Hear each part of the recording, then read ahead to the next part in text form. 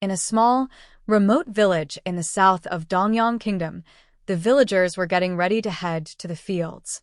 Suddenly, a little girl ran over, shouting, "Aunt Gu! Aunt Gu! Your daughter, Yuzhen, fell into the river." Aunt Gu, who had been talking with her 3 sons about farm work, was shocked and rushed out. "Arya, what did you say? My Yuzhen fell into the river? Hurry, take us there." Without another word, Arya led the Gu family to the river. By the time they arrived, Gu Yuzhen was still struggling in the water, but she was clearly running out of strength. The villagers stood by, afraid to help. Since Yuzhen was already married, no man except her husband or brothers dared to go into the water. Her eldest brother saw that she was about to sink and immediately jumped in to grab her. The other 2 brothers followed, and together they finally pulled Yuzhen out of the river. Aunt Gu held her daughter tightly, crying, "My poor girl. What happened to you? Who pushed you into the river? If I find out who did this, I won't let them get away with it." Hidden among the crowd, Lu Tsuehua turned pale at those words. A kind villager beside her noticed and asked, "Tsuehua, why do you look so pale? Are you scared too?" Lu Tsuehua stammered a quick reply and hurried away. Aunt Gu was still crying and cursing when a kind woman nearby said, "Aunt Gu, you should take Yuzhen home and change her into dry clothes before she catches a cold." Aunt Gu finally came to her senses and said, "Thank you, Sister Dio. I'll take her home first and thank everyone properly another day." The villagers replied, "We're all from the same village. Don't worry about it. Just take her home quickly." After Yuzhen was carried home by her brothers, her mother changed her into clean, dry clothes and let her rest on the bed. Then she said to a man, "Son-in-law, Yuzhen fell into the river. She's sleeping now. I'll go make her some ginger soup to warm her up so she doesn't catch a cold. Please watch over her." The man nodded silently. Aunt Gu sighed as she wiped her tears. Her daughter had insisted on marrying this blind man, and now that she was sick, he seemed so helpless. Her eyes were blind, and she couldn't see anything. How will my daughter live from now on? After a while, Madame Gu brought a bowl of ginger soup and carefully fed it to Gu Yuzhen. She touched her forehead and, seeing that there was no fever, finally sighed in relief. Turning to the man beside her, she said, "Son-in-law, Yuzhen doesn't have a fever. I'll go back now. Please keep an eye on her tonight. If anything happens, call your neighbors loudly and ask them to get me, all right?" The man only nodded. Madame Gu knew he wasn't talkative, so his nod meant he understood. Feeling reassured, she left. The man looked toward the bed. His eyes were unfocused as he stared at the woman lying there, lost in thought. Later that night, Gu Yuzhen really did develop a fever, one that wouldn't go down. The man sat silently beside her, expressionless, not knowing what to do. In the end, he fetched a basin of cold water and used a cloth to cool her down. Gu Yuzhen felt as if she were trapped in flames, her whole body burning hot. She couldn't understand what was happening. Was she really having a fever? But how could that be? The last thing she remembered was going on a mission with the police team, being hit by a criminal's car, and dying? Suddenly, a cool touch pressed against her forehead, bringing great comfort.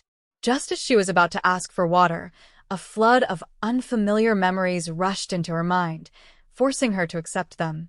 The pain was unbearable, and she soon fainted again. The man didn't sleep at all that night. He kept changing the cloth to bring down her fever. Fortunately, by dawn, her temperature finally dropped. He let out a quiet sigh of relief. He didn't really care about her life or death, but since she had once saved his life, he couldn't just watch her die.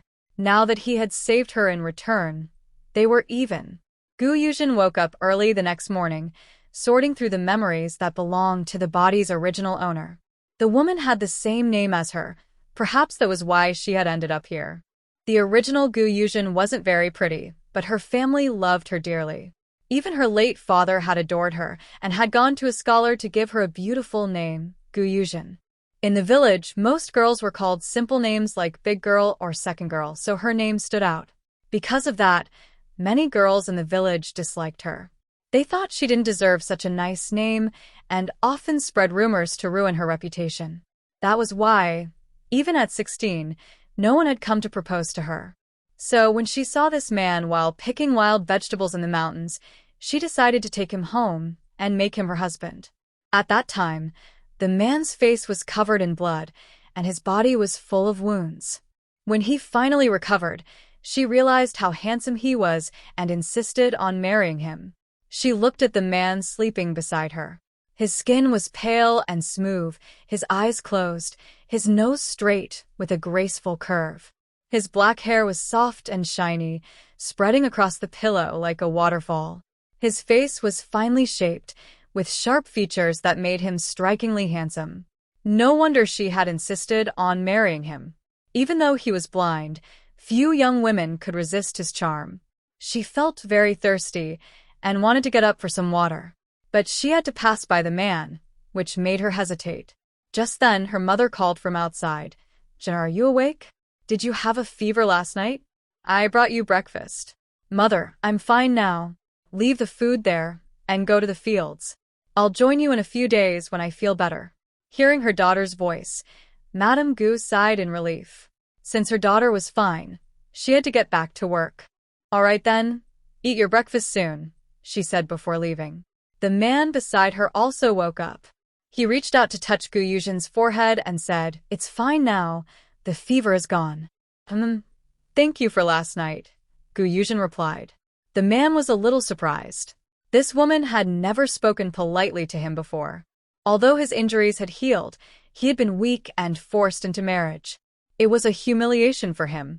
Once, he had been a proud and powerful warlord who could have any woman he wanted, yet he had been trapped by a simple village girl. When his strength began to return, he had been furious enough to want to harm her several times, but doing so would only bring him trouble. So he had endured and continued living like this. When Gu Yuzhen saw the man get up, she slowly tried to rise as well. Perhaps because of the fever, she still felt weak. After putting on her clothes, she stood up to go out, but her legs gave way, and she fell right onto the man. "Ouch! What a useless body," she muttered as she lay on top of him, feeling completely drained of strength. The man said angrily, "Get up right now." He thought she was trying to take advantage of him again, since she had done such things before. Gu Yuzhen was startled by his tone and quickly got up. She looked at the man lying on the ground. His eyes couldn't see, and he was feeling around, trying to stand. What a temper for someone who can't even see. "Be careful, or I won't bother helping you," she thought to herself. She washed herself clean with a basin of water, then fetched another one for him. After the man had also cleaned up, she opened the breakfast sent by the Gu family. Maybe because she had fallen into the water last night, today they gave her 2 bowls of thin rice porridge and 2 coarse grain buns. Even though it was simple, Gu Yuzhen knew this was already the best food the Gu family could offer. Although the fields were full of rice, the villagers rarely ate it. They usually traded it for brown rice, which could be exchanged for more food, enough to last until the next harvest. As she ate, she thought about how kind her mother had always been to her, treating her even better than her brothers. Since I've been given a second chance at life, I should live well this time. I just hope my parents won't be too sad about my past. At least my younger brother can stay by their side and take care of them. Right now, the most important thing was to find a way to earn money. Her mother had treated her so well, and she had 3 brothers. She wanted to help them find good wives and live happy lives. The man ate quietly beside her. Gu Yuzhen looked at him. He was a grown man, yet eating so little, he must still be hungry. Though he couldn't see, his other senses were sharp. Noticing her gaze, he asked, "What are you looking at?" Gu Yuzhen replied, "You probably didn't eat enough. Here, take this bun." The man paused for a moment and said, "No need." It wasn't that Gu Yuzhen was being especially kind. She just didn't want to waste food. The bun was made from wheat bran and was hard to swallow, so she preferred to drink porridge instead. After finishing her meal, she felt her body had recovered. She muttered to herself, "This body heals so fast. One moment I was weak, and the next I'm full of energy again. Must be from years of hard work. Give it a little food and it bounces right back."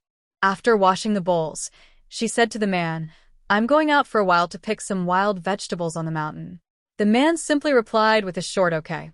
Gu Yuzhen didn't pay him much attention.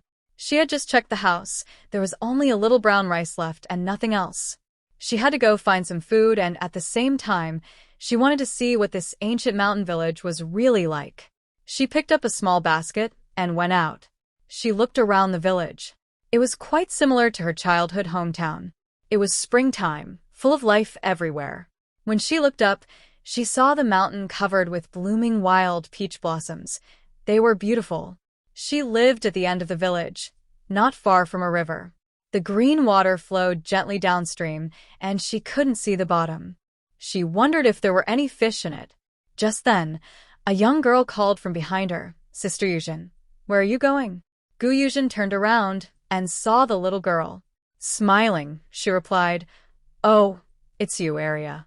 I'm going to the mountain to dig some wild vegetables." "Where are you headed?" Arya said, "I'm going to dig wild vegetables too." "Sister Yuzhen, why don't we go together? It'll be more fun that way." "Sure, let's go," Gu Yuzhen said. "Okay." Arya answered happily, following behind her. As they walked, Arya kept asking Sister Yuzhen, "How did you fall into the river yesterday? If I hadn't passed by, you might have been in real danger."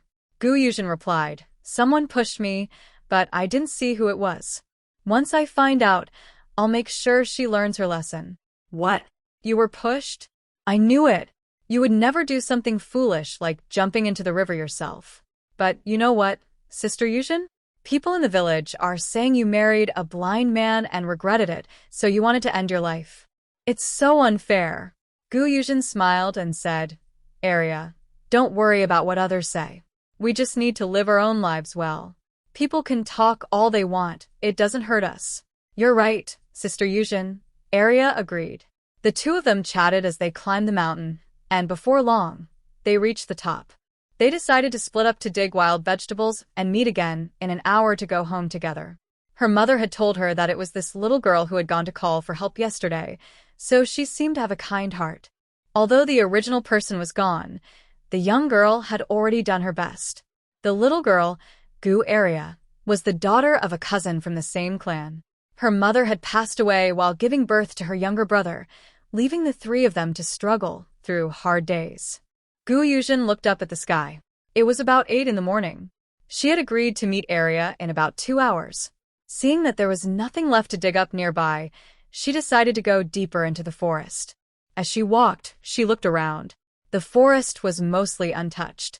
The villagers only cut down big trees for building houses, and for firewood, they usually picked up small branches or dry wood. The deeper she went, the more it felt like a real, untouched forest. Occasionally, she saw a rabbit darting away the moment it noticed her, which made her stomp her feet in frustration. Seeing food but not being able to catch it was really annoying. She kept walking until she heard a wild pheasant clucking loudly and running away in panic. Instead of chasing it, she walked toward the direction it had come from. Her instincts told her that the pheasant must have run into a predator. Since the predator didn't chase it, it probably took over the pheasant's nest. That meant there might be eggs inside.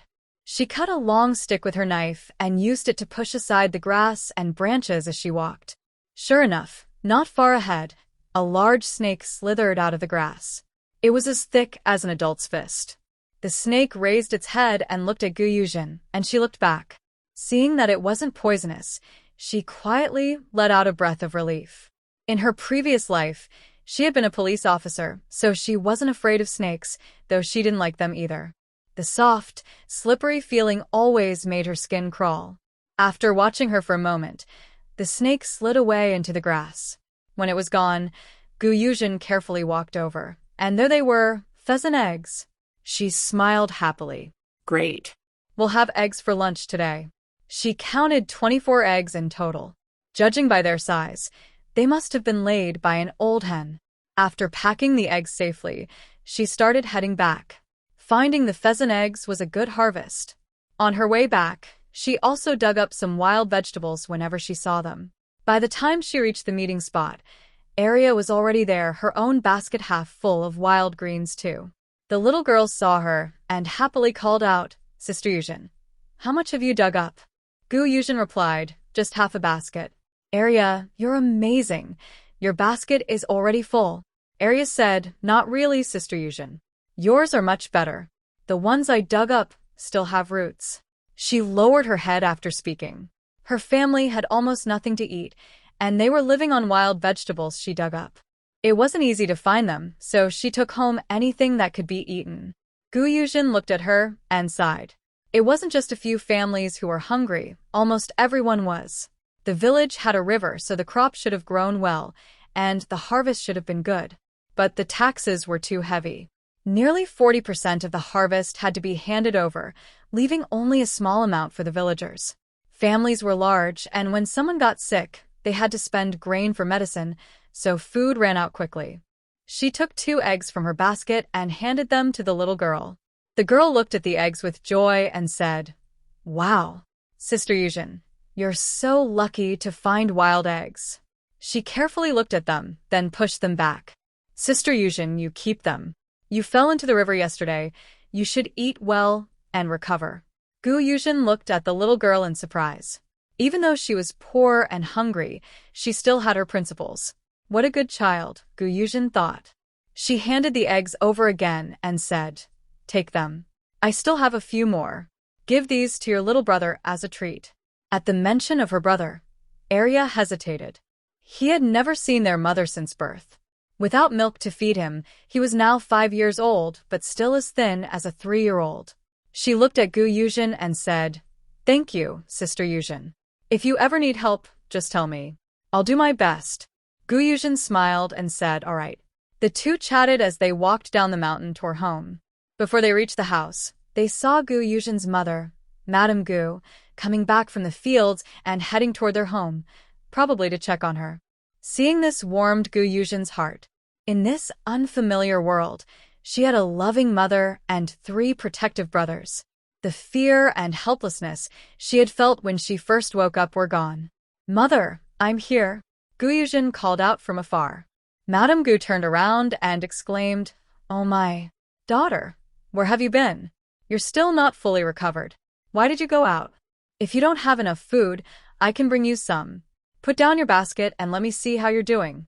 "Mother, I'm fine, really. See? I'm perfectly okay. I just went to the mountain with Arya to pick some wild vegetables. I didn't go far."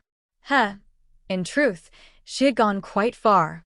Gu Yuzhen said, "Mother, why don't you stay and have lunch with me today? I'll cook for you. You can call my brothers to come too." Her mother replied, "No need. I'll go back and cook soon. If you're still not feeling well, ask your husband to come home and eat together. I won't go back. Since you're not staying for lunch, let me share some of the wild vegetables I picked with you." As she spoke, she took her mother's basket and divided the vegetables, adding 10 wild eggs as well. Her mother was surprised. "Daughter, where did you get these eggs?" Gu Yuzhen smiled. "I was lucky today. I found a nest of eggs in the mountains. More than 20. Take these 10 home and make a dish for my brothers." Her mother said, "Your brothers are strong. They don't need such precious food. You caught a chill yesterday, so you should eat more to recover. Mother, please take them." I'm really fine. "All right then, I'll go. If you need anything, come find me. You should start cooking now." "Okay, Mother, take care on your way back." When Gu Yuzhen turned around, she saw the man sitting nearby, basking in the sun. She felt a bit awkward. She didn't know how to address him. The original person who lived in this body used to call him husband, but she just couldn't bring herself to say it. Still, to avoid raising suspicion, she decided to call him the same. After all, she had inherited this life as it was. She put away the wild vegetables and asked hesitantly, "Husband, you must be hungry. I'll start cooking now. Please wait a bit." The man nodded. There wasn't much food left at home, just a little brown rice. Gu Yuzhen put the rice in a pot to cook, then washed the wild vegetables while keeping an eye on the fire. When the vegetables were clean, she boiled some water in another pot, blanched the vegetables, and then added them to the simmering rice porridge. That way, the vegetables would taste better and not bitter. She also boiled 4 wild eggs. Before long, her first meal in this strange new world was ready. Her stomach had been growling for a while. She placed the food on the table, went outside, and helped the man back in. She served him a bowl of porridge, then one for herself, and handed him a peeled egg. Casually, she said, "I found these wild eggs in the mountains today. I boiled 4. 2 for you and 2 for me. Let's eat." From the memories she had, she knew this man was always quiet. As he ate the porridge, he seemed a bit puzzled. It didn't taste as bad as before. Still, he remained silent. After finishing the meal and tidying up, they sat in the yard to enjoy the sunshine. The spring sun was warm and pleasant. She looked at the man beside her. He carried a natural air of grace. Even in simple, rough clothes, it couldn't be hidden. No wonder the village girls often stole glances at him. "What happened to your eyes?" Yuzhen asked curiously. "It's such a pity for someone so handsome to lose his sight. If it can be cured, I'll help you find a doctor." The man turned his head toward her, though he couldn't see. I don't know, he said. Yuzhen pouted. "If you don't want to say, just say so. I only wanted to know if it can be treated. If it can, I'll find a doctor to help you." She noticed a slight change in his expression. He hesitated for a moment, which meant he did want to regain his sight. The man gave a mocking smile. "You can barely afford food, and you think you can pay for a doctor?"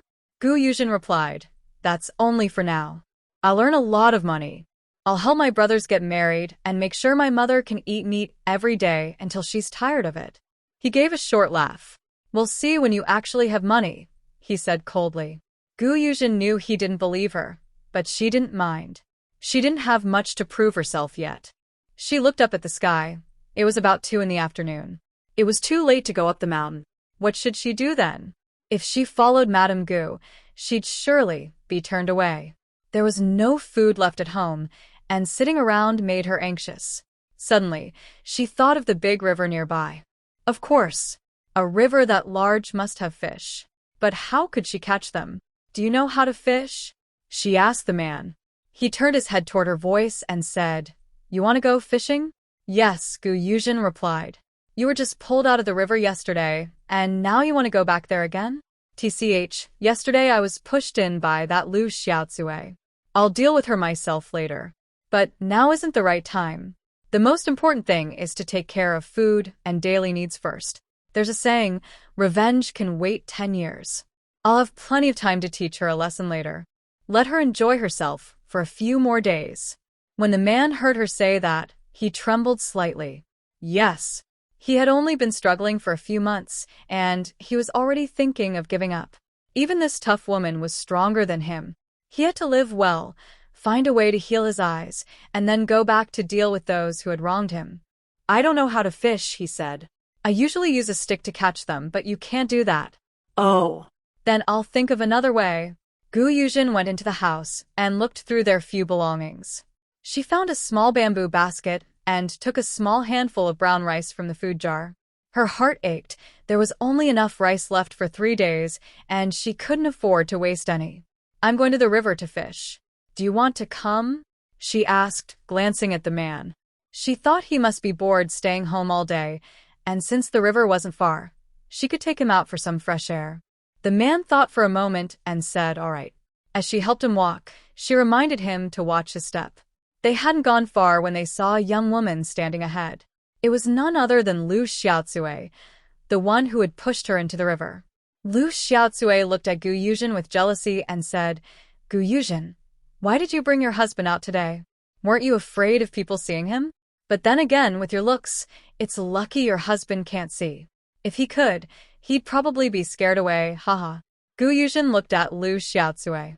She had been thinking about settling the score, and now the trouble had come to her door. "Oh, isn't this Lu uncle's daughter, Xiaotsue?" Yuzhen said, eyeing her up and down. "Why are you so free today? Didn't your mother give you any chores? I heard she's been asking around to see who wants to buy a bride. She said she'd sell you to whoever offers the most silver. I even heard there's someone willing to pay more than anyone else. Do you want to know who it is?" Yuzhen spoke mysteriously. Lu Xiaotsue's face turned pale as she asked, "Whose family?" Yuzhen stopped pretending to be secretive and whispered in her ear, "It's the widower from the next village." He Lu Xiaotsue, aren't I kind to tell you the good news so early?" I heard that this widower has already lost 3 wives, all during pregnancy. But since you're the prettiest girl in our village, maybe things will be different for you. Lu Xiaotsue was so frightened that her face turned even paler. She shouted weakly at Gu Yuzhen, "You're lying, aren't you?" "Humph. Believe it or not, I'm busy now, please move aside," Gu Yuzhen said as she held onto her husband and deliberately bumped into Lu Xiaotsue, knocking her to the side of the road. Lu Xiaotsue got up, ready to grab Gu Yuzhen and fight, but just then a few women who were washing clothes nearby came over and asked, "Xiaotsue, Yuzhen, what's going on?" Gu Yuzhen pretended to be wronged and said, "Aunties and sisters, it's nothing." Xiaotsue said, "I'm too plain to deserve my husband." She tried to get close to him, and when I pulled him away, she fell down herself. Then she tried to hit me. Yesterday, she even pushed me into the river. If you hadn't come just now, my husband and I might have been in trouble. Thank you all for saving us. She bowed politely to them. The women looked at Lu Xiaotsue with disdain. "So, it was you who pushed Yuzhen into the river yesterday," one said. Another woman added, "No wonder she looked so pale yesterday. I even asked her about it. I thought she was just scared, but it turns out she was the one who did it. What a cruel girl. Who would dare marry someone like that? We should tell the village head. We can't let someone like her ruin the reputation of our village girls." Lu Xiaotsue's face turned white again. "Gu Yuzhen, you're framing me. When did I ever push you into the river?" "Lu Xiaotsue, I saw it with my own eyes. I didn't want to believe you could be so mean, but do you really think I'm that easy to fool? You're always hanging around my house, trying to get close to my husband or secretly watching him. Don't think I don't know. Many people in the village have seen it." You. Lu Xiaotsue pointed at Gu Yuzhen, speechless. Covering her face, she burst into tears and ran away. The little incident just now didn't seem to affect Gu Yuzhen much. She helped the man walk toward the river, looking for a good spot to catch fish. The man stayed silent the whole way, not saying a single word. After a short walk, Gu Yuzhen stopped. Going farther would make it hard to return before dark. She found a clean stone and let the man sit there to rest in the sun while she went to check the riverbank for a good fishing spot. She walked to a lower area, took a small hoe from her basket, and dug a small opening by the river. When she finished, she placed a small bamboo basket there and let the river water flow through. If any fish swam by, they would slip into the basket, and she could catch them easily.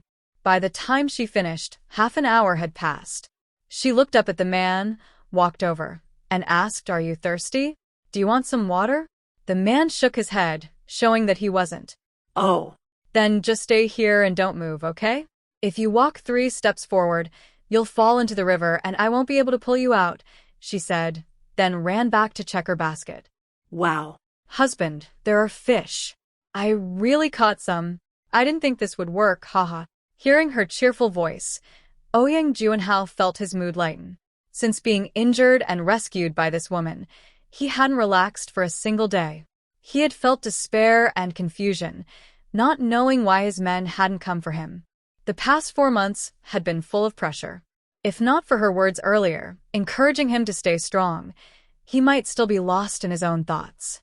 Gu Yuzhen looked at the bamboo basket. There were 3 fish inside, 2 of them quite large, about 2 pounds each, and 1 smaller. She poured them out, then set the basket again, hoping to catch more. She wanted to share some with her mother and brother. Life in the countryside was hard, and meat was rare, so having fish was a real treat. She ran back to the man and said happily, "Husband, we'll have fish for dinner tonight, and plenty of it. I caught 2 big ones, enough for both of us to have a good meal." The man replied simply. Having spent years on the battlefield, he wasn't picky about food. He only cared about not going hungry. A little while later, Gu Yuzhen checked again and caught 2 more fish, jumping with joy. "Ha, husband, we're really lucky today. Tonight we can finally have a good meal." She put all the fish into a bamboo basket, carried it on her back, and helped the man walk home. As they walked, she looked around at the scenery and thought that life like this wasn't so bad. She had a handsome husband, and they worked from sunrise to sunset. Such peaceful days were truly nice. But she knew that the man beside her was not an ordinary person. It was only a matter of time before he returned to where he belonged. The original her had acted on impulse and forced him to marry her. Just thinking about how the original her had treated him made Yuzhen blush with embarrassment. Luckily, the man couldn't see, or it would have been even more awkward. She worried about what he might do once he recovered. Unlike the original her, she couldn't just assume that taking him in meant he would forgive everything. Thinking of this, she sighed. The man suddenly asked, "Why are you sighing?" Yuzhen looked at him and said, "I'll find a doctor to cure your eyes." She paused, then added seriously, "I'll help you get your sight back, and then." Her voice grew softer. "Will you forgive what I did before?" Afraid he wouldn't believe her, Yuzhen raised her hand and swore, Yuzhen, promise that from now on, if I ever treat you unfairly again, I'll be punished by heaven." Before she could finish, the man gently pulled her along. "You want to help me regain my sight?" he asked. "Yes," she replied. "It will cost a lot of money to treat my eyes." "It's fine. As long as you can be cured, I'll find a way to earn the money. I promise that within half a year, I'll have enough to hire a doctor. Or if you know how to treat it, I can prepare the medicine myself. It'll be easier that way." The man looked at her silently. She seemed completely different from yesterday, like a new person. Before, she only went to the mountains to gather wild vegetables and firewood, and most of their food came from the Gu family. She could barely take care of herself, let alone him. Yet, no matter how hard life had been these past few months, she had endured it all.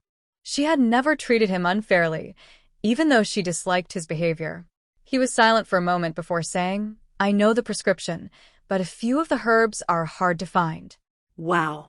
You really know it. Then tell me which ones are hard to find. Maybe I'll be lucky enough to come across them. Tell me, please." Yuzhen held his arm and shook it playfully, sounding a little like she was teasing him. Juanhao couldn't resist her request and decided to tell her. The first one is oleander. It's an evergreen shrub with pink or white flowers. It grows widely, but its leaves, flowers, and bark are all poisonous. It usually grows in the south. It's not exactly rare. Once you find one, there are usually many nearby. The second one is bellflower. The whole plant is poisonous. It's small, smooth, and has shiny creeping roots. These two are the hardest to find. The rest should be available in most herb shops. What he didn't mention was that he already had the other herbs in his own storage. He added, "But no matter which one you find, be very careful when picking them. They're all poisonous." "Oh." Yuzhen nodded. "Can both of these be found in the south?" Juanhao replied, "They should be, but they're not easy to come across. Bellflowers especially like to grow in mountain valleys." "All right, I'll remember that. If I find them, I'll bring them back for you." They talked as they walked, and soon they arrived home. Once inside, Yuzhen helped him sit on a bench in the yard. She poured him a cup of water and said, "Have some water first. I'll go visit my family and come back to cook." Juanhao nodded. Her family lived at the entrance of the village, while her home was at the far end. It would take about 10 minutes to walk there. Before she even reached the door, she saw her older brother returning from the fields. Happily, she called out, "Brother." Ming turned around, smiling when he saw his sister. "Little sister, what brings you back? Did something happen?" "No, nothing happened. I came to bring you something good today." "Really?" Her brother scratched his head with a simple smile. "What did you bring?" Yuzhen lifted the basket of fish for him to see. Her brother looked at the two fairly large fish and asked, "Little sister, where did you get these?" "Keep these two big fish for you and your brother-in-law. Your brothers are used to not eating meat, so it's fine." "What do you mean they're not used to it?" Mother Gu called from inside. "Mother, I brought you some fish." Big brother said he doesn't like eating fish. "Do you like it? If not, I'll take it back." "You silly girl," Mother Gu said fondly. "Wow, these are big fish. Where did you get them? Did you go to the river again?" She reached out as if to scold Yuzhen. Yuzhen quickly said, "Mother, I did go, but I wasn't alone. I asked my husband to go with me. Don't worry. What happened yesterday when I fell into the river was just an accident. I'll be careful from now on. Please use these fish to make soup for my brothers, and you should eat more too." All right, my daughter always has a way with words. But don't go to the river again. If something happens to you, how could I live with that? Don't worry, mother. I still need to earn lots of money, so you can live a good life. I'll also help my brothers find good wives, so I'll take good care of myself, Gu Yuzhen said playfully. I don't need you to earn much money, Mother Gu replied. As long as you and your husband live well, that's enough. As for your brothers, it depends on fate. Our family is poor. It's not easy for them to marry. Don't worry, mother. Leave that to me. Within 3 years, I promise you'll be holding your first grandchild. You sweet talker, Mother Gu said with a smile. But you've been married for a while now, and there's still no news. You should take care of your health. At that, Gu Yuzhen felt a little embarrassed. She remembered that before, things between her and her husband hadn't been right. Now that she was different, she wouldn't act that way again. So her mother would just have to wait. She said awkwardly, Mother, I'm still young. There's no rush. All right, I'll go cook now. She handed the fish to her eldest brother and ran off. Not long after, she came running back. She had forgotten that she didn't have any ginger at home. She asked her mother for some. Seeing her return, Mother Gu asked, What did you forget, girl? Gu Yuzhen said, Mother, I don't have any ginger at home. I want to take some to make fish soup, or it won't taste good. All right, I'll get it for you. But tell me, how do you use ginger when cooking fish? Gu Yuzhen paused for a moment before realizing that ginger was still considered precious in this time. No one used it as a regular seasoning. Every household only grew a little and saved it for when someone caught a cold or fever to make ginger soup. So she said to her mother, Mother, didn't you make me a bowl of ginger soup yesterday? It tasted so good. I was thinking if I cook fish soup with ginger, it might taste even better. Her mother replied, Oh, really? Then I'll try cooking fish with ginger later and see how it tastes. Mother, I'm sure it'll be delicious. Take some ginger with you, then. All right, Mother, I'll be going now. Go on. After saying goodbye to her mother, Gu Yuzhen went straight home. Once there, she cleaned the fish and asked the man sitting in the courtyard, Husband, how should we eat the fish? Should we grill it or make soup? The man said, Do whatever you like. Gu Yuzhen pouted, but decided to make soup. That way, they could both eat their fill. If they grilled it, it wouldn't be enough for 2 people. The only problem was that she had no other seasonings besides ginger and salt, so she worried the soup might taste too fishy. Before long, the smell of cooking filled the air. It smelled wonderful, though she wasn't sure how it would taste. After about half an hour, the fish soup was ready. The creamy white broth looked so appetizing that she quickly served 2 big bowls and began to eat. Wow. Husband, this fish soup is really good. You should try it. But be careful. There might be bones, she said, watching the man eat gracefully across from her. Even the way he ate looked refined. He truly was from a wealthy family. His manners seemed to be part of him. Even now, when life was hard, he still kept his good habits. Gu Yuzhen couldn't help but pout again. Doesn't he get tired of being so proper all the time? She thought. The man nodded slightly, thinking that this woman seemed unusually talkative today. Just then, the sound of a child crying came from outside. Gu Yuzhen opened the door and saw a woman holding the hand of a 3-year-old boy, looking embarrassed. She recognized her. It was her neighbor, Madame Hu, the wife of Hu Yud. Out of politeness, Gu Yuzhen asked, Sister-in-law Hu, what happened to the child? Madame Hu looked awkward and said, Well, Yuzhen, my little boy smelled the food you were cooking and started crying, saying he wanted to eat some. She lowered her head and said softly, Our family really can't afford to buy meat. Could you please give me a little meat broth? Just a small amount is enough. I don't have anything to repay you with, but tomorrow I'll ask Dalong to bring you 2 bundles of firewood. Gu Yuzhen looked at Hu Zhangshi and said, Sister-in-law, I didn't buy meat either. I caught some fish in the river today. There's still a bit left in the pot. I'll scoop some for you. And don't worry about the firewood. She went to the kitchen, scooped a bowl of fish, and handed it to her. Sister-in-law, this fish has a lot of bones. Feed the child slowly and carefully. Getting a fish bone stuck can be dangerous. Hu Zhangshi nodded gratefully. Thank you, Yuzhen. Gu Yuzhen waved her hand. You're welcome. Everyone has hard times. Then she suddenly thought of something and added, "Sister-in-law, the river is deep. If you go fishing, be careful. One wrong step, and someone could fall in."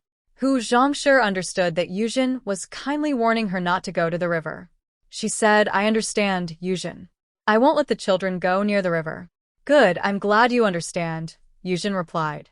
Hu Zhongshe then took her child home, saying she would return the bowl later.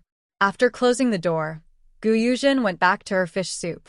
As she ate, she sighed. Ordinary people work the hardest, yet can't even fill their stomachs. "Husband, why does the court collect such heavy taxes? They take 40% of the harvest. How can people survive like this? Officials think we still have 60% left, but even with that, we can barely make it through the year. We can't even afford medicine when we're sick." Ouyang Juanhao, who was drinking his soup, paused and said, "If the court doesn't collect taxes, how can it support the army?" Then he continued eating. The fish soup was delicious, probably the best meal he'd had in months. "The army could support itself," Gu Yuzhen muttered. "If everything depends on the people, the country will always be poor." Ouyang Juanhao looked at her and asked, "How could the army support itself?" Gu Yuzhen realized she had said too much. "I don't know. I'm just a village woman. How could I understand such matters?" she replied quickly. In her heart, she thought, that was close. Living with a clever man means I have to be careful with every word. If he ever finds out the truth, what would I do? Would they think I'm something strange and burn me as a monster? Thinking about it made her shiver. It was really scary. She decided she should talk less in the future. That night, she cooked a big pot of fish soup, and the two of them ate until they were full. After washing and putting away the dishes, Gu Yuzhen took a short walk in the yard. It was hard to sleep right after eating. She looked up at the sky full of stars. In the clear, unpolluted night, the stars shone like tiny gems, twinkling softly and adding a touch of beauty to the darkness. It was truly a lovely sight. Of course, she had to ignore the fact that she often didn't have enough to eat or wear. Otherwise, no matter how beautiful the night was, she wouldn't be in the mood to enjoy it. After walking for a while, she felt better. She fetched some water for the man to wash up, and after he finished, she cleaned up herself. But when she entered the bedroom, she suddenly felt awkward. She wasn't the original person who belonged here, so it didn't feel right to sleep beside him. But the house only had 3 rooms, a kitchen, their bedroom, and a main hall for guests. She couldn't sleep in the hall, and neither could he. If others found out, they might talk badly about her. She didn't care much, but her mother and brothers did, and she didn't want to cause them trouble. The man was quietly taking off his clothes to sleep, while she stood there not knowing what to do. After a while, when he didn't hear her move, he turned his head toward her. His whole body tensed up, giving off a cold, distant feeling, as if warning everyone to stay away. Since it was dark, Gu Yuzhen couldn't see clearly. She just felt a sudden chill and muttered to herself, "Why did it suddenly get so cold?" Ouyang Juanhao's face darkened. Earlier that day, she had promised not to bother him, yet now she seemed to be acting the same as before. He thought bitterly that women's words could never be trusted. Gu Yuzhen had no idea that her brief hesitation had made him so suspicious. Her pause reminded him exactly of how the original woman used to act before troubling him. Ouyang Juanhao was furious. Once a powerful warlord and prince, now he felt humiliated. If others knew how he had been treated, they would surely laugh at him. But he would settle those scores later. For now, since he was blind and had to rely on her, he could only endure it. Still, he swore that once his sight returned, he would make her pay for everything she had done. What made him even angrier was that the poison in his body was the soft bone powder, a toxin the hidden clan of the southern border was best known for. It had blinded him and left him weak all over. There were 2 ways to cure it. One was through a special medicine he had mentioned before, and the other was through a certain kind of close contact between a man and a woman, which could slowly ease the poison over time. By coincidence, what the woman had done earlier had helped him regain some strength, though he was still far from fully cured. But he hated the idea of using such a method to heal himself. It was the greatest humiliation of his life. While he was still fuming, Yuzhen quietly took off her outer clothes and went to sleep on the other side of the bed. There was only one bed and one quilt, so she had no choice but to make do for now. Once she earned some money, she planned to buy another quilt and make a separate bed. It was early spring, and sleeping without a quilt would be freezing. She said to the man, "Although we've lived together for a few months, I still don't know your full name. But that's not important to me. I meant what I said today. I'll keep my promise. To others, I'll call you my husband, but between us, let's just think of each other as partners sharing a home for now. In a few days, I'll go to town to see if I can find some work to earn money. Once I have enough, I'll buy another bed so we can sleep separately. So you don't need to worry." She could sense his anger, but after speaking, she ignored his reaction and went to sleep. Yuzhen slept soundly through the night and got up at dawn to make breakfast. She planned to go up the mountain to try her luck and see if she could find something to sell for money.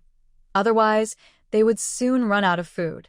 She cooked some brown rice porridge, added 2 eggs, and a bit of salt, a simple but warm meal.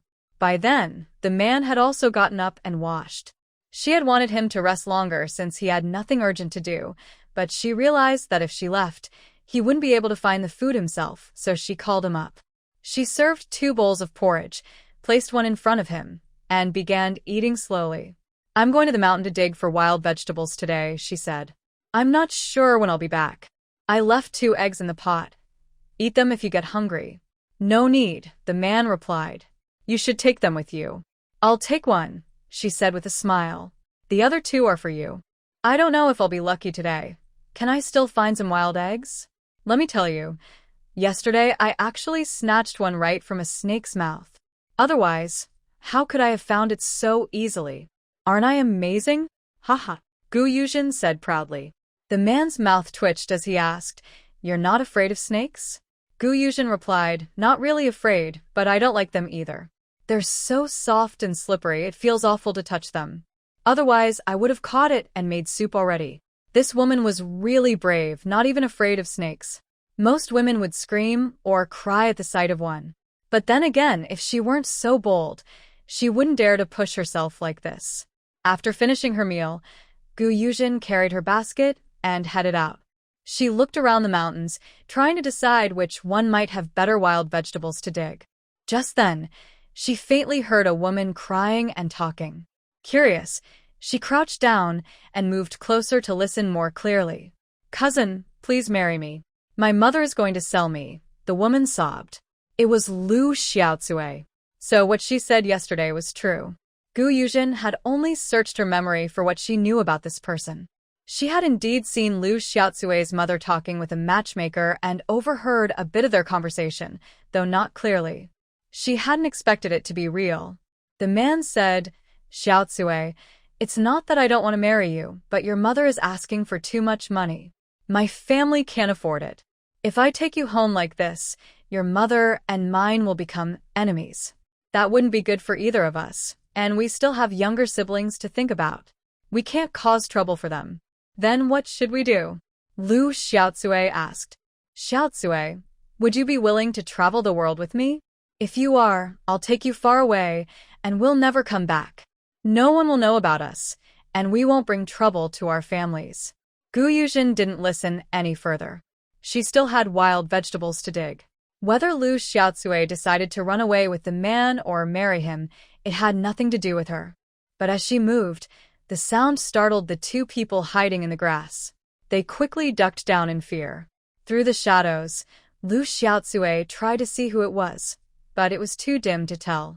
Luckily, it wasn't fully bright yet, otherwise, she might have been in real trouble. Yuzhen still headed toward the same mountain as yesterday. By the time she reached the foot of the mountain, daylight had fully arrived. She could now clearly see the plants around her. As she walked slowly, she carefully observed everything. Nothing on the trees or the ground escaped her eyes. She continued in the same direction as before, and sure enough, she had come to the right place again. She spotted a hen searching for food. Unfortunately, she had nothing but a stick in her hand. Using all her strength, she threw the stick, hitting the wild chicken right on the head.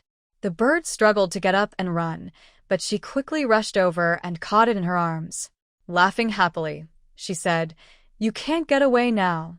Haha. In her previous life, she had been a police officer, so her aim was still quite good. If she couldn't even hit a chicken, she would have been really frustrated. She held the chicken tightly, then looked around for some rope to tie it up. Raising her head, she guessed it was around 8 in the morning. The sun wasn't too hot yet. She thought to herself, if there's a hen here, maybe I can find some eggs too. As she looked down, she noticed some small red buds on a tree. Seeing red buds in spring was normal. Many trees sprouted red, green, or even purple leaves. At first, she didn't pay much attention and kept walking. But after a few steps, she suddenly realized something. Those red buds looked very familiar. Red buds? Could they be from a Chinese tune tree? She turned back to check carefully. Yes, they really were tune sprouts. She laughed with excitement. Now I can make some money. In her previous life, tune sprouts had been quite expensive, sometimes over 20 yuan per pound. It was spring now, the perfect season for picking them. Looking around, she saw plenty of trees, enough to sell for several days. She set down her basket and climbed a low tree to pick the sprouts. Before long, the basket was nearly full. She didn't fill it completely, leaving some space for other wild vegetables. She didn't want others to notice what she had found. Everyone was poor, but she couldn't help everyone. She could barely take care of herself. She dug up some wild vegetables and used them to cover the tune sprouts. After that, she started heading back. When she reached the place where she had met Gu Area yesterday, she saw Gu Area with a few women, all digging for wild vegetables. When Gu Area saw her, she called out happily, "Sister Yuzhen, have you finished picking your wild vegetables?" Gu Yuzhen nodded to her and said, "Yes. Area, why did you come up the mountains so late today?" Gu Area lowered her head, her eyes dimming a little. "My little brother was so hungry today that he kept crying. I had to comfort him for a long time before I could leave." Oh. "Didn't you dig up a lot of wild vegetables yesterday? How did you finish them so quickly?" Gu Yuzhen asked. A woman nearby said, "Yuzhen, you know about Aria's aunt. Even though Aria digs so many wild vegetables every day, her aunt takes half of them. How can the rest be enough for her and her family for even one day? That aunt really goes too far. How can she take food from the children?" Gu Yuzhen was surprised. She hadn't known about Aria's troubles. She turned to the woman and said, "So Aria has such a difficult aunt." "Sister-in-law, to be honest, I really didn't know about this. You're always being spoiled by your mother and brothers. No wonder you don't know about these things," the woman teased. "Hee, that's true, sister-in-law. My mother protects me too well, so I don't know much about what happens in the village. If something comes up in the future, please remind me," Gu Yuzhen said, touching her nose shyly. Then she turned to Aria and said, "Aria, we must do what we can. You can't even feed yourself, yet you still give food to your aunt's family. That's not right. Her family may not be rich, but they're definitely better off than yours. Just yesterday, I saw Xiaoyin eating a nice white bun. So you need to be stronger. You're the eldest sister, and since your mother is gone, you must take good care of your little brother. Look at him. He's so pitiful when he cries from hunger." Gu Aria nodded. "Sister Yuzhen, I understand now. Thank you for reminding me. It's fine. You all keep digging for wild vegetables. I'll head back first. Sisters, I'll see you later," Gu Yuzhen said to the women. The women teased her. "Yuzhen, you must be hurrying home to see your husband." They all laughed together. "It's not like that, sisters," she said quickly, then slipped away before they could tease her more. When Gu Yuzhen got home, it was still early, around 10:30 in the morning. She wanted to go to the county to sell the tune sprouts. The reason she didn't go to the town was that people there didn't have as much money to spend as those in the county. Not many could afford to eat out, so the county was a better choice. Because she was lost in thought, she didn't talk to her husband, and he didn't find it strange. She had always been quiet like that. He was just curious why she came back so early today. The road to the county wasn't far, only about 1 hour away. That meant 2 hours for a round trip, which was just enough time. Still, she wanted to ask her third brother to go with her, so she wouldn't be afraid even if it got dark. Husband, please watch the house and don't let anyone in, especially near my basket. I'll ask my third brother to go to the county with me, Yuzhen said. All right, go ahead, her husband replied. Yuzhen went to her mother's house and called out when she saw her. Mother, what are you doing? I just finished washing your brother's dirty clothes and am hanging them now. Why are you back, my girl? Her mother asked. Mother, didn't you go to the fields today? No, the field work is almost done. Your brothers told me to stay home and cook for them. Oh. Mother, I want to ask my third brother to go to the county with me. Could you help me call him back? All right, I'll go after I finish hanging the clothes. But, my girl, why are you going to the county? Is your husband sick or something? Her mother asked worriedly. No, Mother, everything's fine. I just want to sell some wild vegetables. Oh, my girl, are you out of grain? Let me pack some for you. Those wild vegetables don't taste good. Who would buy them? Yuzhen felt deeply moved. Her mother truly cared for her. Even though she didn't have much grain herself and still had to help feed her daughter and son-in-law, she never complained. In such hard times, that was rare. She said, Mother, we won't know unless we try. If I can sell them, I'll ask my third brother to help me gather more. That way, we can earn a little extra. All right, I'll go call your third brother back. Thank you, Mother. Tell him to come straight to my house for dinner. I'll start cooking now and wait for him. Ask him to hurry, or it'll be dark when we return. All right, go cook then, her mother urged. Okay, I'll head back now. Before she reached home, she saw a boy of about 11 or 12 standing nervously at her door. She hurried over and recognized him as the eldest son of Mrs. Hu had come by last night to borrow some soup. The boy was carrying a load of firewood and didn't know what to do.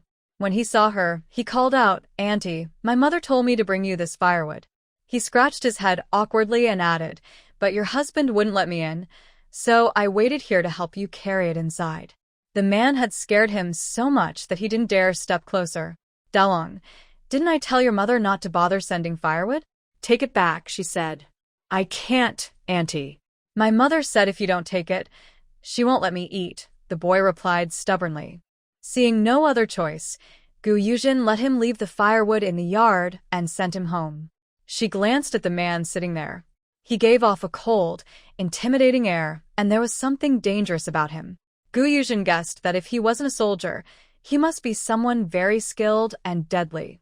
His identity was clearly not simple. Unfortunately, the original owner of this body had gotten involved with him and left her to deal with the mess. Yuzhen sighed. Whatever happens, she would handle it later. She poured a cup of water and handed it to him. You must be thirsty. Have some water. I'll start cooking. After we eat, I'm going to the county with my third brother to sell some wild vegetables. I also caught a wild chicken. I wanted to cook it for us, but I think I'll take it to the market to help attract buyers. The man looked puzzled. You can sell wild vegetables? Of course, Yuzhen said with a smile. These aren't ordinary ones, they taste really good. I don't have time to cook them today, but I'll make some for you tomorrow. He nodded silently. Yuzhen put some brown rice in the pot to cook, then washed the wild vegetables. Just like yesterday, she blanched them, chopped them finely, and set them aside. When the porridge was ready, she added the vegetables and let them simmer together. There were 2 wild eggs left in the pot. The man hadn't eaten his, and neither had she, so they could each have one later. Just as she was finishing up, her third brother's voice called from afar, Little sister, I'm back. Yuzhen came out of the kitchen. Third brother, you're so fast. Guiloghead. Little sister, of course I have to hurry when you call me. Yuzhen sighed helplessly. Her brothers were very protective of her. She wasn't very pretty. Her skin was dark, and she was thin from years of not eating enough. People often called her the plain girl. Whenever someone said that, her brothers would rush to defend her. She filled a basin with water and said, Third brother, wash up first. After that, we'll eat and then leave. But next time, don't run so fast when you come to find me. Look at you, all tired out. I feel bad for you. All right, little sister, I'll listen to you, he said cheerfully. In the courtyard, Ouyang Juanhao, who had married into the Gu family, could only shake his head. The Gu brothers spoiled their sister endlessly. Everything revolved around her. It was quite a sight. "Dear, come wash your hands and eat," Yuzhen said. The man nodded silently. After washing up, Yuzhen helped him to the table. She served the two men each a large bowl of wild vegetable porridge and a boiled egg. Her own portion was smaller. She couldn't eat much. As they ate, her third brother said, "Wow, little sister, your cooking has really improved. These wild greens taste amazing." "Really? I've always cooked them this way," Yuzhen replied with a smile. "Maybe it's just been too long since you last ate my food." "Maybe so," he said, glancing at his brother-in-law. He didn't like the man much. Always quiet, always with a cold face. He couldn't understand why his sister had insisted on marrying him. After finishing their meal, the siblings set off for Puyang County. With her brother carrying the basket, they walked quickly and reached the city in about half an hour. The large characters Puyang County above the gate looked grand and imposing. Soldiers patrolled the walls, and the ancient city had a charm that made Yuzhen's eyes light up with wonder. She looked around eagerly, taking in everything. Her brother noticed her excitement and felt a pang of guilt. "Little sister, if you like something, I'll find work in the city and buy it for you once I earn some money." Yuzhen smiled and shook her head. "I'm just curious, third brother. I don't really want to buy anything." "Oh, by the way, do you know which restaurant in the city is the biggest?" "I do," he said. "Not far from here, there's a place called Shuanfu Restaurant. I've heard they have branches everywhere, even in our town." Third brother Gu said, "Oh, then please take me there to have a look." At that moment, a distinguished guest had arrived at Shuanfu Restaurant. The shopkeeper was worried about how to properly entertain him. This guest was known for being very particular about food, and if he wasn't pleased, the staff would surely suffer. Unless their master was present, thinking of the master made the shopkeeper's eyes dim. The master had been missing for nearly half a year, and despite searching everywhere, there was still no news. It was truly worrying. Yuzhen had just arrived in Puyang County the previous night. After traveling for days without proper rest, he had finally found a place to stay. He slept until noon and, upon waking, wanted nothing more than a hearty meal. So, he ordered the shopkeeper of Shuanfu Restaurant to prepare a fine feast for him. Since his third brother's disappearance, he had been searching tirelessly while also dealing with troublesome people. It had truly worn him out. Yuzhen and her brother arrived at the back door of Shuanfu Restaurant. Third brother Gu stepped forward and knocked. He was worried about his sister. If her goods couldn't be sold, she would surely be disappointed again. He decided to do his best to persuade the shopkeeper to buy her goods. After a short while, a young man of about 17 or 18 came to open the door. Yuzhen smiled and said, "Hello. Young man, we have some mountain goods here. Could you please tell your shopkeeper and ask if he's interested? They're really delicious." The young man looked at her friendly smile and couldn't bring himself to refuse. He said, "Please wait a moment, miss. I'll go inform the shopkeeper." "Thank you," Yuzhen replied politely. She was dressed as a married woman, so people usually addressed her as madam or sister-in-law. Soon, the young man returned with a middle-aged man of about 40. The man looked at them and asked, "I heard you two have some fine mountain goods?" Yuzhen smiled and said, "Yes, shopkeeper." She took out a live pheasant from her brother's basket. "Please take a look, shopkeeper. I caught this pheasant this morning. It's still alive. And this is a kind of wild vegetable called Chinese tune shoots. They taste wonderful when mixed cold or fried with eggs." The shopkeeper wasn't surprised by the pheasant, but the fresh tune shoots caught his attention. He leaned closer to look into the basket and asked curiously, "So this is Chinese tune? Why does it have a bit of a strange smell?" Yuzhen said, "Shopkeeper, you haven't tried it yet, so you think it smells bad. But once people taste it, they really like it." The shopkeeper asked curiously, "How do you eat these sprouts?" Yuzhen replied, "If it's convenient, may I borrow your kitchen for a bit? I'll cook some for you to try." "Sure." The shopkeeper agreed cheerfully. He told the waiter, who had just come to find him, to take Yuzhen to an unused stove in the kitchen. "Miss, you can use this stove. The others are all taken." Yuzhen waved her hand and said, "That's fine." Then she turned to her third brother and said, "Brother, please wash the pot clean and boil some water." I'll wash the tune sprouts. All right, little sister, he replied. Gu Yuzhen went to look for some seasonings in the restaurant kitchen, but except for green onions, there was nothing else, no peppercorns, chili, soy sauce, or vinegar. She wondered how the cooks managed to make such delicious dishes and soups with so few seasonings. She couldn't help but admire them. Since she couldn't find the seasonings she wanted, Gu Yuzhen took a bit of pork belly, 2 cloves of garlic, a few green onions, and 3 eggs. When she returned, her brother had already boiled the water. She blanched the tune sprouts, then soaked them in cold water. Next, she finally chopped the pork belly. It was already cleaned by the kitchen, so she didn't need to wash it again. After chopping, she mixed the minced meat with salt and let it marinate for a few minutes. Then she squeezed the water out of the tune sprouts, chopped them, and placed them in a large bowl. In another bowl, she beat the eggs and set them aside. After chopping the garlic and green onions, she began to cook. She planned to make scrambled eggs with tune sprouts and stir-fried minced pork with tune sprouts. Even with simple seasonings, she was sure the dishes would taste good. Soon, a unique aroma filled the kitchen, attracting several chefs to come and see. By then, Gu Yuzhen had finished cooking and asked the waiter to call the shopkeeper.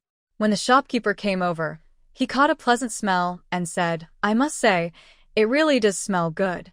Gu Yuzhen saw the shopkeeper and handed him the dishes with a smile. "Please have a taste, shopkeeper." The shopkeeper replied, "All right, young lady. May I ask what these 2 dishes are called?" Gu Yuzhen wasn't good at coming up with fancy names, so she answered honestly, "This one is stir-fried eggs with Chinese tune, and this one is minced pork with Chinese tune." She had planned to make a cold dish too, but gave up because she didn't have enough seasoning. "Young lady, please wait here for a moment. I'll take these to my guests to try," said the shopkeeper. "All right, shopkeeper, go ahead," Gu Yuzhen replied. Her third brother came over and whispered, "Little sister, how did you know that wild plant was edible?" "Third brother, I dig up wild vegetables every day. Of course I know which ones can be eaten and which ones can be sold for money." "Oh, I see," he said, still a bit doubtful. "But those 2 dishes you just made smell amazing. I bet they taste even better." "Of course. Don't you know who your sister is?" Gu Yuzhen said playfully. All right, my sister is the best," he said with a laugh. In a private room at the Xuanfu restaurant, the shopkeeper bowed and said to the nobleman, "My lord, please try these 2 new dishes. They're new on our menu today." Hearing that, Ouyang Zichen turned to look at the table. What dishes are these? I don't think I've seen them before. They look quite nice. And this smell, it's a bit unusual." The shopkeeper explained, "My lord, this is Chinese tune. One dish is stir-fried with eggs, and the other with minced pork. Please have a taste." Ouyang Zichen picked up a bite of the minced pork with tune using his jade chopsticks. After just one taste, he liked it immediately. The flavor was unique and went perfectly with rice. He asked the waiter to bring him a bowl of rice and said while eating, At first the smell is a bit strange, but once you get used to it, it's really fragrant and crisp. Very delicious. Shopkeeper Zhang, you did well this time. You'll be rewarded later." "Thank you very much, my lord," Shopkeeper Zhang said with a bow. Before long, the nobleman had finished both dishes. Patting his full stomach, he said, "It's been a long time since I've had food this good." Shopkeeper Zhang replied, "Since you like it, my lord, I'll go buy more of that wild vegetable." The young lady who sold it is still waiting in the kitchen. Curious about what the wild vegetables looked like, Ouyang Zichen lazily said, "Let's go take a look with the shopkeeper." When the shopkeeper and his group arrived at the kitchen, Gu Yuzhen already guessed that things had probably gone well. Before the shopkeeper could speak, a young nobleman beside him asked first, "Are you the young lady who sells wild vegetables?" "Yes, young master," Gu Yuzhen replied politely, bowing in greeting. Don't ask how she learned that gesture. She picked it up from watching TV. She studied the nobleman across from her. He looked about 20, tall and strong, with bronze skin and sharp, handsome features like a Greek statue. His dark eyes carried a wild, confident charm. If she hadn't already seen her husband's face, she might have been a little impressed by this nobleman. Although her husband was blind and lacked a bit of liveliness in his eyes, the aura he carried was something this young man couldn't compare to. If Ouyang Zichen knew what she was thinking, he would probably be furious. His third brother had spent years on the battlefield, and his commanding presence was said to surpass even that of the emperor himself. Ouyang Zichen looked at the calm and respectful young woman before him and felt a bit of admiration. "What do these wild vegetables look like? Can you show me?" he asked. "Of course," Yuzhen replied with a smile. She took some tune sprouts from her basket and handed them to the nobleman. "Huh?" he said, turning to the shopkeeper. "Is this the wild vegetable I just ate?" "Yes," the shopkeeper answered. "The dish you just had was cooked by this young lady." "Oh." The nobleman glanced at Yuzhen. "Not bad. The dish you made today suits my taste very well." He called to his attendant, Jingyi. "Yes, sir. This young lady's cooking is excellent. Give her a reward." "Yes, sir. I'll take care of it right away." Jingyi bowed and left. Yuzhen bowed again and said, "Thank you, young master." Then she turned to the shopkeeper and asked, "Shopkeeper, would you like to buy these wild vegetables from us?" She was in a hurry to return home. Otherwise, she wouldn't have asked so quickly. The shopkeeper replied, "Of course we need it. But we don't know how you cooked it. Could you tell us the method?" "Don't worry, we won't take it for free." She smiled and said, "Of course. It's very simple. As long as you buy my wild vegetables, I'll give you the recipe as a gift. It's nothing special." The young master and shopkeeper Zhang were both surprised. They hadn't expected a poor village woman, dressed in patched clothes, to be so generous and composed. Her manner was graceful and confident, no less than that of a man. Shopkeeper Zhang said, "All right, we'll do as you say." Then he asked, "Miss, how much are you selling your wild vegetables for?" Yuzhen replied, "Shopkeeper, you've tasted this dish today. It's delicious, but the most important thing is that it can only be sold for about a month, and it's very hard to find. So, since it's rare, it's valuable. As for the price, I'll let you decide." Shopkeeper Zhang thought to himself, "This woman is quite clever." She said he could name the price, but also reminded him that the vegetable was rare and precious, clearly hinting that it shouldn't be cheap. While he hesitated, Yuzhen continued, "Also, shopkeeper, you can tell your customers that the restaurant has a new seasonal dish. Because it's only available for a short time, people who want to try it should order in advance. That will make them curious. And since the vegetable is limited, the price can be a bit higher. After all, food lovers won't mind paying a little more for something they can only eat once a year. Plus, you can decide how many portions to make each day, so nothing will go to waste." Shopkeeper Zhang thought this was an excellent idea. In the past, when the restaurant introduced new dishes, few people knew about them at first and much food was wasted. This woman's plan was truly clever. So he said to Yuzhen, "Miss, how about 30 coins per pound for your tune sprouts?" Before coming, she had asked her brother about prices of the time. 1 coin was roughly equal to 1 modern yuan, so 30 coins meant about 30 yuan per pound. Yuzhen pretended to hesitate for a moment before agreeing. "Yes, shopkeeper, but we can't guarantee how many fragrant cedar shoots we can pick every day. We will deliver them once a day at this time, and within a month, the cedar shoots will no longer be edible. All right, young lady. We will take whatever you can pick each day. Our restaurant can't eat that much.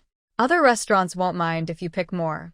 Humph, don't think he didn't notice the clever look in the young lady's eyes. Hee. "Okay, shopkeeper. Then please, young lady, teach our chef the way you cook the cedar shoots." "It's like this, shopkeeper. I probably don't have time to teach step by step.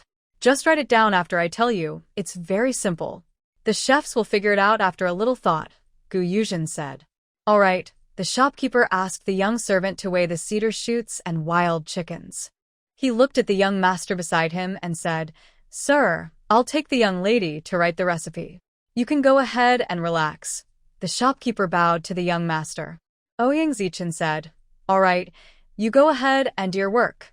At this moment, Jingyi also came over and directly handed the silver to Yuzhen. "Thank you, sir." "Thank you, young master." Both the shopkeeper and Yuzhen replied, "You're welcome, young sir." Because it involved the recipe for cooking, the shopkeeper called Yuzhen and her third brother into a private room. Yuzhen said, "Shopkeeper Zhang, write it down." Soon it was done. The The second servant came in and told shopkeeper Zhang that there were 28 jin of cedar shoots and 3 jin 2 liang of wild chicken. The shopkeeper said he understood. He quickly calculated with an abacus. 28 jin of cedar shoots cost 840 coins, and 3 jin 2 liang of wild chicken at 15 coins per jin, total 48 coins. Altogether, it's 888 coins. To make it a round number, I'll give you 890 coins. Young lady, does that sound right? Shopkeeper, if you say so, then it is.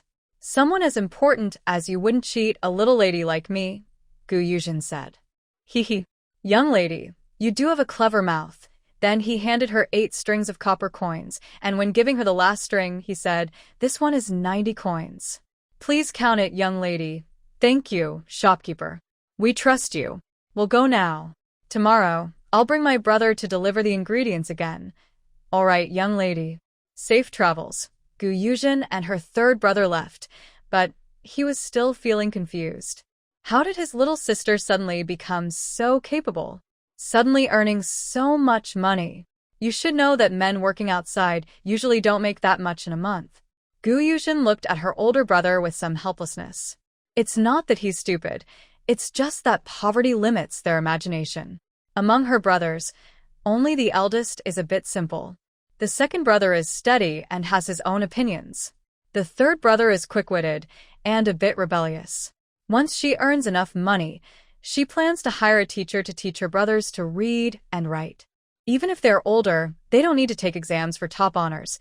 Just being able to recognize characters is enough. Third brother, do you know where the grain shop is? Huh. Little sister, what did you just say? I didn't hear clearly, third brother said shyly. I'm asking where they sell grain. We need to buy some to bring home because we're almost out of food. Oh, come with me. Third brother took Yuzhen to a general store that sells everything: grain, seeds, pots, and utensils. She looked at the grains: polished rice, medium-sized rice, flour, wheat bran, rice husks, and brown rice. She asked the shopkeeper, and the cheapest were rice husks and wheat bran, both costing 2 coins per jin. The best was refined rice, costing 20 coins per jin. She knew that men working outside only earned about 15 coins a day, and a jin of rice costs 20 coins, which poor families can't afford. The price difference between medium rice and medium flour wasn't much: 10 coins per jin for rice and 8 coins for flour. Yuzhen asked the shopkeeper to buy 20 jin of each, split into 2 bags. Luckily, she knew that ancient times didn't have plastic bags, so she brought a few from home. These bags were given to her by her mother to carry grain. Her third brother looked a bit distressed seeing his little sister buy so much grain, but since the money was earned by her, he let her do as she pleased. After buying the grain, Yuzhen asked her brother to take her to buy some meat. They had no oil at home, and eating plain food every day was tasteless, so oil was a must. They went to the meat shop. It was already afternoon, so there wasn't much meat or fat left, but she still spotted a shop with some meat still unsold. She called her brother to come and look. As she approached, a tall, strong man came over. Young lady, do you want to buy some meat? His loud, hearty voice startled Yuzhen, but it was only for a moment. She quickly responded, yes. How much do you sell your pork for? The man selling meat replied, 12 coins per jin. How much would you like, miss? Yuzhen thought that 12 coins per jin was quite expensive. This ancient stuff is really costly. She had only earned a few hundred coins, and they were almost gone. She felt a bit sad about the money and said to the meat seller, I want 10 jin, half fatty and half lean, divided into 2 parts. The man said, all right, I'll cut and weigh it for you right away. He was very quick and soon had the meat cut and weighed. She handed him a string of copper coins, then counted out 20 more coins and accidentally dropped one on the ground. When she bent down to pick up the coin, she saw bones that had been cleaned and various pig offal under the meat table. She called out to the seller, Boss, how much do you sell these offal for? The man replied, Since you bought so much meat, you can take those offal for just 5 coins. They're not worth much anyway. Yuzhen was worried and hurriedly pulled Yuzhen back, saying, Little sister, these smelly, disgusting things are not worth it. Don't take them, it's a waste of 5 coins. When the meat seller heard what her brother said, he blushed a little. These awful really weren't popular. Most people didn't buy them, and just threw them away. Selling them to this young woman made him feel a bit guilty. He continued, "Miss, if you like, you can take them. I won't charge you." Yuzhen was a bit surprised. In ancient times, people generally didn't eat pig offal. Well, if not prepared properly, it was hard to eat. But she wouldn't do that herself. Although she wasn't a gourmet chef, she could cook simple home-style dishes. She said to her brother, "Third brother, I can't listen to you this time. I really want to buy these. Here, I'll put the 5 coins on the meat table and ask the seller to wrap it up for me." The seller said, "Miss, you can take them. I won't charge you.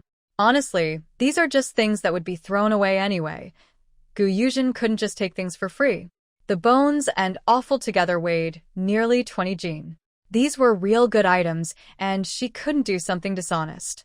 She said, "You can keep them. Next time I buy meat, you can give me a discount." The seller smiled honestly and said, "All right. Next time you come to buy meat, I'll definitely give you a good price." He thought to himself that it would be wonderful if he could meet someone like her every day.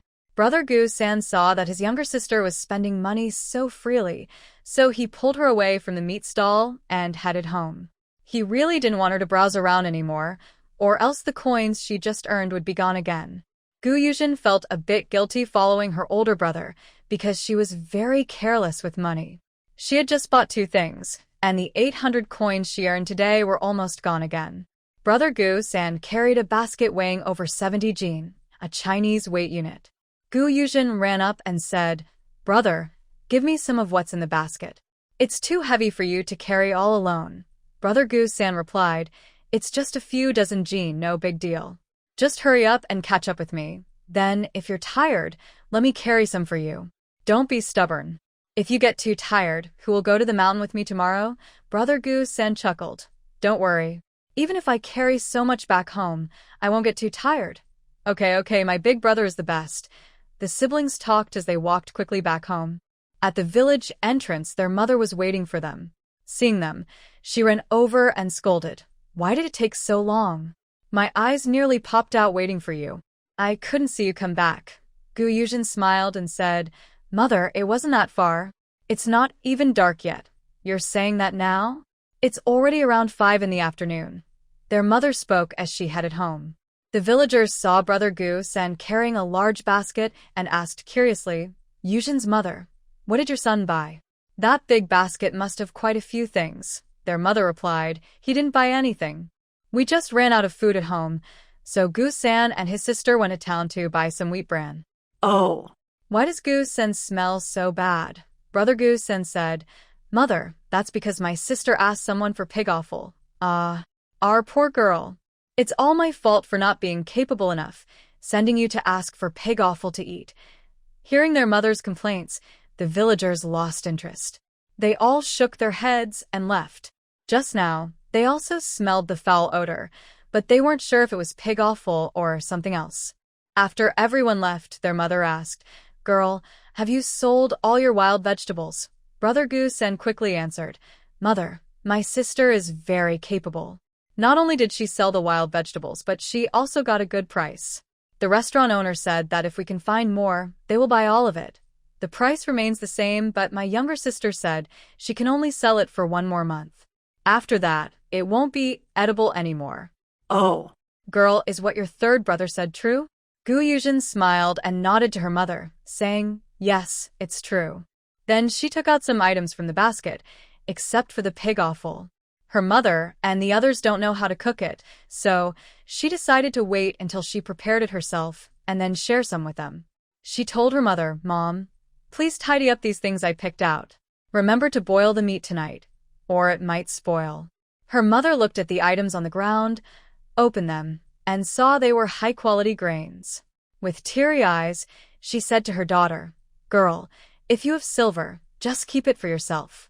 Don't buy those fancy things anymore. Our family still has enough food. We can eat wild vegetables and manage until the harvest." Yuzhen held her mother's hand and said, "Mom, don't worry, just eat well. I believe I will earn a lot of silver to spend on you." My girl has always been so capable." "All right, Mom, I'll go back first." Once I finish processing the pig offal, I'll bring some over, Yuzhen said. It's okay, just focus on your work and eat with your husband. You bought so much meat today, enough for several days. Third brother, take your sister home, her mother called. All right, okay, her third brother agreed. When Yuzhen arrived home, she opened the door and saw no men in the yard. She felt a bit strange and wondered where they had gone. Her third brother asked, Hey, where did your husband go? I don't know. I'll go in and see if he's asleep, Yuzhen replied. Little sister, if there's nothing else, I'll head back first. Third brother, why don't you stay for dinner? Her third brother rubbed his head and chuckled. No need. You've had a long day. Hurry up and cook so you can rest. By the way, when will I come over tomorrow? Third brother, come around at the early morning hour. I'll be waiting to cook for you, so you won't have to wake Mom so early, she said. The early morning hour is around 5 o'clock, just at dawn, perfect for leaving after breakfast. All right, I'll be here on time, he said, then left. Yuzhen first went to the bedroom to check if her so-called husband was home. She was worried a blind man wasn't there. She opened the door and saw the person on the bed, and she felt a strange sense of relief. She walked over and asked, What's wrong? Are you feeling unwell? The man's face looked a bit pale. He shook his head and said, It's nothing. Actually, he was poisoned, but she didn't understand that. It wouldn't help to say anything, and anyway, he was feeling much better now. Oh, You look very pale. Do you want me to find a doctor to check on you? I earned some coins today selling wild vegetables, so I can afford a doctor. The man looked at her and said, It's fine. I'm much better now. I'm just a bit bored staying at home all day. Please help me outside for some fresh air. Okay, wait a moment. I'll pack up my things and take some to wash by the river. The man nodded. Yuzhen used a large clay bowl to hold a big amount of ash. Yes, she was planning to use this to wash the pig's lower parts. Using flour or wheat bran would be wasteful. She couldn't even afford enough rice to eat, so she was reluctant to use flour for washing. She packed the ash and pig's lower parts into a basket, then helped the man to the river. On the way, they met several villagers returning from working in the fields. One woman, about Yuzhen's age, teased her. Yuzhen, are you taking your husband out for a walk? Yuzhen smiled and replied, Yes, sister-in-law. You're back from the fields. Yes, Yuzhen. I feel like you're being very sweet now. Has your husband been giving you lots of honey? The woman teased. Yuzhen's face turned bright red. Sister-in-law, you must be mistaken. I've always been sweet-talking, haha. A few women looked at her blushing face and saw the knowing look in her eyes. They all burst into laughter.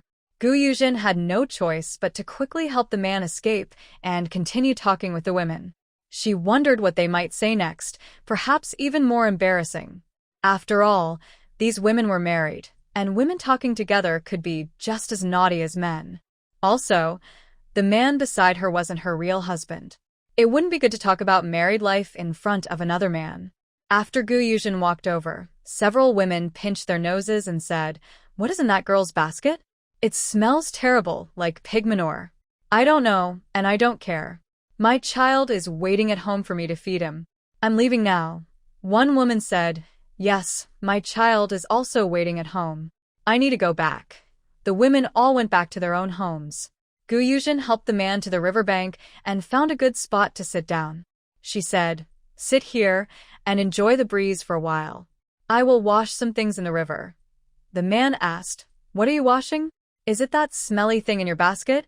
Yuzhen honestly replied, Yes, it's pig offal. Once it's cleaned, it smells quite good. It's a good thing. I will cook it for you to try later. The man asked, What is pig offal? Yuzhen exclaimed in surprise, looking him up and down. You really don't know what pig offal is? The man said, Is it strange that I don't know? Yuzhen thought for a moment and said, Not strange, because common people usually don't eat it. Wealthy young men like you probably don't know either. The man became very cautious and said sternly, Do you know who I am? Yuzhen rolled her eyes, but unfortunately, he couldn't see her. She said, I told you before, I don't know your surname or your name. As for how I know you're from a wealthy family, that's because of your habits and the aura you give off. Whenever and wherever you sit or stand, you have a strong presence. Your arrogance and aura tell others to stay away from you. Ordinary people can't see this kind of aura. Also, your clothes earlier showed me you're not an ordinary person. After saying this, she lost interest in him and didn't bother to pay attention anymore. She felt like she was guarding a thief all day. She still had to serve him. Was it easy for her? Although the original owner's behavior towards him was a bit excessive, that was the original owner, not her. Besides, he wasn't losing out. Yuzhen found a spot by the river and took out pig stomach, large intestines, small intestines, pig lungs, and a few big bones to wash. She sprinkled ash from plants onto the pig's stomach and scrubbed it back and forth. She turned the large intestines inside out and washed them with ash as well. She was focused on cleaning the pig offal, not paying attention to the man's every move. The man was sitting on a stone, using secret symbols to mark it so his followers could find him easily. By the time Yuzhen finished washing all the pig offal, it was almost dark. Luckily, she had the foresight to wash and hang the basket aside earlier, so it wasn't wet and heavy to carry back. She packed everything back into the basket, helped the man up, and prepared to go home. Just as they were about to leave, they heard faint crying coming from the bushes. Yuzhen told the man to sit down first, then went to see what was wrong. She saw a young girl sitting on the ground, hugging her arms and trembling, afraid to cry loudly. It was Arya, the girl who had gone with her to pick wild vegetables. She looked scared and upset. Yuzhen walked over and asked, "Arya, what's wrong?" When Arya saw it was Yuzhen, she hugged her and started crying loudly. Yuzhen comforted her, saying, "It's okay now, Arya. Tell me what happened." Arya said, "Yuzhen, I saw someone being hurt on the mountain today. There were many people fighting and there were a lot of dead bodies on the ground. I was so scared I didn't make a sound. I only ran down the mountain after they left. I didn't find any wild vegetables today because my little brother and father are waiting for me to bring some home for dinner." She cried sadly. Yuzhen asked seriously, "Which mountain did you go to today?" Arya replied, "Daju Mountain. I thought spring was coming, so I wanted to dig some bamboo shoots to eat. I didn't expect to see such things there." Yuzhen let out a sigh of relief. Luckily, it wasn't the mountain where she went to pick wild chives. She looked at Arya and said seriously, "Arya, you must not tell anyone about what you saw today." Although she wasn't sure what Yuzhen meant, Arya promised, "Okay. Recently, the mountain might not be safe. If you're going to pick wild vegetables, it's best to bring some friends along so you won't be alone." Yes, Yuzhen. I understand. All right, it's already dark, and there are no more vegetables to pick. Come with me to my house. I'll give you some coarse rice to take home and cook for dinner. But don't let your aunt find out. Just quietly follow me. If she finds out I gave you food, you might not have dinner tonight. Do you understand? I understand, Yuzhen. Thank you. Good, I'll go now. After speaking, Yuzhen came over to support the man and slowly walked back. She also heard their conversation just now. Both sides were fighting, so his people must have come looking for him, and the enemies also arrived. In these days, he needs to be more careful. Now that the enemies have found him, he can't resist and can only hope his people arrive quickly. Yuzhen doesn't understand the man's thoughts at all. When she gets home, she scoops about a pound of coarse rice from a clay jar. She puts it in a small bag, walks to the door, and opens it. She sees Arya has also arrived. Yuzhen says, "Arya, this is all I can give you. Hurry and take it home to cook rice for your brother." Arya enters, closes the door behind her, and bows to Yuzhen on the ground. Yuzhen is frightened and quickly steps aside, asking, "Arya, what are you doing?" "Yuzhen, thank you. I have nothing to repay you. In the future, I am willing to do anything for you, like a servant." "Oh, come on. Get up quickly. That little bit of food isn't worth you working so hard. It's too serious. When you have more food later, just return it to me." Yuzhen doesn't realize how important that pound of rice is to a family that has been starving for months. After Arya leaves, Yuzhen quickly puts the pig offal into a pot to boil. She uses another pot to cook porridge. It's already dark outside, and she can't see clearly. She lights a kerosene lamp, and while she's starting the fire, she looks at the lamp. Seeing the faint light, she deeply misses modern electric lights. Unfortunately, She can never go back. Half an hour later, she takes the pig stomach out of the pot. Fried pig stomach is very delicious, but she doesn't have time to fry it now. She can only cook it with porridge. She cuts the pig stomach into small pieces, adds some ginger, and cooks it with the porridge for about 15 minutes before eating. She scoops 2 large bowls of rice and helps the man to the table, saying, "Eat up. Dinner is a bit late tonight. You must be starving." The man smells the porridge tonight, and it seems to taste pretty good. He picks up his chopsticks and starts eating. Yuzhen watches him, noticing he hasn't eaten the pig stomach. She instinctively uses her chopsticks to pick a piece from his bowl and offers it to him, saying, "Try this, with a pig stomach." The man pauses for a moment, but then opens his mouth and eats, saying, "It's good, chewy, and tasty." Yuzhen chuckles and says, "Then eat more. There's still some in the pot." She feels guilty, takes a deep breath, pats her face, and wonders what she was thinking just now. After finishing a good meal, Yuzhen sat aside muttering, "Wow, pig stomach porridge is really delicious. Why don't others eat this? I think I'll go find that tall guy tomorrow to buy some. Since no one wants it, they'll have to sell it cheaply to me. Haha." Life is just so wonderful. Juanhao listened to the woman muttering nearby, and his mouth twitched.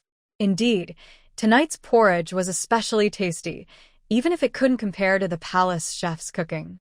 But the flavor was truly unique. He had never tasted anything like this before. In a restaurant in Priang County, a leader of assassins was watching his subordinate report back. The subordinate bowed and said, "Leader, this time almost all of our people were wiped out." He lowered his head, afraid to look at the leader. The ones sent out were the best from the Dark Pavilion. It takes 3 to 5 years to train a good team. Recently, in the past 6 months, they lost many people chasing after King Zhen Nan. The leader suddenly threw a cup at the subordinate's head, causing blood to flow. The subordinate didn't dare to make a sound. The leader looked at him gloomily and said, "Are you all good for nothings? Can't fight or run?" "Huh." Then he threw another cup. The subordinate was so scared he tensed up but still answered bravely, "Leader, it's not that we don't want to run, but we're not allowed to. Whenever they see us, the soldiers of King Zhen Nan chase us relentlessly, refusing to give up." The leader's face darkened and said, "Go down now. Don't act rashly. Let everyone rest and recover. Yes, I'll take my leave." After the subordinate left, the leader was so angry he smashed the table. Grinding his teeth, he said, Juanhao, I will catch you, and I will tear you into pieces." Humph. On a mountain in Peach Blossom Village, a group of people was camping. A cold-looking young boy told everyone, "Hurry up and prepare the food." Although finding the master was very important, their top priority now was to restore their strength. Only if everyone was healthy and strong could they better protect their master when facing enemies. This was also one of the reasons they had survived many battles over the past 6 months without losing many people. Their master had told them to always keep their stamina. That way, when enemies attacked suddenly, they would have a better chance to survive. At this moment, a young boy ran over to the cold young boy and asked, "Jinpeng, is the message from Pu Prung confirmed to be from this side?" Jinpeng looked at the dark sky and said, "The general direction should be correct, but we need to look carefully. Don't disturb the villagers below. Everyone eat well, divide the tasks, and search the nearby villages. But remember, we must guard the village entrances carefully so the suspect doesn't slip in." "Okay," replied another young man. "By the way, has Genie come back yet?" asked Jinpeng, the cold guard. "Not yet, but he should be back soon," answered the young man. At this moment, Jin Yi was inside Gu Yuzhen's bedroom. He had been sent down the mountain to find out news about his master. Unexpectedly, he actually saw something. He saw his master making signals, but something seemed off. Otherwise, with his master's skills, he would have noticed him already. The signals his master gave were not detected by him, so Jin Yi could only wait until everyone was resting before sneaking in. He saw his master sleeping with an ugly village girl. Jin Yi was so angry, he almost wanted to kill Gu Yuzhen. Their master, who is noble and handsome, can have any woman he wants. But this ugly village girl dared to sleep with him, which made Jin Yi furious. However, He was cautious and hesitant. Sleeping with the master was only possible because the master allowed it. Even if the master was down on his luck, he wouldn't be so desperate as to take a village girl. He softly called out to his master. The man in bed suddenly sat up sharply and asked sternly, "Who is it?" "I am Genie, master. We just received news from Pupung. He said you fell off a cliff nearby. We came as soon as we heard." Genie knelt and cupped his hands. "Sorry for being late. Please forgive us, master." The man on the bed looked expressionless and asked in the direction of his subordinate, "Where is Pupung, master?" "Pupung has been entangled with the second prince's men and can't get away. He's pretending to look for you, misleading the second prince's men to the north. But the second prince is very cunning and cruel, almost obsessed with killing you. Most of our people went north, but there are also second prince's men everywhere. We are spreading out and gathering information about your whereabouts. Did you fight on the mountain yesterday?" Ouyang Juanhao asked. "Yes, master." "Do you know?" "No, I only heard it from the villagers." "Oh. Yesterday, the Dark Pavilion sent a large force to look for you nearby. We are afraid they will find you first, so we killed them all," Genie said. "Good job," the other replied. "Master, what's wrong with your eyes?" "I was poisoned by the Southern Border Hidden Clan's special soft bone powder," Genie explained. Ah. "The second prince is such a despicable little man. When the master returns, we must deal with him," the subordinate said angrily. "Master, please rest here for a while. I will go and call someone to help you," Genie offered. Ouyang Juanhao nodded, and the guards disappeared instantly. When Genie returned to the main group, most of the food was ready. He quietly approached Jean Peng and whispered. Hearing this, Jean Peng's usually cold face finally showed a hint of emotion. He told everyone to hurry and eat. The guards were quick. In no time, they finished their meal. Jean Peng then ordered a group of people to leave the mountain silently, with 150 guards entering the village without anyone noticing. These guards were truly too powerful. They quietly arrived at Gu Yuzhen's house. Jean Yi helped Ouyang Juanhao out of the bedroom. When Ouyang Juanhao appeared, many people knelt down and called out, "Master," but then stopped. They were so happy they shed tears. Finding the master was such good news. They had searched for so long, thinking he was gone forever. They had fought alongside the master in battles, and their bond was deep. Even the emperor had given up searching for the master, but they never did. Ouyang Juanhao felt how much his followers had grown more steady during this time away. It seemed leaving had helped them a lot. But they couldn't stay here long. They needed to leave quickly, or the villagers might suffer too. He ordered his followers, "Jean Peng, let's leave now." "Yes, master." "Jean Yi, carry the master." "Jean Peng, handle the aftermath." "Everyone else follow behind," Jean Peng commanded. "Yes," responded the small team quietly. Ouyang Juanhao stepped out of the yard and looked back. He had initially wanted to kill the woman, but after seeing her behavior these past days, he couldn't bring himself to do it. It was as if a little voice inside told him not to kill her. Although she had forced him, it was also a fortunate coincidence. Without her coercion, he might not have survived until his followers came to rescue him. He remembered last night how proud she looked, and the pig innards she cooked seemed quite tasty. So, he asked Jean Peng to go to the kitchen and take the remaining pig innards with him. Gu Yuzhen woke up around 5 in the morning. She looked outside through a small window in her bedroom. It was getting light outside. She quickly got up to cook because today she had promised her third brother to go pick fragrant cedar shoots. But why is the bed so wide today? And where is the man? She hurried to get up. Why did the man get up so early? Could he be going to the bathroom? She dressed quickly and ran to the bathroom. She knocked on the door, but no one answered. The man was not outside either. She didn't know where he had gone. Oh well, she should just start cooking. She went to the kitchen and opened her pot, but she was shocked. There was no pig's intestines inside. There were no signs of theft in the house. It could only mean that the man had left, or more likely, his family had found him. Gu Yuzhen felt a little sad, even though he was just a pretend husband. He was the first person she had spent time with since coming here. She knew he would leave eventually, but she didn't expect him to leave so soon. It was unkind of him not to say goodbye. She had even been saving money to help pay for his eye treatment. She quickly composed herself, washed up, and then added water to the pot to cook noodle dumpling soup. She still had 2 wild eggs she had found that day. She took them out and mixed them with the flour, then made pancakes in the pot. The noodle dumpling soup was ready quickly. Just as she finished the last pancake, her third brother called softly outside, "Little sister, little sister." His voice was gentle, afraid of waking the neighbors. Yuzhen heard him and hurried to open the door. She said, "Third brother, you're so punctual." Third brother smiled and said, "Of course. If I didn't hurry to earn money, what's the point of rushing?" Yuzhen carried the food to the table and said, "Eat quickly, third brother. After eating, we can go into the mountains."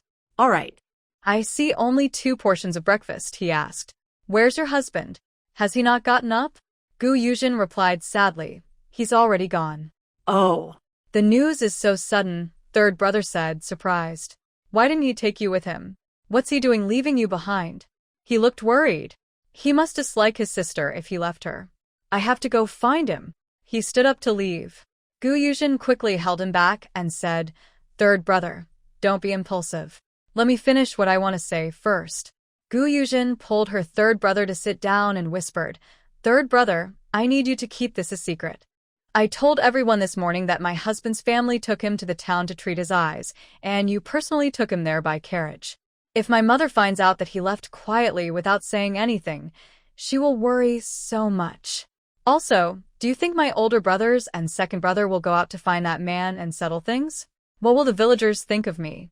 Since you all went to find that man, who will take care of me and my mother? Do you think that man is more important than us?" As she spoke, Yuzhen pretended to cry softly. Gu's brothers couldn't stand to see their sister cry. When she cried, everything she said sounded good. "All right, little sister, don't cry anymore. I promise to do as you say." Yuzhen smiled through her tears and said, "Thank you, third brother. Let's finish our meal quickly. Then you quietly go to the village entrance, and from there, walk in confidently. Make sure people see you come back. If anyone asks what you're doing, just say you just took your brother-in-law to town to treat his eyes. As for me, say I fell into the river and am too weak to walk far, so I'll wait for my husband to come and pick me up." "Okay, I'll do as you say," said the third brother, though he was thinking that if he met that man again, he would definitely give him a good beating to vent his anger for his sister. Gu's third brother finished eating quickly and did as his sister instructed. He understood her worries and didn't want others to gossip, so he came to do this. On the way, he just happened to meet the village chief and his third brother's son working in the fields. Gu happily ran over to greet them, saying, "Uncle Zhang and the 3 brothers are working in the fields? You're early today." Village Chief Gu and his 3 sons smiled and said, "How can we not start early when planting crops? We want to finish quickly and rest." The village chief looked at Gu and asked, "Where did you come from so early?" "Haha, I want to take my brother-in-law to town to ride the carriage." "Your brother-in-law?" asked the village chief's eldest son, Gu Dahong. "Yes, his family came to pick him up. They took him home to treat his eyes. My sister just fell into the river, and she's not feeling well, so she can't walk far. I didn't let her go with us. Once my brother-in-law's eyes are treated, he'll come back to pick her up," Gu said with a smile. The village chief looked at him strangely. Was he not afraid that his family might have a wife? If that's the case, what should Yuzhen do? However, he usually doesn't get involved in others' private matters unless villagers come to him. Even though he's a village chief, he can't interfere in other families' affairs. Gu met many people on his way back and specifically went to tell his mother. He was worried she might hear from others and get upset. "Old third, what did you say?" his mother asked.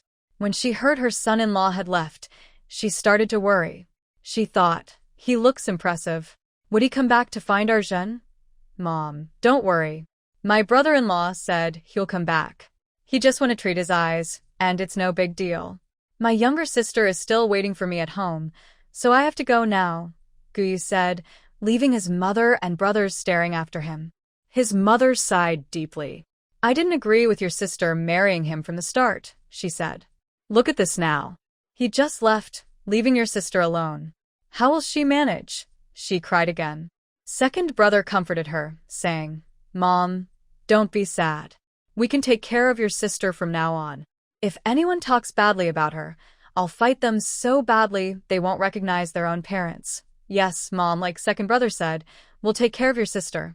It's okay, don't be sad. If she finds out you're upset for her, she might start crying again. All right, I understand. You all go back to the fields quickly.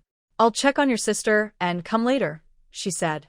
His mother hurried over, just as Yuzhen was about to close the door. Mom, you're here, Yuzhen called sweetly. His mother pulled her inside and asked, What exactly happened, dear? How could your husband just leave like that? Yuzhen felt a bit helpless. The man looked impressive, but he was bound to leave sooner or later. The original owner insisted on marrying him, and his mother, being indulgent, went along. Now that he's gone, she probably feels bad. If the original owner were alive, she might not be able to handle it either. He patiently explained to his mother, Mom, his family came to take him back to treat his eyes. I didn't ask much. You should know, he has a commanding presence. He looks extraordinary. I'm just an ordinary village girl. How could I be a match for him? Now that he's left on his own, it's for the best. If he had taken my daughter with him, wouldn't you lose sight of her? Besides, life might not be better for her if she went with him. Think about it. I have my older brother supporting me here and my mother protecting me, but going with him to an unknown distant place is different. If something happens, your mother might not be able to help you. Don't you agree? Yes, you're right. I never thought about that here. I was just wondering why you didn't take me with you. Luckily, he didn't take you away, or else I wouldn't know where to cry. Mother Gu, after being persuaded by Yuzhen, stopped worrying about her son-in-law leaving. She relaxed and said, It's because my daughter is thoughtful. Fine. Even if you can't marry soon, your brothers will take care of you. Yuzhen's face twitched. This mother is definitely her real mother. She spoils her daughter as much as possible. Luckily, the original owner was also obedient. Mother Gu's love didn't make her go astray, which is rare. Yes, mother. I'll rely on my brothers from now on. Haha, girl, you're not even smiling now. Alright, it's getting late. You two should go up the mountain early. I'm heading to the fields now, Mother Gu said. Yuzhen closed the door and went straight with her third brother to the mountain from yesterday. Today, because they lost a lot of time, they moved quickly. They reached the mountain around 8 a.m. Yuzhen pointed to a tall, fragrant cedar tree and told her third brother to climb and pick. Little sister, this is the cedar sprout. Yes, third brother. Have you seen it somewhere else? Yuzhen asked. There are a few on our land, but they're small because they've been cut many times over the years, said her third brother. Then third brother will go there early tomorrow to pick. Okay. Today, thanks to her third brother climbing the tree, they quickly filled a basket. Yuzhen grew up in the countryside, so climbing trees was familiar. But yesterday, when she tried to climb, her stomach felt very uncomfortable. Today, she still had a dull pain. When they go to the town later, she plans to see a doctor to find out what's wrong. They packed the cedar sprouts and covered them with some wild vegetables. The siblings started heading home. On the way back, Yuzhen thought about how much trouble it would be to cook when they got home. She decided it was better to buy food in the town. So she called out, Third brother, how about we go straight to the town? If we go back, we'll have to cook, and I'm worried we'll be late delivering it. Okay, I agree with little sister, Master Gu-san said. Today, the brother and sister arrived at the county town half an hour earlier than yesterday. They knocked on the back door of Xuanfu restaurant. Soon, a young servant came to open the door. Seeing it was the siblings, he quickly called the manager over. Manager Zhang came and said happily, You two finally arrived. I've been waiting for you for a long time. Sorry to keep you waiting, manager, Yuzhen said with a respectful bow. Hee, it didn't really delay us. I was just a bit anxious. Young lady, your wild vegetables are very popular. The little bit you sold us yesterday was gone in no time. I didn't even get a chance to taste it properly, Manager Zhang said happily. Hee, congratulations, young lady, on your business thriving, she replied. Manager Zhang said, It's thanks to you, young lady, that our restaurant is doing so well. Haha. He was thinking about the manager of the restaurant across the street, who looked so angry, he was grinding his teeth. That made him feel better. In a private room of Shuanfu restaurant, a cold young man asked, "When will we leave for the capital, master?" "Tomorrow we set out," the man at the main seat replied. "Yes, I will arrange it immediately," the young man said. Waiting in the kitchen to weigh some ingredients, Yuzhen caught a familiar smell, fried pig intestines. Curious, she asked, "Manager, when did your restaurant start eating pig offal?" Manager Zhang looked a bit embarrassed and said, "This isn't made by our restaurant. A distinguished guest brought it from home and asked me to stir-fry it for him." Oh, Yuzhen's eyes flickered. That was clearly her pig offal. The dish still had the pig stomach she hadn't finished cutting last night. The thief was upstairs. She hesitated whether to find him, but then thought he probably left quietly and didn't want to see her. Never mind. It might be better this way. She would just farm and earn some silver. Live a simple life with her mother. As she was lost in thought, a young servant ran over and said, "Manager, today we have 40 jin and 7 liang, then give the young lady 41 jin," he replied. "Thank you, manager," Yuzhen said gratefully. The manager took the abacus from the young servant and began to calculate. "Young lady, the total is 1,231, right? Isn't that obvious? Your calculations are always accurate," she said. "All right, then come with me upstairs to get the money," he said. "Okay." Yuzhen and the shopkeeper went upstairs to get the silver, then she said goodbye to him. As she was coming down, she accidentally bumped into a cold-looking young man coming from the opposite direction. Yuzhen apologized. "Sorry." The indifferent young man looked at her without saying a word and continued walking forward. But she saw that the plate he was carrying had fried pig intestines. Suddenly, she seemed to understand something. This man was definitely working with her fake husband. Yuzhen didn't stay any longer. She quickly left with her brother. By then, she was very hungry. She discussed with her brother what to eat, and Yuzhen said simply, "Let's go. We should find a small noodle shop and have some noodles." "Okay, I haven't eaten noodles in a long time." The siblings each ate a bowl of plain noodles. The taste was just okay, but the portions were quite large. Yuzhen almost couldn't finish her bowl. After she finished, she said to her brother, "Third brother, take me to the pharmacy later." Little sister, what's wrong? Are you feeling unwell? I'll take you there right now. Don't worry, brother. I'm fine. I just want to buy a few things. Hurry up and finish your noodles, then we'll go. Okay, I'll be done soon. Yuzhen quickly finished his meal with a few big bites. Yuzhen watched her brother in amazement. She quickly said, "No need to rush, brother. Take your time. Eating too fast isn't good for your health." Yes. I'm done now. Let's go." Yuzhen went to the pharmacy and told her brother to wait outside, not letting him go in. Inside, an old man was dozing off, and a young apprentice was reading a book nearby. Seeing Yuzhen come in, he asked, "Miss, do you want to buy medicine or see a doctor?" "See a doctor," she replied. "All right, come over and sit here. I'll call the master." Yuzhen nodded and said, "Okay, master." The apprentice called repeatedly. The dozing old man finally opened his eyes. All right. So annoying. Do you know how much I hate being disturbed when I'm sleeping?" The apprentice lowered his head, looking sorry. The old man glanced at him and snorted. So boring. He turned to look at Yuzhen and said sternly, "What's wrong? Are you feeling unwell? If you're not sick and disturb my sleep, I'll have to charge you double." Yuzhen looked at the old man who was frowning and glaring. Although she was angry, she felt that he looked quite cute. She said to the old man, "Doctor, I just have a little bloating and stomach ache. I don't know what's wrong. Sometimes I also feel pain after walking a lot." "Put your hand out." Yuzhen extended her hand onto the table. The old man checked her pulse. After a moment, he glared at her and scolded, "Don't you know how many months pregnant you are? You don't take good care of yourself.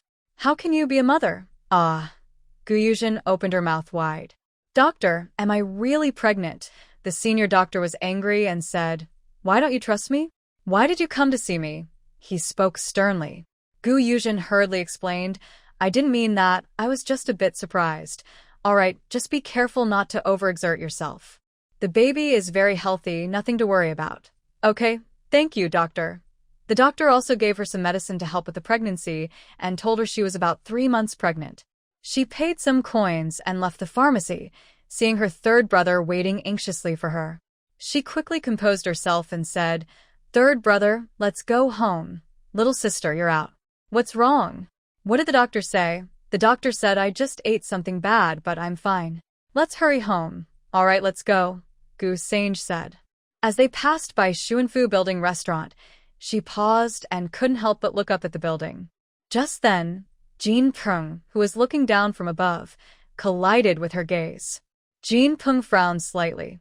The young master Ouyang Zichen, who was nearby, also saw his small gesture and looked down curiously. He saw Gu Yuzhen lower her head. "Huh, has the wild vegetable delivery arrived today?" Ouyang Zichen said to himself. His subordinate Jingyi replied, "Young master, it has been delivered." The man at the main seat asked, "What wild vegetables?" "Third brother. You probably don't know. Yesterday, a brother and sister came to sell wild vegetables, and I happened to meet them. The girl's cooking was quite good. I was planning to wait for her to come again today to cook for me, but who knew she had already sold all the vegetables? What a pity. Are the brother and sister married? Could that girl be the one who married the brother? Yesterday, she kept complaining about how much money she made selling wild vegetables and how she needed to hire a doctor." He instinctively looked out the window, but he couldn't see anything. Gu Yuzhen stayed only a little while before leaving. Her younger brother, Gu San, who was following her, also looked up at her. It seemed he saw her husband, but in a moment, he disappeared. He wasn't sure if it was just his imagination, so he quietly said to his sister, "Little sister, I think I saw your husband." "It's not a mistake. Do you want to go find him?" Gu Yuzhen held her brother's arm and said, "Brother, let's go home." She seemed not to hear what Gu San said. "Little sister, are you waiting for me to settle accounts with him? You're not just married, and you even saved his life. How can he just leave quietly? That's really unfair," Gu San said angrily. Gu Yuzhen pulled her brother to a quiet place and said softly, "Brother, be quiet. Do you want everyone to know your sister was abandoned? Besides, there are other men. I can't go on living like this. Do you dislike your little sister and worry about your reputation?" After speaking, she pretended to wipe tears from her face with her sleeve. "What are you saying? We would never dislike you." "Exactly. As long as you don't dislike me, that's enough. From now on, you're not allowed to mention your husband or talk about him anymore," Gu Yuzhen said firmly. Gu San hesitated. "But, no buts. Let's go home. I'm tired and want to rest." "All right, let's hurry back." Before they left the alley, a young boy stopped them. Gu Yuzhen, on alert, asked, "Who are you?" The boy didn't answer but asked, "Are you Gu Yuzhen?" Gu Yuzhen couldn't tell what the boy wanted. She honestly replied, "Yes." The boy then took out a small pouch and handed it to her. Gu Yuzhen opened it and saw many silver notes inside. She asked, "What is this?" The boy replied, "This is from my master for you." Gu Yuzhen threw the pouch back to him and said, "Sorry, I don't know your master. I don't accept gifts I didn't earn. You can keep the money." Then she grabbed her brother, and they left the city for home. In a room at Xuanfu Tower, a young boy bowed his head and recounted the story of delivering the money. The man sitting on the seat was silent for a moment, and then said, "Since she doesn't understand kindness, forget it. Don't mention it again." Yes, his subordinate understood. Gu Yuzhen returned home feeling very tired. She closed the door and lay on the bed to rest. As she thought about the baby in her belly, she wondered if she should give birth to the child. If she did, the child would grow up in a single-parent family. She had grown up with her grandparents in her hometown. Although her parents were not at home, they often came back to visit her and loved her very much. She felt her brief life had been quite happy. But now, this child was destined to have no connection with his father. Also, the original owner forced a man to have the child. That man had such a strong presence. He wouldn't tolerate anyone insulting his dignity. The existence of this child constantly reminded the man of the shame he had suffered. The original owner was quite unusual. She even forced herself on the man. Gu Yuzhen admired her secretly. This original person was really brave and strong. Whenever she thought about the scene of her and that man together, she blushed and covered her face. She kept thinking and soon fell asleep. Gu-san went back home and went to work in the fields. But today, he felt his younger sister was acting strangely, so he asked their mother to come and check on her. Their mother came back and saw the door was tightly shut. She called out a few times but got no answer. She knocked hard on the door, worried that her daughter might be upset. She kept pounding on the door. Even the neighbors nearby came over. "Yuzhen, what are you doing? Open the door. Your mother is here to see you." Yuzhen was awakened by the knocking. She blinked sleepily and came out to open the door. Seeing her mother, she called out, "Mom, you're here?" "Sorry, I was asleep." Her mother looked at her sleeping and felt a strange relief. Your third brother said you weren't feeling well today, so I came to check on you." Yuzhen looked at the neighbors behind her mother and said, "Everyone, please come in and sit for a while." An elderly lady said, "You, girl, sleeping at home like this. No wonder your mother is so worried." Yuzhen felt a bit embarrassed. "My husband had to leave early today, so I got up early to cook for him. I was very tired and just took a short nap. Sorry to worry everyone. Thank you all for your concern." Honestly, in this small village, except for the Liu Xiaotsue family, which was quite peculiar, most people were very honest. Yuzhen liked this small mountain village very much. The old lady said, "It's good that you're fine. I need to go home and cook now. All right, Grandma-san, take care and come visit Rainchen when you have time." Yuzhen said with a smile to the elderly lady. "Hee hee, you girl. Your words are getting sweeter. Grandma will come when she has free time," the old lady replied. A few ants came into Rainchen's house and sat for a while. They looked around at the tidy home. "This girl is good." Yuzhen poured a bowl of water for the ants who sat down and said, "Auntie Da, Aunt San, Aunt Wang, please have some water." "Oh, you're quite polite, girl. We'll just sit for a little while," they said. "Since you got married, we haven't dared to come visit. You don't mind, do you?" one Aunt Wang asked. Another Aunt Wang replied, "If she's upset, there's nothing she can do. Her husband won't let us in," and they all chuckled. Yuzhen smiled and said, "No, of course not. When Auntie and the others are free, please come visit Rainchen." Anta, who was very thoughtful, noticed Yuzhen looked unwell and asked, "Yuzhen, I see your face doesn't look right. Are you feeling unwell?" Yuzhen looked up. Although Aunt Da wasn't her real relative, her concern was genuine. Gu's mother, who was tidying up the house, heard Yuzhen's pale face and quickly came over to check on her. "Yuzhen, your face really doesn't look good. Tell me what's wrong," her mother asked anxiously. Yuzhen thought for a moment and decided to tell them about her pregnancy. She pulled her mother aside and said, "Mom, sit down. I'll tell you. I'm pregnant. I went to the county town today with third brother to see the doctor. It's been over 2 months." She lowered her head, showing no emotion. "Wow," the ants, just like her mother, were shocked and gasped. Her mother sighed. "Oh, your husband left early and didn't come back. When will he return?" "It's just at this time." The ants comforted her mother. "Don't worry too much. Yuzhen's husband will be back soon. Yuzhen, when you're pregnant, you need to take good care of yourself. Rest well. When the ants have free time, they'll come visit you again," they said. They could see that although Yuzhen was awake, she still looked very tired. Pregnant women often feel exhausted, and since they were experienced, they didn't want to disturb her. "Thank you, Aunties and Mrs. Ma, for your care. Please come often to visit Yuzhen's home," Yuzhen said to the several aunts and Mrs. Ma. After they left, Gu's mother held Yuzhen's hand and said, "My girl, what will you do in the future? This man is so cruel. Even if you are not married, you are still his lifesaver. How could he repay you like this?" It must be said that mother and son are very close. Gu's third brother's words are exactly the same as what her mother said. Gu's mother cried and said, "I should have been stricter and not let you marry him. Look at how he has hurt you now. If you have a child in the future who would want to marry you," Yuzhen comforted her, "Mom, don't worry too much. If worst comes to worst, I won't marry anyone. I can raise the child and stay with you, but you're still so young. How can you not get married? What's so good about marriage? Think about it. Marrying into someone else's family means taking care of a man and a big family. The most important thing is that in-laws can be hard to please. If they are unreasonable, they might always pressure you with filial piety. If I obey, I'll be too sad. If I don't, I'll be accused of being unfilial. Also, I can earn my own money and support myself. Men can do what I can do, and I can do what they can't. Why should I marry and suffer? She turned and went into the house to take out the money she earned today. Mom, this is 1,230 coins I earned today. I'll give 730 coins to my brother.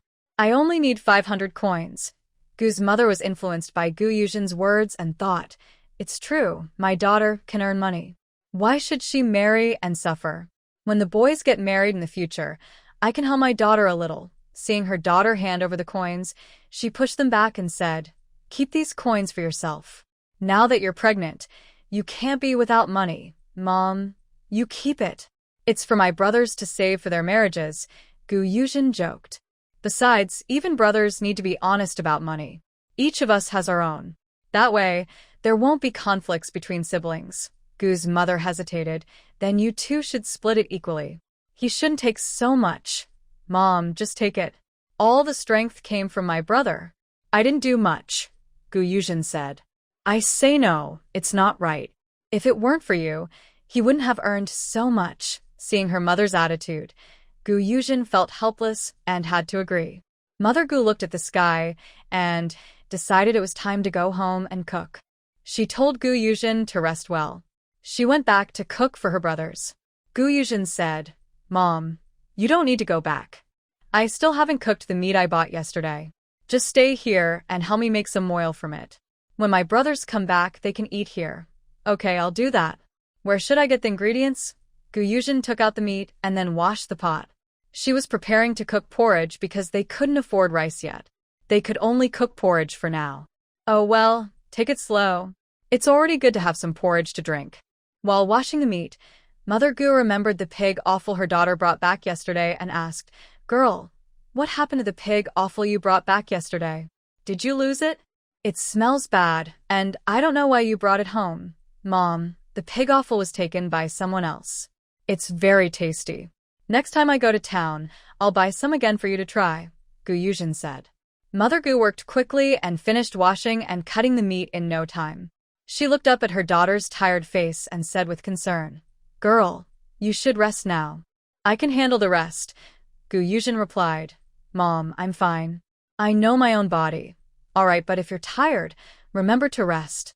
You're pregnant now, so you can't be careless. Got it, Mom. While tending the fire and chatting with her mother, Gu Yuzhen suddenly heard someone calling outside. She said to her mother, Mom, it sounds like someone is calling outside. I'll go see, Mother Gu said. Go ahead. She went to the yard, opened the door, and saw second sister Gu happily calling out, Yuzhen, have you eaten yet? Not yet. Second sister, did something good happen today? You look so happy, Gu Yuzhen teased. Haha, Yuzhen, you're so sharp. Of course I can tell, Gu Yuzhen said, rolling her eyes. She wondered if she really had something good happen today. Second sister Gu didn't hide it and said, Yuzhen, here, this is for you. She handed Gu Yuzhen a few tender bamboo shoots. Wow. Second sister, you're amazing. You really found bamboo shoots, Gu Yuzhen said, giving her a thumbs up. Yuzhen, I'm not that great. These bamboo shoots are not liked by others, so I was the one who dug them, second sister Gu replied. Gu Arias sadly said, Sister Yuzhen, I don't have anything good to give you, so please don't dislike it. Who says this isn't a good thing? It's very tasty, and I like it too. Gu Yuzhen knew that in this time, people didn't care much about what they ate. As long as it was cooked, it was fine. But cooked bamboo shoots have a bitter taste and no oil, so they don't taste very good. Only when no wild vegetables are available would people eat them. Really? Sister Yuzhen? Gu Arya looked up at Gu Yuzhen, her eyes shining brightly. Of course it's true. Where did you dig this? You can even sell it, Gu Yuzhen asked. Gu Arya looked outside. Two women had just come back from working in the fields. She quickly closed the door of Gu Yuzhen's house and quietly asked, Yuzhen, can this really be sold? If it can be sold, that would be great. I don't know how poor I am. My biggest wish is just to eat enough and not go hungry. Seeing Gu Arya's hopeful face, Yuzhen didn't want to refuse. She said, yes, you can sell it, but not now. We need to take it slow. Also, your auntie, can you protect your earnings if you make money? Arya hesitated and asked, Sister Yuzhen, is there no other way? There are many ways.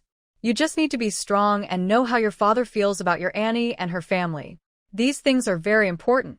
If your family relationships are complicated, and once you start earning money, they might try to interfere, and you won't get your share. Also, your auntie's character isn't good, and I don't like working with her either. Yuzhen wasn't someone who liked trouble, but she also didn't like problems. If it weren't for this girl catching her eye, she wouldn't bother with her family's messy affairs. She wanted to help her, but she needed her to have her own opinions and not be easily influenced. If she couldn't help her, she wouldn't bother anymore. Arya lowered her head and thought for a moment, then looked up and said to Yuzhen, Sister Yuzhen, I will help you with work. I won't take any wages. Just give me a pound of grain every day. It's not easy to push away my auntie and her family now. Go back first, Arya. Let me think.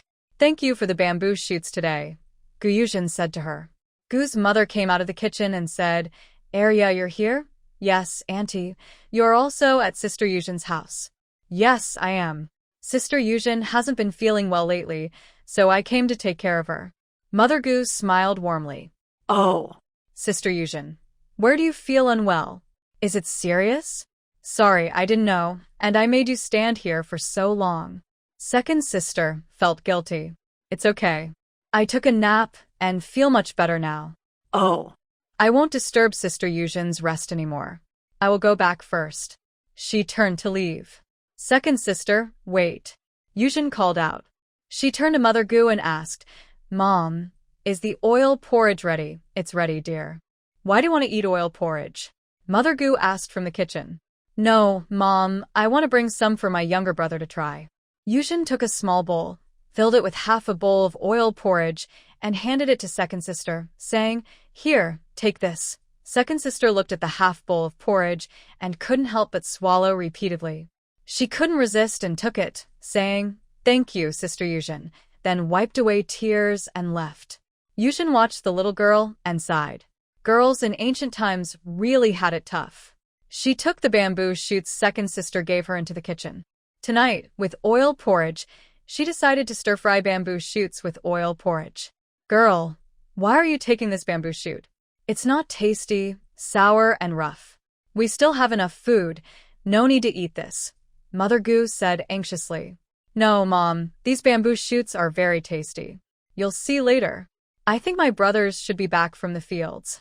Call them over, and I'll cook another dish, Yuzhen told Mother Gu. All right, I'll go back then. Yes, hurry back, Mom. Yuzhen said. I will be back very soon. Yuzhen peeled and washed the bamboo shoots, then boiled them in a pot. After cooling them in cold water so they wouldn't be hot, she cut the bamboo shoots into very thin strips. She stir-fried them with the oil porridge. Although there were no other seasonings, it still tasted quite good. Brother Sen smelled the aroma from afar and asked, Little sister, what delicious food are you making today? I can smell it from far away, second brother said from behind. Third brother, when did your nose become so sharp? Third brother pouted and said, Second brother, you should know. My cooking skills have improved a lot. The dishes I make are really tasty. Big brother Gu said, Our little sister always makes the best food. Yuzhen came out of the kitchen and called, Big brother, second brother, third brother, come over. Have you washed your hands? Big brother Gu replied, Yes, we've all washed our hands. Good, let's start eating. Mother Gu served each son a big bowl of rice, including Yuzhen. She only took a small half bowl herself. Yuzhen looked at her with a tender feeling. In the past, Mother Gu always fed the children like this. She could skip eating, but she couldn't let her sisters go hungry. Yuzhen said to Mother Gu, Mother, why did you only serve a little? I cooked plenty of rice. From now on, I will take care of your meals and warmth, so just eat your fill. I can support you. Hearing this, Mother Gu was moved to tears. She wiped her tears and said, I'm old and don't do much work. It's okay to eat less. Your brothers work hard and need more food. And now that you're pregnant, you need to eat more too. Wow. The brothers all opened their mouths in surprise. Third brother Gu asked, Mother, what about my sister? Mother Gu gave him a look and happily said, "Exactly what you think. Soon you'll have a little nephew or niece. Haha, that's wonderful. Having a child will make our family even livelier," said kind-hearted Big Brother Gu. Second Brother Gu smiled happily, scooped a lot of meat into Gu Yuzhen's bowl, and said cheerfully, "Little sister, eat more meat so our little nephew or niece will grow up healthy and chubby. Haha. Second brother, you're right. Here, this is for you too, little sister. Haha, and this is for Big Brother. Eat more and take good care of yourself." Gu Yuzhen looked at her brothers, feeling so touched she wanted to cry. How lucky she was to have such precious family love. Their family was poor, and they rarely had meat all year. Yet her brothers kept putting meat in her bowl. How much do they love their little sister? She wiped her tears and said, "Brothers, let's all eat."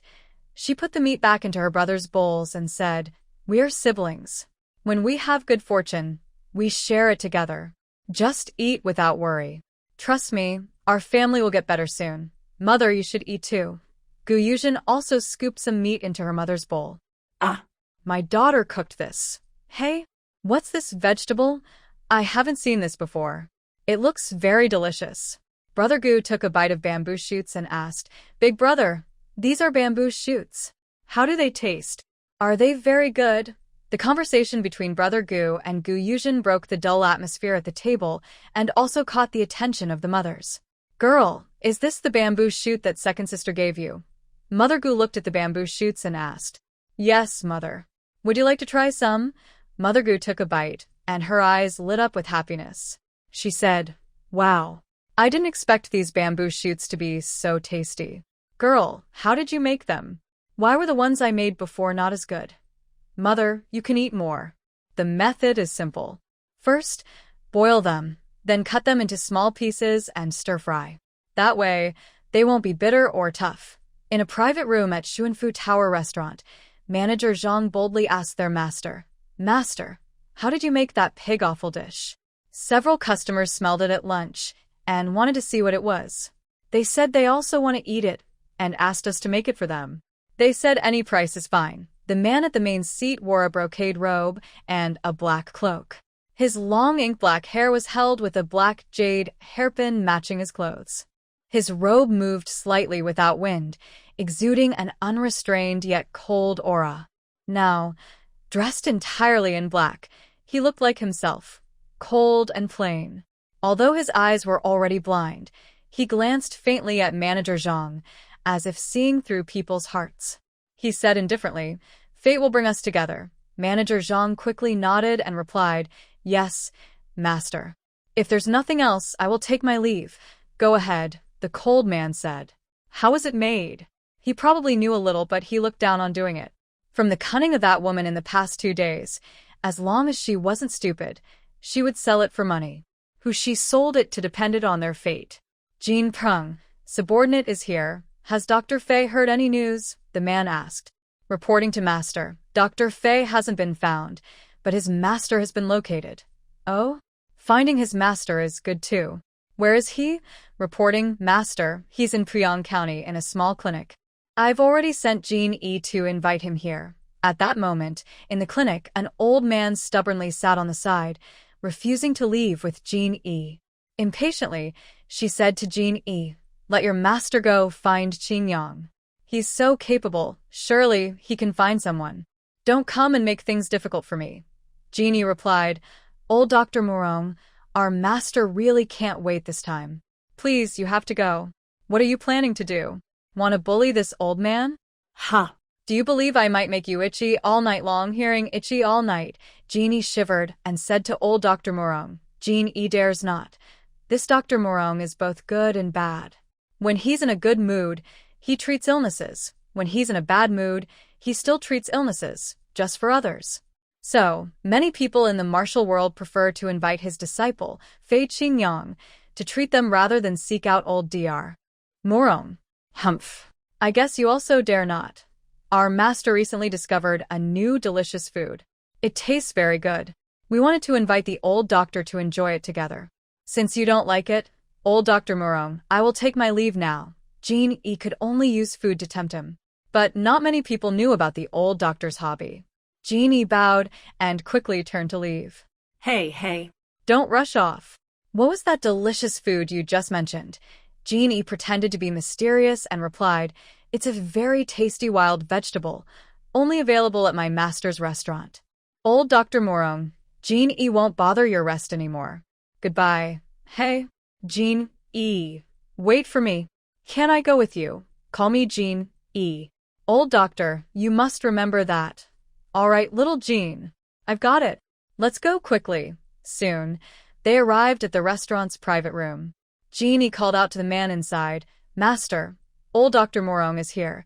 The man inside responded, Please, let him in. Yes. Jeannie opened the door, gesturing, Old Dr. Morong, please. Old Dr. Morong, please check on my master's health first. I'll go arrange the kitchen to prepare some good food for you, Jean-E said with a bow. Old Dr. Morong, impatient, said, Little Jean, hurry up. Jean-E then said, Jun-Hao, greetings to the senior. Please, old doctor, help Jun-Hao treat his eyes, bowing respectfully. Isn't this the king of Jinan? You're so powerful, yet you've ruined yourself like this? Killing thousands of enemies, yet defeated by a few petty thieves. You said, TSK. How impressive you are. Old Dr. Morong looked at the man opposite with a disappointed expression and said, Ouyang Jun-Hao didn't say anything no matter what the old doctor said. No one knew what he was thinking. Outside, Jeannie called out, Old doctor, the good stuff is almost ready.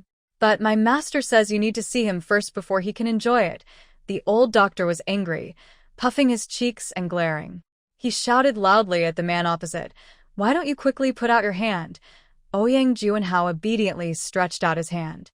After checking his pulse, the old doctor frowned and said angrily, Who is the fool that gave you this poison? If there's no antidote within 3 months, you'll definitely die. You're still alive now, which means the girl has already taken everything from you. Ouyang Jun-Hao's face instantly darkened, and his temperature dropped sharply. This was before he regained his strength. If he had his martial skills back, the old man would probably have been knocked far away. At this moment, the old doctor didn't dare to mock him anymore. He still had many delicious foods to enjoy. He had to endure his laughter for his own life. The old doctor said, Looks like you're lucky. I have all the herbs you need, but you'll need to stay in town for about half a month. And my medicine can't be given for free, of course. Old doctor, just tell me what you need. As long as Jun-Hao can do it, I will do my best. All right. I haven't decided what I need yet. I'll find you when I do. Jun-Hao is always ready to serve the old doctor, the man said coldly. After a good meal, Yuzhen and her family finished eating. Her mother helped tidy up and then went home. She needed to check on the chickens at home. Her brothers, tired from work, also went back to rest. It was about 8 p.m. now, but many families had already gone to sleep. In ancient times, people ate dinner before dark to save oil. By around 8 p.m., most people were already asleep. Yuzhen sat in the yard, looking at the dark sky, lost in thought. This was her 3rd night here. On the first 2 nights, she was accompanied by men. The men spoke little, but as long as he sat there, Yuzhen felt very safe. Maybe she had a bird's nest attachment, feeling a strange dependence on the first person she saw in this strange world. Sigh. She sighed. She touched her belly and said, From now on, only we 2 mother and daughter will be in this house. She didn't think too much about it. If she left, she would leave. She just wanted this person to disappear from her life. She tidied up her mood, washed up, and went to bed. The next day, Yuzhen got up early. Even though she was pregnant, she couldn't rest. While she still could move, she wanted to find a way to earn some money. Otherwise, what would she do after giving birth? Her mother wouldn't ignore her, but her brothers weren't married yet, and she didn't want her mother to worry about her. Today, she cooked porridge for breakfast and made 2 pancakes. Just as she served the rice on the table, her 3rd brother called from outside, Open the door. Yuzhen opened the door and said, Good morning, 3rd brother. Good morning, little sister. Yes, 3rd brother, come eat. After breakfast, let's leave early. Okay, but little sister, you're not feeling well. Maybe you shouldn't go. I'll go pick and sell the mountain goods. Don't worry, I'll bring back all the money I earn, and I won't spend it carelessly. 3rd brother, what are you saying? The money we earn belongs to both of us. You can spend it however you want. Besides, I'm not just picking and selling fragrant sprigs from the mountain. Then, little sister, what are you going to do in the mountain? Gu Yuzhen teased. Of course, I'm going to find mountain goods to sell and earn money. Third brother asked, can the mountain goods really sell for money? Of course, they really can. All right, let's eat quickly and go to the mountain. After finishing their meal, the siblings prepared to go up the mountain. Gu Yuzhen filled a water bottle with water and also took the leftover pancakes. As she was pregnant, she couldn't let herself go hungry. They arrived at their land just before dawn. Today, they planned to pick the wild vegetables near their home before heading up the mountain. Otherwise, if many people saw them, it wouldn't be good. If everyone rushed to find wild vegetables to sell, no one would make much money. The fragrant sprigs by the land, as her brother said, were small and easy to pick. They finished harvesting in a short time, but they still had about half a basket. Gu Yuzhen said to her third brother, "Third brother, there are no more here. Let's go to the mountain." Her third brother looked around and said, "Okay." Just then, they saw Lu Tsuehua working in the field. Gu Yuzhen was worried that Lu Tsuehua might see them, so she whispered to her brother, "What should we do?" Gu Yuzhen told her third brother, "It's okay. We just keep walking." Lu Xiaotsue saw their siblings and sarcastically said, "Oh, isn't that Gu Chozhen? Has your husband's eyesight been cured? I told you long ago, you're so ugly that he won't stay with you. Now look, you've become a abandoned wife." After saying this, she laughed happily. Brother Gu was so angry he reached out to hit Lu Xiaotsue, but Gu Yuzhen quickly pulled him back and said, "Third brother, don't hit a woman, especially one as flirtatious as her. Be careful, she might blame you, and maybe she's in a hurry to find a new husband." Lu Xiaotsue was so angry she rushed forward to hit Gu Yuzhen. Gu Yuzhen quickly moved her brother aside and then kicked Lu Xiaotsue hard in the chest. Lu Xiaotsue was instantly knocked into the field, looking at Gu Yuzhen with disbelief. When did this ugly woman become so fierce? She used to be arrogant but never dared to hit anyone. Gu Yuzhen looked at her expressionless and said, "Oh, you seem surprised. Aren't you, Gu Yuzhen?" Lu Xiaotsue said angrily. To be fair, Lu Xiaotsue had sharp eyes. She had not suspected her mother or brothers during all these days, but she never doubted her fake husband either. Gu Yuzhen sneered at her and said, "Oh, then tell me, who am I?" "Listen, Lu Xiaotsue, pushing me into the river wasn't because I was afraid of you or didn't want to settle accounts. It's just that I don't have time now. But since you've come to me, I might as well give you a good lesson." Hearing that Lu Xiaotsue pushed her into the river, Brother Gu was so angry he ran over to hit her. He cursed, "You shameless Lu Xiaotsue, pushing my sister into the river. Today I won't let you go. You little prostitute, don't think I don't know you've been trying to seduce my brother-in-law." Gu Yuzhen covered her face. Her third brother was acting like a shrew, cursing without shame, and she was a woman. She quickly held him back and said, "Third brother, step aside. Let me handle this." At this moment, Lu Xiaotsue was rolling in the muddy field, soaked and covered in dirt. Gu Yuzhen approached her expressionlessly, holding a stick in her hand. She wanted to teach Lu Xiaotsue a lesson today, so she wouldn't keep letting her act like a fly buzzing around. Lu Xiaotsue looked terrified and asked, "Gu Yuzhen, what are you going to do?" "What am I going to do? Of course, I'm going to give you a good lesson." "Lu Xiaotsue, today I want you to remember that I, your aunt, am not someone you can mess with," Gu Yuzhen said, then she swung her stick down again. Lu Xiaotsue shouted as she spoke, "Gu Yuzhen, I will fight you today." Just as she was about to get up, Gu Yuzhen struck her again, hitting her hard on the backside. Lu Xiaotsue cried out in pain. Gu Yuzhen ignored her and continued hitting her all over her body for more than 10 times. After tiring her out, she stopped. She glanced at the time. It was about right. If she kept hitting her, someone might see. She looked down coldly and said to Lu Xiaotsue, "Remember this lesson today. If you come close to me again or try anything, I want you to know I have 100 ways to make you suffer. Feel free to try if you dare." Without caring about Lu Xiaotsue trembling in the field, the two siblings headed up the mountain. Not long after they left, someone arrived in the field, Lai Gonfo from the neighboring village.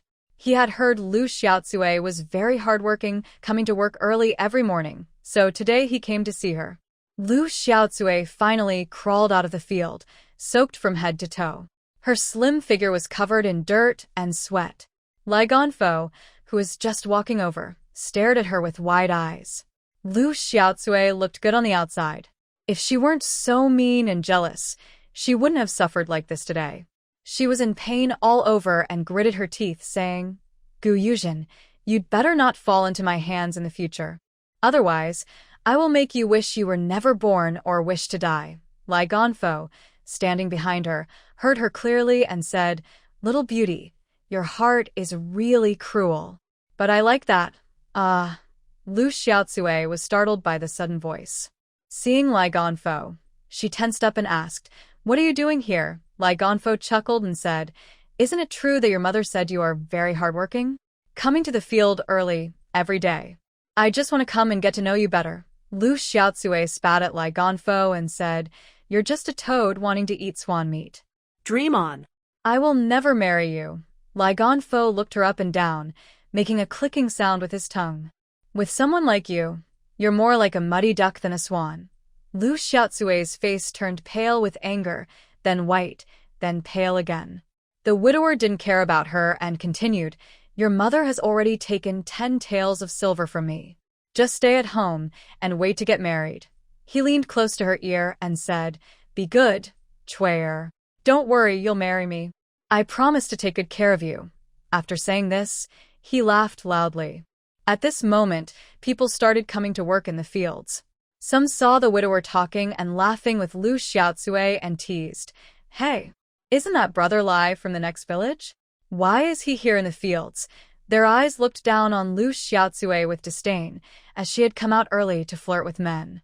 Lu Xiaotsui felt hurt and angry from their contemptuous looks. If it weren't for Gu Yuzhen, she wouldn't be in such a mess today.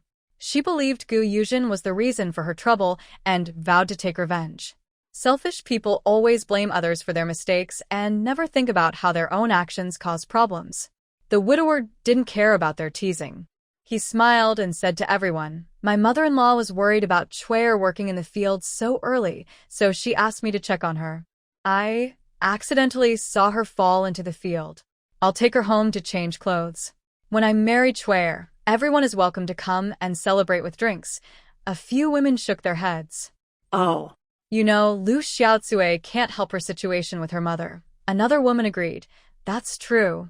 Her mother, Feng Xiaohua, just wants to sell her daughter for a few more silver coins because she thinks her daughter looks good. Haha, we should get back to work."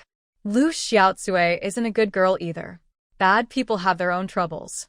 "We should just focus on living our own lives," said Hu Yid's wife, who had gone to Gu Yuzhen's house earlier for some meat soup. Gu Yuzhen had no idea about what was happening later. She was busy blocking a rabbit hole with her third brother. They say a clever rabbit has 3 burrows, and that was true. They looked for a long time and found 3 holes. She blocked one, kept one for firewood, and told her third brother to use his pocket to block another.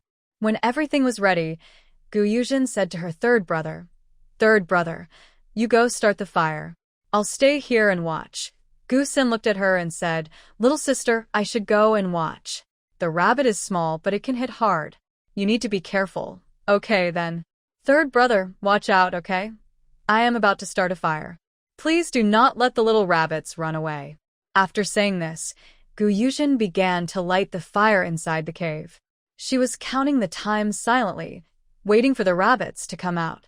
Before she reached 100, her brother called out from nearby, "Little sister, I caught a rabbit. I'm so happy, I almost want to jump." Gu Yuzhen quickly said, "Third brother, don't move. Use your knees to hold down the rabbit you caught. Keep waiting for the others to come out." "Okay, little sister." Soon after, 3 more rabbits appeared. In total, they had caught 5 rabbits. There might have been more inside, but Gu Yuzhen didn't continue catching them. Third brother was happy and said, "Little sister, we're really lucky today." Gu Yuzhen smiled and said, "Yes, it's pretty good. Let's quickly pick some more fragrant tree buds. We didn't pick as many today as yesterday." "Yes, okay." With third brother joining them in the mountain, Gu Yuzhen dared to go a little deeper. Today they came to Qianping Mountain, a place most people wouldn't dare to enter. As the name suggests, Qianping Mountain doesn't look very deep. It appears shallow. Usually this mountain is very flat, covering a few hundred acres. It's easy to get lost inside, and people might starve or be eaten by wild animals. Fortunately, Yuzhen marked her way as she walked, so she wouldn't get lost when she returned. Third brother was walking ahead, looking around, when suddenly he stopped. Yuzhen bumped into his back with her basket. Ouch. Third brother, what happened? Ah, little sister, did you bump into something? Third brother asked nervously, but he didn't turn around. It's nothing, third brother. What did you see ahead? Yuzhen suddenly became tense. She looked in the direction her brother was facing. Wow, this snake was bigger than the ones she saw last time. It was staring at her brother with big eyes. Luckily, it was a non-venomous corn snake. But even so, being bitten would still hurt a lot. Just as she was thinking about how to deal with the snake suddenly rushed toward her brother, trying to bite him. In a split second, Yuzhen quickly swung her stick and struck the snake at its vulnerable spot. When danger appears, she had no time to think. She just reacted instinctively. Recently, she felt her strength was unusually great, whether because she had been eating well or because she might be pregnant. The big snake was hit several times by her and is now lying on the ground, unable to move. At this moment, Brother Gu-san regained his senses. He anxiously asked, "Little sister, are you okay?" Yuzhen replied, "I'm fine, brother." "Are you scared?" Brother Gu's eyes reddened as he said, "I'm fine. Maybe I'm too useless. I needed you to protect me at a critical moment. Brother, you're overthinking. All three of my brothers are very good. You don't know how lucky I am in this life. I have loving parents who care for me and several brothers who spoil me. Because of you all, I feel so happy." Yuzhen ran in front of her brother, opened her big eyes, and sincerely said, "But today, brother, what I did today was right. Without you distracting that big snake, I wouldn't have been able to hit it so easily." "Really?" Brother Gu asked uncertainly. "Of course, it's true. More real than gold." "All right, stop teasing me. Let's quickly deal with this snake," Brother Gu said. Yuzhen, confused, asked, "Is it okay to leave it here? Can we just leave quickly?" Brother Gu looked serious and said, "Little sister, we caused trouble today." Why? Does this snake have a big background?" Yuzhen asked suspiciously. "Little sister, legend says that the famous doctor Fei Qingyang raised a large yellow snake. Whenever he sees the snake, the doctor will be nearby. So, we caused trouble," Brother Gu worriedly explained. I haven't heard about that. "Never mind, brother. Since it's like that, let's quickly deal with this. Okay, little sister." Yuzhen looked ahead and saw a large lake. She thought about throwing the snake into the lake and letting that doctor find it himself. She quickly said, "Brother, look, there's a lake ahead. We can just throw the snake in there. Will that work? The snake's body floating on the surface will be easy to see." "Brother, it won't. You find some strong ropes and bring some big stones to the riverbank," Yuzhen instructed her brother. She didn't stay idle either. She tied the rope around the snake's head, then dragged it toward the river. Now, with her strength, she felt nothing while dragging the snake. The snake probably weighs around 30 jin. After she drags the snake to the riverbank, Brother Gu-sange is almost ready with his things. Yuzhen quickly tells Brother Gu-sange to wrap a rope around the snake's body, just like she does. Then, they tie 2 big stones to it. Once everything is secure, the brother and sister gently place the snake into the water. Because they are unsure if anyone is nearby, they don't dare to make loud noises. After placing the snake in the water, they quickly return to the spot where the big snake was. Once they finish, they both hurry down the mountain. Breathless, Brother Gu-sange asks, "Little sister, should we go to the county town now, or go home first to eat?" Yuzhen replies, "Brother, let's go home first. We need to boil water and take a bath. We should wash ourselves thoroughly. After washing, put your clothes aside and don't touch or move them. I'll come to handle them later. Remember to wash your hair well. That snake was a bit strange today. I suspect that some kind of healer might have done something to it." Brother Gu-sange nods seriously. "I understand, little sister." Back at home, Yuzhen quickly boils a big pot of hot water and washes herself thoroughly. Afterward, she burns her clothes in the stove. Once she's done, She rushes back to her mother's house to take care of Brother Gu Sange's clothes. Brother Gu Sange looks reluctant because making a set of clothes isn't easy. Now that those clothes are burned, he only has one set left. Seeing her brother's sad look, Gu Yuzhen says, "Brother, don't be upset. Right now, saving your life is the most important. Yes, little sister is right. Don't worry, brother. Once we earn some money, I'll buy new clothes for everyone." Gu Yuzhen comforts him. "All right, I can't wait to see my little sister in new clothes." Brother Gu Sange teases his sister. "And brother, today's matter is our secret. Don't tell anyone, not even mom or the brothers. If someone finds out, don't look guilty. Just act normal so they don't get suspicious." She warns carefully. Her instincts tell her this situation could become very serious if discovered, so she must be extra careful. The brother and sister skip their meal and head straight to the county town. Today's trip is about the same as before. As they approach the restaurant, they see the young waiter at the door, tilting his head to look. When he sees the siblings arrive, he happily says, "Ah, little lady, you and your brother finally came." "Yes, young waiter," they reply. "Today, is there any good news at the restaurant?" Gu Yuzhen asked with a smile. Oh. "Little lady, how do you know that?" Gu Yuzhen chuckled and said, "I guess because Xiao Er looks very happy. We also caught a few rabbits today. Do you want some, Xiao Er?" At that moment, the shopkeeper came down from upstairs and heard Gu Yuzhen's words. He said, "Yes, I want some." Rabbits and wild chickens cost the same, 15 coins per jin. "Little lady, if you have any tasty mountain produce, you can bring it to sell to me."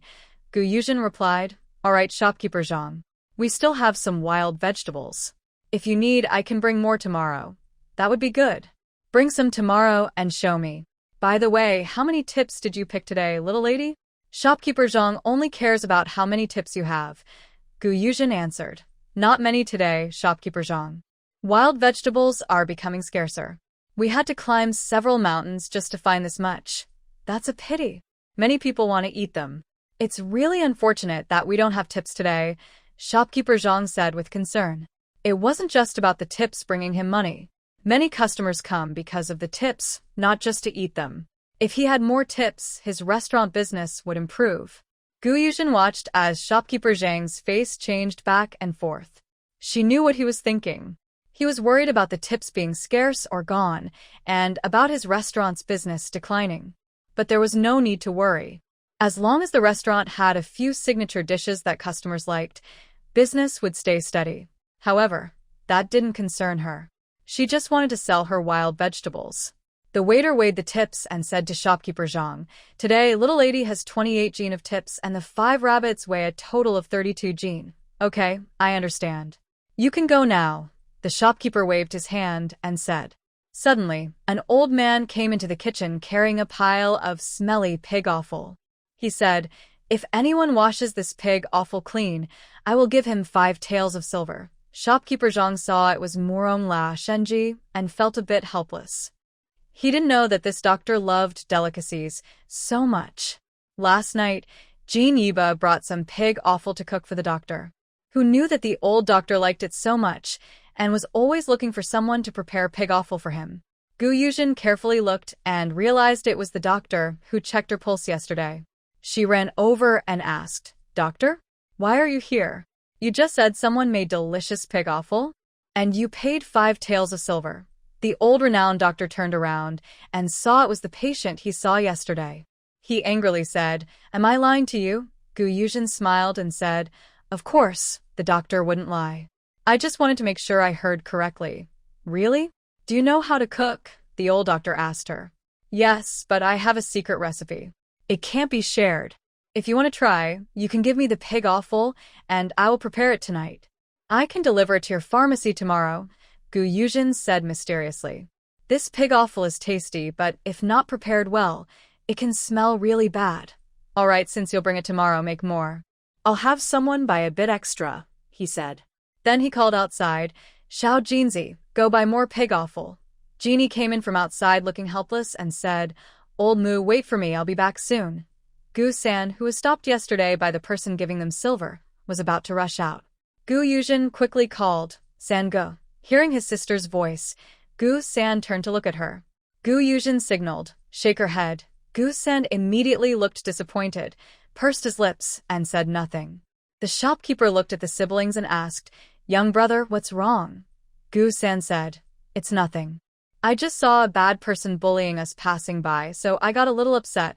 Oh, Gu Yuzhen didn't want to continue this topic and said, shopkeeper, please settle the silver for us. When the old doctor's pig offal arrives, we will go back. All right, young lady. Come with me upstairs to get it. Gu Yuzhen followed the shopkeeper upstairs to get the silver. The restaurant's finance office was on the top floor. The best rooms were also on the top floor. When she went up, she saw her fake husband coming out of a room. A cold guard was supporting him, followed by several other guards. He looked even more distant now, dressed entirely in black robes. Like a piece of flawless jade, she is a beautiful woman with a noble and elegant presence.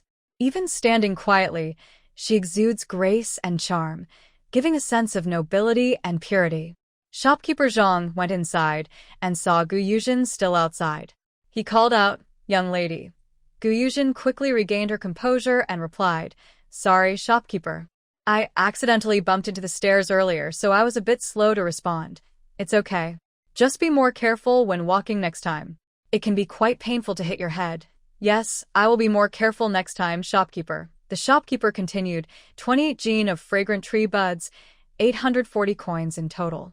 32 jin of rabbits, 15 coins per jin, totaling 480 coins. Altogether, 1,320 coins. Is that acceptable, young lady? Shopkeeper, your calculation is correct, Gu Yuzhen replied. Ouyang Juanhao listened to the familiar voice and felt a strange, hard-to-explain feeling. He had just seen her, and surprisingly, she didn't cry or make a fuss, something very different from her usual behavior. It was probably wise of her not to call him husband, or he might have killed her on the spot. Gu Yuzhen took the money and went downstairs without lingering, even though the man was still standing there. She didn't look back.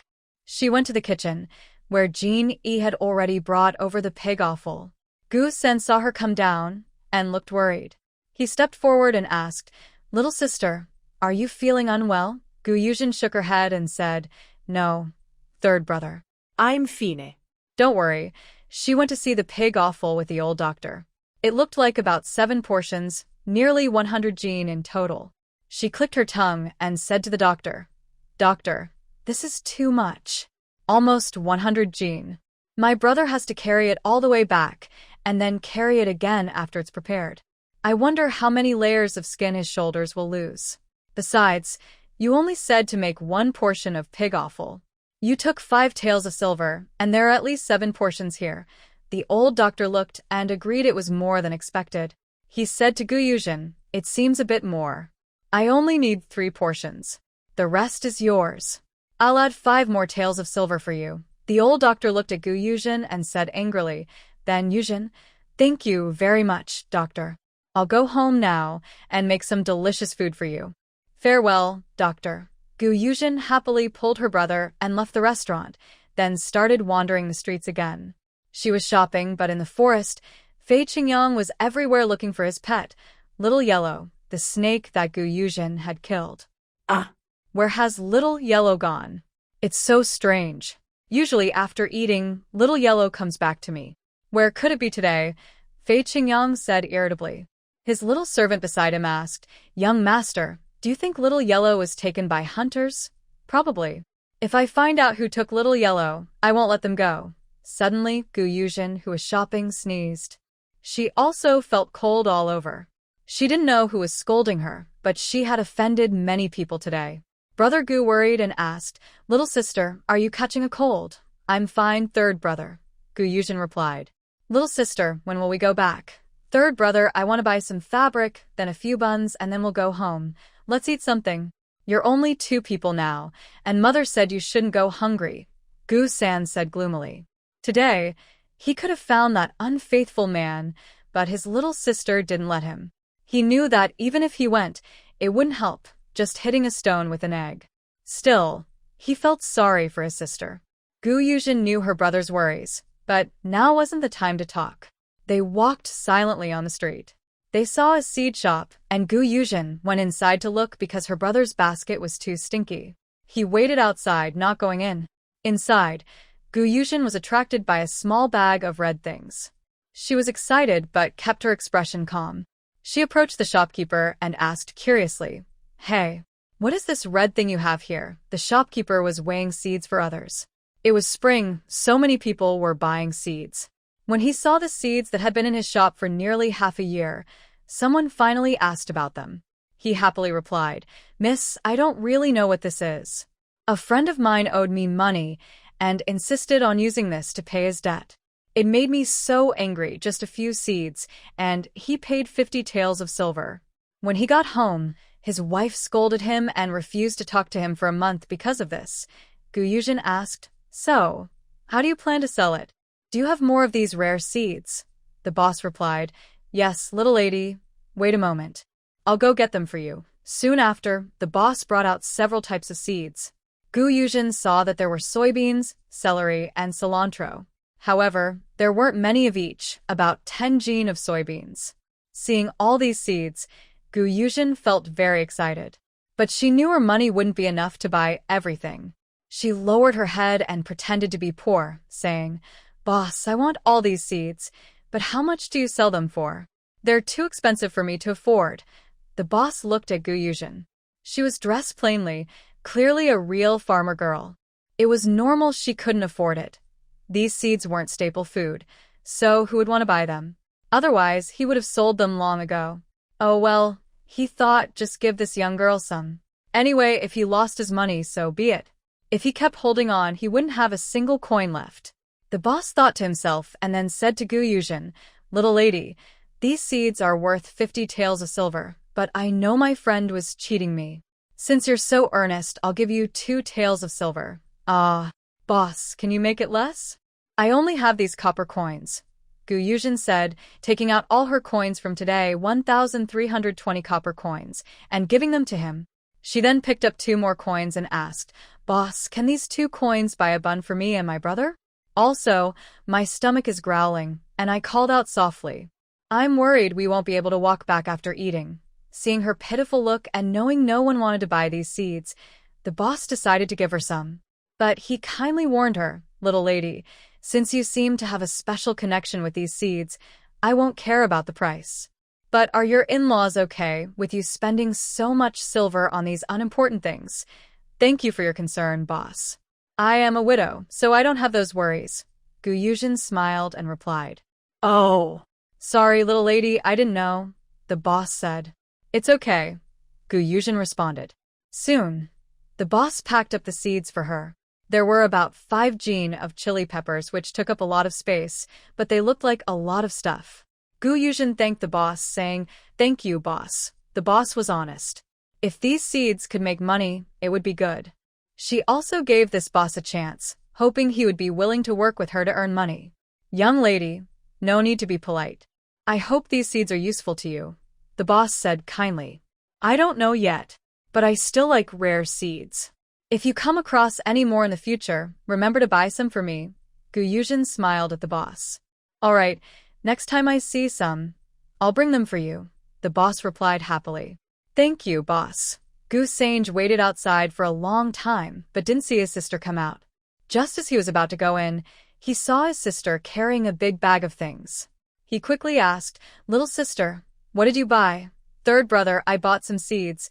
Gu Yuzhen looked at her brother's basket and patted her head. She had been thinking only about buying things, but now she wondered how to carry all this back home. Oh, "What kind of seeds did you buy?" Gu Sange looked at the big bag. Sure, there were quite a few. "Third brother, I'll tell you when we get home. But how can we carry all this back now?" "Maybe we should buy another basket," Gu Yuzhen suggested. I thought it was something important." "Just put everything in my basket," Gu Sange said casually. "Third brother, that's too heavy." "It's okay, it's not much," she replied. Seeing Gu Yuzhen standing still, he took the bag from her hands and put everything into his basket, then called her to follow him. On the way, they stopped at a bun shop and Gu Yuzhen bought 2 steamed buns for 2 coins. She gave 2 to Gu Sange and kept 1, eating as they walked. After finishing a bun, Gu Sange said, "Little sister, How about we buy some tea to drink? Gu Yuzhen felt guilty and said, Third brother, we've spent all the copper coins we earned today. What? What did you buy? Gu Sange asked anxiously. Did someone trick you? Third brother, don't worry. I'll tell you everything at home. Gu Yuzhen comforted him. Okay, I just worry you might have been cheated. The siblings reached home almost at dusk. They had wasted a lot of time in the town today and didn't walk back very quickly. Gu's mother saw them return so late and asked with concern, Daughter, why are you so late today? Gu Yuzhen replied, Mother, I was delayed by something today, so I came back a bit late. Oh, as long as you are all safe, that's what matters. Oh. Daughter, you bought that smelly pig offal again? Mother pinched her nose and asked. Gu Yuzhen saw her mother's reaction and laughed. Mom, I didn't buy it. A doctor likes to eat it and bought it for me to cook. Really? A doctor also likes to eat that. No wonder Mother was surprised. It's something poor families usually don't eat. Mom, it's true. I also have something to tell you. What is it? Mother asked. Today, I spent all the money from selling the spicy fern shoots. I bought some seeds. But these seeds are good, and with them, we can get rich, Gu Yuzhen said. Really? Show me the seeds. Even though it hurts to spend so many coins on just a little, I'm more interested in hearing that they can make us rich, Mother said excitedly. She ran to the basket, took out some red chili peppers, and asked, Daughter, what are these red ones? Mom, those are chili peppers. And this is soybean seed, this is coriander seed, and this is celery seed. These are all related to food and taste really good, Gu Yuzhen explained. How do you know these are edible? Mother asked. Mom, these were told to me by my friend. He said he only saw them in books, but I found them myself, Gu Yuzhen lied. She didn't know how to explain it. Oh. I see. Your daughter is lucky and clever, Mother said happily. Mom, I took the seeds and pig offal to my place. You wouldn't know how to handle the pig offal, and I was worried you wouldn't store the seeds well, so I took them, Gu Yuzhen explained. Worried Mother might worry. Mom knows. Why don't you eat first and then go? Gu Yuzhen thought for a moment. Mom, I have some things to do. Could second brother or big brother help me fetch water? I'll just make a simple dinner when I get back. She still needed to wash all the pig offal and cook it properly, which would probably take until midnight. Daughter, just focus on your work. I won't let you eat anything careless. Once I finish cooking, I'll bring the food to you and your brothers. Gu Yuzhen was touched and said, Thank you, Mother. I will go back now. Then she spoke to her third brother. Third brother, you've had a long day. Rest at home. Let second brother or big brother help me fetch water. Okay, little sister, I'll listen to you, said third brother. He had been busy all day, so if she asked him to rest, he would. He would help her more tomorrow. Not long after Gu Yuzhen arrived home, her two brothers came back with water. Big brother looked at her and said, Little sister, we brought water for you. Big brother, second brother, why are you both here? Gu Yuzhen asked. Third brother said you might be busy late tonight, so Mother asked us to come help, Big brother said with a smile. At that moment, Gu Yuzhen felt very warm inside. She was so happy to have such caring family members. It felt like a blessing she had earned over many lifetimes. She was truly very happy. She said to her brothers, Thank you, brothers. Since you're here, big brother, you can go help me fetch water first. Second brother, come with me. I'll show you how to clean the pig's intestines. Okay, little sister. Gu Yuzhen took some ash to a corner of the yard and placed the pig's intestines in a large basin. Then she showed second brother how to clean them. Second brother was very careful in everything he did. Although it looked gross and smelly, he never showed any disgust in his eyes. Meanwhile, at Xuanfu Tower, a young nobleman and a herbal apprentice around 14 or 15 years old were arguing with shopkeeper Zhang. Shopkeeper Zhang was feeling quite troubled inside. He carefully and politely said, Dr. Fei, we really haven't seen your little yellow bird here. We haven't caught or eaten any snakes today. If you don't believe me, you can ask the old divine doctor. Oh? Is your master also here? Fei Qingyang asked, surprised.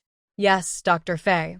Fei Qingyang was happy and said, Then take me to see him quickly. His master was often traveling far away, so it was hard for him to meet him. Now that he had the chance, he wanted to spend a few good days with his master. All right, little Dr. Fei, follow me. Shopkeeper Zhang took Fei Qingyang to a room on the third floor and called out, Old Divine Dr. Mu, little Dr. Fei is here to see you. But before he finished speaking, the scene was about to unfold. An old man suddenly came out, grabbing his apprentice's ear and scolding, You unfilial child. You go out once, and I hardly see you for months. Tell me, why do I have a disciple like you? Fei Qingyang chuckled and said, Master, I came to see you. I heard from the innkeeper that you are here, so I came to visit. See how filial I am. Humph. You're probably not really here for me, just passing by. Don't think I don't know, the master said. Fei Qingyang touched his nose, realizing he wasn't really here to see his master. Why are you here? The old man asked. Hearing this, Fei Qingyang looked disappointed and said, Master, my little yellow is missing. I tracked him from the mountains to this inn. But the innkeeper said they haven't eaten snake meat today, nor have they caught any snakes. Where could my little yellow have gone? Ah, that big snake is gone. Honestly, I think it's better that it's gone. With such a big snake always around, which woman would dare to marry you? The old man said happily. Master, little yellow isn't an ordinary snake. I've had him for almost 10 years. And with him around, gathering herbs in the mountains is much easier. Fei Qingyang said gloomily. He had used a special medicine on little yellow, so he could find him anywhere. But now, all the scents at the inn had disappeared, and he didn't know what went wrong. At this moment, Yuzhen didn't know that if it weren't for the stinky, pig-like water from the old doctor, she and her third brother would have been caught by Fei Qingyang today, even if they burned their clothes. She had just narrowly escaped a disaster. Master, why are you here? Fei Qingyang asked curiously. He knew his master liked good food, but he didn't usually stay at inns. The old man huffed and said, It's that annoying kid again. Someone poisoned him, and he asked me to help detoxify. Oh, Fei Qingyang wasn't interested in who it was. His mind was full of thoughts about his little yellow. In the next room, a cold guard asked, Master, Dr. Fei is here. Do you want to see him? No need, the man replied coldly. Since the old man was here, it didn't matter whether Fei Qingyang saw him or not. He trusted the old man. Once he agreed, he would never go back on his word. Yuzhen and her two brothers worked for half an hour to wash up. Sigh, it really shows that many people working together makes things easier. If she washes alone, she will be busy until around 11 o'clock tonight. With the help of her brothers, she finished washing in just an hour, then cooked for another hour and a half, after which she could rest. Little sister, where should I put the washed clothes? Big brother Gu asked. Big brother, please help me put them into the pot, Yuzhen said calmly to her two brothers. Second brother, help me pour some water in, Yuzhen asked. Okay. Both brothers replied at the same time. Just as they put the clothes into the pot to cook, Mother Gu brought her a meal and said, Daughter, come eat. Then she asked her two sons, Are you done? When you're finished, come back to eat. Yuzhen caught the rice Mother Gu handed her, smiling and said, Mom, the brothers are almost done. Thank you for bringing me food. When I earn some money, I will buy you new clothes. Oh, you. Who needs new clothes? I just want you all to be safe and healthy, Mother Gu said, patting Yuzhen's forehead and touching her hair. Got it. Mom, have you eaten yet? Yuzhen asked, holding the meal. Eve eaten. You should eat while it's hot, Mother Gu replied. Okay, Yuzhen said, then called to her two brothers, Big brother, second brother, go back and eat. I'll make something delicious for you tomorrow morning. All right, little sister. We'll go first, the brothers said happily. Mother Gu helped Yuzhen start the fire in the kitchen, and Yuzhen also took her meal to eat. She opened the rice and porridge, which had 2 preserved eggs inside. Eggs are very precious in this world. Most families save them to sell for money, and many women who just had babies can't get eggs. Mother Gu even gave her 2 eggs. She was really kind and warm-hearted. She went to get a bowl, scooped out 1 egg, then grabbed a pair of chopsticks and handed the bowl to Mother Gu, saying, Mom, you should have an egg too. The 2 daughters can't finish it all. Mother Gu pushed the bowl back, looking worried, and said, Eat quickly. You're now 2 people. Even if not for yourself, think about the baby in your belly. 2 eggs aren't much. Look, you haven't eaten a proper meal all day. Your third brother told me you only bought 2 buns with 2 copper coins today. Daughter, earning money is important, but your health is even more important, you know? Yuzhen nodded with tears in her eyes and said, Mom, I understand. Good, now eat quickly. Yuzhen finished boiling the pig offal after about an hour and a half. She turned off the fire, took a shower, and went to bed. Tonight, her mother slept with her, as it was too late for her to go back. If she accidentally fell in the dark and hurt herself, her mother would be very worried. She slept well through the night and woke up early the next morning. Seeing her up so early, her mother quickly told her to rest a little longer. Yuzhen said helplessly, Mom, I've already rested enough. I have a lot to do today. Mom, just ask my brothers to come here for breakfast later. I'll start cooking and you can go call Guer and Arya. I need to talk to her. Okay, I'll go now, her mother replied and left after washing up.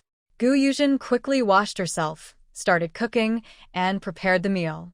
She took the pig's stomach she cooked last night and sliced it to stir-fry for eating.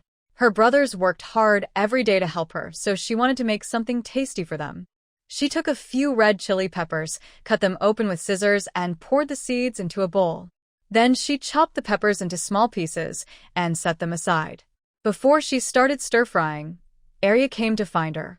Yuzhen, what do you want me for? Arya asked happily. She thought Yuzhen must be calling her about selling bamboo shoots. Yuzhen looked at Arya with a smile and asked, Arya, did you dig bamboo shoots yesterday? Yes, Yuzhen. Can I sell them now? Arya asked excitedly. Not yet. Pick some tender ones for me. I want to take them to the restaurant today to see if I can sell them. But don't let anyone find out. After you finish eating, come with me up the mountain. I'll teach you about a wild vegetable. You can pick it and I'll help sell it. But this vegetable won't last long. I'll pay you 20 coins per gene. If you think it's good to sell, go pick some, Yuzhen said, looking at the thin girl. She was also quite thin, only a little healthier than Arya. Yes, Yuzhen. I'll do it, Arya said excitedly, almost crying.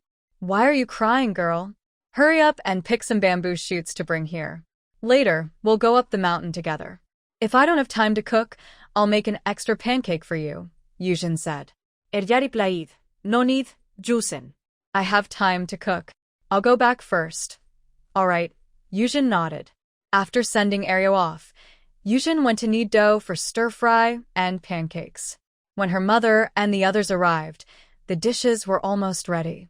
Brother Goose smelled a delicious aroma at the door and happily said, Wow. Little sister, what tasty food did you make today? I could smell it from far away. The other 2 brothers also agreed. Yes, little sister, what good food do you have? Mother Goo chuckled and scolded. Look at you all, so useless. 10 of you can't compare to your one sister. Brother Goo shrugged and said, Mother, you're so biased. It's like we're not your sons. Mother, brothers, come over. Wait a little longer, I'll make a few more pancakes, then we can eat. Okay, Mother, come help me. Soon breakfast was ready. When she brought the stir-fried pork stomach to the table, the 3 brothers almost salivated. Brother Goo happily said, Little sister, I didn't expect you to prepare this pig's offal so well. The smell is amazing. No wonder the old doctor wanted to pay Silver to find someone to help him. Mother Goo asked curiously, Who paid Silver to eat this pig's offal? Mother, you don't know? The old doctor paid 5 taels of silver to find someone to clean the pig's offal. But many people who did it before made it smell terrible and couldn't be eaten. Luckily, little sister met him, and she took the job. If the old doctor is happy with the pig's offal I sent today, I can earn 10 taels of silver, Brother Goo said while eating, talking to Mother Goo and others. Really? Daughter, Mother Goo happily asked. If you have those 10 taels, life will be better for you and the children. It's true, Mother. I didn't tell you last night because it wasn't finished yet. I plan to tell you tonight, said Yuzhen with a smile. That's so delicious.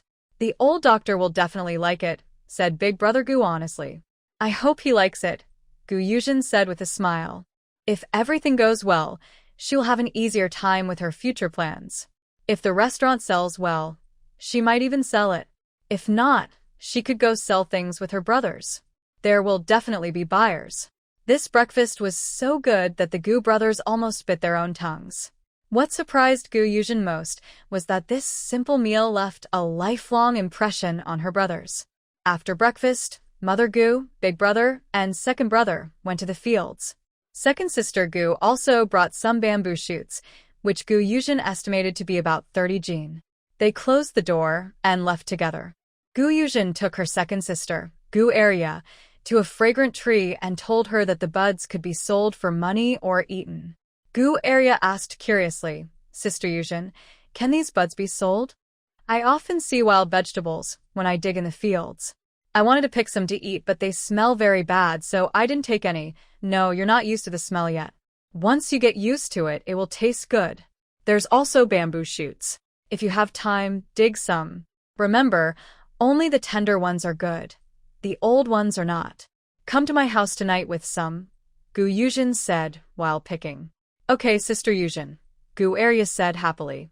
She was excited because she could earn some money. She thought about buying food, which made her very happy. Not long after, they picked about 40 jin of vegetables. Gu Yuzhen decided to go home because she needed to deliver things to the village doctor.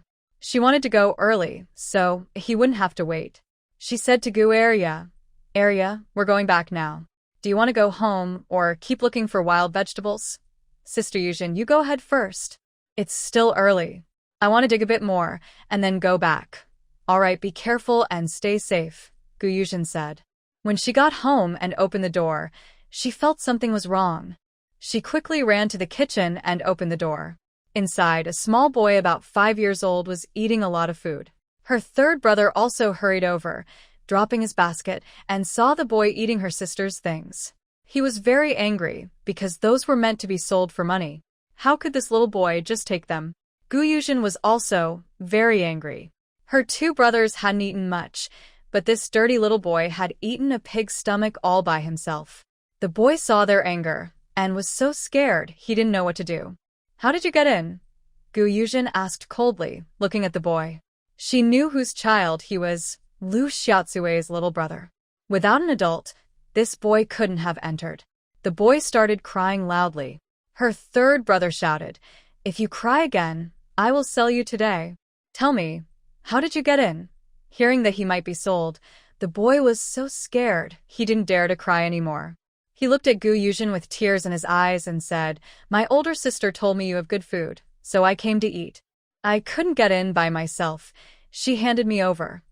After saying this, the boy lowered his head. Gu Yuzhen asked her third brother to find the village head because today's matter could not be ignored. Otherwise, more children might come to her house to eat for free in the future. She herself couldn't even eat enough now, let alone support other children. Soon after, her third brother called many people from the fields, including Lu Xiaozui's parents.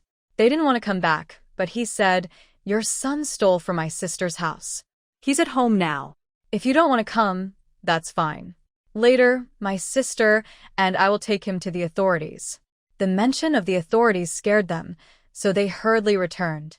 Gu Yuzhen waited in the kitchen for her third brother to come back, keeping the children in the same position they had just entered in. She didn't allow them to move. If they did, she would scare them with a stick. When the village had entered, he saw the two of them staring at each other without moving. Seeing the village had come in, Gu Yuzhen quickly stood up and greeted him, saying, Uncle Village Head, you're here. I'm really sorry for delaying your work. It's okay, girl. Gu told me that your family was robbed, so I came back quickly. What exactly happened? The village head asked. Village head, it's like this. Yesterday, I went to the city with my older brother. I just happened to meet the senior doctor from Bayan Hall. He was carrying pig offal, looking for someone to cook it for him. I took a brave step and accepted it. I stayed up all night cooking it, planning to give it to the doctor for lunch with my brother. But when I returned, it was like what you see now. The doctor promised to pay 10 taels of silver to whoever made the delicious food, but because I wasted his pig offal, I have to pay double the silver, she said, crying anxiously. The villagers heard her mention 10 taels of silver, and all made sounds of amazement. That much silver could make someone rich. The village had looked at the young girl and didn't like her. He turned to Lu Daji and his wife and asked, Lu Daji, what do you plan to do? The little boy saw his mother and wanted to run over, but Gu Yuzhen stopped him and said harshly, "If your mother doesn't settle this today, you won't be able to go to your parents' house." The boy cried out, "Mom, Dad, save me."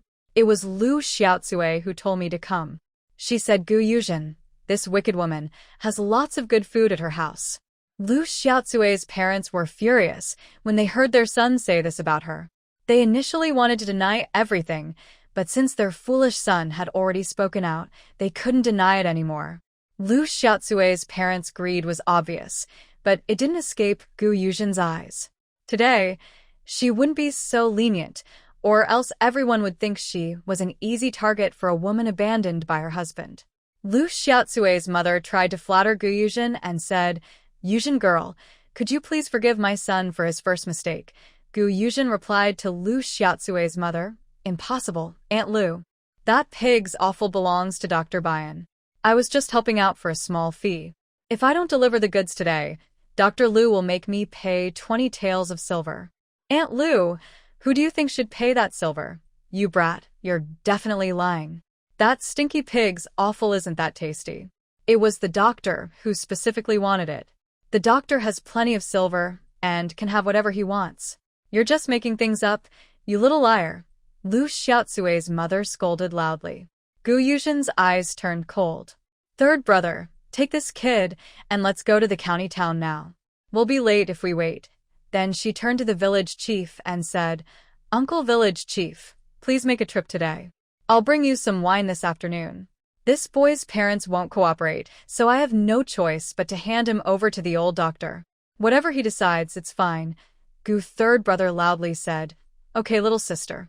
I'll pack the things, and once we're ready, we'll leave." The village chief was also very angry at Lu's family. Their child was caught stealing at someone else's house. Instead of speaking kindly and letting the matter go, they kept blaming and scolding others. The village chief pointed at Lu's family and said, "If you don't want to handle this properly, I'll let Yuzhen girl take him to the town. Let the officials deal with it. After all, you were caught stealing." Lu's family was very frightened. They only had one son. If something happened to him, how could they live? Lu didn't say much. Hearing the village chief, he quickly begged Gu Yuzhen, "Yuzhen girl, please tell us what to do. We'll listen to you. Please don't take dog egg away." Gu Yuzhen didn't really want to take Lu's son away, but she couldn't let them go so easily. Otherwise, anyone might try to steal from her in the future. Luckily, she had 3 older brothers who loved and cared for her. Without them, her life wouldn't be as peaceful as it was now. All of this was thanks to her mother and brothers. Her mother was fierce, and her brothers were also difficult to deal with. So even if she didn't look good in the village and behaved a bit oddly, no one dared to openly criticize her. She coldly said to Lu and his wife, "Your dog ate one of my pig's stomachs. The chief veterinarian wants me to pay 1 tael of silver for it. So, Uncle Lu and Aunt Lu, you can see for yourselves." Lu and his wife looked worried. How could he get a tael of silver to pay her? Their family was barely getting by. The village chief also felt it was too much to ask, 1 tael of silver for a pig's offal that no one wanted.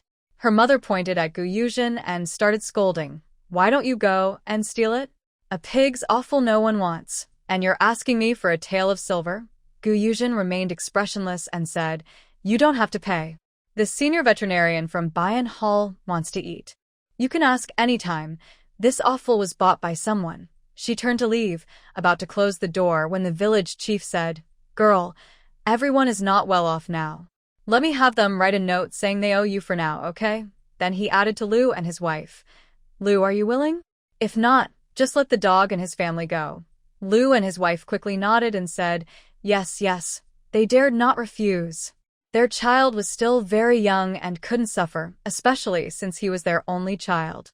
"Since Uncle Village Chief thinks this is okay, we'll follow his advice," Gu Yuzhen said coldly. Soon, the village chief returned home with paper, ink, and a brush. After writing the agreement, both sides pressed their thumbprints, and it became valid. Lu's mother was furious. She was determined to scold Lu and his family when she got home. Soon, her daughter would be getting married, and she was still causing trouble at home. The villagers saw Lu's family paid 1 tael of silver and looked at Gu Yuzhen differently. They decided to teach their own children well and warned them not to offend this girl. Although they disliked Lu's family, Gu Yuzhen was even more tricky. No one wanted to eat the pig's offal, and asking for so much silver was really too greedy. Gu Yuzhen didn't care what they thought. She told the villagers, uncles, aunts, and elders, "When I have free time, I'll invite everyone to my house. Today, I was busy delivering things to the senior veterinarian, so I can't stay and chat." After the villagers left, Gu Yuzhen and her third brother quickly packed up their things. Seeing that it was still early, Gu Yuzhen cooked 2 bowls of noodles for them to eat before they left. She added pork stomach to the noodles, and her third brother kept praising how delicious they were. "Little sister, your noodles are even better than those from the noodle shop." "Really? Then, third brother, you should eat more," Gu Yuzhen said with a smile. After finishing the noodles, her third brother washed the dishes. Gu Yuzhen then stir-fried pork intestines and pork stomach into 2 separate dishes, packing each into a large bowl. These dishes served a purpose. First, to sell the pork offal, and second, to find a good market for chili peppers. Right now, she had no money and no land to plant the seeds she bought yesterday. Her family's land had already been planted, and she had no land of her own because her mother and family had been taking care of her. Now, she urgently needed money to buy land, but she wasn't sure if she could succeed today. They arrived at the back door of the restaurant, where the old doctor had been waiting. When he saw Gu Yuzhen, he hurriedly asked, "Young lady, is my stuff ready?" He had been craving it all night. Gu Yuzhen smiled and said, "Don't worry, old doctor. I'll bring out the items one by one." She handed the fragrant cedar shoots to the young waiter, saying, "Second brother, please weigh these cedar shoots. They are a new dish. We'll discuss the price with the shopkeeper first." "Okay, young lady." Finally, Gu Yuzhen brought out the cooked pork offal. "Old doctor, here are your 3 portions of pork offal." The venerable doctor looked at Gu Yuzhen and sniffed the dish, saying, "Yes, this is the right smell. Are you satisfied, old doctor?" Gu Yuzhen asked with a smile.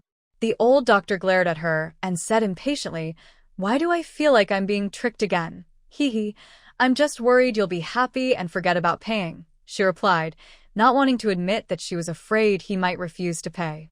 The old doctor looked at Gu Yuzhen, huffed, and then called to the people upstairs, "My disciple, aren't you here to show filial piety to your master?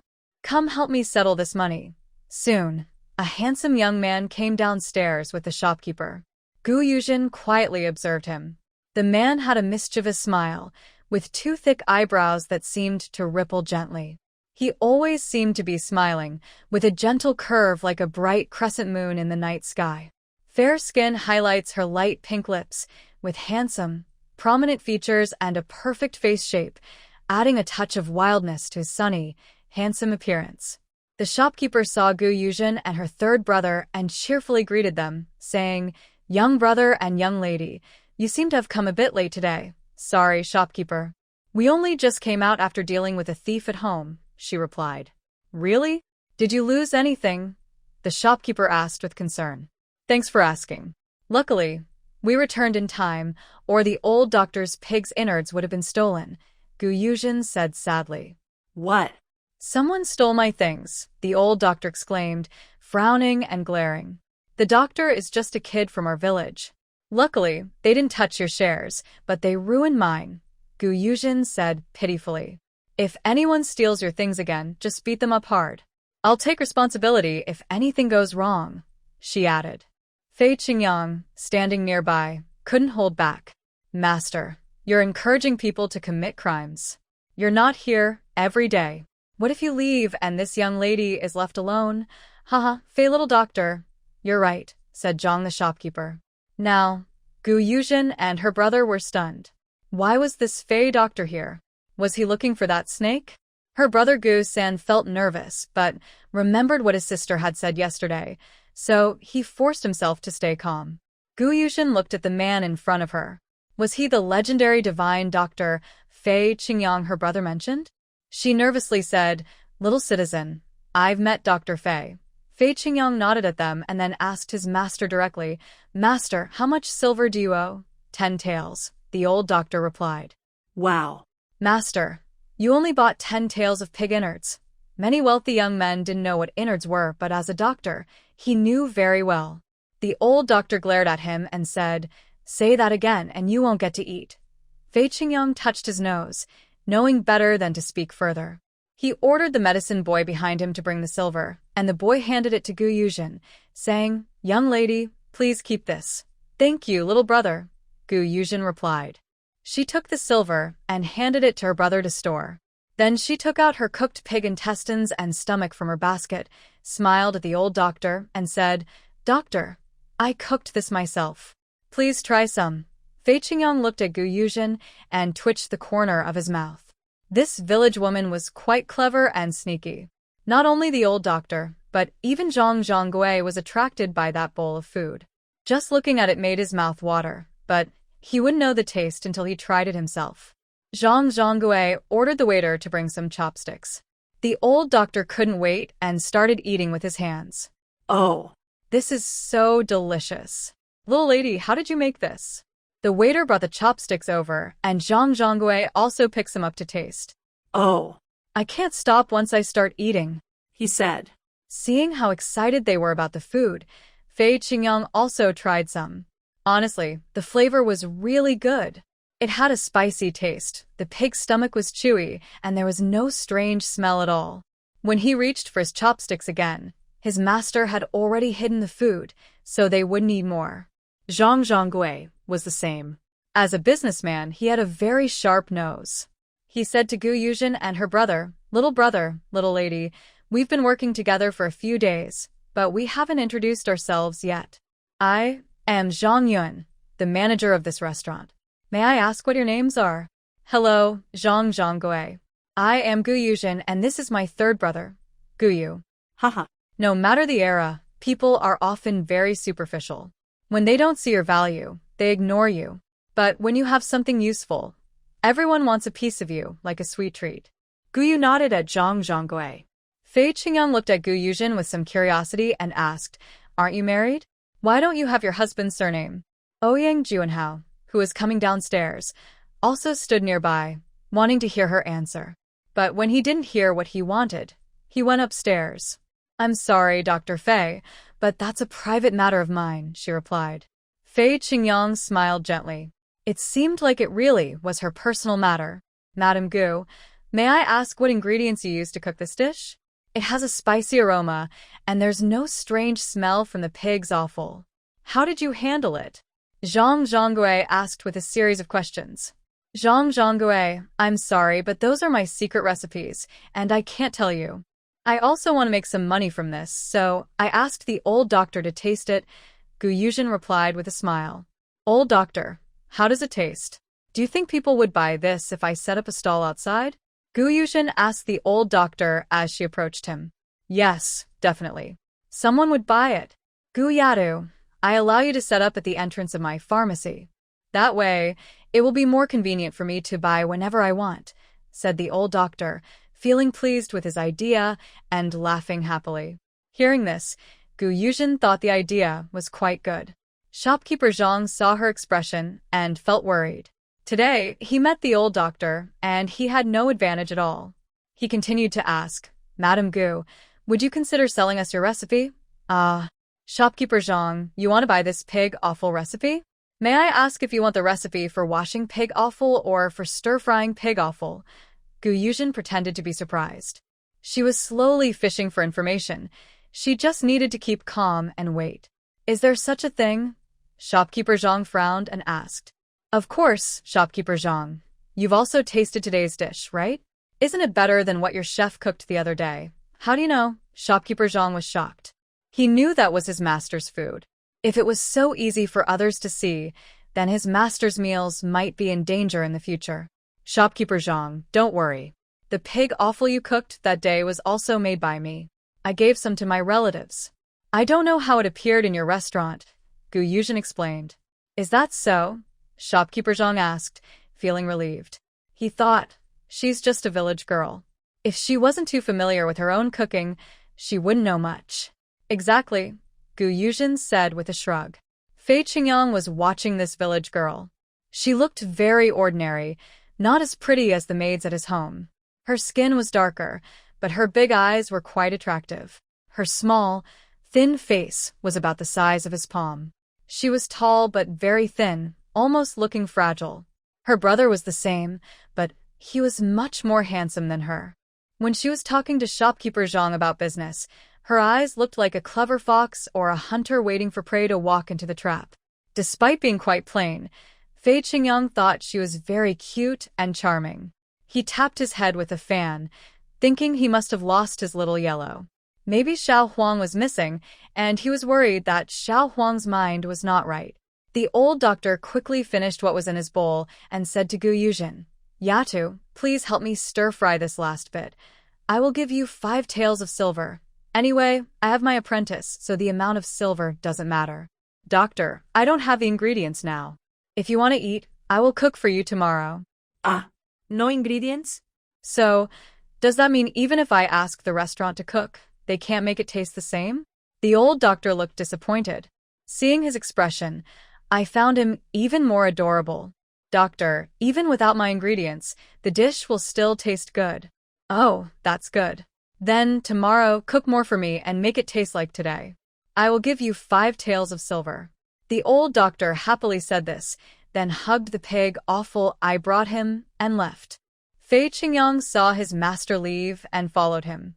Only Zhang the shopkeeper and my sister and I were left. I said to Zhang, "Shopkeeper, this is a new dish I made today. Do you want to try it?" Zhang the shopkeeper heard there was a new dish and quickly looked down and said, "Madam Gu, how do you eat this dish? Isn't this bamboo shoot? If I remember correctly, it should taste a bit bitter." I smiled and said, "Yes, this is bamboo shoot. It is indeed a bit bitter, but if we treat it specially, the bitterness will disappear." "Oh? There's a way to eat it like that? How do you plan to sell it? Will you tell our chefs the recipe, just like before?" the shopkeeper asked. "Of course, but this time we need to sign a contract. Although these bamboo shoots are not everywhere, digging them isn't hard. I just hope that every time I send you bamboo shoots, you'll accept them." "No problem. Why don't you and your brother come upstairs so we can discuss it in detail?" the shopkeeper invited. I said, "Shopkeeper Zhang, please wait a moment. I want to prepare the bamboo shoots first so you can taste them. That way, it will be easier to set the price, right?" Zhang the shopkeeper smiled and replied, "That makes sense. Madam Gu, you're very thoughtful." The shopkeeper asked a waiter to take me to the small kitchen I used before. "Third brother, wash the pot and boil some water. Wait for me." "Okay, little sister," third brother happily said. He was very happy today because I earned a lot of silver. I went back to the kitchen to get things. This time, the chefs didn't look down on me like last time. They all happily greeted her, saying, "Miss, do you have a new dish today?" One of the chubbier cooks asked. "Yes," and Guyu smiled as she replied. He continued, "Miss, you're really talented. It's just some simple mountain vegetables, just for freshness," she said. This time, Guyu also took some pork belly, a bit of green onion, and garlic. She looked around but couldn't find ginger, so she just carried the ingredients over. Today, to save time, she could only cook one dish, and the rest would have to wait. She peeled and washed the bamboo shoots, boiled them for a few minutes, then took them out. She also boiled the pork belly until a chopstick could easily go through, indicating it was cooked. She sliced the meat, shredded the bamboo shoots, then stir-fried the pork first, added garlic, and then the bamboo shoots, cooking everything together for a few minutes. Finally, she poured in the broth made by the kitchen staff, simmered for 2 minutes, then added chopped green onions and stir-fried everything evenly before serving. Gu San was increasingly impressed with his little sister's cooking skills. Even such simple bamboo shoots she made taste so good. Guyu took some chopsticks and offered a taste to her brother, asking, "Third brother, how is it? Is it delicious?" "Yes, it's very tasty, little sister. You're really amazing now. It feels like anything you make turns out great." Gusen gave her a thumbs up. Guyu pretended not to notice the compliment. It was just some simple home-cooked dishes. People in this world are generally poor, often unable to eat enough, so they don't have the luxury to focus on gourmet food. If they had enough food and better conditions, they would create even more delicious dishes. The wisdom of ancient people should not be underestimated. She saved some for the cooks to try, then brought the rest to Zhang the shopkeeper. Wow. Lady Gu, you're so quick. Zhang saw her bringing the dishes and asked with a smile. Yes, shopkeeper Zhang. Today, I only had time to cook one dish. You can let the chefs experiment and see how to make it even better. Guyu replied happily. All right, let's go upstairs to talk, Zhang said, carrying the dishes and leading Guyu and her brother upstairs. Lady Gu, brother Gu, wait here for a moment. I'll take this dish to serve the guests, Zhang added. Go ahead, shopkeeper, they replied. In a private room nearby, shopkeeper Zhang spoke to the man standing inside, saying, Master, this is today's new dish. Please try it. The man had sharp, handsome features like a carved sculpture, and he exuded a commanding presence of a king. His face was cold and distant. Old Dr. Morong had already started to detoxify him, and it was believed his eyes would soon return to normal. Hearing the shopkeeper's words, he turned around and asked, A new dish? Yes, it's made by the young girl who sold the fragrant pine shoots last time. Not only does she know how to wash pig organs, but her pig organ dishes are even better than those in fancy restaurants, shopkeeper Zhang said, lowering his head. Oh, didn't you want her secret recipe for washing pig organs before? Just buy it if you want. What's the new dish today? The cold man asked. Today, it's stir-fried pork with bamboo shoots. I haven't tasted it yet, the shopkeeper honestly replied. Then you should try it with chopsticks too. Thank you, master, the shopkeeper said, handing him chopsticks before he started eating. Just then, the old doctor hurried back from outside, saying, More new food? Let me try it. I haven't even finished speaking, and the chopsticks are already in the dishes. Ouyang Juanhao, expressionless, also picked up a piece of food to taste. In his mind, he thought, it tastes pretty good. I wonder if it's because he left, but this woman seems to have changed her attitude. Even if she sees him again, she pretends not to recognize him. If it were before, she would definitely come over to ask why he left. Now, she is fully focused on studying food, especially to earn money. He had to admit, her change of heart made her quite clever. Old Dr. Morong muttered to himself, this girl Gu's cooking really suits my taste. Not bad. If she weren't already married, I would definitely find a way to buy her to cook for me. Shopkeeper Zhang took a few bites and found the dish really good. The bamboo shoots, which used to be a bit bitter and astringent, had become crispy and fragrant with bamboo after her hands worked on them.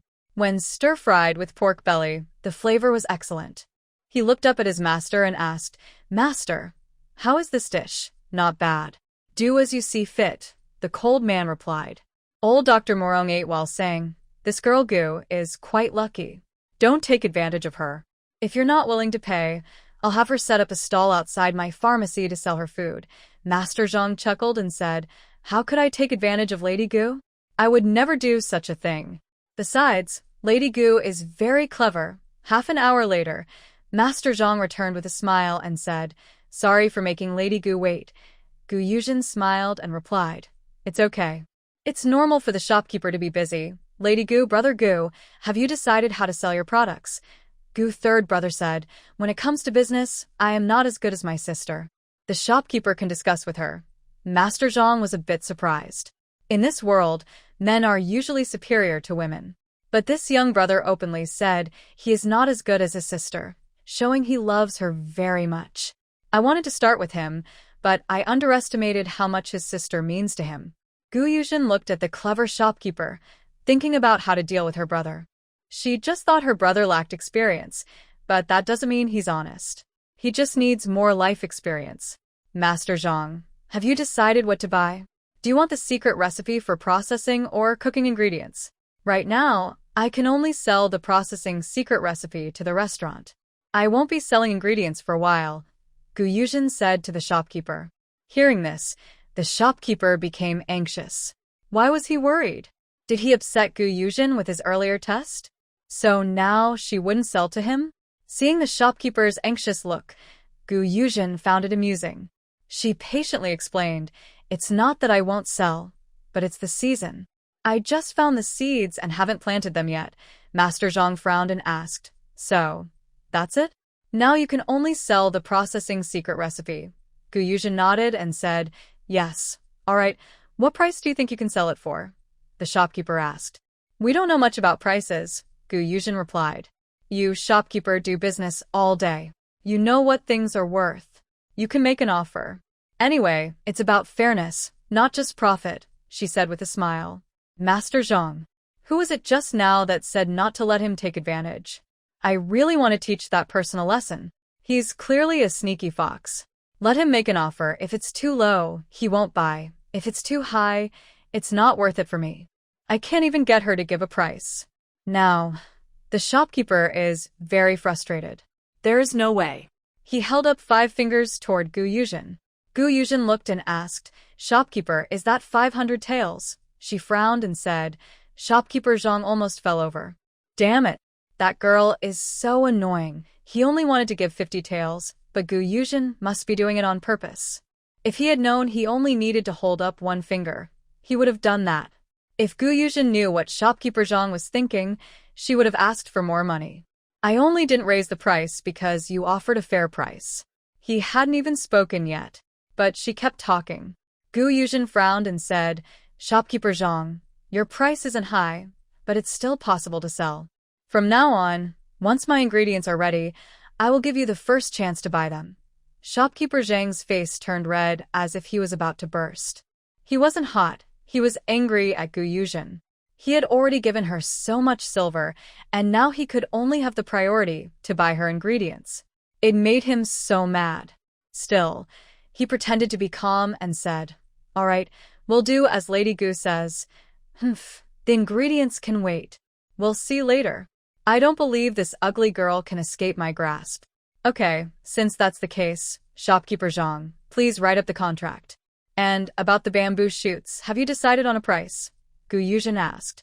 Shopkeeper Zhang said, Bamboo shoots have thick skins and little meat. 1 jean of bamboo shoots isn't much. I'll sell it to you for 6 won per jean. Also, how you prepare it. If you teach us your method, I'll give you an extra 5 taels of silver. Deal, Gu Yuzhen agreed. Then I'll start writing the contract, shopkeeper Zhang said, beginning to write. As an experienced businessman, he didn't finish it all at once. Gu Yuzhen looked at the contents. Luckily, the characters were traditional Chinese, and she recognized most of them. She didn't want to be illiterate. Shopkeeper Zhang watched Gu Yuzhen read the contract carefully and found it a bit strange. Her brother clearly couldn't read. If they weren't siblings, it would be impossible. They look very similar in their eyebrows and eyes. They've lived so long, and this year, they've seen many strange things. Gu Yuzhen checked the contract and found no problems. She then pressed her thumbprint as required. Since her brother was with her, she couldn't sign her name, or she would have to tell a lot of lies. Once the contract was signed, shopkeeper Zhang started calculating the bill for Gu Yuzhen. 30 jean of Chinese tune buds cost 900 won, and 35 jean of bamboo shoots cost 210 won. The secret recipe for processing pig offal costs 500 taels, with an extra 5 taels for bamboo shoot preparation. The total comes to 506 taels and 110 coins. Shopkeeper Zhang, holding his account book, asked Gu Yuzhen, Is that correct? Gu Yuzhen smiled and replied, Shopkeeper Zhang. He felt that Gu Yuzhen's smile was a bit too sharp. He thought, haha. He'll find out what's wrong soon. He looked pained as he handed the money to Gu Yuzhen. Gu Yuzhen caught the money and thanked him, saying, Thank you, shopkeeper Zhang. I hope we have a good partnership. She looked at the silver in her hand while speaking. The shopkeeper was quite thoughtful. He gave her 4 silver notes, each worth 50 taels, and the rest was a silver ingot and over 100 copper coins. Seeing no problem with the silver, she stored the money carefully in her brother's hands, keeping the notes close to herself. Then she went to tell the shopkeeper about the bamboo shoot recipe and how to handle pig offal. After she explained everything, shopkeeper Zhang's face darkened. He felt that spending 500 taels was not worth it. He thought, just wash with flour or ash, boil it once, then stir-fry, and there's no strange smell. Is this really a secret recipe? Gu Yuzhen didn't care. She cheerfully said goodbye to shopkeeper Zhang. Shopkeeper Zhang, we're leaving now that there's nothing more. Don't be upset. This secret recipe is simple, but only you wouldn't think of it.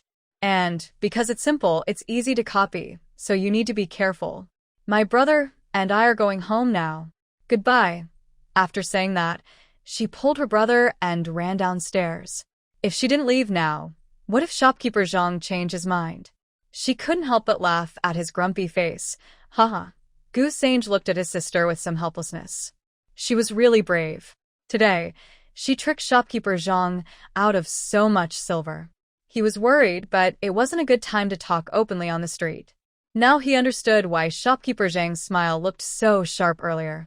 He had been tricked by that stubborn girl. It made him so angry. He quickly went to report to his master. Today, he lost so much. If he didn't report, he'd be punished. Better to be honest and admit the mistake. Meanwhile, in the room, old Dr. Morong was removing needles from Ouyang Juanhao. After finishing, he asked shopkeeper Zhang, "How is it?" Shopkeeper Zhang, looking down and feeling down, said, "Master, I've been tricked." He lowered his head even more. The old doctor, who was packing his medicine box, chuckled loudly. "Old Zhang, I've known you for many years. You're always the one tricking others. How did you get fooled today? Could it be that I've been walking down the wrong path for too long? Today, I really met a ghost," she said, then burst into loud laughter. Shopkeeper Zhang muttered gloomily, "It's all because of that ugly girl. She kept talking about a secret recipe for pig offal. Only after I signed the contract and paid the money did she tell me the secret. What's going on?" "Didn't that girl tell you the secret recipe?" the old doctor asked curiously. She did. "Then why do you say you were tricked if she gave it to you?" the old doctor asked, puzzled. Ouyang Juanhao was also a bit curious. How did that woman manage to trick the manager of his restaurant? The restaurant manager wasn't particularly clever, but he wasn't easy to fool either. He usually tricked others, not the other way around. He looked at Zhang and signaled him to continue. "That so-called secret recipe is just simple. Wash the pig offal with ash, boil it again, then fry and eat." Ha ha ha. I haven't been this happy in a long time. That girl is really adorable. If she were a bit younger, I'd definitely make her my apprentice. It's rare to meet such talent. Ha ha ha. The old doctor laughed, staggering sideways. That girl is so interesting. Ouyang Juanhao also twitched his lips. This woman had quite a bold spirit. The old doctor continued to Zhang. "Actually, her way of cooking pig offal is very delicious. She didn't lie to you. She just shared her method, and you paid money to learn it. Fair trade. What's there to say about being tricked? Besides, it's so simple, yet no one else would think of it." Zhang also understood this, but he still felt that spending 500 taels was too much of a loss. Ouyang Juanhao said expressionlessly, "If you've bought it, don't regret it. Just think about how to earn back the money." "All right," Zhang replied. Surprisingly, today he wasn't punished by his master. Yuzhen didn't expect that after this deal, from now on, whenever she did business with Zhang, he would treat her like a thief. Now she was preparing for a big shopping trip with her brother. As they passed by their grain shop, Yuzhen said, "Third brother, let's buy some grain to take home." "Little sister, didn't we just buy some last time? There should still be plenty at home." "Third brother, it's okay. Let's buy a little more. After all, you can never have too much grain." After speaking, Yuzhen pulled her third brother toward the shop. He felt helpless but had no choice but to follow his sister to buy food. They had been out for a long time today. She needed to buy everything quickly so they could go home. With money, Yuzhen wouldn't neglect her family. She bought a lot of fabric at the cloth shop. She chose gray for her eldest brother, black for her second brother, and gray for her third brother. She picked blue for herself, and her mother chose purple-red, which made her mother look younger when wearing it. Finally, she bought 2 pieces of white cotton cloth to make inner clothes for everyone. Her third brother stared in surprise. Buying so many things must have cost a lot of silver. He almost felt heartbroken. After a while, he managed to pull his sister aside and said, "Little sister, why did you buy so much? How can we carry all this home?" Yuzhen kept shopping happily, forgetting that this wasn't the old times where a taxi could take her home. She looked at the 7 pieces of fabric she chose and hesitated, then asked the shopkeeper, "Boss, I bought so much. Can you help deliver it?" The shopkeeper's wife replied, "Of course. Tell me where you live, and later my husband will deliver it. That's very kind of you. Thank you, Gu Yuzhen said happily. Miss, can you tell me the total amount in silver? Okay, said the shopkeeper's wife. She took out an abacus and started clicking quickly. After a moment, she said, Young lady, it's 8 taels and a half of silver. Wow, that's so expensive. Miss, we bought 7 pieces of fabric, and each costs more than 1 tael of silver, Gu Yuzhen said, feeling distressed. The fabrics you chose are all good quality. If it were rough cloth, it wouldn't cost so much. The shopkeeper's wife smiled and said, Anyway, I didn't give you a discount. Since you bought so much, you earned quite a bit. Gu Yuzhen pestered her, saying, Then please give me a small discount, just half a tael. The shopkeeper's wife replied, All right, I can give you half a tael off, but no more. Deal. Third brother, you pay the silver, Gu Yuzhen said. Her third brother, feeling distressed, handed the silver to the shopkeeper's wife and paid. She explained where to deliver the goods, and then she and her brother left. Brother Gu-san advised, Little sister, let's go home. He was worried she might keep buying and spend all the money she earned. Although she earned the money herself, she shouldn't spend it so carelessly. She has children and life is long. Who knows what might happen in the future? Without savings, she would always worry. Gu Yuzhen felt helpless. She knew her brother was very afraid of being poor. So, she thought it was best to save her money for emergencies. As they walked, she comforted her brother, saying, Sengo, money is meant to be spent, but I rarely earn money. Shouldn't I be filial to Mom? I want to repay my brothers for their kindness. Little sister, Brother Gu-san hesitated for a long time, but couldn't say anything. He was a grown man, moved by his sister's caring eyes, and his own eyes turned red. All right, I understand what you're going to say, Gu Yuzhen said, grabbing his arm and heading toward the meat stall. Little sister, you're going to buy meat again? Brother Gu-san looked in the wrong direction and asked, Yes, that's right. You're so clever, Sengo. Haha. Gu Yuzhen laughed happily. They returned to the big man's meat stall, but today it was closed. Gu Yuzhen had to look for another seller. She also gossipingly asked the meat seller, Uncle, why isn't that big man selling meat today? The meat seller replied, That young man has family issues. He probably can't sell meat for now. Oh, what happened? He looked very fierce. Gu Yuzhen continued, curious. He's been arguing with his stepmother these days. She wants to sell his sister, but he won't let her. He even took a knife to fight her. His stepmother is tough too, and she tried to cut him with a knife. He lost his arm. Now he's at home recovering. Don't be fooled by his tall appearance. He can't do anything about his stepmother, said the meat seller. The shop owner nearby also said, Such good kids, but it's unlucky to have a stepmother like that. If Manhwa had married earlier, Xiaoxi would be better off. That's not so easy. Manhwa is already 20.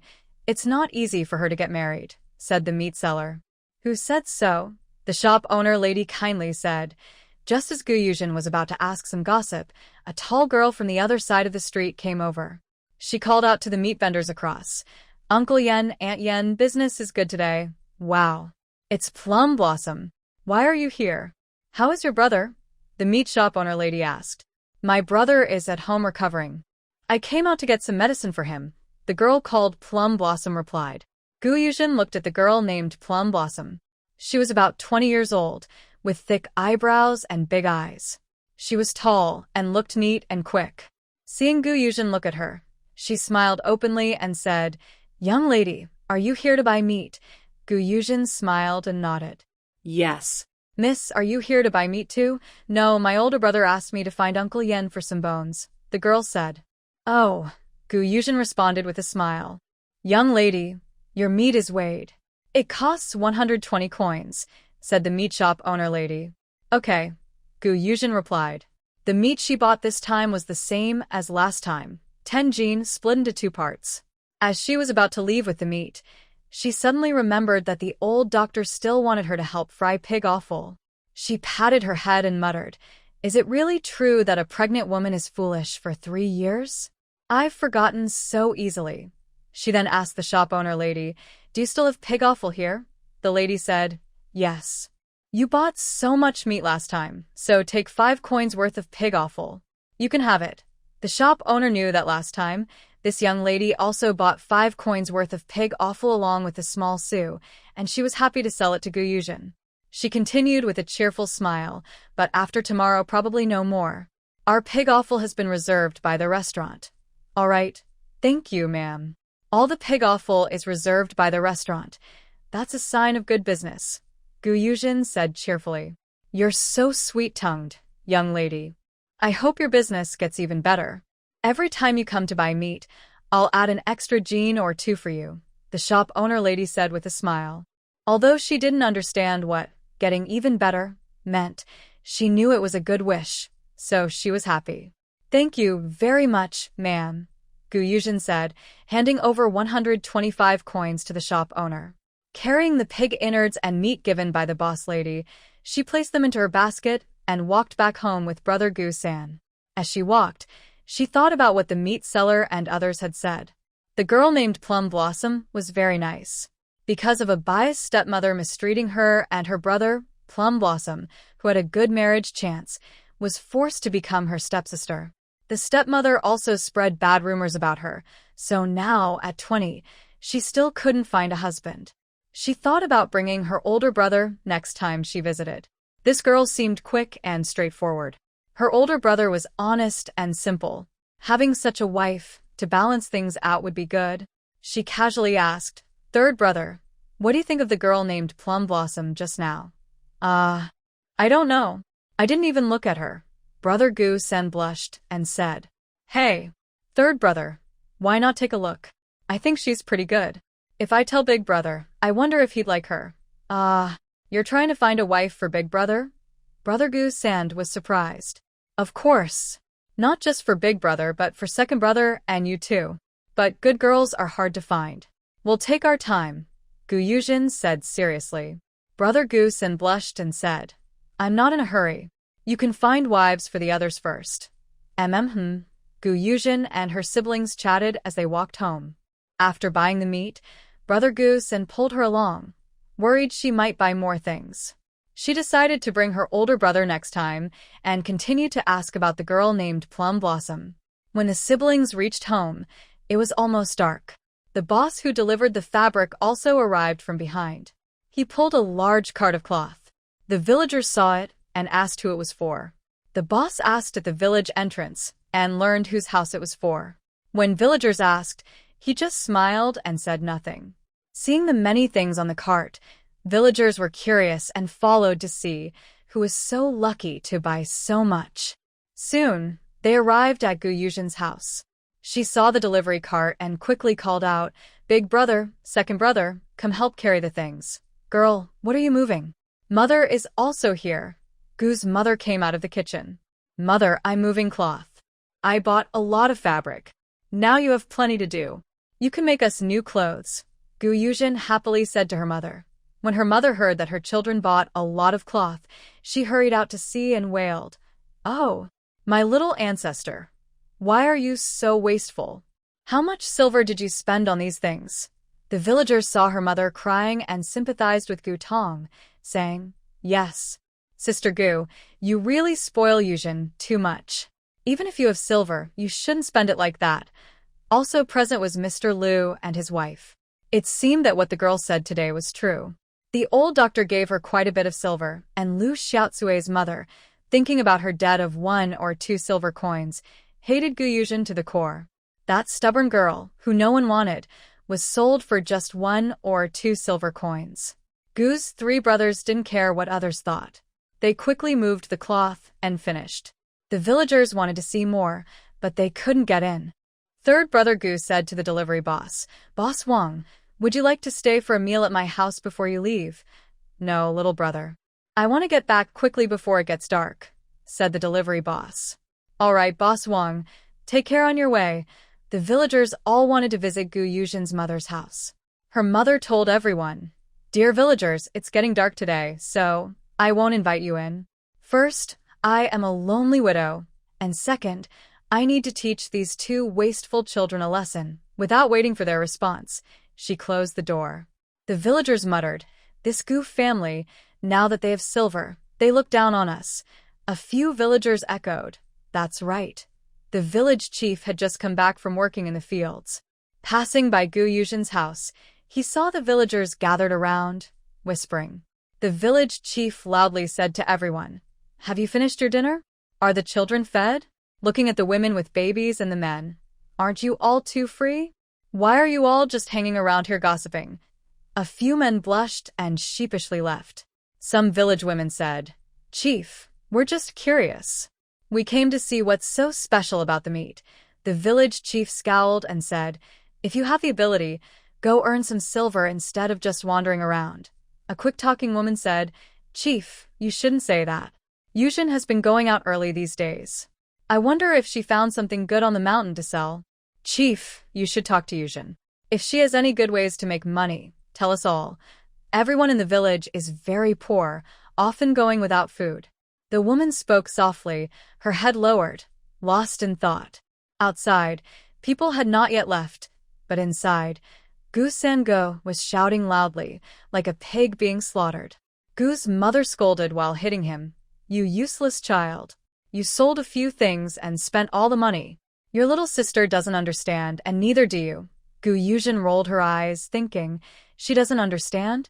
When has she ever not understood? She just knows her mother is putting on a show for others. She didn't bother her mother. But seeing her third brother looking so pitiful, she couldn't help feeling sorry. Today, he carried a lot of things to sell and bought many things to bring back. She walked over to her mother and said, "Mom, please stop hitting him. Third brother is already very tired today. If you hurt him, what will happen? Besides, I bought these things to show respect to you. If you want to hit someone, hit me instead." Gu's mother heard about hurting him and quickly stopped, lowering her stick. She said, all right, listen to our girl. She's the most filial. I would never hit you." The villagers outside were speechless about this family. No other family spoiled their daughter like this. Gu's mother always treated her daughter like a treasure. Because the village chief had said no one should stay here anymore, everyone went home one by one. The village chief also looked at Gu Yuzhen's family and shook his head as he left. People only knew that the Gu family treated their daughter like a treasure, but they didn't realize she was also very filial. Before she got married, she eagerly helped her brother and mother with chores every day, and she tried to eat the least at mealtime so her brother and mother could eat more. That's why Gu's mother spoiled her so much, and she remained so thin. After marriage, she had no land of her own, so she went to the mountains every day to pick wild vegetables, even sharing her family's portion with Gu's mother and others. Now that her husband had left, she was working with her third brother to earn money. She had always behaved differently from others, sometimes today, sometimes tomorrow, but she was very organized in her actions, always doing things for her family's good. Today, she sold pig offal for money and bought a big cart of things to show respect to Gu's mother. The village chief sighed. "Ah, good children are always someone else's." Gu Yuzhen's mother was still talking at home. "Girl, why did you buy so many things? How much silver did you spend?" Gu's third brother said, "Mother, that cloth alone cost 8 taels of silver." "Oh dear." Mother Gu gently touched her chest with a worried look and said, "You two siblings really know how to spend money. It makes me so angry." Gu Yuzhen comforted her mother, saying, "Mother, earning money is just for spending. Don't worry. From now on, your daughter will earn more money for you to spend." Mother Gu, feeling both touched and worried about money, replied, "My daughter, I don't need much money. I just want you all to be safe and healthy. You're pregnant and still running around working hard. It worries me." "Mother, it's okay. I know my body. I won't push myself too hard. Besides, my third brother is with me," she said, pulling out 4 silver notes from her pocket. "Mother, look at these. What do you think they are?" Mother Gu looked at the notes carefully but couldn't tell what they were. Big brother Gu and second brother Gu also looked on curiously. "Mother, these are silver notes, each worth 100 taels," Gu Yuzhen said with a smile. "Really? Are these 400 taels of silver?" Second brother Gu asked excitedly. Big brother Gu quickly covered his mouth and whispered, "Do you want everyone in the village to know we have silver?" Second brother Gu shook his head, and big brother Gu let him go. Mother Gu looked serious and asked, "Where did you get this silver?" "Mother, I earned it."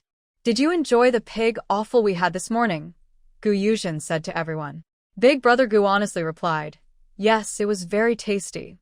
I want more." He then realized he was being greedy and looked down shyly. "Big brother, it was delicious, right?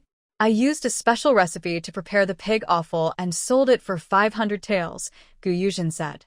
Second brother Gu became more worried. He knew exactly how she prepared the pig offal. They had worked on it together that day. Who would buy it for 500 taels? Only a fool, he thought. If Gu Yuzhen knew what he was thinking, she would definitely pull his ear and say, "We sell with skill, understand?" Second brother Gu worried.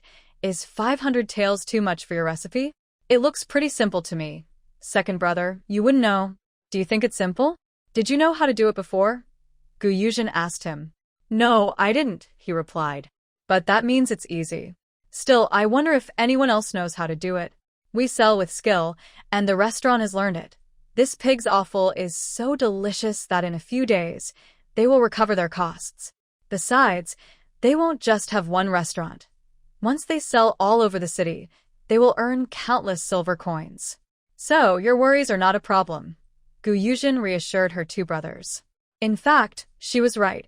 If shopkeeper Zhang manages well, they will make their money back in no time. Mother Gu and her brothers looked at the silver notes carefully and said, "So this is a silver note." Gu Yuzhen felt a little sad seeing her brothers, who couldn't read or write, holding the notes but not understanding them.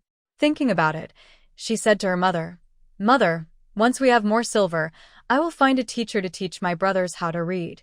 When they heard about learning to read, brothers 3 and 2 looked excited.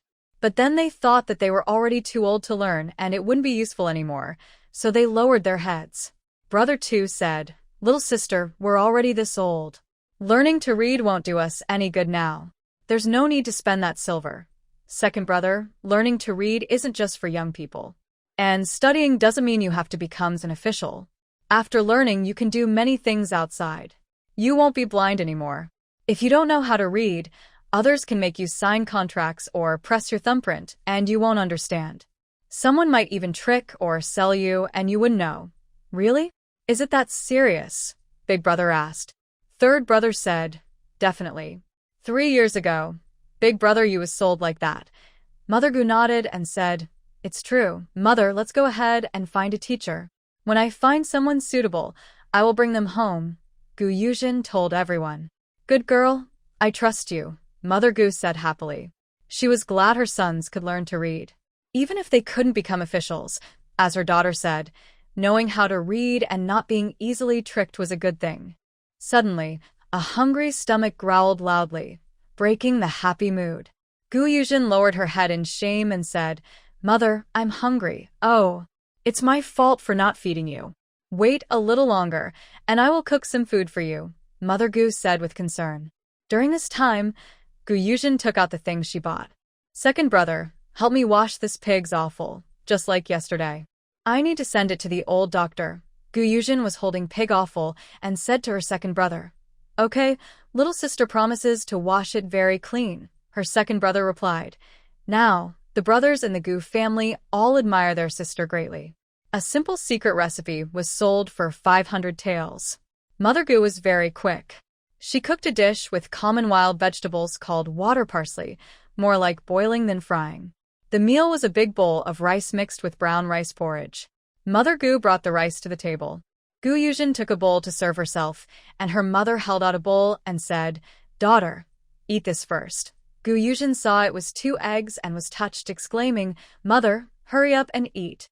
You need to take good care of yourself now, or you won't be able to handle childbirth later," her mother said with concern. "Yes, mother, I'll listen to you," Gu Yuzhen replied. Her body was too thin now, and she needed to rest and recover. After finishing the meal, Gu Yuzhen gathered everyone together. She said to her third brother, "Third brother, take out the remaining silver." "Okay," said Gu San. He took out a silver note worth 50 taels and 2 silver ingots worth 10 taels each. The rest was broken silver, totaling 96 taels and 30 coins. They spent a little over 10 taels today. Gu Yuzhen handed 90 taels to her mother and said, "Mother, keep this first. I want to save some to buy land. I brought back many seeds yesterday. Help me find out where I can buy land. I plan to buy some." Mother Gu refused, saying, "Daughter, this is your own earned silver. Just keep it safe. You've already bought many good things for me and your brothers, that's enough." "Mother, what are you saying? I earned silver to make life better for you and the brothers. Besides, with this money, you can help the brothers get married." Moved, Mother Gu's eyes reddened as she sternly told her sons, "If any of you ever do anything to hurt your sister, I will break your legs." Third brother said, "Mother, how could that be? You're overthinking." "Mother, even if I have a wife, I will still treat my sister well," said the eldest brother, blushing. Now that they had silver, his mother would surely help him get married first. Second brother said, "Big brother, you're shameless. Did mother say she would marry you?" After his words, everyone burst into laughter. However, when it came to marrying a wife, Gu Yuzhen said to her mother, "Mom, I know you're eager for my brothers to get married, but we should take our time and find good wives for them." She didn't want her mother to casually marry a woman who didn't understand anything, causing trouble at home. Gu's mother held Gu Yuzhen's hand and said, "I understand, don't worry." Gu Yuzhen replied, "All right, then I'll go back first." She still wanted to visit second sister Gu. Oh, and she also needed to go to the village chief's house. She had promised to buy wine for them today, but forgot. She patted her head and said, "Mom, I forgot to buy the wine I promised the village chief." Gu's mother said, "It's okay. I saw you bought some meat.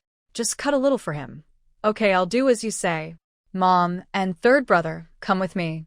Second brother, help me deliver these things," Gu Yuzhen told her mother and brothers. She took the items out of her basket, split the grain with her mother, and put the rest back into the basket. For the meat for the village chief, she cut half from her share and took it directly to his house. Meanwhile, at Lu Xiaocui's house, Lu Xiaocui's mother was grabbing her hair, slapping her left and right, and cursing, "You brat. You actually told your brother to steal.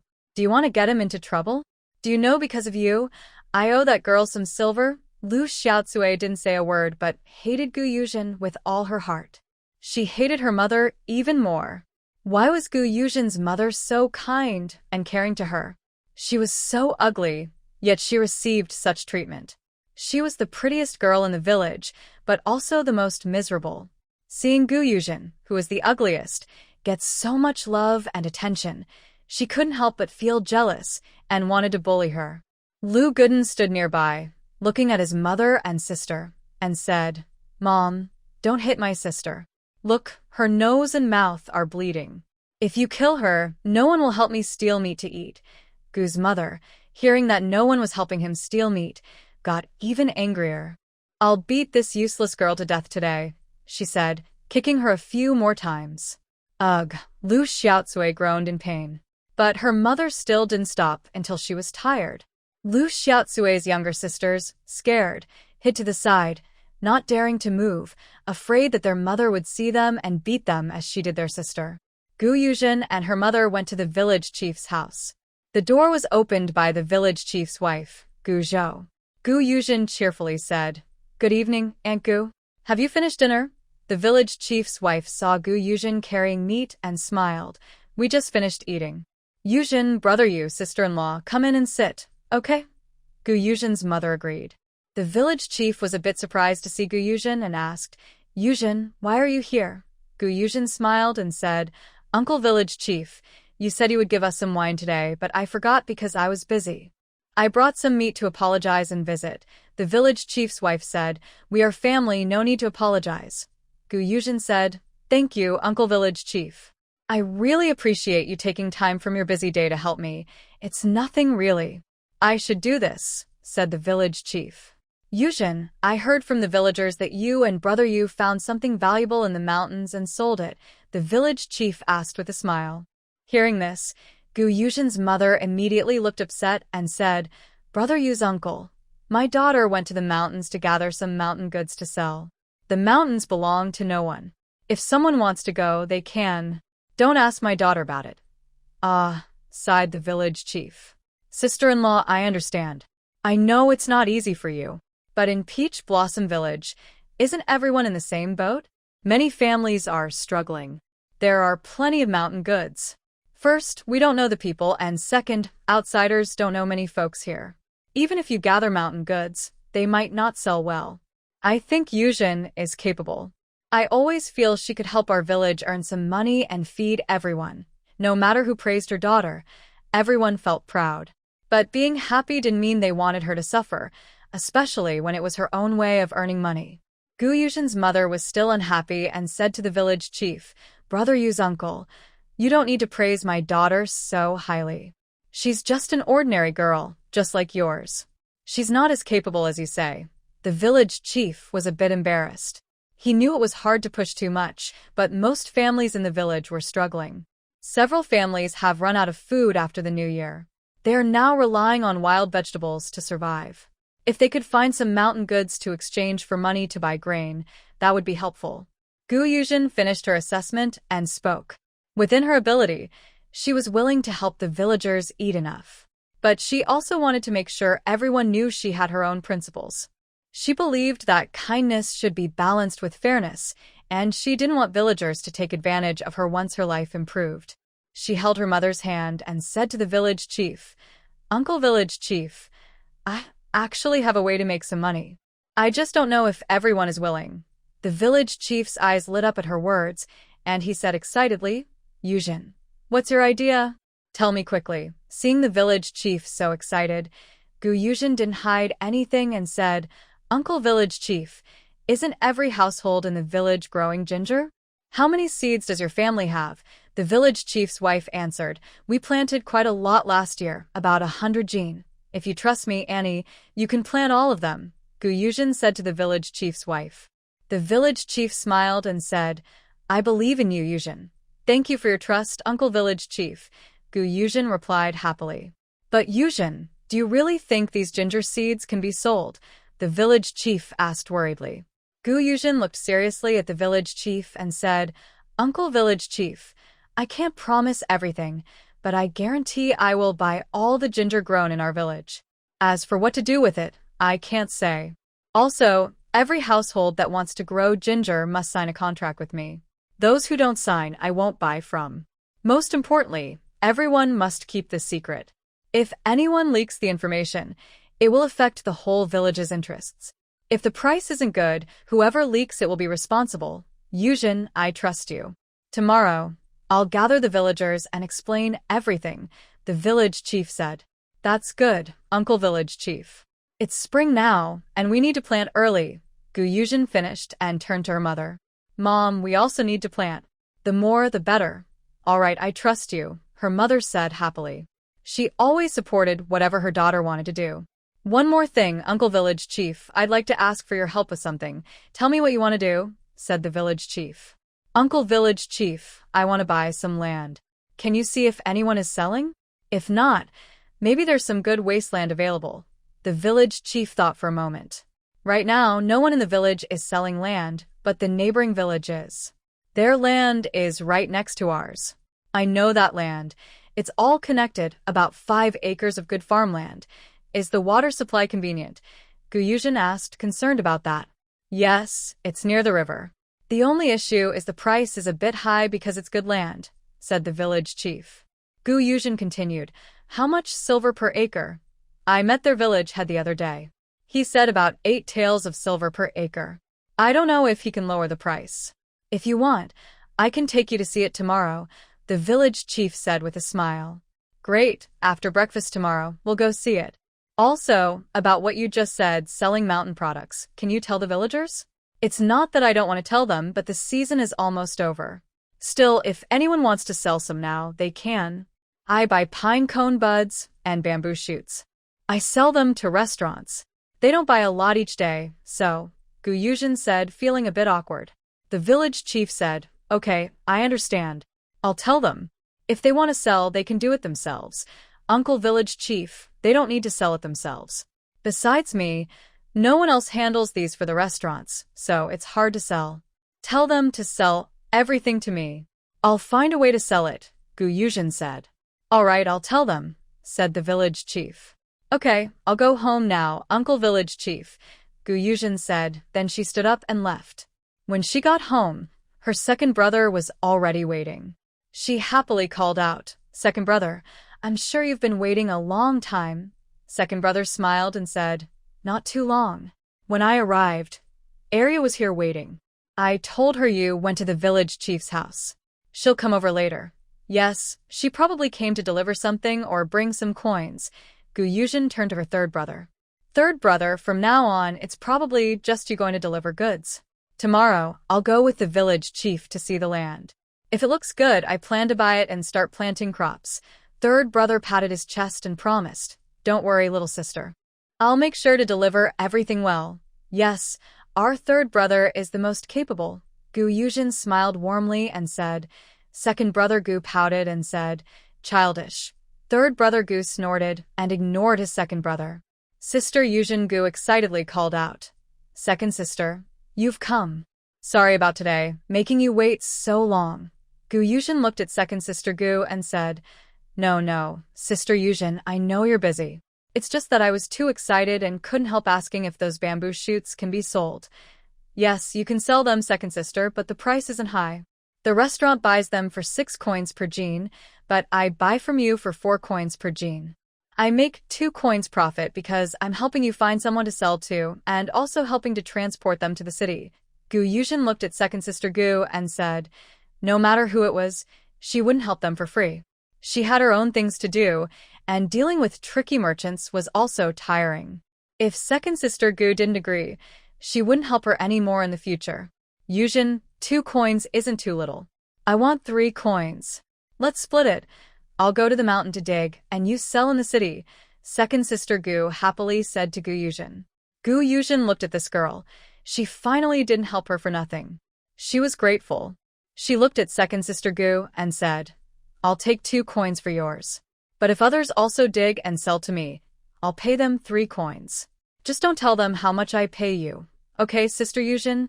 Thank you, second sister Gu said gratefully. She knew Yuzhen was helping her. She continued to ask, Does anyone else want to dig bamboo shoots to sell to you? Yuzhen told her what the village chief had said. Although she felt a bit distressed, she quickly got over it. She said to Yuzhen, It's okay, Yuzhen. I'll try to dig more and sell more silver. Yuzhen patiently told her. Wild vegetables are only a temporary thing. They don't earn much because of the season. If you really want to earn silver, you should plant more ginger. When the time comes, sell it to me. The exact price will be known then. Sister Yuzhen, I'll listen to you. But I don't have much land. Only about 50 jean of ginger. I'll go back and talk to my father to see how much we can plant. Yes, Yuzhen agreed and continued talking with her. Today, there are 30 jean of fragrant cedar shoots and 35 jean of bamboo shoots. I will sell the cedar shoots at 20 coins per jean. Each of us will get 10 jean, so, no, Sister Yuzhen, I can't take the cedar shoots today. They were all picked by Brother Yu. I was just going along to learn. I can't accept this copper coin. Arya hurriedly interrupted before Yuzhen finished. She didn't feel right taking the coin. Yuzhen had kindly brought her along to earn money, and she was very grateful. She didn't want to take advantage of her. Yuzhen looked at the excited Arya and said, All right, then your bamboo shoots, 35 jean, at 6 coins per jean. I'll sell them for you this time, and keep all the money. That's a total of 210 coins. I'll go get the copper plates for you. Yuzhen went inside and returned with 210 copper plates, handing them to Arya. She looked at the coins with wide eyes. She held the copper plates in her hands, looking at them in disbelief. Could she really be earning money now? Yuzhen teased her. Do you want to count them?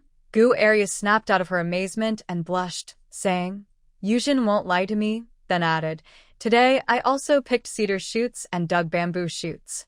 Together, they probably weigh about 60 jean. Should I bring them over now? Yes, bring them over. While my mother and the others are here, help me sort and weigh them.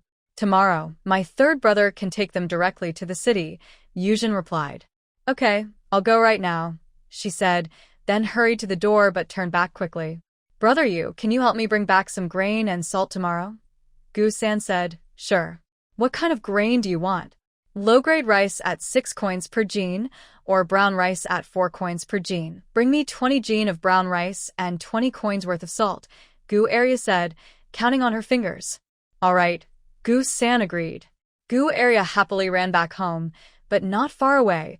She heard a cry of ouch.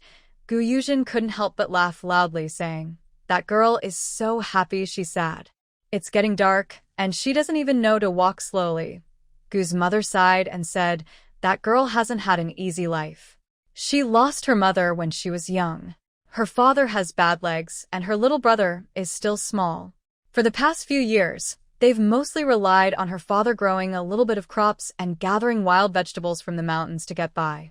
Do you think she wouldn't be happy to see some copper coins?" Gu Sengo also said seriously, "I think really not many families in our village are doing well. Just a few days ago, their family also went without enough food. If it weren't for his sister being clever and selling wild vegetables, they wouldn't have so much silver now." Gu Yuzhen said, "The world is tough now. Many people in our village are in the same situation.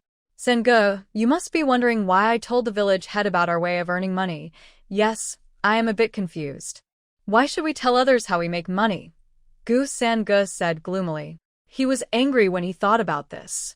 Many villagers secretly called his sister ugly. Worse, after her husband disappeared, people said even worse things, like she was a toad trying to eat a swan, and now that the swan has flown away, she's considered an abandoned woman. Don't think he's busy all day and doesn't notice. People are still talking badly about his sister. Now they even have the nerve to ask his sister to share her money-making ideas. It makes him so angry. Sange, most people in Donyang country are very poor. They farm and rely on the weather for food. Their families don't have much extra grain stored. If a common disaster happens, the people can't survive. They become homeless and have nowhere to go. Do you think at that time, if our family has food and silver, we can live well? The answer is no. Money can attract greed, and people will fight for wealth. Maybe then, our family will also face a hard end. It's better to help everyone become rich. It's like a tree that can't grow well on a mountain alone, Gu Yuzhen patiently explained while cooking pig offal. No matter the era, she understood the truth that a single tree can't make a forest. Some villagers might be greedy, but they are few. Most villagers are honest and simple. Gu Sange looked at his sister with bright eyes and said, "Little sister, I understand now. But how do you know all these big truths?" Gu Yuzhen felt a bit guilty and said, "It's because of my husband. Otherwise, how would I, a woman, understand these things? Yes, I see. My sister-in-law doesn't seem like an ordinary person," he replied. At that moment, Gu Arya and his father came over. Gu Sange quickly took down Gu Damu's basket and said, "Uncle Damu, if you can't carry it, let Arya run a few more times. That way, if she falls in the dark, it won't be good."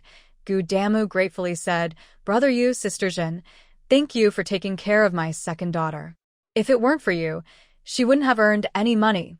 Brother Gu said, "That's all because second daughter worked hard and deserved it." Gu Yuzhen came over to check the bamboo shoots and fragrant fern buds. They still look pretty good. Second daughter is careful. She separated the fern buds and bamboo shoots neatly, without any messy grass or anything. Seeing everything was fine, she asked her third brother, "Third brother, please weigh them all. Keep track of the numbers so we can settle accounts tomorrow." "Okay. Sure." Soon, Brother Gu finished weighing and said, "Fern buds, 28 jin 2 liang, bamboo shoots, 30 jin 5 liang." Second daughter said, "All right, Brother Yu, I'll just round the weight to the nearest whole jin. You can take some to eat." Gu Yuzhen smiled and said, "No need to take them out to eat. Taking a little more doesn't matter. The restaurant scale is more accurate, so we can just estimate." "All right, I'll listen to Sister Yuzhen," second daughter happily agreed. After making sure everything was ready, second daughter said, "Yuzhen and Brother Yu, Brother Jia, I'll head back first if there's nothing else.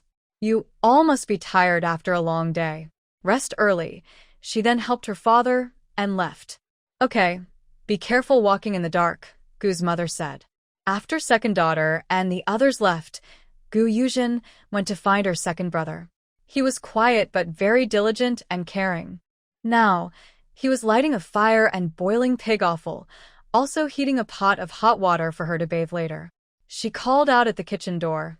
"Second brother, come out for a moment. I have something to tell you." "Okay, I'll come right away." Gu's second brother came over and sat with her, asking, "Little sister, what do you want to talk to me about?" Yuzhen asked, "How much work is left in the field? Is there much to do?" "Not much.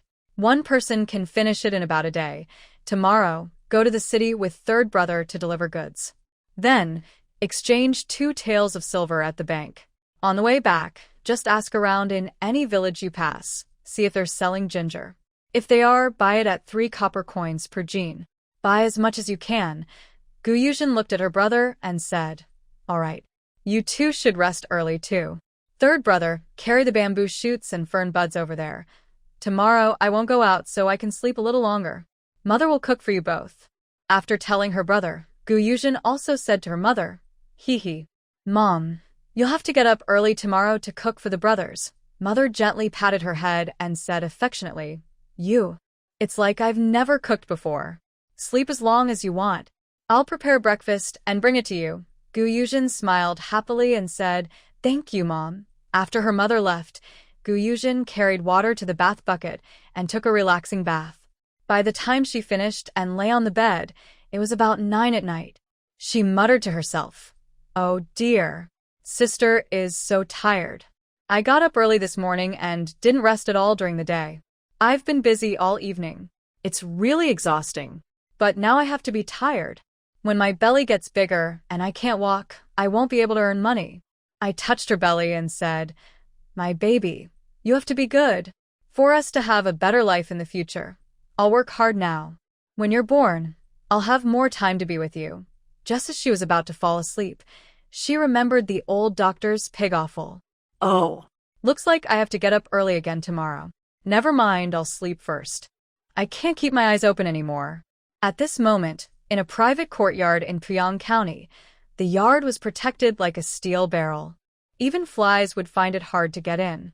Inside a quiet basement, the lights were bright. A cold-looking man sat in a large bathtub. Only his head was visible outside. Everything else was hidden. The water in the tub was dark herbal medicine, steaming hot.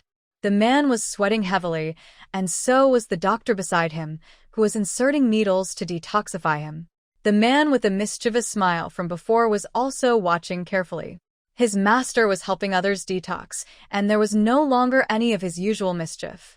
The basement was so quiet that you could hear a pin drop. Inside the tub, the man was soaked in the hot herbal medicine, with his eyes tightly closed. His whole body felt as if a million bugs were biting every inch of his skin, making him feel worse than death. Sweat poured down like rain. It was said that if someone was poisoned by the soft bone powder used by the southern borders tribe, the antidote was usually deadly. Only by mutual affection could the poison be detoxified, and even then, it would take 3 to 5 years. Many people couldn't bear the pain and ended their lives during the detox process. However, at this moment, the man did not make a sound. His strong patience was not something an ordinary person could have, especially since he was weak at the time. If he recovers fully, this man might become incredibly powerful. In the quiet basement, the serious voice of the chief doctor was heard. The man called Qingyang quickly stood up and said, "Master, I am here. You press on his other hand. I will tell you when to insert the needle into Zhongheng acupoint and draw blood." "Good. Ready." As soon as the chief doctor finished speaking, both of them quickly inserted the needle into the acupoint on his hand, then immediately pulled it out. On both sides of the bath bucket, 2 hands kept dripping black, foul-smelling blood. After a short while, the black, foul blood finally turned bright red. The chief doctor breathed a sigh of relief. He was really worried something might go wrong with this man. Otherwise, his disciple, and he might end up buried with him. He didn't believe that this man's subordinates would let them go. Each of them looked fierce, but that ugly little girl was cuter. Thinking of that little girl, tomorrow he could enjoy her cooking again. As he thought about it, the chief doctor started to drool. Inside the bath bucket, the man's face was gradually returning to normal. The chief doctor took a clean basin of water and gently wiped the man's eyes, then said, "Try opening your eyes slowly."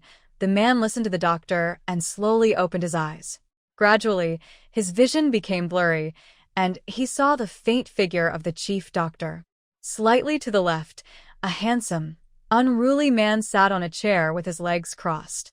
The chief doctor asked, "How do you feel now? Can you see anything?" "I see it, but very blurry," the cold man replied. Good. Now go lie down on the bed and rest. Later, I will prepare another bowl of medicine for you to drink. When you wake up tomorrow, you'll be fine. But you can't travel long distances now. You must rest for at least 7 days before leaving. Otherwise, even the gods can't save you if something happens on the road. The chief doctor was worried that he might recover and leave the next day, so he advised, "Yes, I will listen to old Mu." After speaking, the man called out, "Jinpeng." Jinpeng outside had been waiting impatiently. Several hours had passed since the afternoon, and the master had not sent any news. He was so anxious he was fidgeting and biting his lips. When he heard his master call, he rushed in quickly, cupped his hands and said, "Master, I am here. Bring water for me to wash and get dressed," said the cold man. "Yes," Jinpeng replied, then turned and walked outside. The next day, Yuzhen woke up very early. She couldn't break her promise to the old doctor, and she also had 5 taels of silver. After washing up, she quickly fried the pigs offal. Today, she cooked a lot, and enough for 3 people. She put it in a large small clay basin and covered it with a clean cloth. She carried it to her mother's house, hoping her 3rd brother hadn't left yet. She thought if he had gone, she would lose 5 taels of silver, which made her feel sad. When she reached her mother's door, she heard her 3rd brother's voice. She patted her chest and sighed in relief. He was still there. She knocked on the door. Her mother opened it and said, "Daughter, why did you wake up so early? Didn't you say you wanted to sleep a little longer today?" Yuzhen walked inside and answered, "Mom, I promised the old doctor I would cook for him today. I can't break my promise. I forgot last night. 3rd brother, are you ready?" "Almost." "I thought you forgot, little sister," said Gu-san with a smile, patting his head. Yuzhen chuckled and said, "3rd brother, how could I forget? That's 5 taels of silver. You must find a way to get it back. Otherwise, we will lose money. Got it? Leave it to me," Gu-san said loudly. "All right, you guys go ahead. I want to go back and sleep a little more," she yawned and said to her mother, "Mom, I'm going back to sleep now." "Okay, go ahead," her mother said with concern. Since her daughter got married, she had changed a lot. But no matter how she changed, she never changed her love for her. She still tried every day to earn silver so her daughter and brothers could have a better life. Now she was pregnant and running around every day. Seeing her like this made her very worried. But she had no other choice but to cook some good food for her daughter. Yuzhen went back and slept for more than an hour. What she didn't know was that many people in the village were waiting anxiously for her.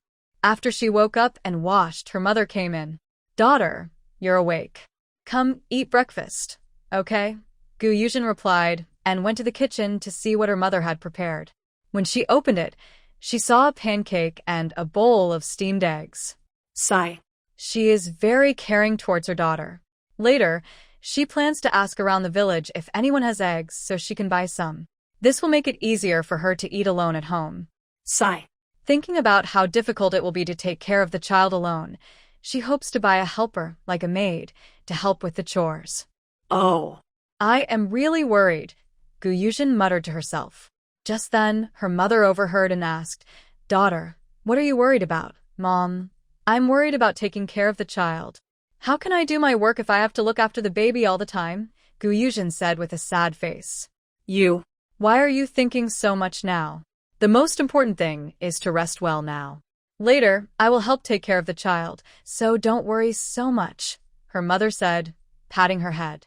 Yuzhen leaned into her mother's embrace and said sweetly, "Mom, you are so kind." "Silly girl, who else is better than me?" her mother replied. "Now, hurry up and eat. Many people are waiting for you at the village chief's house." Who is waiting for me?" she asked. "Mom, why didn't you tell me earlier?" "It's the villagers. Don't they all want to exchange mountain goods for silver?" her mother explained. "And they also want to ask about the ginger planting you mentioned to the village chief. They're eager to find out more." "All right, I'll go after I finish eating," Yuzhen said, then focused on her meal. It had been about 15 minutes since she arrived at the village chief's house. It was around 9 in the morning. The courtyard was full of people. When they saw Gu Yuzhen approaching, everyone greeted her warmly, asking, "Yuzhen girl, you've woken up. You're so lucky. We tried to wake you up several times, but your mother wouldn't let us." One talkative woman said, "Sorry, everyone. I didn't know the village chief would notify you today. I've been quite tired lately, so I slept in a bit longer." An old lady with a sharp face said, "You, girl, are really full of yourself. Making everyone wait here for so long, wasting their time." Wang Auntie, who had visited Gu Yuzhen's home that day, said to the old lady, "Lu grandma, Yuzhen girl is pregnant now. It's normal for her to rest more. If you don't want to wait, you don't have to. No one is forcing you." The old lady was annoyed and snorted, refusing to reply. Seeing Gu Yuzhen arrive, the village chief said to her, "Yuzhen girl, I'm sorry. I didn't notify you earlier. Uncle village chief is fine. I just slept a little longer today." Gu Yuzhen said shyly, "In this ancient time, whether rich or poor, people wake up early. Even my original self used to get up early, but I am special because my mother gave me these privileges." Just now, Aunt Wang said, "Miss Shun, you don't need to feel embarrassed. Since you're not feeling well, resting more is the right choice." "Thank you, Aunt Wang," Gu Yuzhen replied gratefully. She had just helped her scold a rude old lady. Although she wasn't afraid of her, it's better to avoid trouble. Then she turned to the village chief and asked, "Uncle village chief, where did you just tell everyone?" The village chief said, "I told them everything, but they want to hear how you explained it and which mountain products can be sold for money." "Okay, Uncle village chief, I understand," she replied. She found a slightly higher spot so she could see everyone clearly. This way, she could observe their expressions and judge who is good or bad at a glance. She loudly addressed the villagers, uncles, aunts, brothers, sisters, and everyone. "The village chief has already told you how I earn silver. I believe you all know that now. Let me add a few more details. First, the quick way to earn copper coins is to find mountain products, but these products are only available for a short time, just a few days. Second, plant ginger. If your family has ginger, you can plant it. The more, the better. I will help sell it later. You can rest assured about planting ginger. I promise to sell it and help you earn a good amount of silver. But, she said seriously, I will only buy ginger grown by our villagers. I won't buy from outsiders. Also, no matter how much ginger you grow, you must sign a contract with me before planting. I won't recognize any ginger that isn't contracted," she emphasized. "And most importantly, the planting of ginger must be kept secret. If word gets out, dishonest people might disrupt the market. If that happens and the price drops, the villagers will suffer. So, you need to watch each other and prevent any troublemakers in the village. If anyone talks about it outside, I will help sell ginger for the village this season. But only this season. If you want to work with me long term, you need to cooperate well. Otherwise, I won't be able to help everyone." The villagers were all frightened by Gu Yuzhen's serious attitude. She has been seen as a girl from childhood, and she really knows how to handle things properly. One woman asked, "Yuzhen, is it okay to ask relatives for help?" Gu Yuzhen looked at her and said, "Sister-in-law, I understand everyone is having a hard time, and relatives are the same. But right now, we need to take care of ourselves first before helping others. We should make sure we can eat enough first. Once we have the ability, then we can help others. Otherwise, if we are starving, how can we help anyone?" Many villagers immediately responded, "Yuzhen, we trust you." As long as they could earn money and eat well, they would listen to her. The world is so difficult. It's not easy to have a full meal. Yuzhen is right. If they can't even feed themselves, how can they help others? Gu Yuzhen looked at the villagers. Many of them were kind and good-hearted. Only Lu Xiaozui's family looked at her with a fierce gaze, as if they wanted to tear her apart. Gu Yuzhen ignored them, but if they dared to cause trouble, she wouldn't let them get away easily.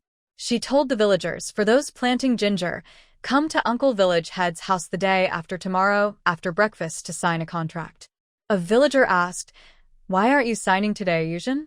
Gu Yuzhen looked at the woman. She was whose wife, who had come last time to borrow meat soup. She said, "Whose wife? I haven't prepared everything today. Tomorrow, I will go to town to buy paper and find someone to help me write the contract. You can sign it the day after tomorrow.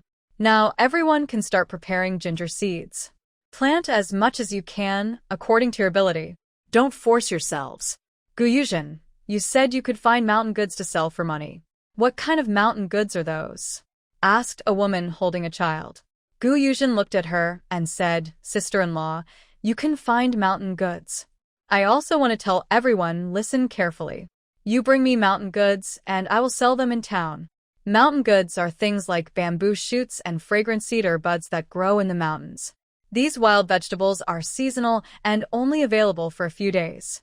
So, the money earned from them won't last long. She paused and then continued. She looked seriously at everyone and said, You must follow my rules when picking wild vegetables and digging bamboo shoots. She looked coldly at the villagers. If anyone tries to cheat or cut corners, or doesn't follow my instructions, don't blame me for being strict. I won't accept anything that isn't up to standard.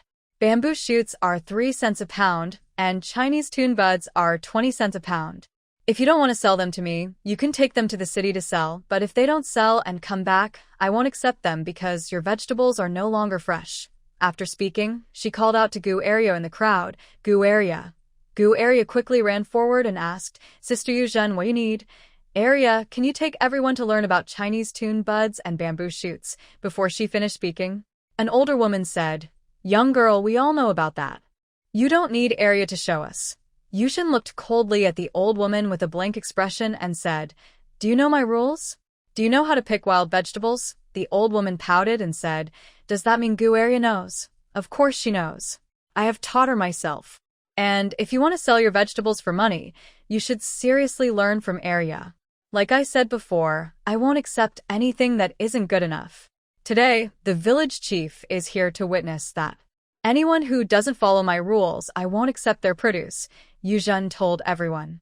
Then she continued speaking to Gu Area. Area, is there a problem with you teaching them how to dig and pick wild vegetables? Gu Area happily nodded and said, Sister Yuzhen, no problem. Don't worry, I will teach them well. She was very happy to be trusted and valued by Sister Yuzhen. Yes, okay, Yuzhen replied. Then she turned to the village chief and said, Uncle Village Chief, I finished what I wanted to say. Do you have anything to add for everyone? The village chief looked at the villagers and said, Young girl Zhen has already shared her rules. I will say it again. I don't care if you grow ginger or not, but as long as you live in the village, you are not allowed to share information outside. Keep your mouths shut about your own families. If I find out anyone is gossiping or spreading rumors, I will send them out of the village and never let them return. The village chief took a deep breath and continued, These days, life is hard. Our Dongyang country has been at war with South Africa for many years. Recently, because of the suppression by King Jinnan, South Africa has become more peaceful. But even so, we can't relax. We must stay alert for a sudden attack. So everyone in our village must stay united. As long as we stick together, we won't fear any invaders. The villagers were inspired by the village chief's words. One young man spoke up, Chief, I will be the first to follow you and Sister Zhen. Whatever you ask me to do, I will do it. If I see anyone from our village talking too much outside, I will be the first to bring them back. After he finished, many others echoed his words. The village chief said, We all listen to you. We will watch each other and help each other. If there are ways to earn money, just tell us and we will do it. We only want everyone in our family to have enough to eat. As these young men spoke, many tears could be heard. They shared everyone's feelings, yes, they didn't ask for much, just for their families to have enough food. This was a simple wish, but in a world torn by war, it seemed like a luxury. The war had stopped over 3 years ago, but life for ordinary people hadn't improved. Heavy taxes made it hard for them to breathe, and life was very difficult. Gu Yuzhen silently praised the village chief. He was a good leader, understanding that unity was strength and knowing how to help villagers live peacefully and work together. The village chief was also moved by the crying voices. His eyes turned red as he looked at the thin, hungry villagers. He wanted to help everyone earn money and eat well, but he didn't have the skills to do so. Fortunately, Their village was blessed with a capable person. Though she was a woman, she was just as good as any man. Recently, he had a strong feeling that if Yuzhen agreed to help the villagers earn money, their lives would become much easier. So, he gathered his courage and asked her about it. Luckily, she didn't refuse. The village chief smiled happily, feeling relieved. Seeing the village chief smile at her, Yuzhen felt a shiver down her spine. She was overwhelmed by the heavy responsibility placed on her shoulders. Seeing the still crying villagers, Yuzhen also sighed. She thought, "It's okay, I can feed dozens of families. That's something I can do. I can't do much else, but this small village won't have any problems."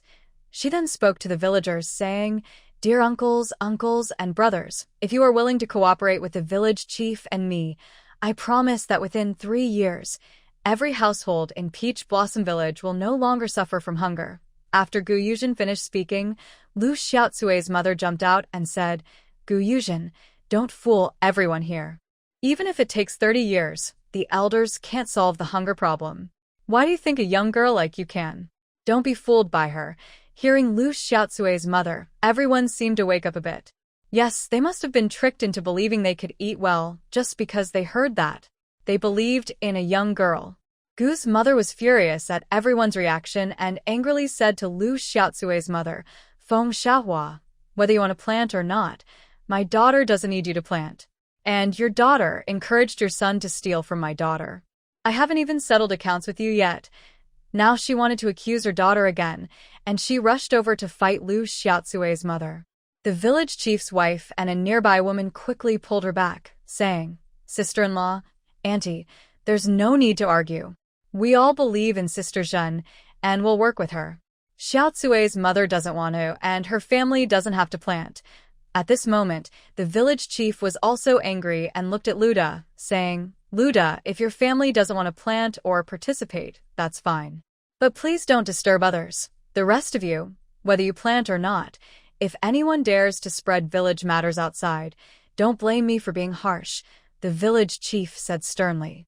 "Yes, village chief, we understand," the villagers replied in unison. Yuzhen saw that there was nothing more to do and said to the village chief, "Village chief, I have no more business here. I will go home first. When you're done, please take me to see the land." "Okay, Jin girl, go back first. I'll come to call you later," the village chief replied with a smile. In a private room at Xuanfu Tower in Puyang County, an old doctor was holding a large clay basin, eating happily and saying, "This is really delicious. The smell is so good. Ah, if only I could eat this every day, how wonderful that would be." Next to him sat a charming, fairy-like man, smiling and pleading, "Master, please give me a little more. Just a little," chasing the old doctor from the left to the right, then from the right to the left. The cold man resting inside didn't want to be spun around by these two, making his head dizzy. His eyes had returned to normal, but he couldn't keep them open for long. He hadn't seen anything clearly for months and needed time for his eyes to adjust. Actually, he saw the pig innards stir-fry and really wanted to taste it to know what it was like. He had tried her pig stomach porridge, but never the stir-fried pig innards. He guessed that the delicious food that made old master think about it all the time probably wasn't bad. But whenever he wanted to show he also wanted to eat, the wise doctor would stop him, saying he was too weak and just detoxed, so he couldn't eat heavy flavors. Fine. For his health, he would endure a little longer. The charming man huffed childishly and said, "Tomorrow, I want that young lady to help me cook another dish." Old master replied, "That young lady didn't come today. Who knows if she'll come tomorrow? I even asked her to help me cook today, but her brother didn't agree. He said his sister is busy lately and doesn't have time to think about food. That foolish boy not earning any money, really too silly. Oh, what a pity. But I understand, they just earned 500 taels yesterday.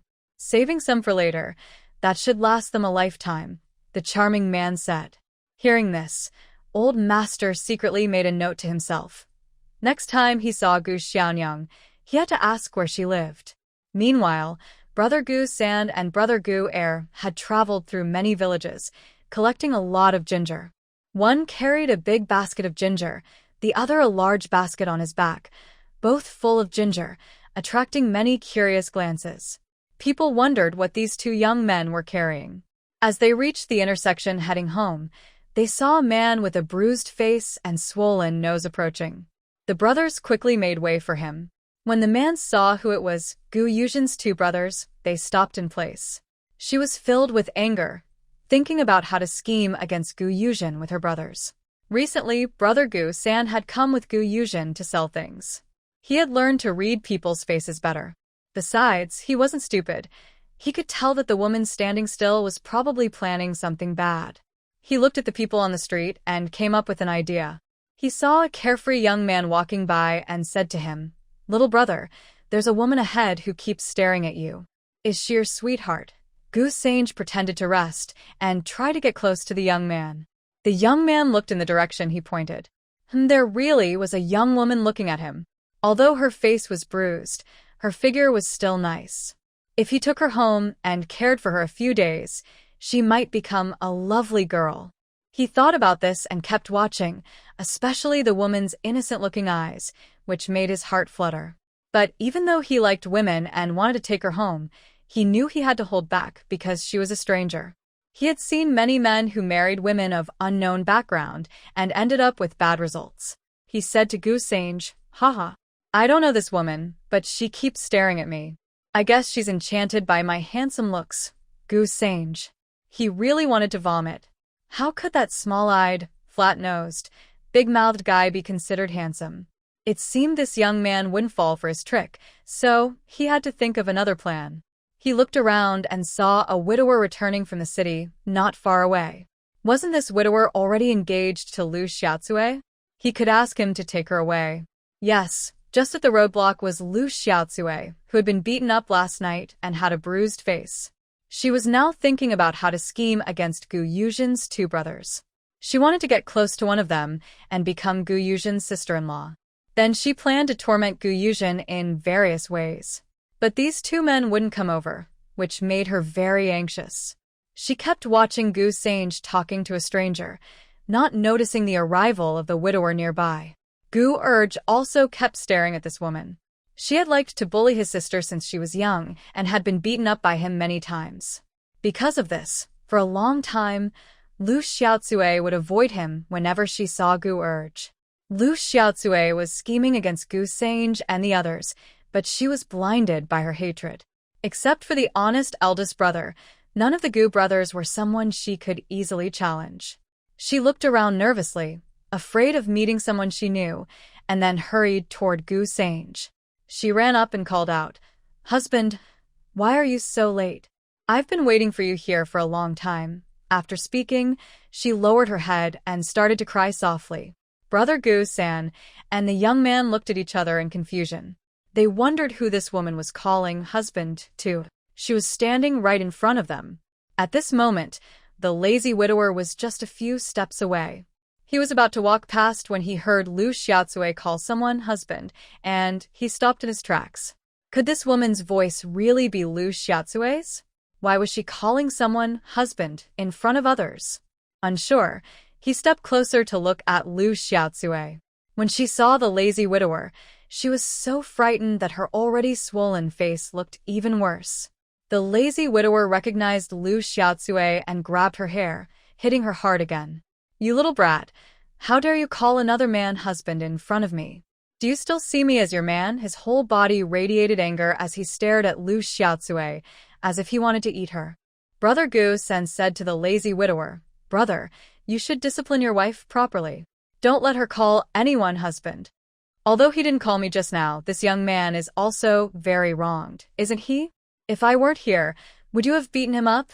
The young man next to Brother San quickly added, "Big brother, what this young man just said is true. We were just chatting here, and your wife suddenly called us husband.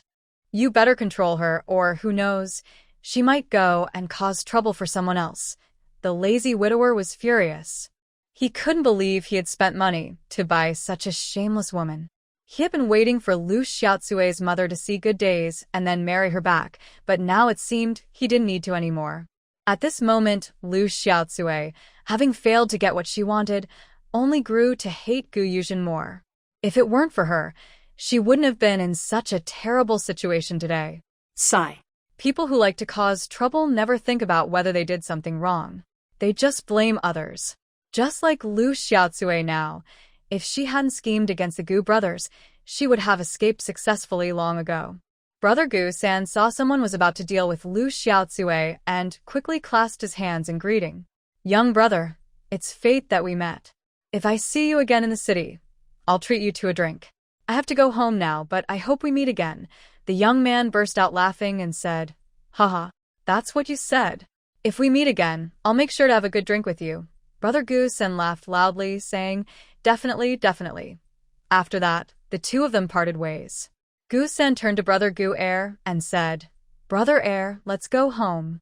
Since we're back early today, let's have your little sister cook us something nice. All you think about is eating. Little sister is so busy, she doesn't have time to cook, Brother Gu-er replied. You act like you don't like to eat, Gu-san said with a smirk. As Gu-san walked ahead, the widower Lai and Lu Xiaotsui also started walking back. But they weren't heading to Lu Xiaotsui's house. They were going to Lai's house. Lu Xiaotsui wanted to resist, but her whole body hurt too much. She couldn't fight back and could only obediently follow Lai. Yuzhen knew nothing about Lu Xiaotsui's situation. Even if she did, she wouldn't care. She's a cold person. She never worries about people she doesn't know well. Like her fake husband before, since he no longer wanted her, she didn't want to waste any more thoughts on him. At first, she felt a little uncomfortable and sad, but she's moved on now. She's blocked those feelings out. Even knowing that the man lives in the restaurant where she sells vegetables doesn't affect her. She acts as if she doesn't know him at all. She just does what she needs to do. Right now, her main concerns are her mother, her brothers, and the baby in her belly. She is now with her mother and her eldest brother, following the village chief to look at nearby farmland. When they reached a good-looking field, the village chief stopped and said to Yuzhen, This is the land. It's about 5 acres. The seller said it was inherited from his ancestors. They didn't want to sell it first, but now their only daughter has grown up and married a wealthy man from a neighboring country. That wealthy man is taking her parents away to enjoy life, so they're selling these fields and other land. Yuzhen listened carefully while observing the land. It was indeed very good, especially since it was near the river, making water access easy. But there was a risk. If the river broke its banks, the crops could be completely destroyed. She asked the village chief, does this river often flood or break its banks?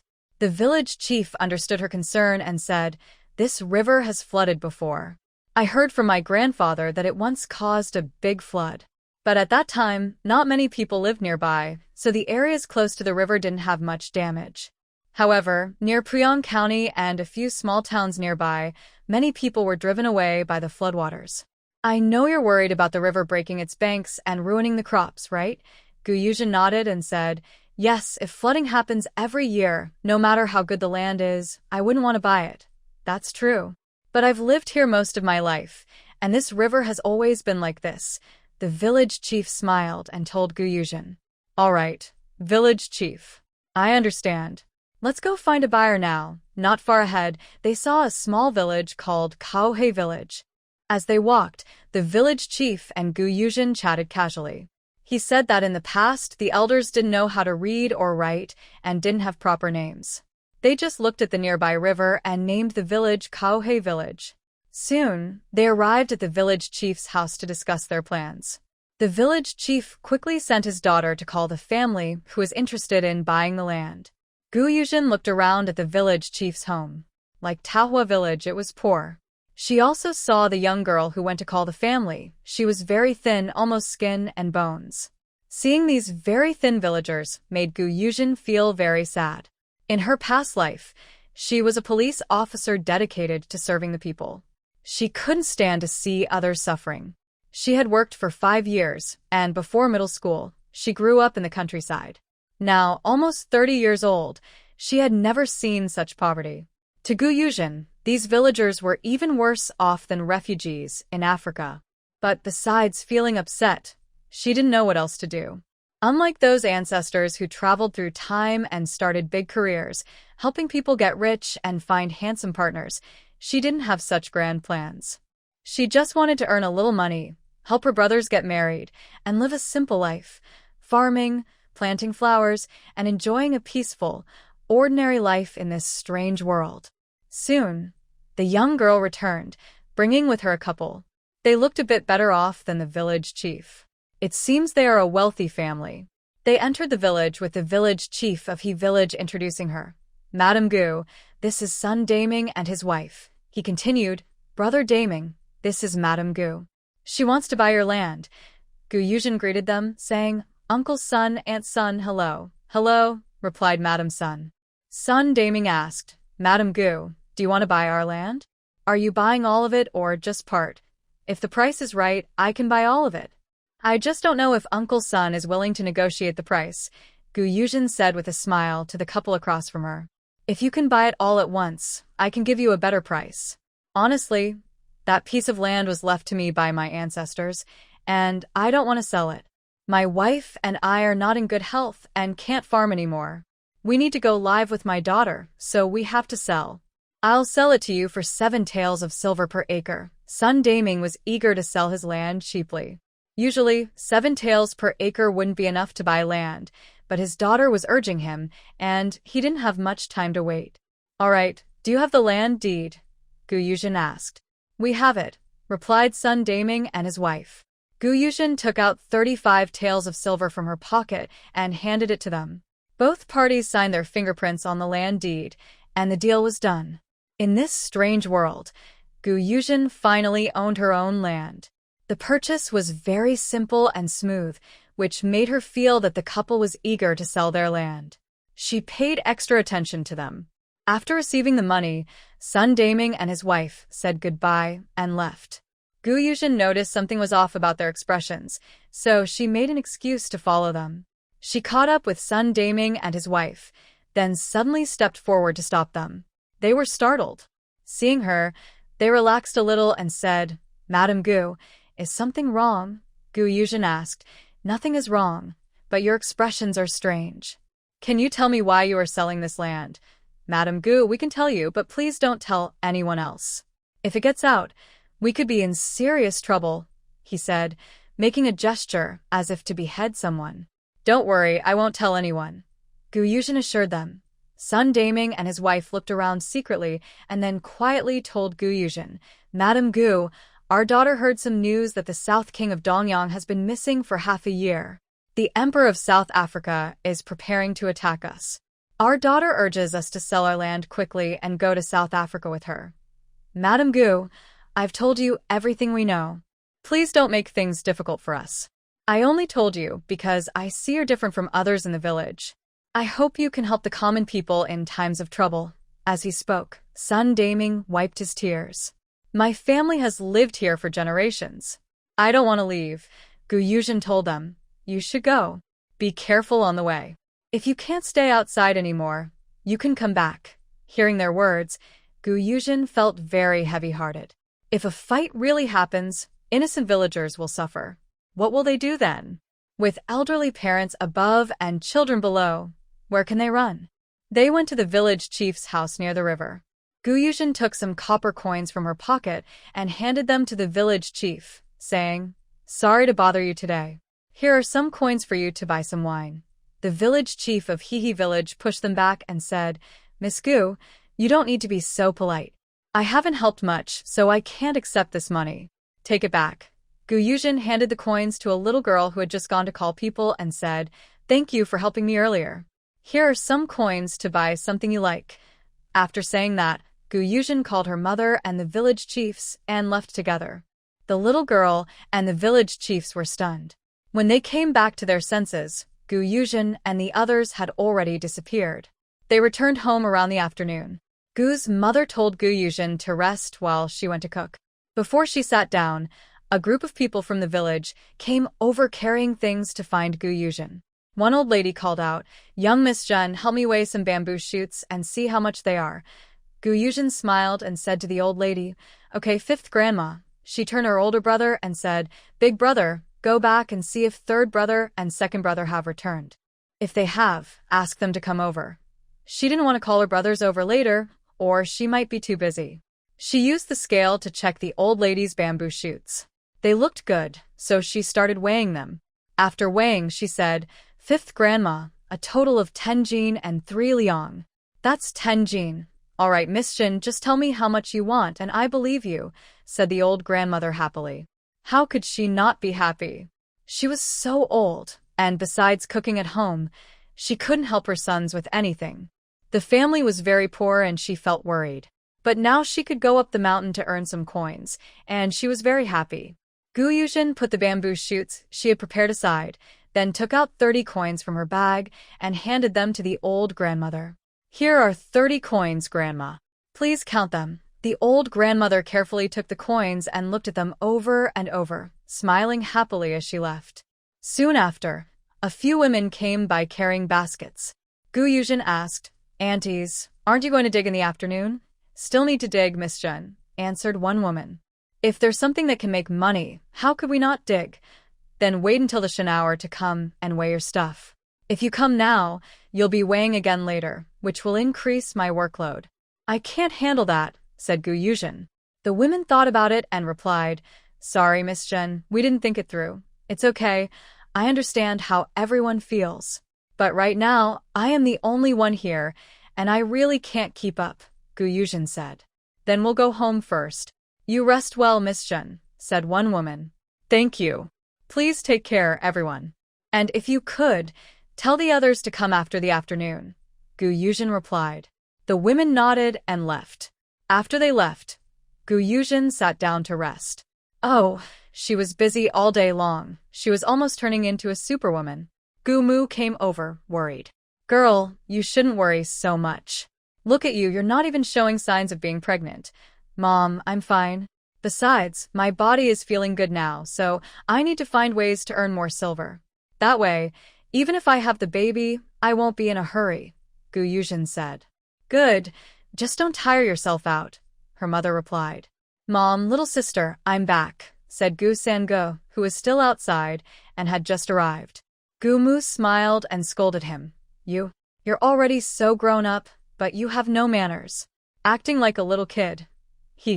"I came back early and I'm happy," Gu Sango said cheerfully. "Little sister, why did you call us over?" second brother Gu asked from behind. Yuzhen looked at her brother and asked, "Second brother, how was the ginger harvest today?" "Little sister, we harvested about 200 jin today. My third brother and I couldn't carry more, so we came back. The ginger crop is pretty easy to harvest," second brother Gu replied. Hearing this, Yuzhen frowned. Without transportation, everything was inconvenient. No one in the village kept cattle, so there were no carts either. She said to her mother, "Mom, let's buy a cart. Do you know how much silver it might cost?" Big brother Gu's eyes lit up when he heard about buying a cart. Some people in their village used to keep cattle, but later, because of food shortages, they sold their cows. Although the cows weren't theirs, he still felt sad about it for a long time. He dreamed of having his own cow. Mother smiled and said to Yuzhen, "Why do you suddenly want to buy a cart?" "Carts are expensive. One costs about 8 taels of silver." "Mom, without a cart it's hard to do things. My brothers can't carry what they collect, and I just bought 5 acres of land. Relying on just people to work takes a long time.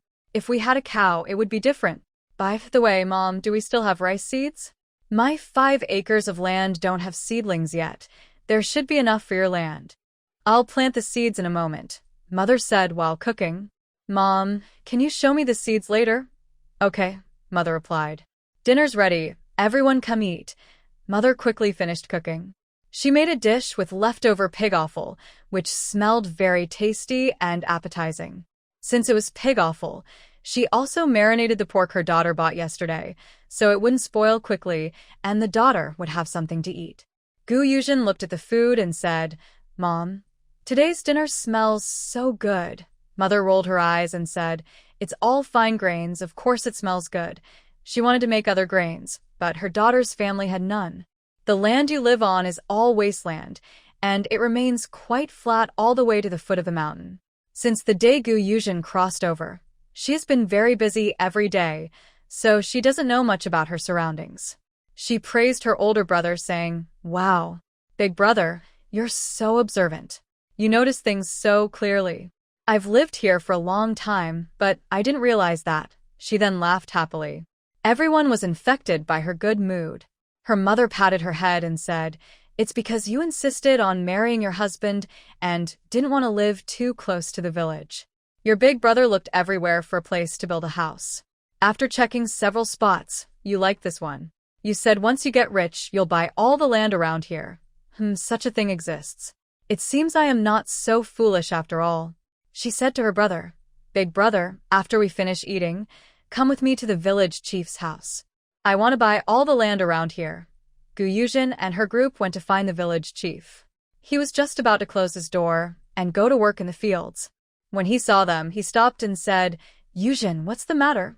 Yuzhen rubbed her nose, feeling a bit shy, and said, "Village chief, I think I might be wasting your time again." The village chief chuckled and said, "No trouble at all. I'd just like to go see the fields. Come in and talk." Yuzhen followed him inside and asked, "Village chief, does the land around where I live have owners?" "That area is at the end of the village. Those lands are unowned." "Yuzhen, do you want to buy it?" the village chief asked. "Yes, village chief. I see the land is flat and close to my home, which makes planting easier. By the way, village chief, that big piece of land, why hasn't anyone started farming it?" Yuzhen asked curiously. "Many people nowadays are hungry. Why not clear more land and plant more crops?" The village chief sighed and said, "Everyone wants to reclaim land. For the first 3 years, you don't have to pay taxes on the wild land. But after 3 years, you not only have to pay taxes, but also buy the land at a good price. Most people in the village find it hard to grow enough crops to eat, so they don't have extra money to buy land. Also, in those first 3 years, since the land is wild, there isn't much harvest. Who would want to dig and farm such land?" Yuzhen thought about it. "The taxes in this era are very heavy, and crop yields are low. It's hard for a family to eat well every year after paying taxes." She continued to ask, "Uncle Village Head, how much silver does an acre of wasteland cost?" The village head replied, "Wasteland isn't expensive, about 1 or 2 silver coins per acre." Hearing this, Yuzhen sang a sigh of relief. She was really worried it might be just a few coins per acre, which would make it hard for her to buy much. She only had 400 silver coins in total. She had just bought land worth 35 silver coins, so she only had a little over 300 left. Because of that, she had to save her silver and also prepare for her upcoming childbirth in a few months. When she thought about it, she realized she was not that poor. She still needed to find ways to earn more silver. But she knew she had to eat one meal at a time and walk step by step. Everything had to be done slowly. She asked her older brother, "Big brother, how much land is around our house roughly?" Gudage, big brother, thought for a moment and said, "If you keep fencing down to the foot of the mountain, it's about 80 acres. If it's 80 acres, she could buy all of it. The wasteland there would turn into good farmland. It's flat and has water nearby. There's a river near their village, and she could divert water from it later." She said to the village head, "Uncle Village Head, if you're free, please help me measure the land. I'll buy all the nearby land based on what my brother says." The village head looked at Yuzhen in surprise for a moment before saying, "You're quite something, buying so much land in just one day. All right, wait here. I'll find some elders from the village to help measure the land." "Thank you, Uncle Village Head." The village head smiled and said, "It's no trouble at all. If he sold those 80 acres, he would earn about 7 silver coins." Originally, he expected to get 8 coins, but he had to give 1 coin to someone for drinks, so things would go more smoothly. He also planned to share a little with the people helping measure the land. After expenses, he could earn about 5 silver coins. Usually, when the village sells land, the government gives them a 10% commission. Soon, the village head returned with 2 elders, probably around 60 years old. Yuzhen cheerfully called out, "Grandpa Second, Grandpa Wang. Thank you for your hard work." Grandpa Second happily replied, "No trouble at all. You're quite something, little girl. You've made our Gu family proud." Then he laughed loudly. Grandpa Wang rolled his eyes at Grandpa Second and said to Yuzhen, "Aren't you supposed to measure the land? Hurry up and go." Yuzhen smiled and said, "Okay, Grandpa Wang will go now." Yuzhen followed behind a few people, walking and looking around. Peach Blossom Village is surrounded by mountains on all sides, but the mountains are very far apart. From a distance, it looks like a small flat area, but upon closer inspection, there is a nice large flat land. In the middle, a small river runs through it, and on the other side of the river is a big forest. Yuzhen thinks this land is quite flat and sometimes sees a little deer come to drink water at the riverbank. Occasionally, she sees a small gray rabbit running around by the river. The river is about 10 meters wide, and crossing it isn't very difficult. If they build a simple wooden bridge, they can cross easily. Yuzhen asked curiously, "Second Grandpa, everyone is hungry, so why don't they go hunting in the mountains or across the river? I just saw several rabbits running out." Second Grandpa looked in the direction she pointed and sighed. "Girl, everyone has thought of that. It's not that no one has been to the other side of the river, but it's very dangerous there. 10 people go, and only 5 come back. That's considered a lot." Grandpa Wang also looked sad and said, "Yes. Our village used to have quite a few people. When I was young, there were about 70 households.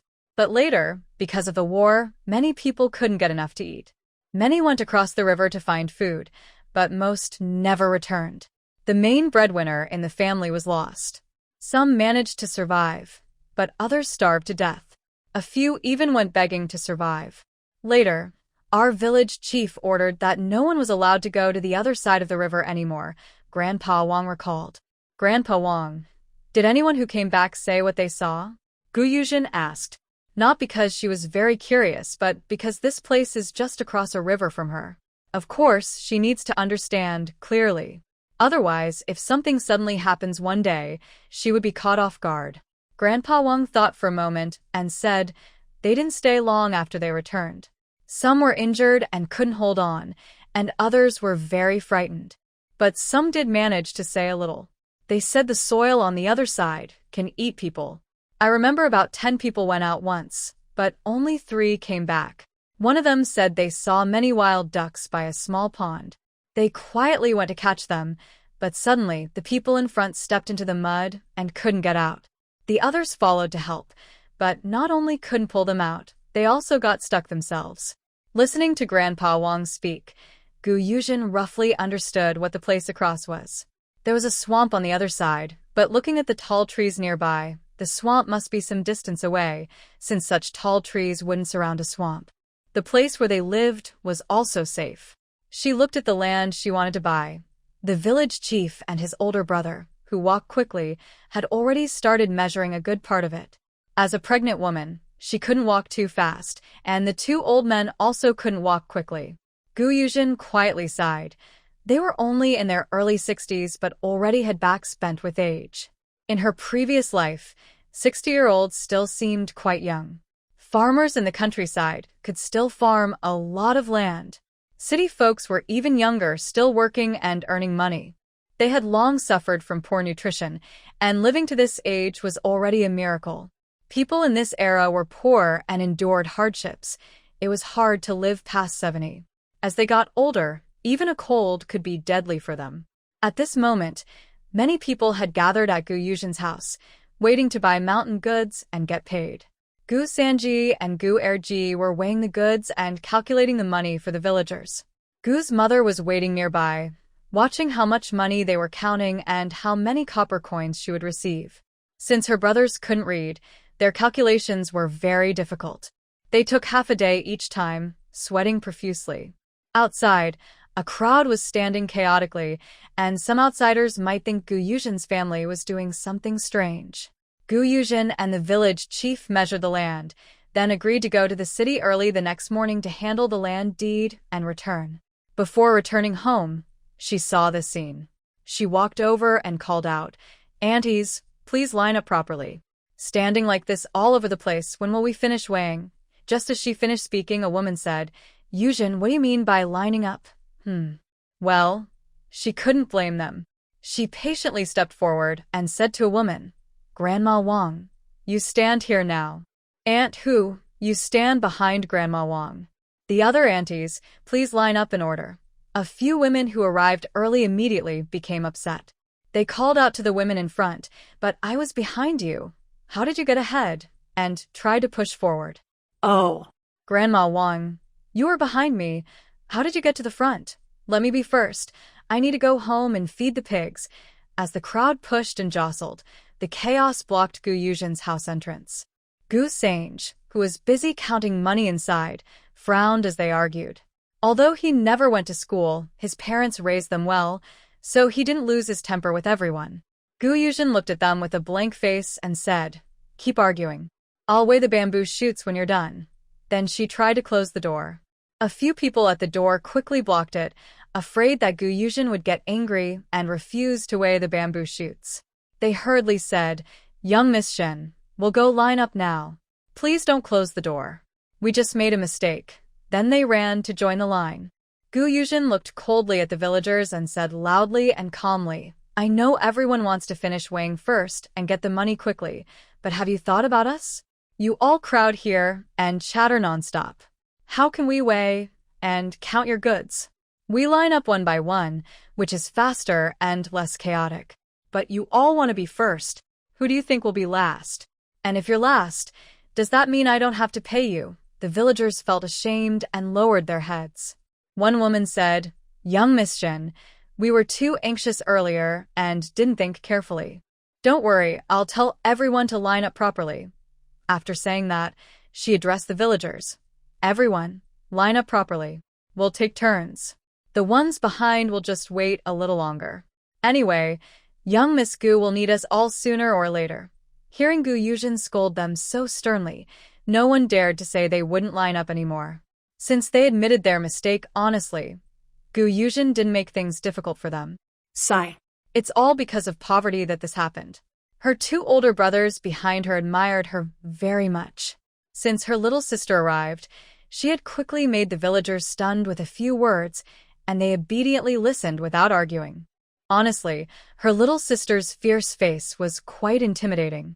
After lining up, Gu Sange was responsible for weighing, Gu Yuzhen for counting and giving money, and Gu Er was in charge of putting things away. Their mother went to cook.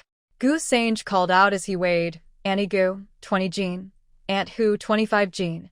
Gu Yuzhen was counting money nearby and said, "Annie Gu, here's 60 coins for you." "Ah, thank you, young Miss Shen," Annie Gu said tearfully, holding the copper coins. Gu Yuzhen looked at them with a strange feeling of sadness. If she hadn't come, their mother wouldn't be much better off than them. Sigh. She would do her best, help as much as she could. When she finally settled the accounts, it turned out to be Lu Xiaocui's mother. She checked the bamboo shoots she had dug up and found no problems. Everyone seemed eager to earn money, and no one was acting recklessly. Lu Xiaocui's mother was worried that Gu Yuzhen wouldn't give her coins. She hurriedly said, "That girl Yuzhen, my family has no food now. We urgently need this money to buy grain. Can I pay you back later when we are better off?" Gu Yuzhen looked at her coldly, without speaking. Her cold gaze surprised Lu Xiaocui's mother, but she hadn't received the coins yet, so she didn't dare to scold her. Besides, everyone in the village was protecting Gu Yuzhen. If she dared to yell, not only Gu's mother but many others might turn against her. While she hesitated, Gu Yuzhen handed her the money and said, "Aunt Lu, your 30 jin, totaling 90 coins. Count it carefully." "Thank you, Yuzhen." Lu Xiaocui's mother was so excited, she almost cried. They hadn't seen coins in a long time. Although she had sold her eldest daughter to marry Lai Ganfu, the cunning man hadn't actually paid her any silver. He only said he would come to pick up Xiaocui when the time was right. As soon as she received the coins, Lai Ganfu brought Lu Xiaocui home. Lu Xiaocui's second sister, Lu Xiaochao, came to call her mother. Hearing Lai Ganfu was here, Lu's mother was happy inside, thinking he was here to deliver the silver. After sending everyone off, Gu Yuzhen and her brother sat on a bench to rest. Gu Yuzhen looked at the pile of bamboo shoots, with only about 50 jin of fragrant cedar shoots left, as they had already picked most of them earlier. It was now harder to find them. She estimated the pile of goods was about 300 jin. How would they deliver it tomorrow? Such a large amount probably couldn't be finished at the restaurant. She decided to make some dried bamboo shoots instead. They last a long time and won't spoil. They are delicious when stewed with meat. Fortunately, The villagers had dug the bamboo shoots according to her instructions. None were too old, making them perfect for drying. Yuzhen didn't realize that people were now very poor. After finally having a way to earn money, everyone was extra cautious, trying to do their best so they wouldn't be eliminated. If they failed, they wouldn't make any silver. Looking at the big pile of bamboo shoots, Yuzhen said, "Big brother, second brother, third brother, we're about to start working again. Little sister, what are you going to do?" asked Dage, looking worried about the large pile of bamboo shoots. He was afraid his sister might lose out. "Big brother, we peel bamboo shoots and then make dried bamboo shoots," Yuzhen said to her brothers. Ah, "What are dried bamboo shoots?" asked third brother curiously.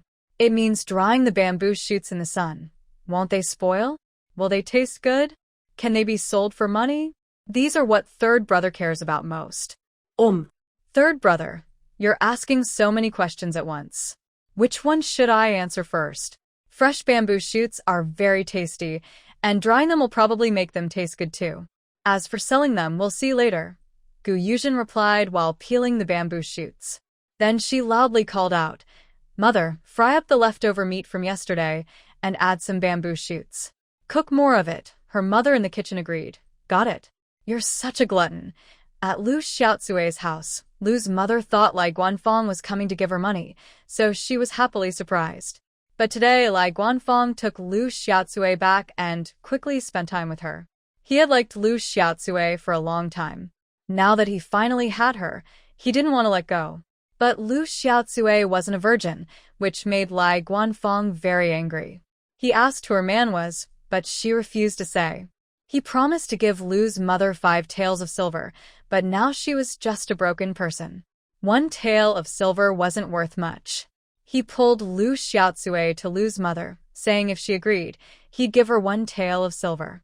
They would still be relatives. If she didn't agree, he would leave Lu Xiaocui behind. He didn't want her anymore, and giving her 1 tael was like buying her once. Lu's mother was so angry she nearly fainted. She had a beautiful daughter, but others called her trash. But her own daughter was unhelpful, and she felt helpless. She told Lai Guanfang, "Take the 1 tael and go." All right, Lai Guanfang was happy to spend 1 tael to buy a woman to play with. He took the silver from his pocket and handed it to Lu's mother. Lu's mother took the silver and told them, "You can leave now. Try not to come back often. I don't want to see you." Lai Guanfo thought Lu's mother was unhappy about the 1 or 2 silver coins and wanted him to leave. He didn't care much since he already had the woman. Whether he came here or not didn't matter. He said to Lu Xiaocui, "Let's go. Mother is in a bad mood, so we'll visit her another day." After saying that, he pulled Lu Xiaocui and headed outside. Before leaving, Lu Xiaocui looked back at Lu's mother. Her eyes were full of hatred, which startled Lu's mother. It seemed that this daughter was angry with her. Forget it, let her be angry. From now on, she would pretend she didn't have this daughter. At Gu village chief's house, the family was eating and chatting. What exactly is Yuzhen doing to make so much money? She bought so much land all at once, asked the village chief's wife curiously. Village chief said, "I don't know. That's her business. I can't interfere. I'm just happy she agreed to help us earn some silver. Don't be jealous of her. We don't have that ability. It's good enough to follow her and earn a little money." The village chief's wife rolled her eyes and said, "What do you think we are? Yuzhen is capable, and that's her skill. Why should we be jealous? Besides, look at the land she bought. Her brothers are busy, so she can't handle everything alone. Later, she'll have to invite villagers to help. Even if she doesn't pay silver, she'll give them food. Now, everyone has no rice to cook, so exchanging some rice for help is fine." The village chief looked at his wife with approval. She was sensible. Then he said to his 2 daughters-in-law, "You should learn from your mother.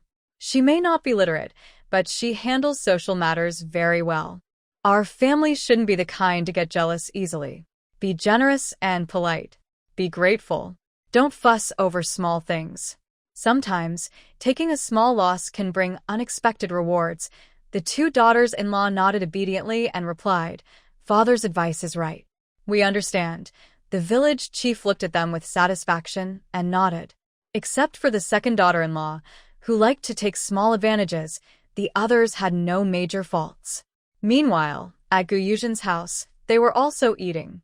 Tonight, Gu's mother cooked the meat she marinated at noon, adding plenty of bamboo shoots.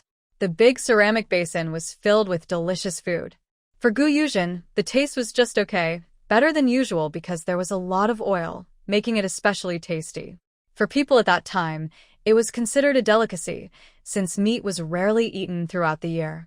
Brother Yuzhen looked happy and said, "Oh, if only we could eat meat like this every day. It would be so wonderful." Big Brother Gu also said, "Yes, this is what life should be like.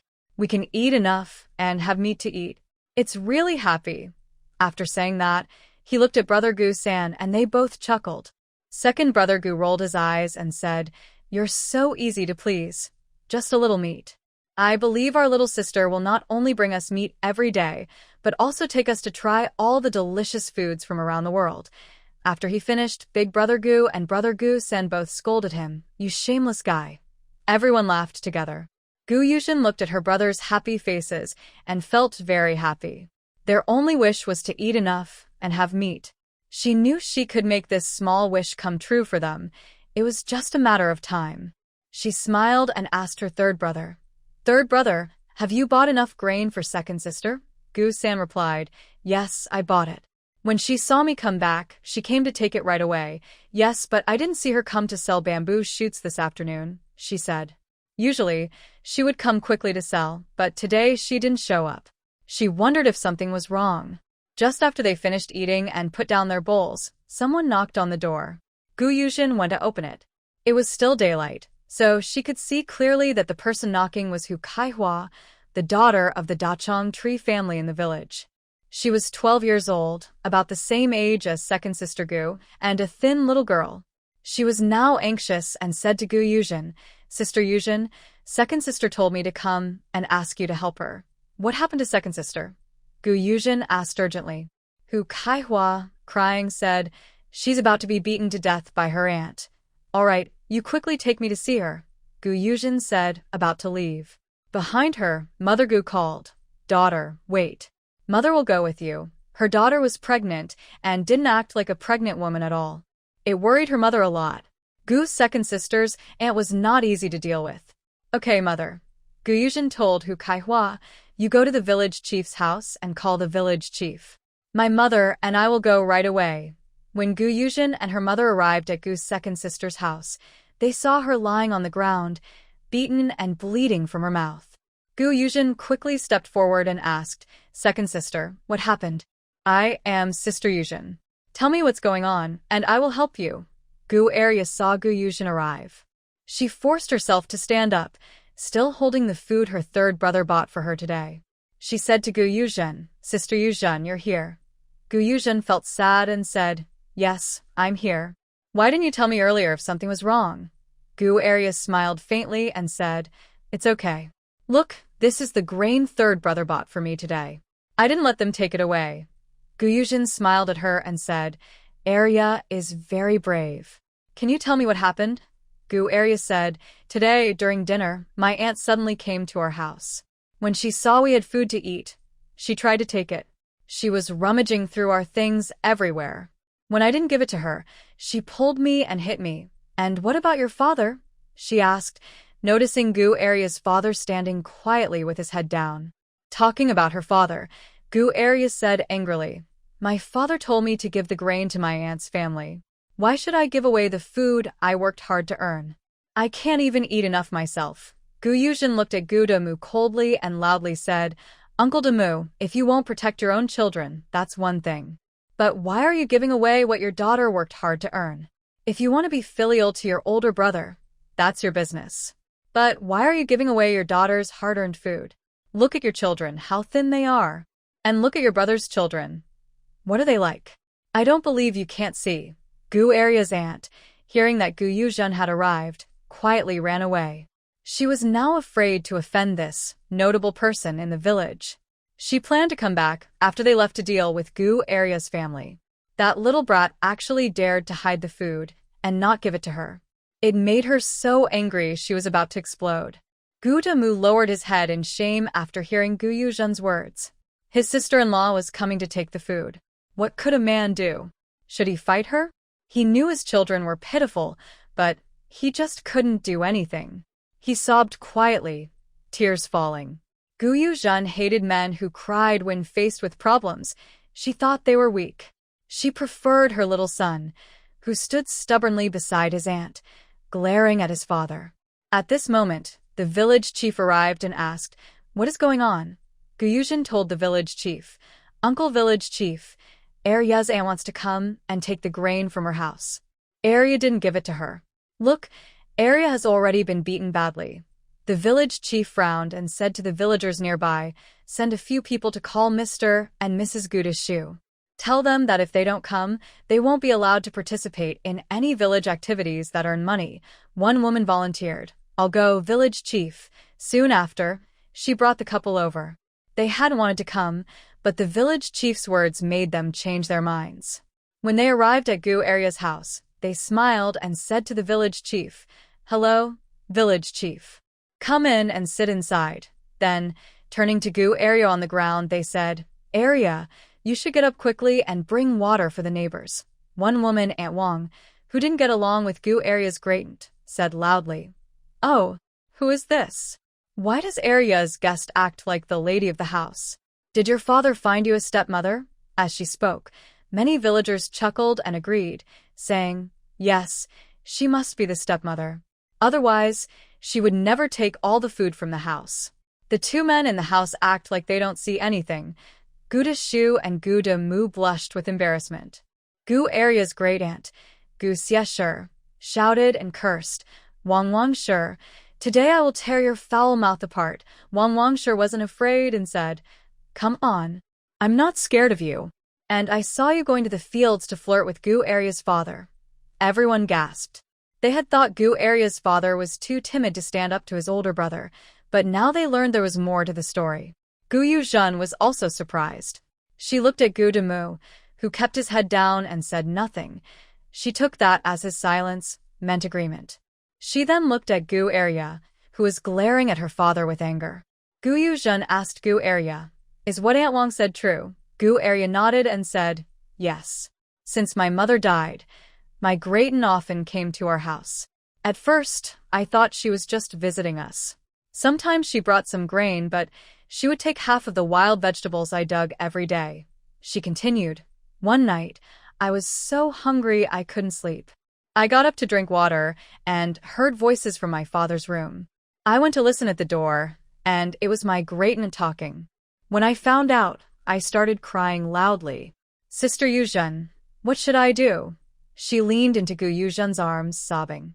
With Gu Arya's testimony, the villagers looked down on Gu Xiesher and Gu Damu even more. Gu Damu was embarrassed when his daughter told the truth and wanted to go over and hit Gu Arya. Gu Yuzhen's mother quickly came out to block his way and said, "Brother Damu, what are you doing? If you want to hit your daughter, I can't stop you, but if you try to hurt my daughter, see if I won't fight back." Gu's mother was worried that Gu Damu might hit Gu Arya and affect her precious daughter, who is pregnant now.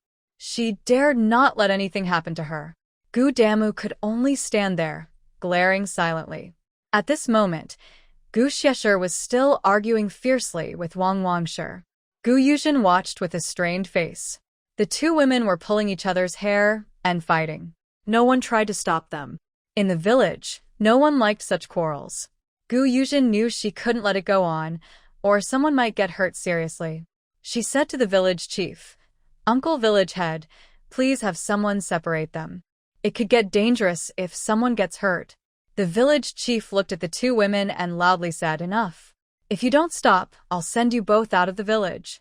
Sure enough, the village chief shouted loudly, and both women stopped fighting. The village chief looked at Gu Arya, who was covered in bruises, and loudly said to Gu Xiesher, "Gu Xiesher, as a big aunt, you should help take care of the children. Why are you letting them get so hurt?" Gu Xiesher replied, "Village head, I am her big aunt. If she is good things, I should show respect to the elders. Besides, didn't you see that this stubborn girl doesn't know how to run a household? She cooks so much food in one meal. I just wanted to take some back to help her store it. Who knew she wouldn't appreciate it? Gu Arya said, "Aunt, over the years, haven't you taken enough grain for my family? We don't even have rice to cook now. When I asked you for some grain, why didn't you give it to me? If you hadn't taken our grain every harvest season, my brother and I wouldn't be so hungry. My brother can't even walk properly now."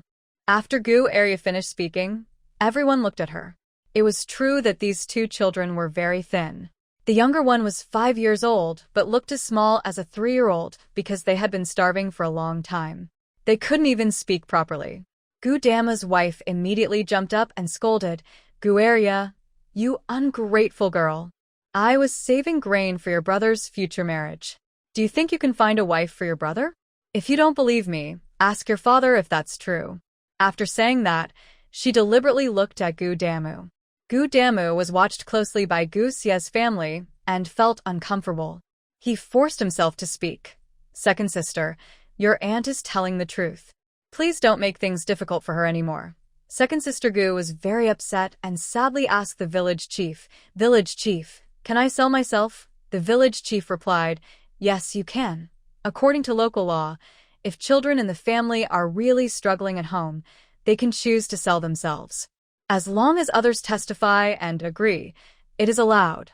Hearing this, second sister Gu quickly pulled her younger brother over and asked, "Little brother, are you willing to sell yourself with me? If you agree, we can sell ourselves together, okay?" Little brother Gu nodded and said, "I agree."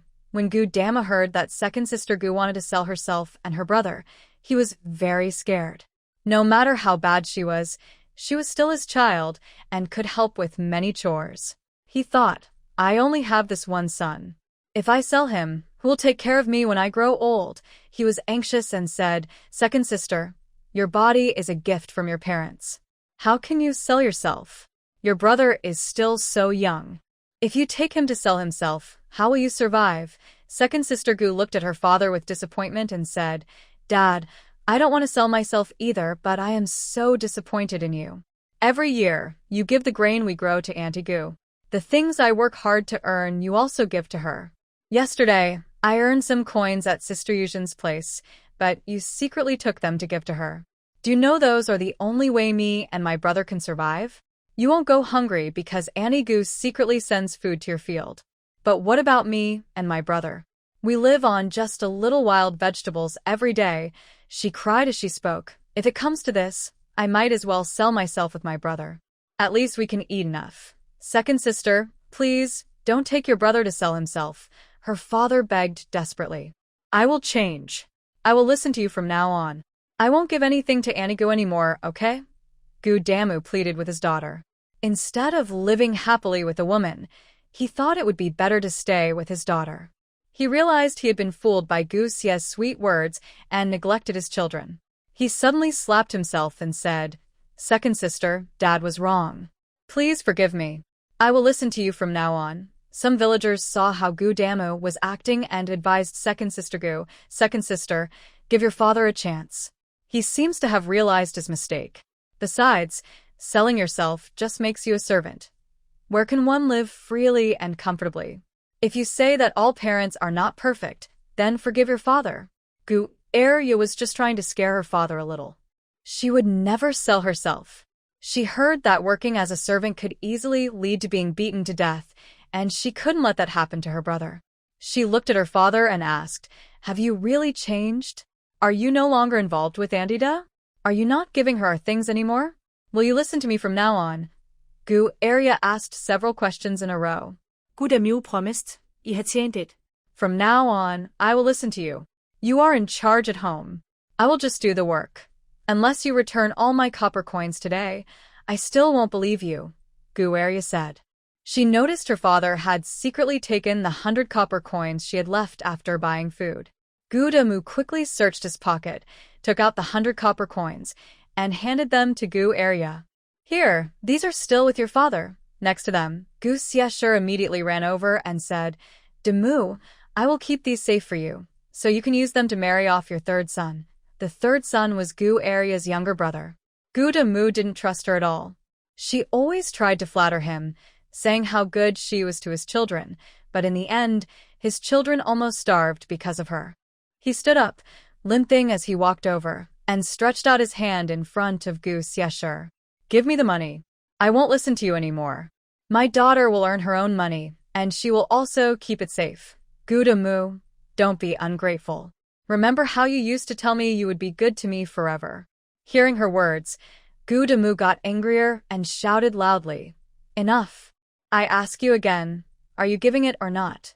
The village chief also shouted loudly from the side, Gu Deshu, can't you control your wife? Look at her. She's ruining the village's reputation. How will the young men in the village marry if this continues? If you can't control her, then send her back home. Our village doesn't allow such unruly women and men. Gu Deshu replied to the village chief, You're right.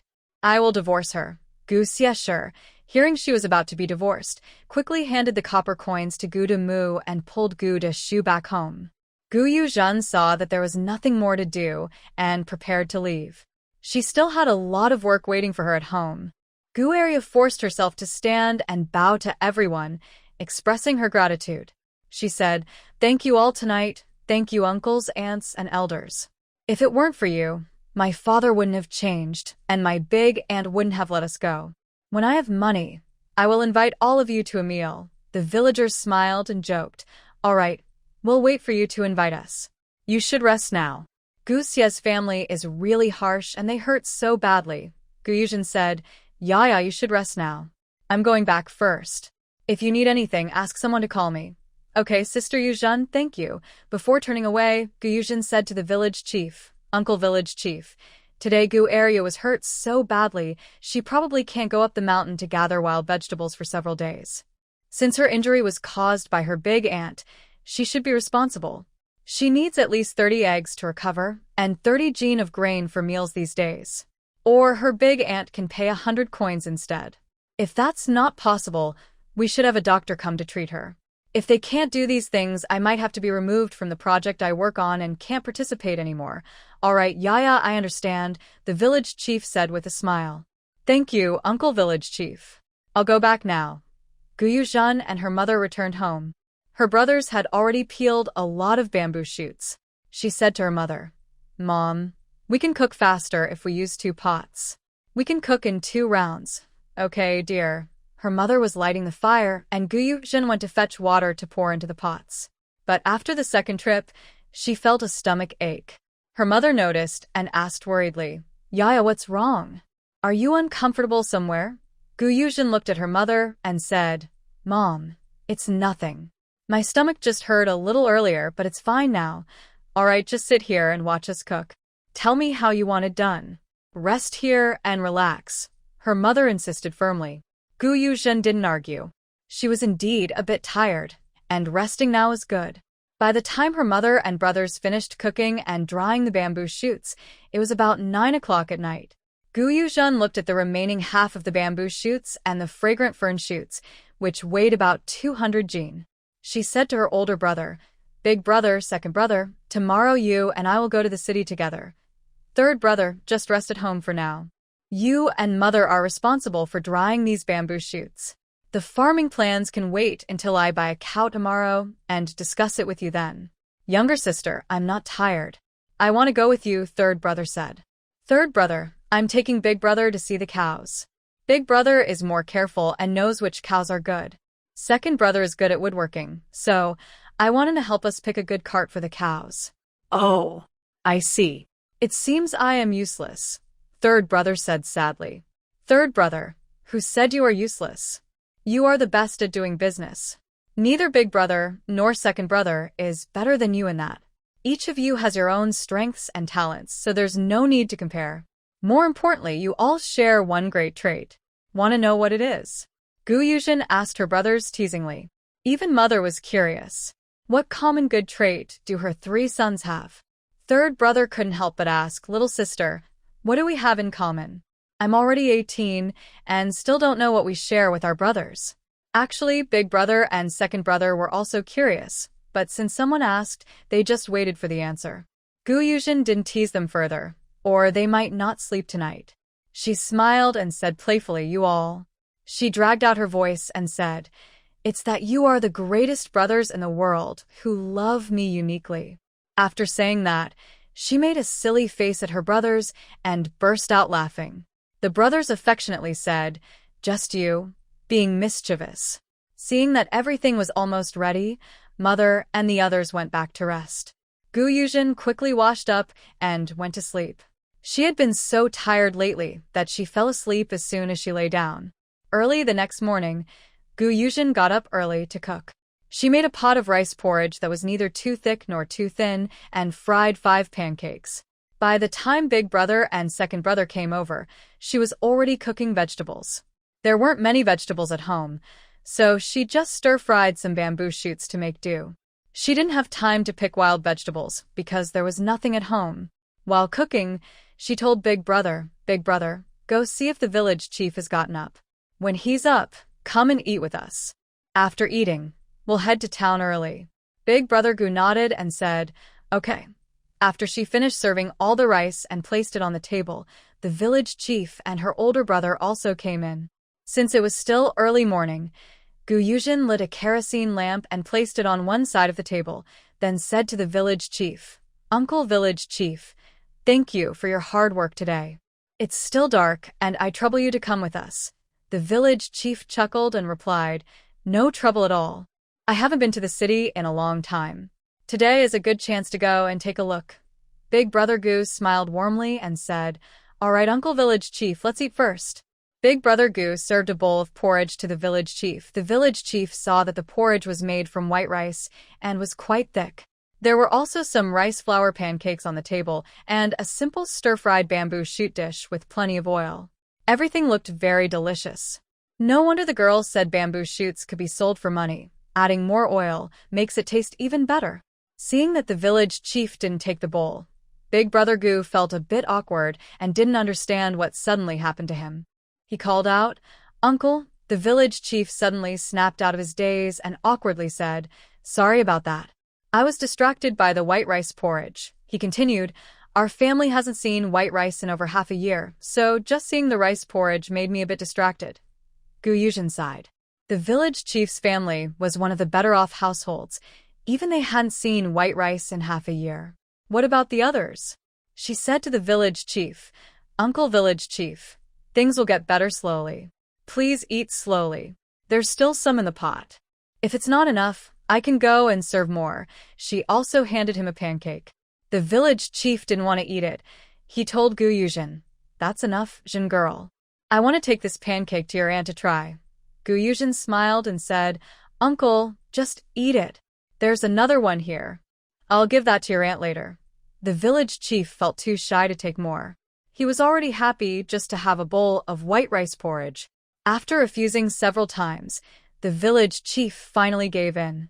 They finished eating, washed their bowls, and the two brothers carried their baskets and went out. She carried a basket on her back because otherwise, she wouldn't have anywhere to put things she might buy later. They arrived in Puyang County around 8 a.m. Since Yuzhen was pregnant and her brothers walked slowly, their journey took longer. When they reached the city, they headed straight toward the restaurant. Today, the waiters probably wouldn't come so early, and there was no one watching outside. Yuzhen went forward and knocked on the door. Soon, the young servant inside opened it.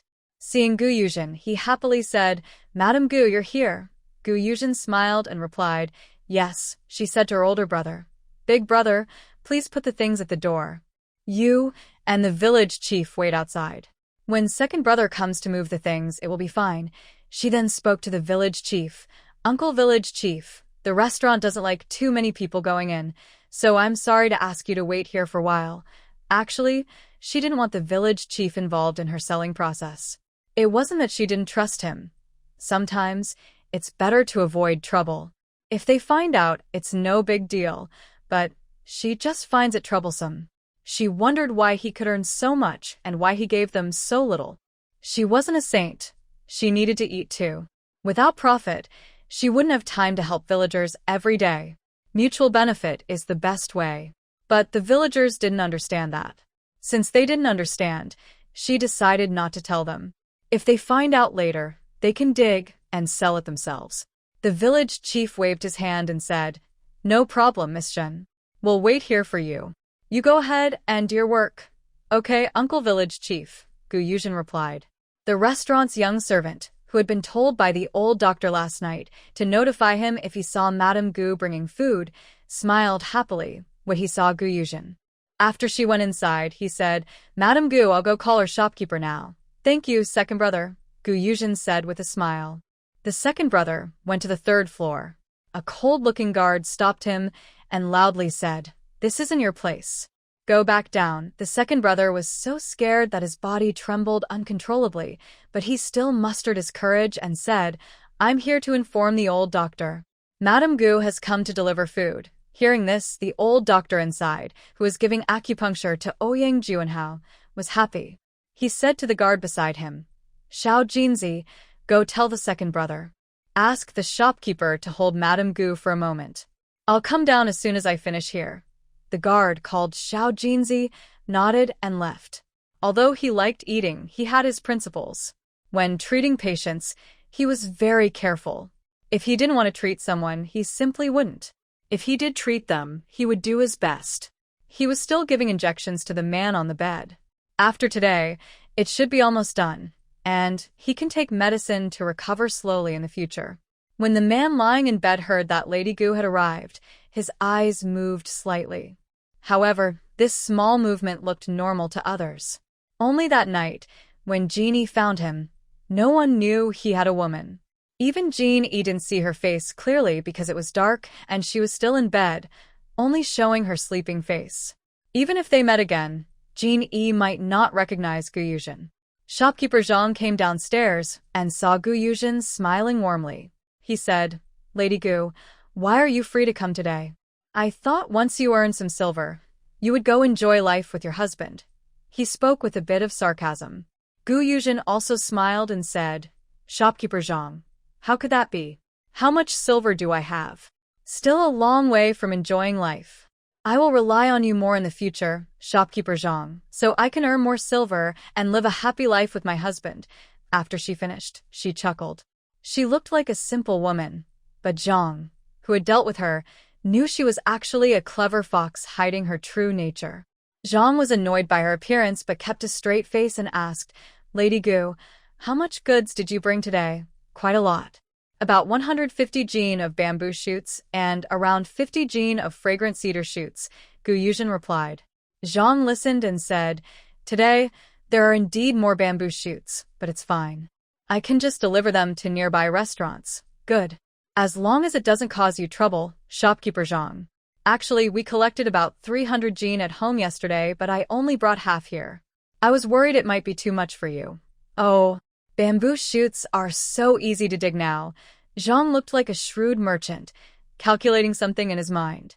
Yuzhen said, "Shopkeeper Zhang, it's not as easy as you think. All these are the results of our villagers working for a whole day. Dozens of women only dug this much in a day. Do you still think it's a lot?" Zhang was a bit surprised that this woman was willing to share her way of making money with the villagers. It was rare. Curious, he asked, "Lady Gu, why are you willing to tell the villagers your secret to earning money? That way, you lose quite a bit of silver." "Shopkeeper Zhang, I didn't mean to be generous and share my money-making ideas with the villagers. It's just that the villagers are really struggling. Some families haven't seen any grain for months. Everyone in the village is so hungry, they are very thin. Since there are mountain goods that can be sold for silver, I told them about it. How much they can earn depends on themselves. If they can buy a few pounds of grain to eat, that's good enough." Shopkeeper Zhang didn't expect that this seemingly insignificant village woman would have such a broad heart. She is kind and not blindly overconfident. She has her principles. As long as she can feed herself, she tries to help the poor villagers with her limited strength. Now, Shopkeeper Zhang finds her a bit more likable and is no longer angry about the 500 taels of silver. He thinks she hasn't done anything wrong, he just feels it's not worth it. Fortunately, the business of the restaurant, driven by pig offal, has doubled compared to before. Soon, the young servant came back with bamboo shoots, saying, "Shopkeeper Zhang, the bamboo shoots weigh 160 jin, and the Chinese tune buds are 60 jin and 7 liang. Shopkeeper Zhang waved his hand to show he understood. He then said to Gu Yuzhen, "Young lady Gu, just bring whatever you have next time. If there's too much to eat, I can take it somewhere else." "Okay, thank you, Shopkeeper Zhang. But could you please help me settle the bill? I have a lot to do today." She hadn't finished speaking when Shopkeeper Zhang patted his head and said, "I'm really forgetful. I keep forgetting the time." He thought to himself, "Old doctor, I've done my best. now let's see if you can meet him later." Shopkeeper Zhang said to Gu Yuzhen, "Lady Gu, you should come upstairs with me to get the silver." "Okay, Shopkeeper Zhang," Gu Yuzhen replied. In the upstairs private room, the old doctor had already removed the needles from Ouyang Juanhao. The man on the bed was getting up and dressing to leave. The old doctor told him, "Don't rush to go. Rest for a few more days. Nothing is more important than your life." He added, "I'll give you some more medicine to take for a few days before you leave." Old man, I really worry about you. If only you had agreed to be my apprentice years ago. If you had studied medicine, would you have suffered such a big loss? The fact that you are still alive to see me this time, you should sincerely thank that young lady. Don't let your pride cause her harm. Without her, you wouldn't survive more than 3 months." The man, who was dressing, paused briefly but then continued to put on his clothes as if nothing happened. The old doctor didn't seem to care whether he listened or not. After giving instructions, he was eager to leave. He was worried about missing Lady Gu later, as she now had money and it would be hard to meet her again. He made a mental note to ask where she lived. The man finished dressing and opened the door. Maybe because it was going to rain or for some other reason, the room felt stuffy. He wanted some fresh air outside. As he stepped out, he saw Gu Yuzhen following behind Shopkeeper Zhang. She looked about 16 or 17. She wasn't wearing an elaborate hairstyle. Her hair was simply secured at the back with a wooden hairpin. Her hair had no fancy decorations. Unlike common folk or wealthy women, her hair was plain. She had a small, thin face about the size of a palm, with a slightly yellowish complexion.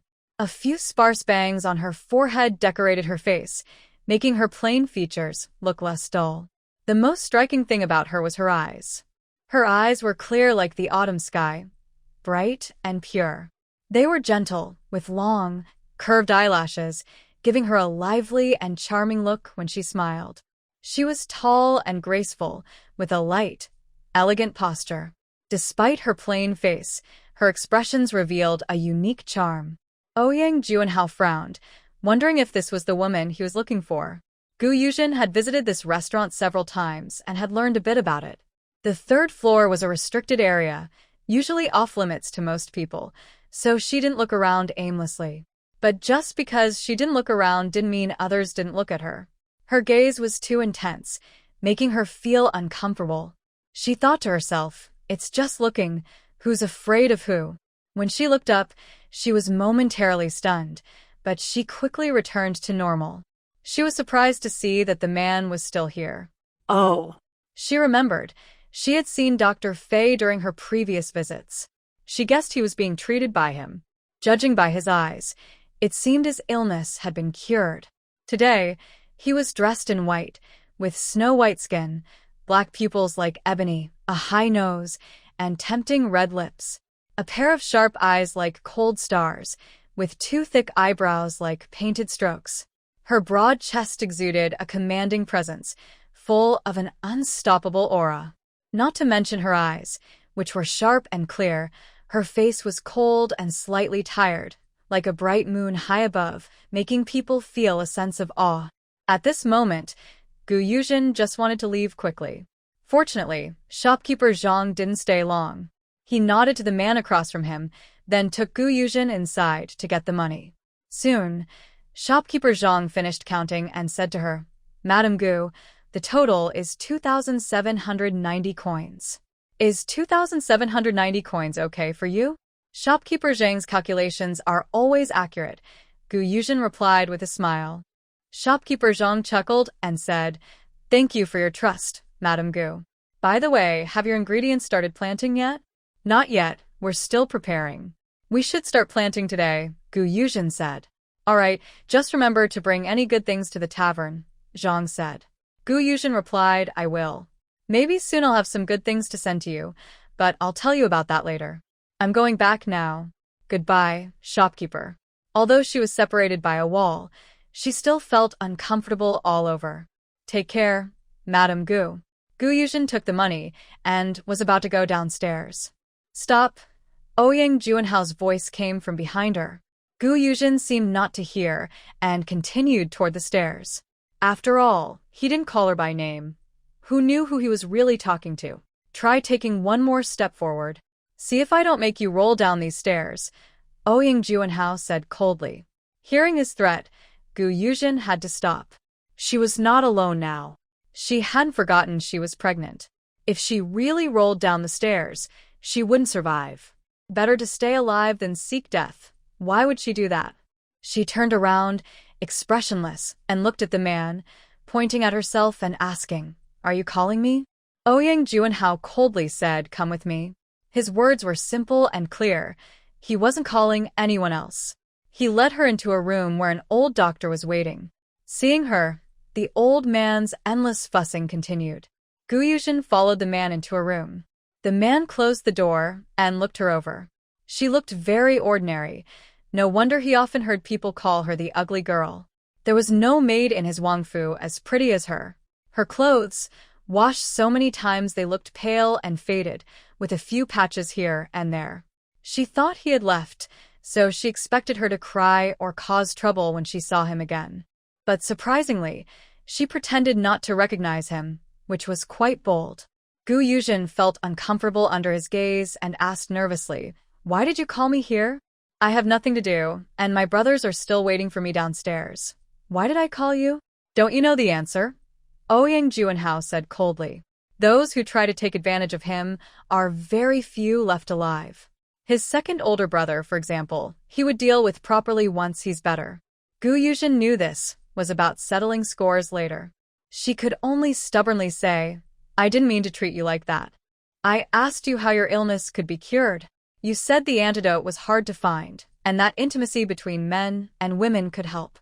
I saw you getting worse every day, so I begged my mother to agree to our marriage. I just didn't want you to die. Ouyang Juanhao looked her over, trying to see if she was lying.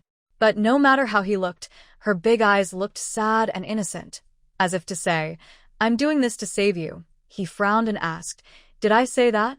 I don't remember. Gu Yuzhen continued to lie. You were already unconscious then. If I hadn't listened carefully, I wouldn't have heard you talking. In her mind, she cursed, Damn it, I always get the short end of a stick. What kind of man is so delicate? What a joke. The man watched her face and stepped closer, coldly asking, Are you insulting me? No, I would never dare to insult you, Gu Yuzhen said nervously. She wondered how he could read her mind. Did he have some kind of mind-reading power? How else would he know she was insulting him? He moved closer and said coldly, You're not daring to insult me, but you really want to, right? Well, just speak plainly. It's better if we don't get too close, she said, trying to step back. This person was too dangerous. She wondered if she was crazy to have gone so far, leaving a mess behind with this man. Seeing her move away, he asked, Are you afraid of me? She used to be brave, so why did she look like a mouse seeing a cat now? He looked at her face full of doubt. No, it's not that. Young master is handsome and charming, loved by everyone, so how could he be afraid of you? Gu Yuzhen continued to flatter him. Ouyang Juanhao looked at Gu Yuzhen with mixed feelings. He had wanted to kill her, but the old doctor's words made sense. If she hadn't been so bold and special, he might not have survived to meet his subordinates. However, he felt uncomfortable. He had been physically close to such an ugly woman for several months. But aside from what the old doctor said, since she saved him, she had taken care of him very carefully. Because she had saved his life, he couldn't bring himself to hurt her when he looked into her innocent, clear eyes. Gu Yuzhen watched the unpredictable man. Just moments ago, he had been ready to kill her. In her past life, she was a police officer and had a strong sense of danger. She could only wait, hoping he would change his mind about killing her. She was now pregnant and had no weapons to defend herself. Confronting him directly would only put her at a disadvantage. The man was silent for a long time before asking, What do you want in return? Well, since he had saved her life, she might as well let it go.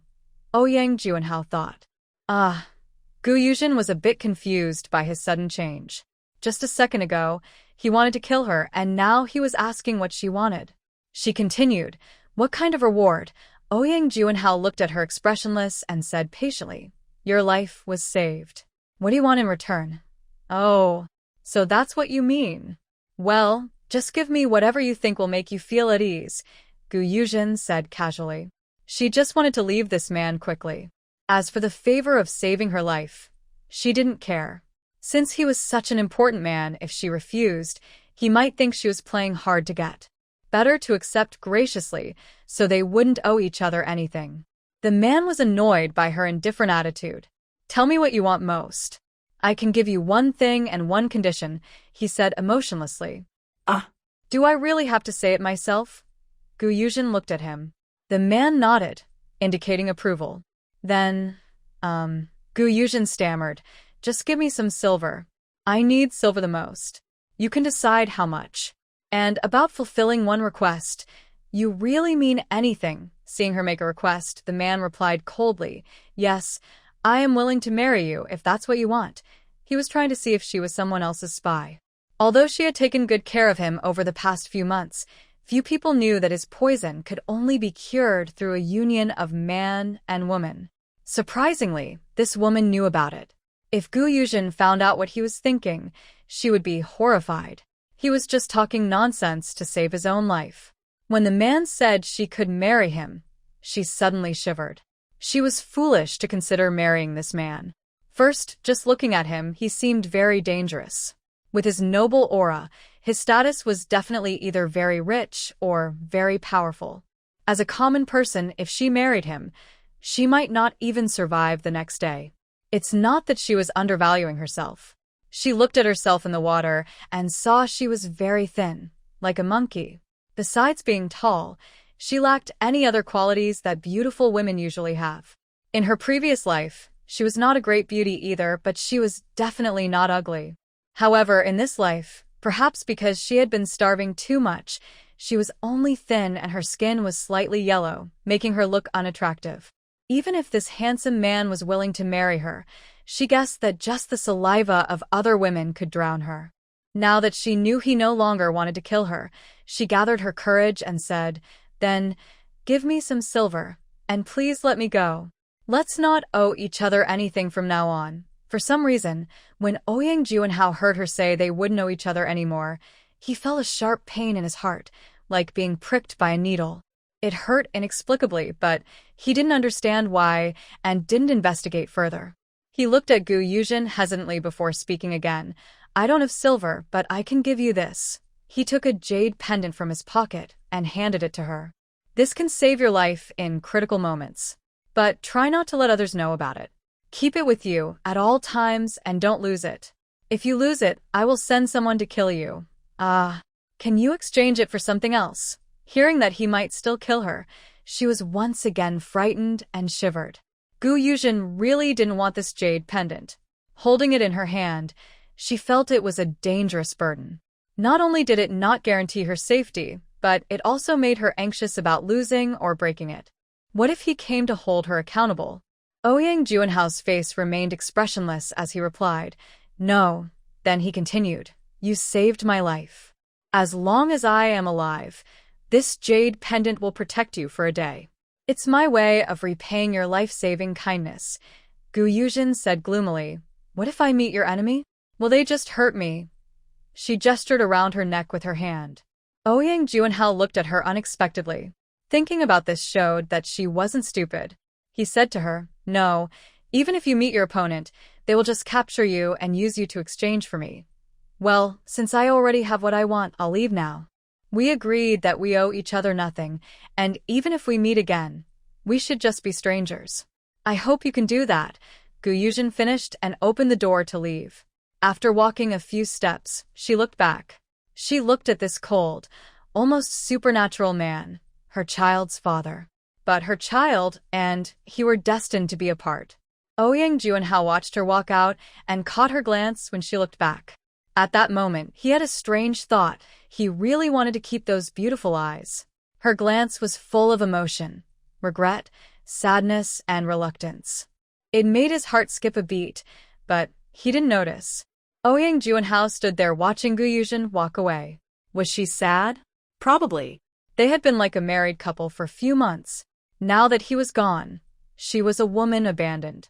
Luckily, she had a few caring brothers, so no one would dare to bully her. He stood there in silence for a long time. His subordinates didn't dare to disturb him. Unexpectedly, the master had given his personal jade pendant to a rough, dark-looking village woman. What annoyed them most was that this village woman actually looked disgusted and didn't want it.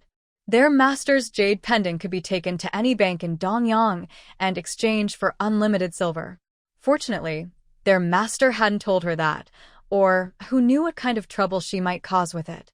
Gu Yuzhen came downstairs and saw her second brother waiting anxiously. Seeing her come down, he hurriedly asked, "Little sister, what's wrong? Are you feeling unwell?" Gu Yuzhen smiled at him and said, "Second brother, it's nothing. Let's hurry and find our big brother. They must be worried and waiting." Just as they were about to leave, the old doctor hurried over and called out, "Hey, Hey. Gu girl, wait for me." Seeing it was the old doctor, Gu Yuzhen asked, "Old doctor, do you need something?" Gu girl, where do you live? I've been waiting for you here for a long time." Gu Yuzhen replied, "Old doctor, I live in Peach Blossom Village about an hour from here." "All right, I understand. I see you're not feeling well. Are you okay?" The old doctor looked at her worriedly. Gu Yuzhen smiled and said, "Thank you for your concern. I'm fine." If there's nothing else, I will take my leave," the old doctor said. "Go ahead." He wanted her to stay and cook for him again, but seeing her look unwell, he decided not to. Plus, she's pregnant, so he thought it might be better to just move to their village later. After leaving the restaurant, Gu Yuzhen said to the village chief and her older brother, "Big brother, uncle village chief, sorry to keep you waiting." The village chief looked at her pale face and asked worriedly, "Gu girl, is it because there are too many bamboo shoots? That's why the shopkeeper doesn't want them." He wondered why they took so long. Gu Yuzhen smiled at the village chief and said, "It's okay, village chief. I already talked to the shopkeeper. We will take as many as they can give us in the future. Let's go to the government office now." "Okay," the village chief replied. They crossed 2 streets to the government office. She said to the village chief, "Uncle village chief, we can wait outside." "I already gave the silver to the village chief yesterday, so I'll wait here." The village chief said, "All right, wait a moment, I will come out soon." Gu Yuzhen and her brother waited on one side of the government office. A girl passed by in front of her, and she didn't notice her at first. The girl recognized her and greeted her with a smile. "Miss, what are you doing here?" Gu Yuzhen looked at her and remembered. The girl was manhwa, the sister of the meat seller. Gu Yuzhen smiled and asked, "Today I came here for some business." "Manhwa, what are you doing here?" The girl named manhwa responded, "Oh, I came looking for work, but no one needs me." She looked a little disappointed. Gu Yuzhen smiled and said, "Don't worry, manhwa. You will find something." "How is your brother's injury? Has he started selling again?" Manhwa happily said, "My brother is almost better now. He's back to selling meat. If you want to buy some, you can go to my brother. He always sells honest meat, never short weight." Gu Yuzhen smiled kindly and said, "All right, if we need anything, we will come to him. This girl looks quite nice." She watches her older brothers both look away. Oh. It's so frustrating for her little sister, because there's a very good girl right in front of her, but she doesn't know how to pursue her. Manhwa says to Gu Yuzhen, "Miss, you wait here and take your time. I'll go back first." "Okay, Miss Manhwa, you go ahead," Gu Yuzhen replies with a smile. Soon, the village chief happily comes out of the government office and says to them, "It's done," then hands her the land deed. Gu Yuzhen happily takes it and says, "Thank you, Uncle Village Chief." She opens it and looks inside. It shows who bought how much land in which village and who owns the land rights. After finishing the land deed, the village chief has some money. He plans to buy some things to bring back and treat his elders to a good meal. He's always had the support of the elders, so he's in a good mood today. He's also very happy because Gu Yuzhen now has 7 taels of silver. He's grateful to her. He says to Gu Yuzhen and her brothers, "Do you want to buy anything else? I want to buy some things and go back. If you don't want to buy, we can go back together." Gu Yuzhen says to the village chief, "Uncle Village Chief, we might need a little more time. Why don't you buy what you need first and go back?" "Thank you today." The village chief smiles and replies, "No need to thank me. Since you bought a lot of land, I've also enjoyed some benefits. All right, I'll go buy what I need and head back first. You siblings should go home early too." "Okay, Uncle Village Chief." They part ways with the village chief and start wandering around the street. Seeing this old-fashioned city, Gu Yuzhen feels very emotional. Unconsciously, she has been here for almost half a month. It seems she has already adapted to life here, as if she's always been part of this place, never leaving. If it weren't for her vivid memories from her past life, she might think her previous life was just a dream. In a private room at Shuanfu restaurant, a man opens the window and looks down. He just sees a woman who had left his place not long ago walking on the street, looking ahead. She seems to be lost in thought. Behind her, her two brothers protect her from both sides. Suddenly, someone rushes forward and crashes into Gu Yuzhen. By the time she reacts and tries to dodge, it's too late. Her eyes narrow. Is she going to fall into this person's hands today? Big brother Gu shouted loudly, "Brother, quickly pull the sister away." After saying that, he hurried to stand in front of Gu Yuzhen and ran toward the person who had bumped into her. There was a loud thud as both of them fell to the ground. Gu Yuzhen and Big brother Gu quickly ran over and called out, "Second brother, second younger brother, are you okay?" The man upstairs involuntarily clenched his fists. Seeing that Gu Yuzhen was fine, he inexplicably felt relieved, but he didn't notice his body's reaction. Second brother Gu was dazed from the impact, his head still feeling heavy. He heard his brother and sister anxiously calling, "Second brother Gu, don't worry, I'm fine. I just need to rest a bit."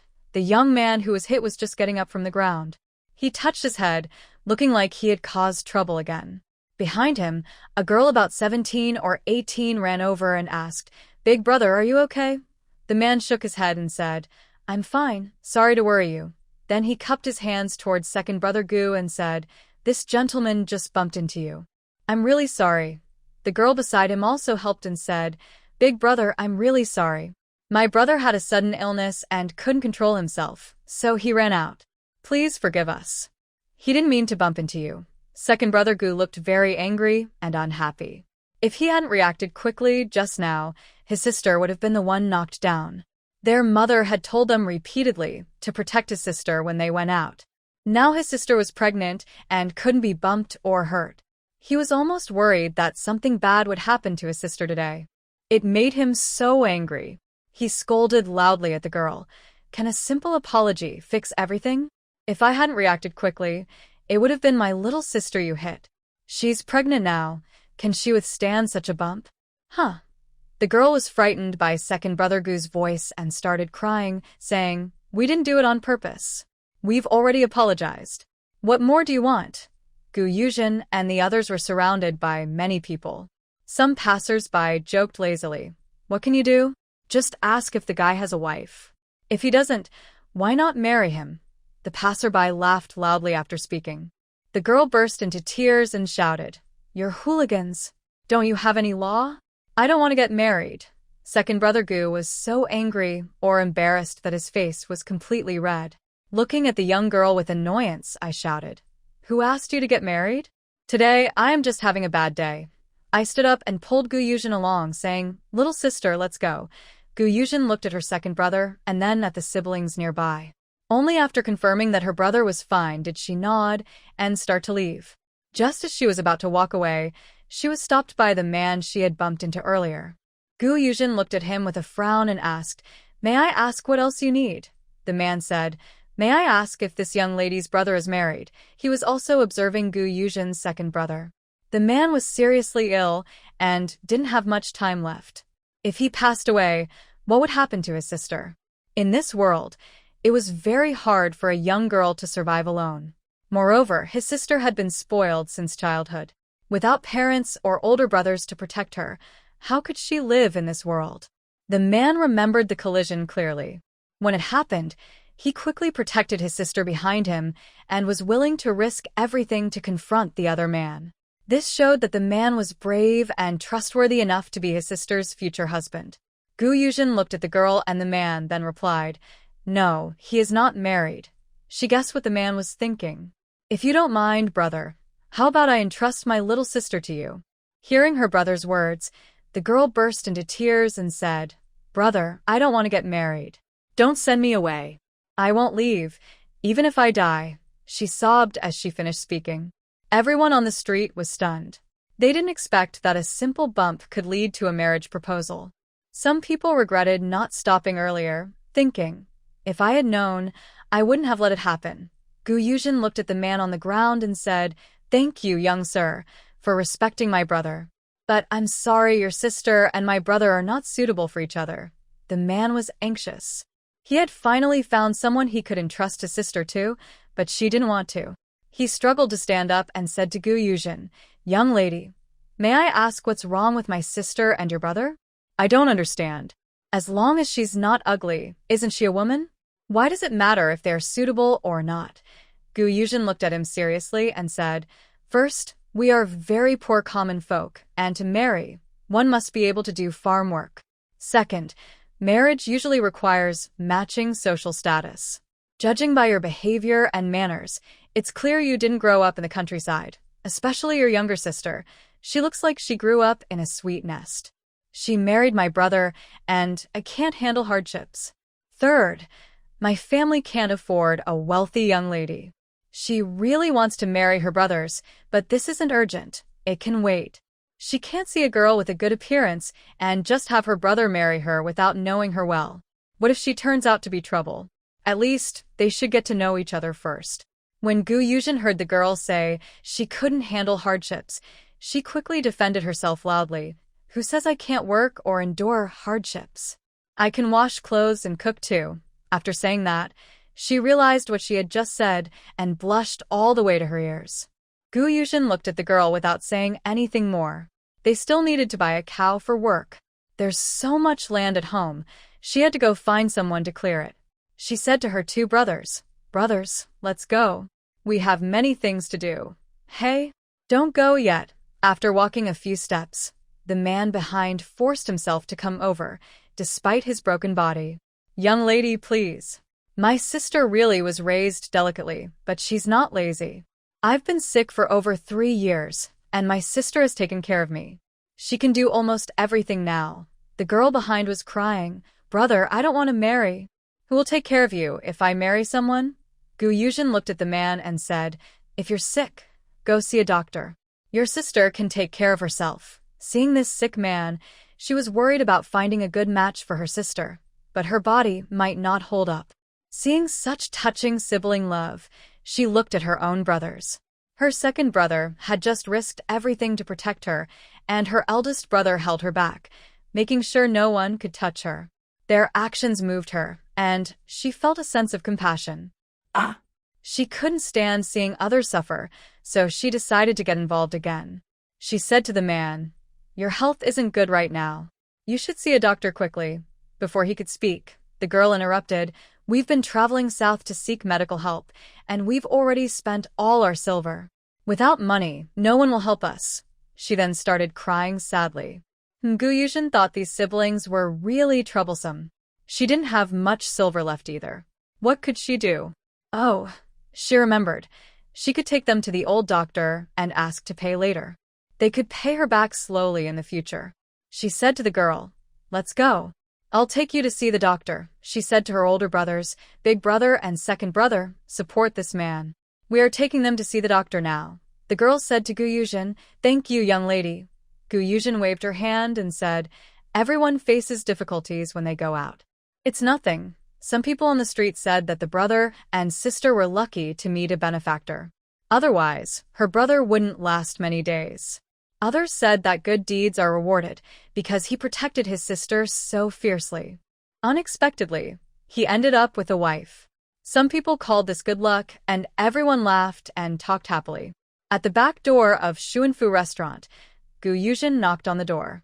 The same young servant from this morning opened it. Seeing Gu Yuzhen, he smiled and said, Madam Gu, is there something you need now? Gu Yuzhen said, Young servant, could you please call Manager Zhang for me? Or the senior doctor, that's fine too. The young servant thought for a moment and said, I'll call Manager Zhang for you. He didn't want to go call the senior doctor.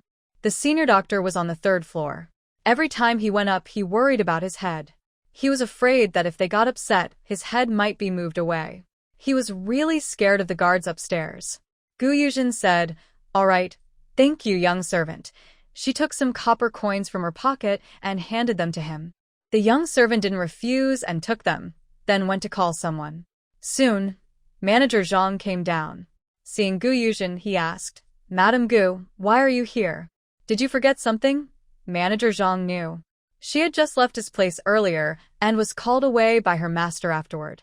They talked inside for a while. He didn't know what was said and he didn't dare ask. Gu Yuzhen said, Sorry to trouble you, Manager Zhang. Manager Zhang smiled and said, No problem.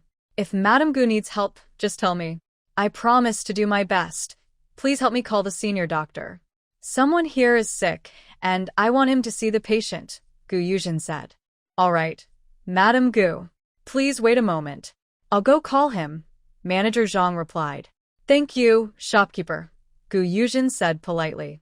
Actually, she didn't want to come here, but she had no choice. The person was very ill, and since the senior doctor was a famous healer, there was a better chance of treatment. The old doctor was packing his things in a room. Ouyang Juanhao had finished, so he should go back to his pharmacy. The doctor handed him a prescription and said, Because your poisoning was so severe, I worry it might cause problems for your future children. You must drink this medicine once a day for at least a year. Be sure not to be lazy, or if you come back to me about having children, I won't be able to help. Hearing this, Ouyang Juanhao frowned but still took the prescription. The old doctor felt relieved when he saw him accept it. He knew raising this boy was not easy. But he also understood that living in such a place, enjoying its glory, also meant facing its hardships. Outside, Zhang Zhonggui knocked on the door and asked, Old divine doctor, Lady Gu is looking for you. Hearing that Gu Yuzhen was looking for him, the old doctor told Zhang, Go tell her I'll be down soon. Then he muttered to himself, Such an untroublesome girl. She's not feeling well, but still running around. She's really not careful. When Ouyang Juanhao heard that Gu Yuzhen was unwell, he paused. He wanted to ask something but didn't know how. He rubbed his forehead, wondering what he was doing or why he was thinking about that unattractive woman. He gently shook his head and walked out quietly. The old doctor went downstairs to the back door of the kitchen and saw Gu Yuzhen. He asked, Miss Gu, what's wrong? Are you feeling uncomfortable? Let me check your pulse. He reached out to feel her wrist and said, Nothing serious. Just don't tire yourself out too much. You also need to watch your diet. Try to eat well. Your body is too weak. You need to recover properly. Otherwise, you'll suffer later. Gu Yuzhen was very touched by the old doctor's concern. She said, Old doctor, thank you. I'm fine. But I do have someone here who needs your help. Oh, where is she? I'll take a look, the old doctor replied. Because he liked Gu Yuzhen very much, he wouldn't make things difficult for her. If someone else asked, he might hesitate. No matter how valuable or tempting the offer, if he didn't feel like it, he wouldn't agree. As an old man, he didn't need so many things. Better to have good food and drink instead. Gu Yuzhen took him outside and saw a young man leaning against a little girl, looking barely alive. The old doctor examined his weak breathing and frowned, saying, Hurry and take him upstairs. He shouldn't be moved now. Old doctor, can we take him to your clinic? Their brother and sister don't have money and the restaurant. The old doctor rolled his eyes and scowled, saying, Fine, but from now on, I want you to do whatever I ask. Okay, no problem, old doctor, Gu Yuzhen replied with a smile.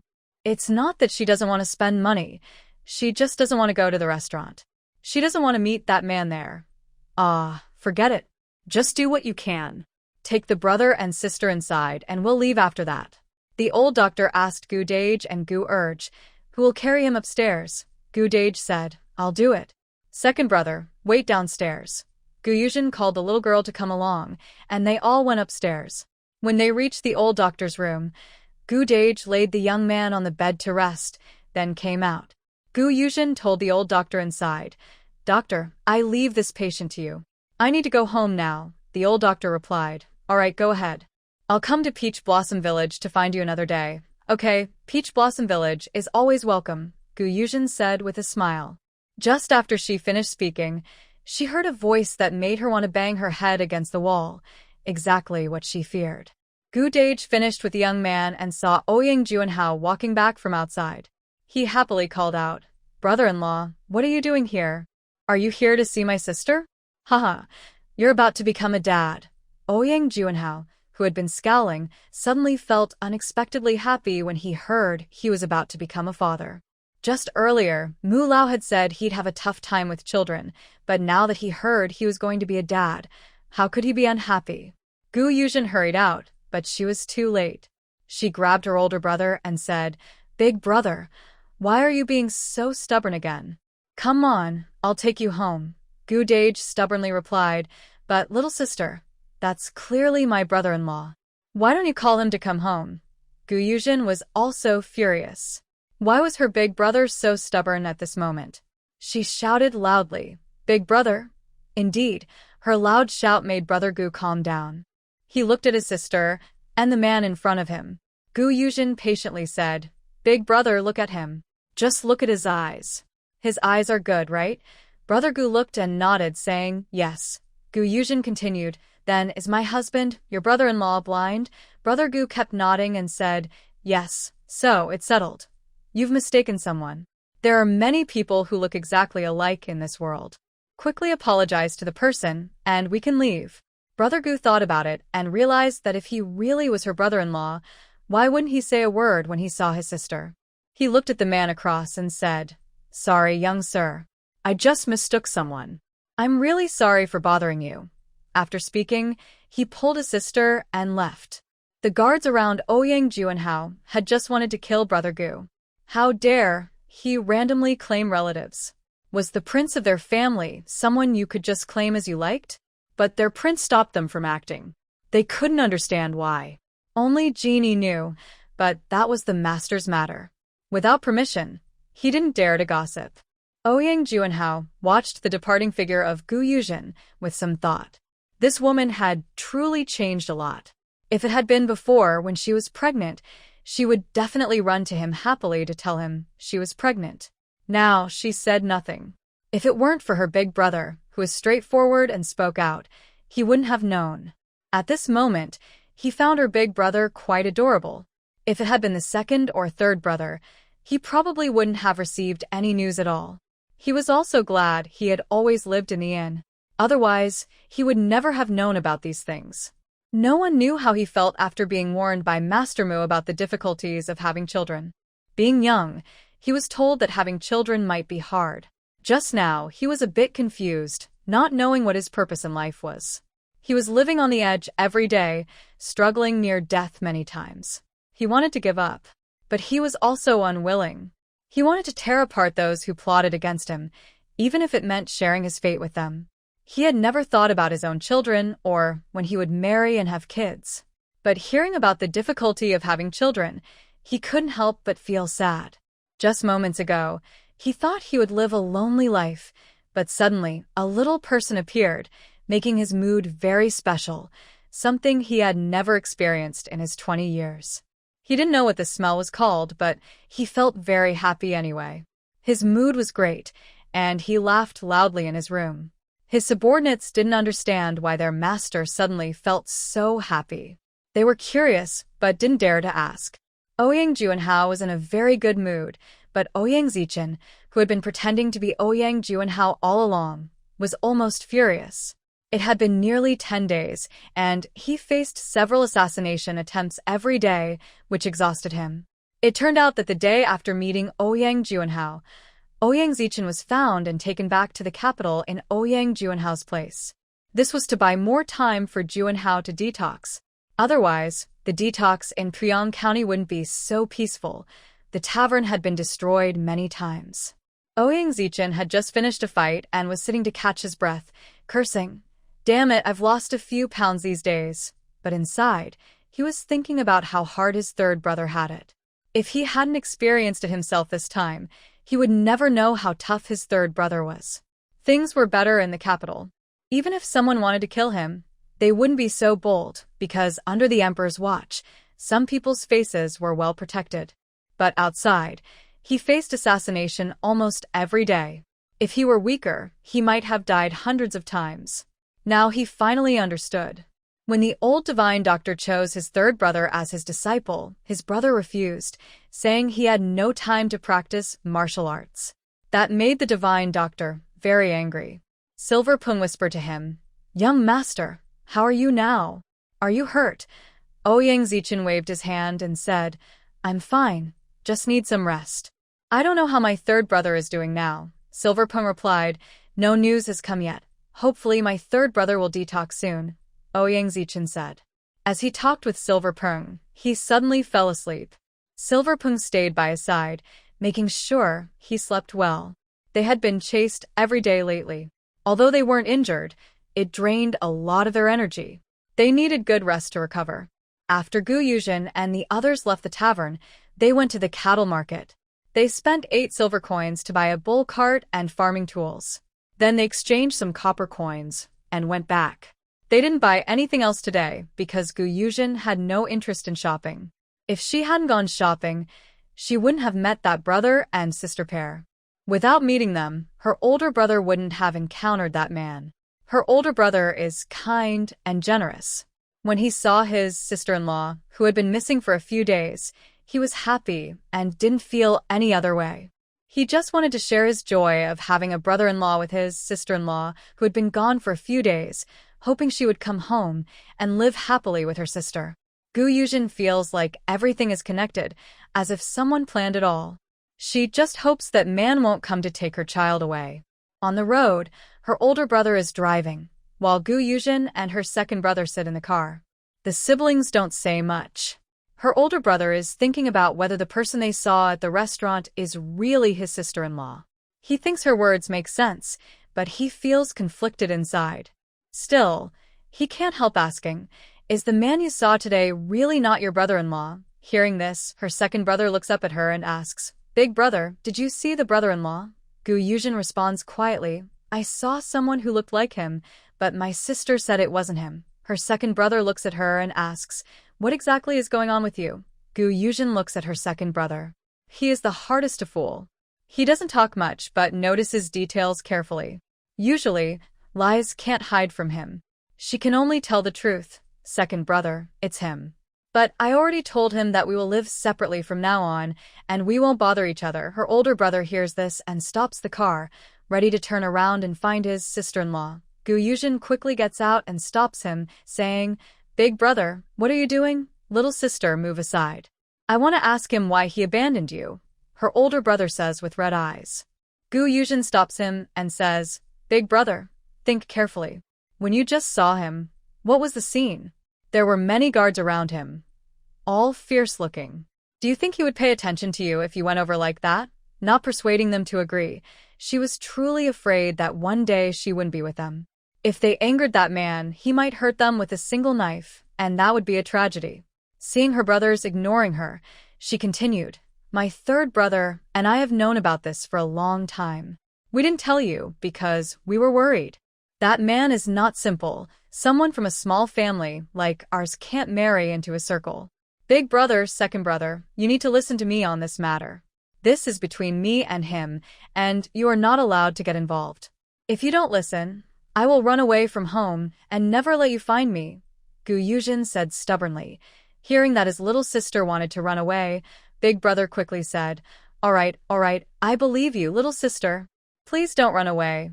Yuzhen looked at her second brother seriously and said, "Second brother, if you all are doing this for my sake, then please listen to me.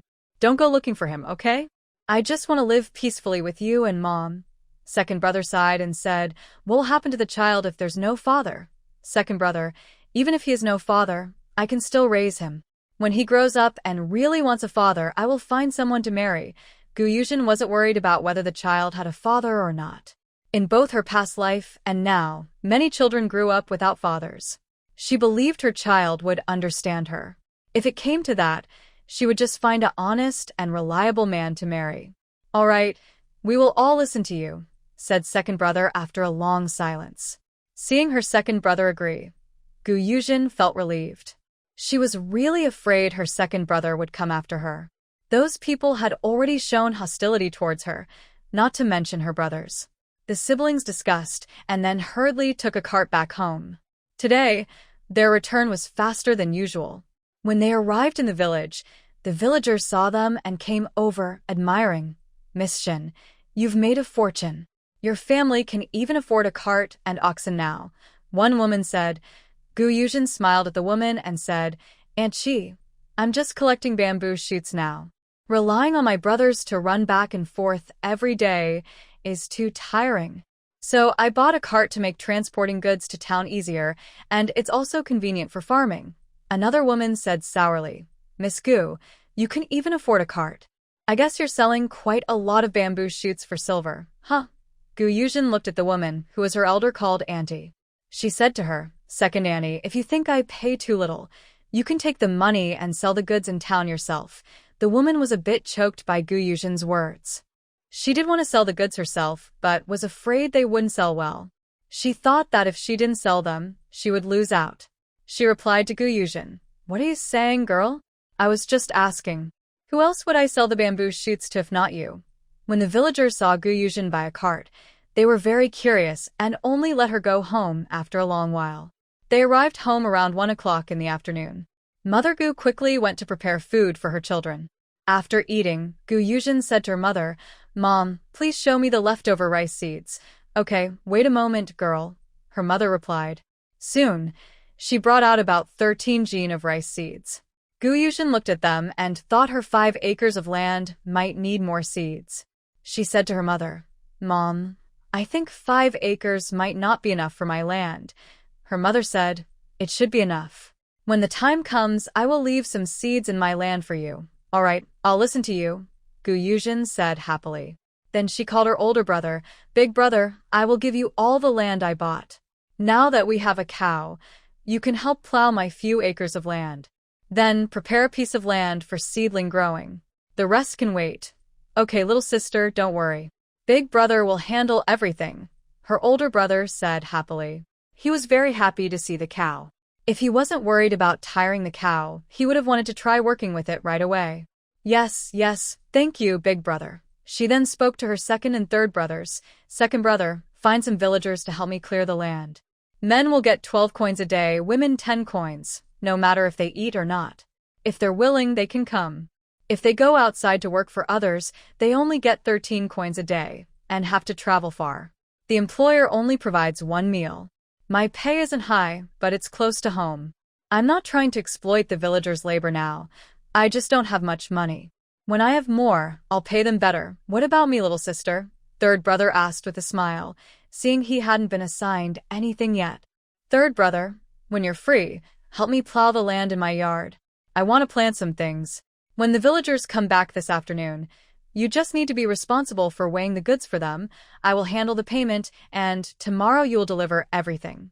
Yuzhen smiled and said to her third brother, Okay, no problem. Third brother patted his chest to promise. Hee, each of you has your own work to do. Are you perhaps thinking that I am too old and don't want to do anything anymore? Mother Gu pretended to be sad and said, How could that be? I manage the kitchen for us.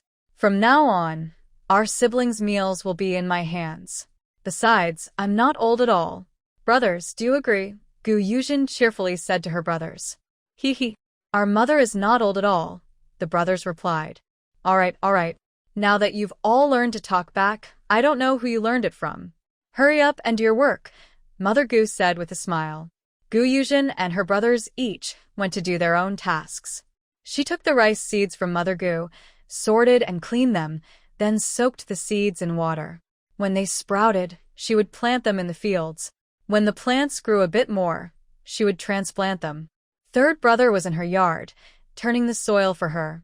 Yuzhen watched him work with full energy and shook her head with a smile. In the village, the villagers were excited about the news brought by second brother Gu.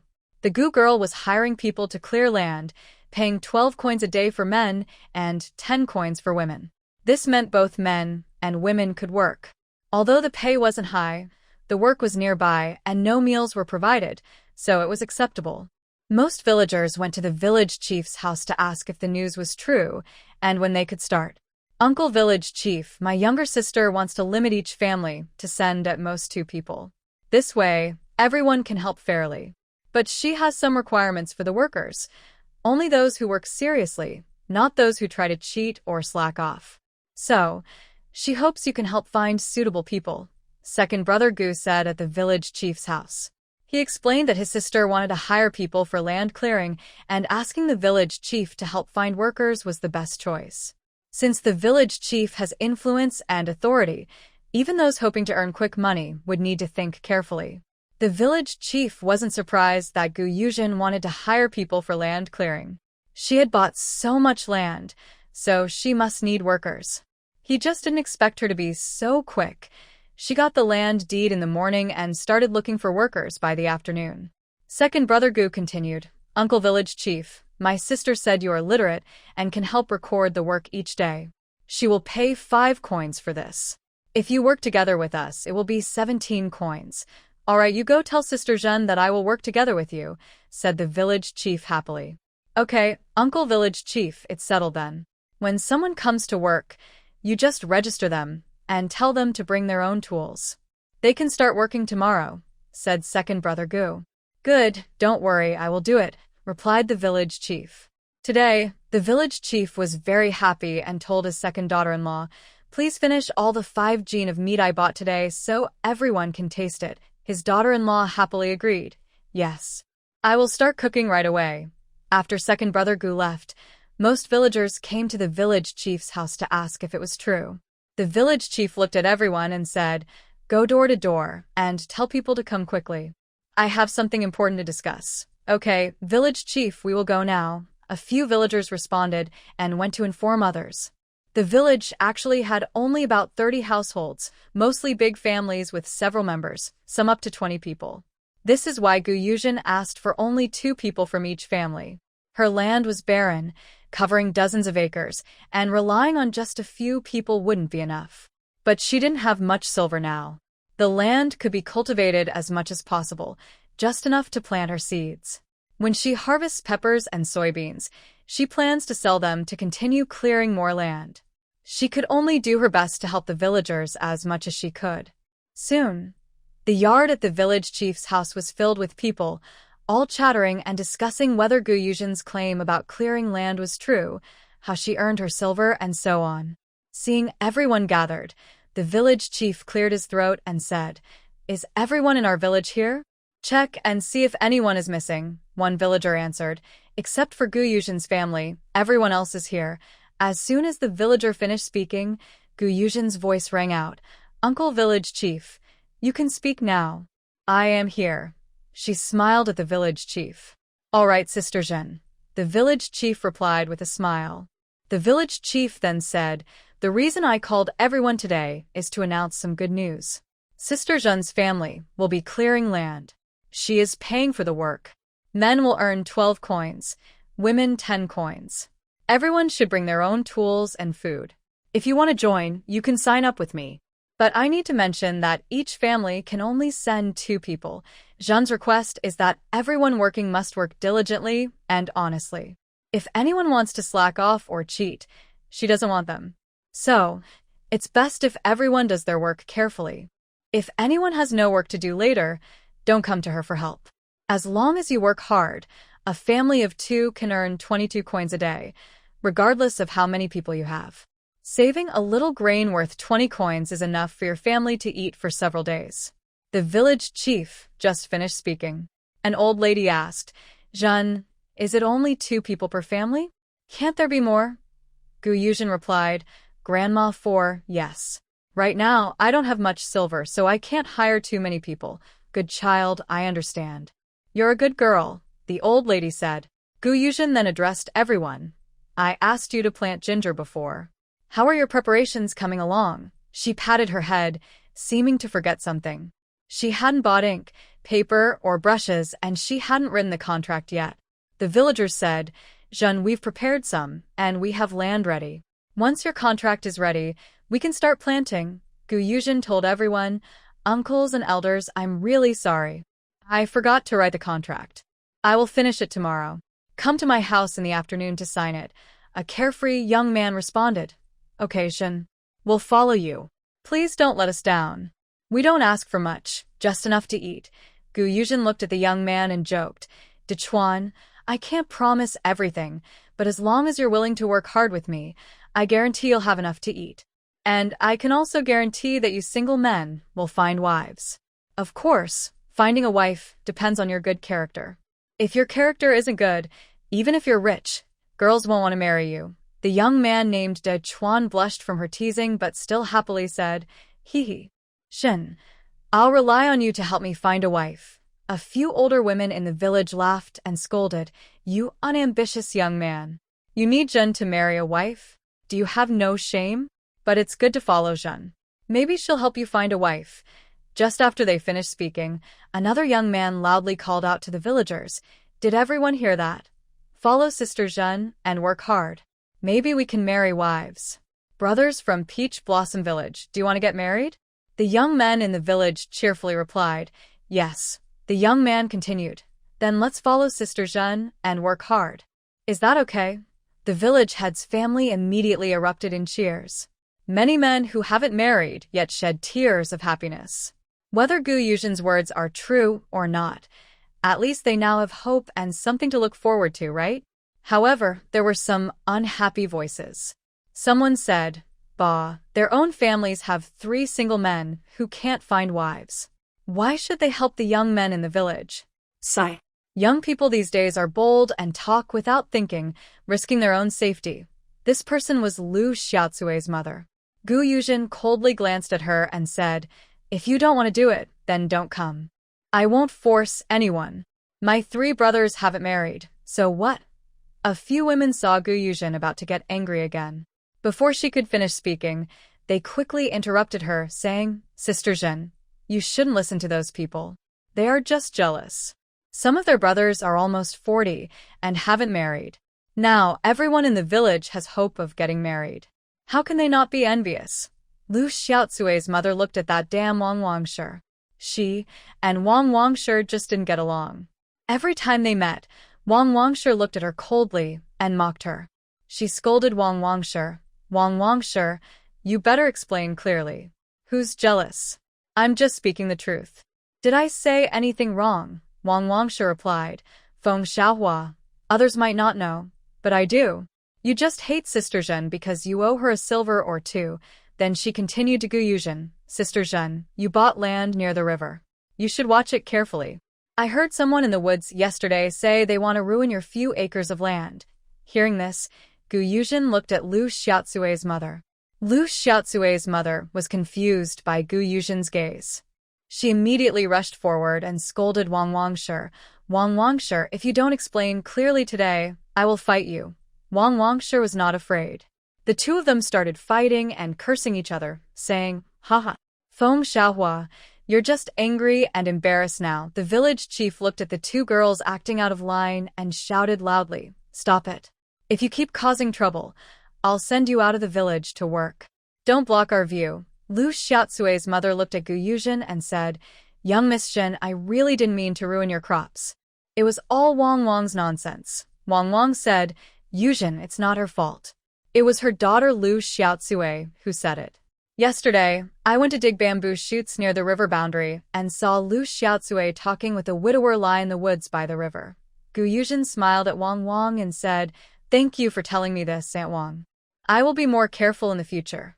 Then she turned to Lu Xiaozui's mother and said, Aunt Lu, Lu Xiaozui is your daughter.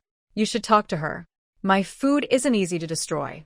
If something happens, don't blame me for not remembering we're from the same village.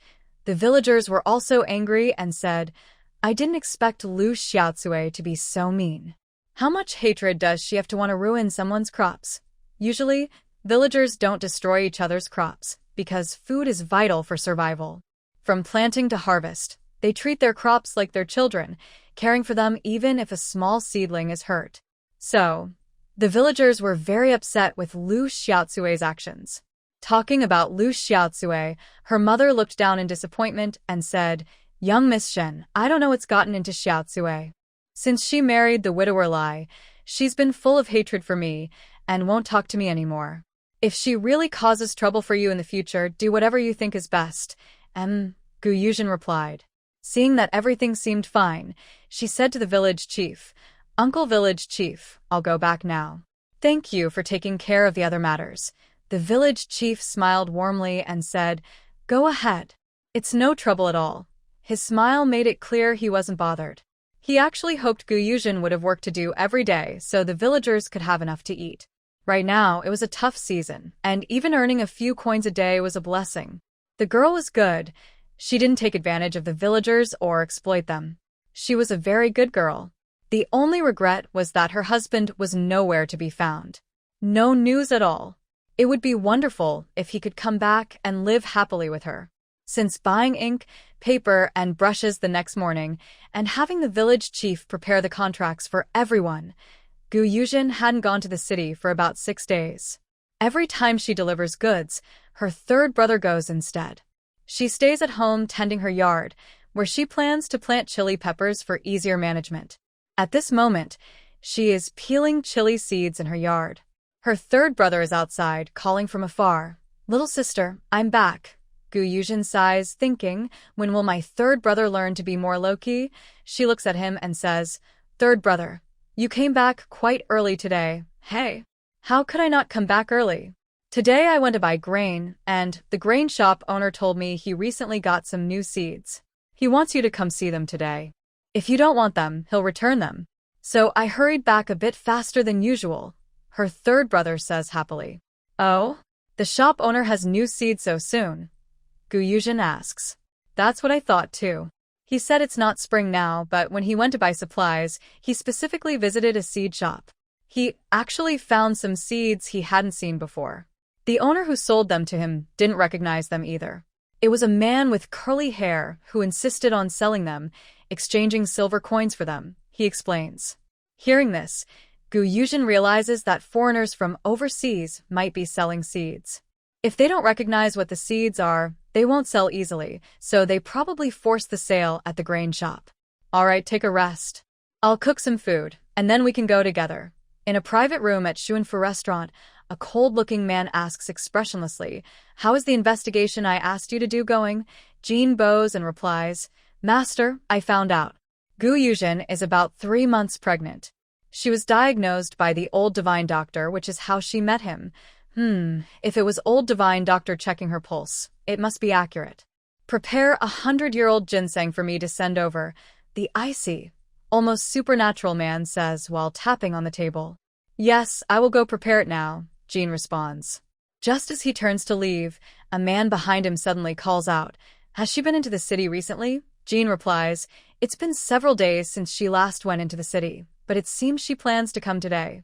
Jean knows who his master is asking about, so he shares everything he knows. He just saw Gu's third brother happily leaving the seed shop, and after asking inside, he learned that the girl likes strange seeds. The shop owner just received a batch today that she wanted to see. Jean hesitated whether to tell his master about this, but it didn't seem like a big deal. The man sitting on the seat looked up at his subordinate and said, Speak if you have something to say. Jeannie replied, Lady Goose seems to like strange seeds. Today, she came to the city because the seed shop owner found a new batch of seeds, and she wanted to see them. All right, I understand. You may go now. After he finished, he added, Don't tell anyone about this. Do you understand? The handsome man with a cold expression said. Jean answered, Yes, I understand. Ouyang Juanhao had been in a good mood these past few days. When he's happy, his illness also gets better quickly. He was leaving for the capital tomorrow. Although the woman was pregnant with his child, he couldn't take her with him now. It was too dangerous to have her around him, so he decided to let her and her mother stay in the countryside. Once he eliminated the dangers around him, he would come back to get them. He thought, let her raise the child first. Moreover, they were still husband and wife. The cold, ruthless man was thinking this. His heart, which had been cold for 20 years, was slightly warmed by the news of the little one. He had never thought about having children before, because old Mu said it was difficult for him to have heirs. But now he longed for a child. If he didn't have his own bloodline in this life, he would feel very lonely. So, when he heard he was going to be a father, his mood became very happy. Gu Yuzhen finished her meal and went into town with her third brother. They walked, leaving the ox for her older brother to plow the fields. When they arrived in town around noon, the sun was high, but spring's sun wasn't very hot, and its warm rays felt very comfortable. They hadn't reached the seed shop when they were stopped by a cold man on a less crowded street. Looking at Gu Yuzhen, he said, "My master requests your presence." Gu Sange pulled Gu Yuzhen behind him and said to the man across, "Sorry, we don't know your master. Little sister, let's go," he said, pulling Gu Yuzhen to leave. The man opposite placed a knife on Gu Sange's head and said to Gu Yuzhen, "If you don't go, I'll deal with him first." Gu Yuzhen felt sick to her stomach. Recently, she seemed to have conflicts with the county town. Every time she came, something happened. She hated this brutal world where strength was everything. Whoever had the bigger fist could do whatever they wanted anywhere. She coldly said to the man in front of her, "Lead the way." She wanted to see which powerful or mysterious figures were involved. Genie led them to a poor-looking residential area. He opened the door to let them in, then closed it and led them through 2 more gates into a courtyard. At the 3rd gate, Genie called out to the person inside, "Madam, I have brought the people." Gu Yuzhen looked around as they entered. This seemingly simple civilian home was surprisingly elegant inside. The courtyard with 3 entrances was quite large. Outside, it looked like a poor, humble neighborhood, but inside, everything was understated and refined. It seemed each item was worth a lot of money. The man inside replied, "Take him to rest over there and wait." "Yes," Genie responded. He then said to Gu Sengu, "Young master, please come with me to rest for a while." Gu Sengu angrily shouted, "I won't go anywhere. I will stay here with my little sister." Hearing the voices inside, Gu Yuzhen recognized who it was. She could tell from the sound after knowing him for a few months. She told her brother, "Sengu, just go over there and wait for me." "It's okay." "No, I won't." Who knows who he is? "What if he bullies you when I leave?" Gu Sengu held tightly to Gu Yuzhen's hand, refusing to let go. Just then, the door inside opened. A cold-looking man stepped out, dressed in a pure white, straight-collared robe. He wore a wide belt with cloud patterns and a piece of fine jade, seemingly rough but ancient and solemn, hung from his waist. His black hair was tied high with a silver hairpin and a jade crown. A few strands of hair were blown across his forehead by the wind, mingling with a silver ribbon, making him look tall and handsome. Seeing him, Gu Sengu frowned and asked, "Are you my sister's husband?" He was unsure because her real husband was blind, and this man's eyes looked perfectly fine, with a strong presence. Her previous husband also had a strong aura, but not as intense as this. Gu Yuzhen. Why do all her brothers call him husband? Does anyone's brother-in-law stay at home for months without knowing his name? Although her family forced her into marriage, this man didn't oppose it at the time, right? He was sick and weak, but he could still speak. Wasn't that a sign of consent? He hadn't spoken, which seemed like an agreement. But now is not the time to blame anyone. First, let's see what this man really wants. She said to her brother, "Brother, you go aside first. I just want to talk to him for a moment." But, little sister, Brother Gu was worried. He hadn't even answered him yet. "Third brother, it's okay. You can go now," Gu Yuzhen said. "All right, be careful. If anything happens, just shout, and third brother will come to help." Her brother replied, still worried, giving her instructions. "Okay," Gu Yuzhen responded. After her brother left, Gu Yuzhen looked at the man and asked, "What do you want to tell me?" She felt complicated about this man. If he was still blind, she might be willing to live like this forever. But she knew he wouldn't stay blind forever. He was like a trapped dragon in shallow water, stuck outside and unable to move. Once his subordinates found him, he could return to his previous high-status life, where he was a respected person. Of course, if he left openly or quietly told her he was leaving with some respect, their relationship wouldn't be so awkward now. Since he chose to leave quietly, she thought he was afraid she would cling to him or be a burden. But she guessed he mostly disliked her. Gu Yuzhen was a person who remembered grudges. If she was disliked or abandoned, she wouldn't care about him either. No matter who he was, emperor or not, she wouldn't like him. If he disliked her, why did he come looking for her? Could it be that he remembered what her brother said that day? She felt nervous thinking about it. If he really wanted to take her child, what should she do? She didn't think he would marry her just for the child. Especially in this ancient time of many wives and concubines, she had watched many historical dramas. If the first son wasn't born by the main wife, the child might be abandoned or raised under the main wife's name. She nervously looked up at the man in front of her. Yuzhen had been watching Yuzhen closely. Seeing her small face and expressive features, he felt strangely that she was very cute, even though she was an ordinary woman. He looked at her and said, "I am going back to the capital." Yuzhen was a bit surprised. Why did his going back to the capital matter to her? Why was he telling her this? He looked her up and down and then said, "You're too thin. You need to eat more." He paused for a moment and then continued, "Eat more so we can fatten up our son and have a chubby, healthy boy." After saying this, he burst out laughing. Angrily, Yuzhen leaned back and glared at him. She said bitterly, "Sorry, you've got the wrong person. If you want children, find another woman to have them.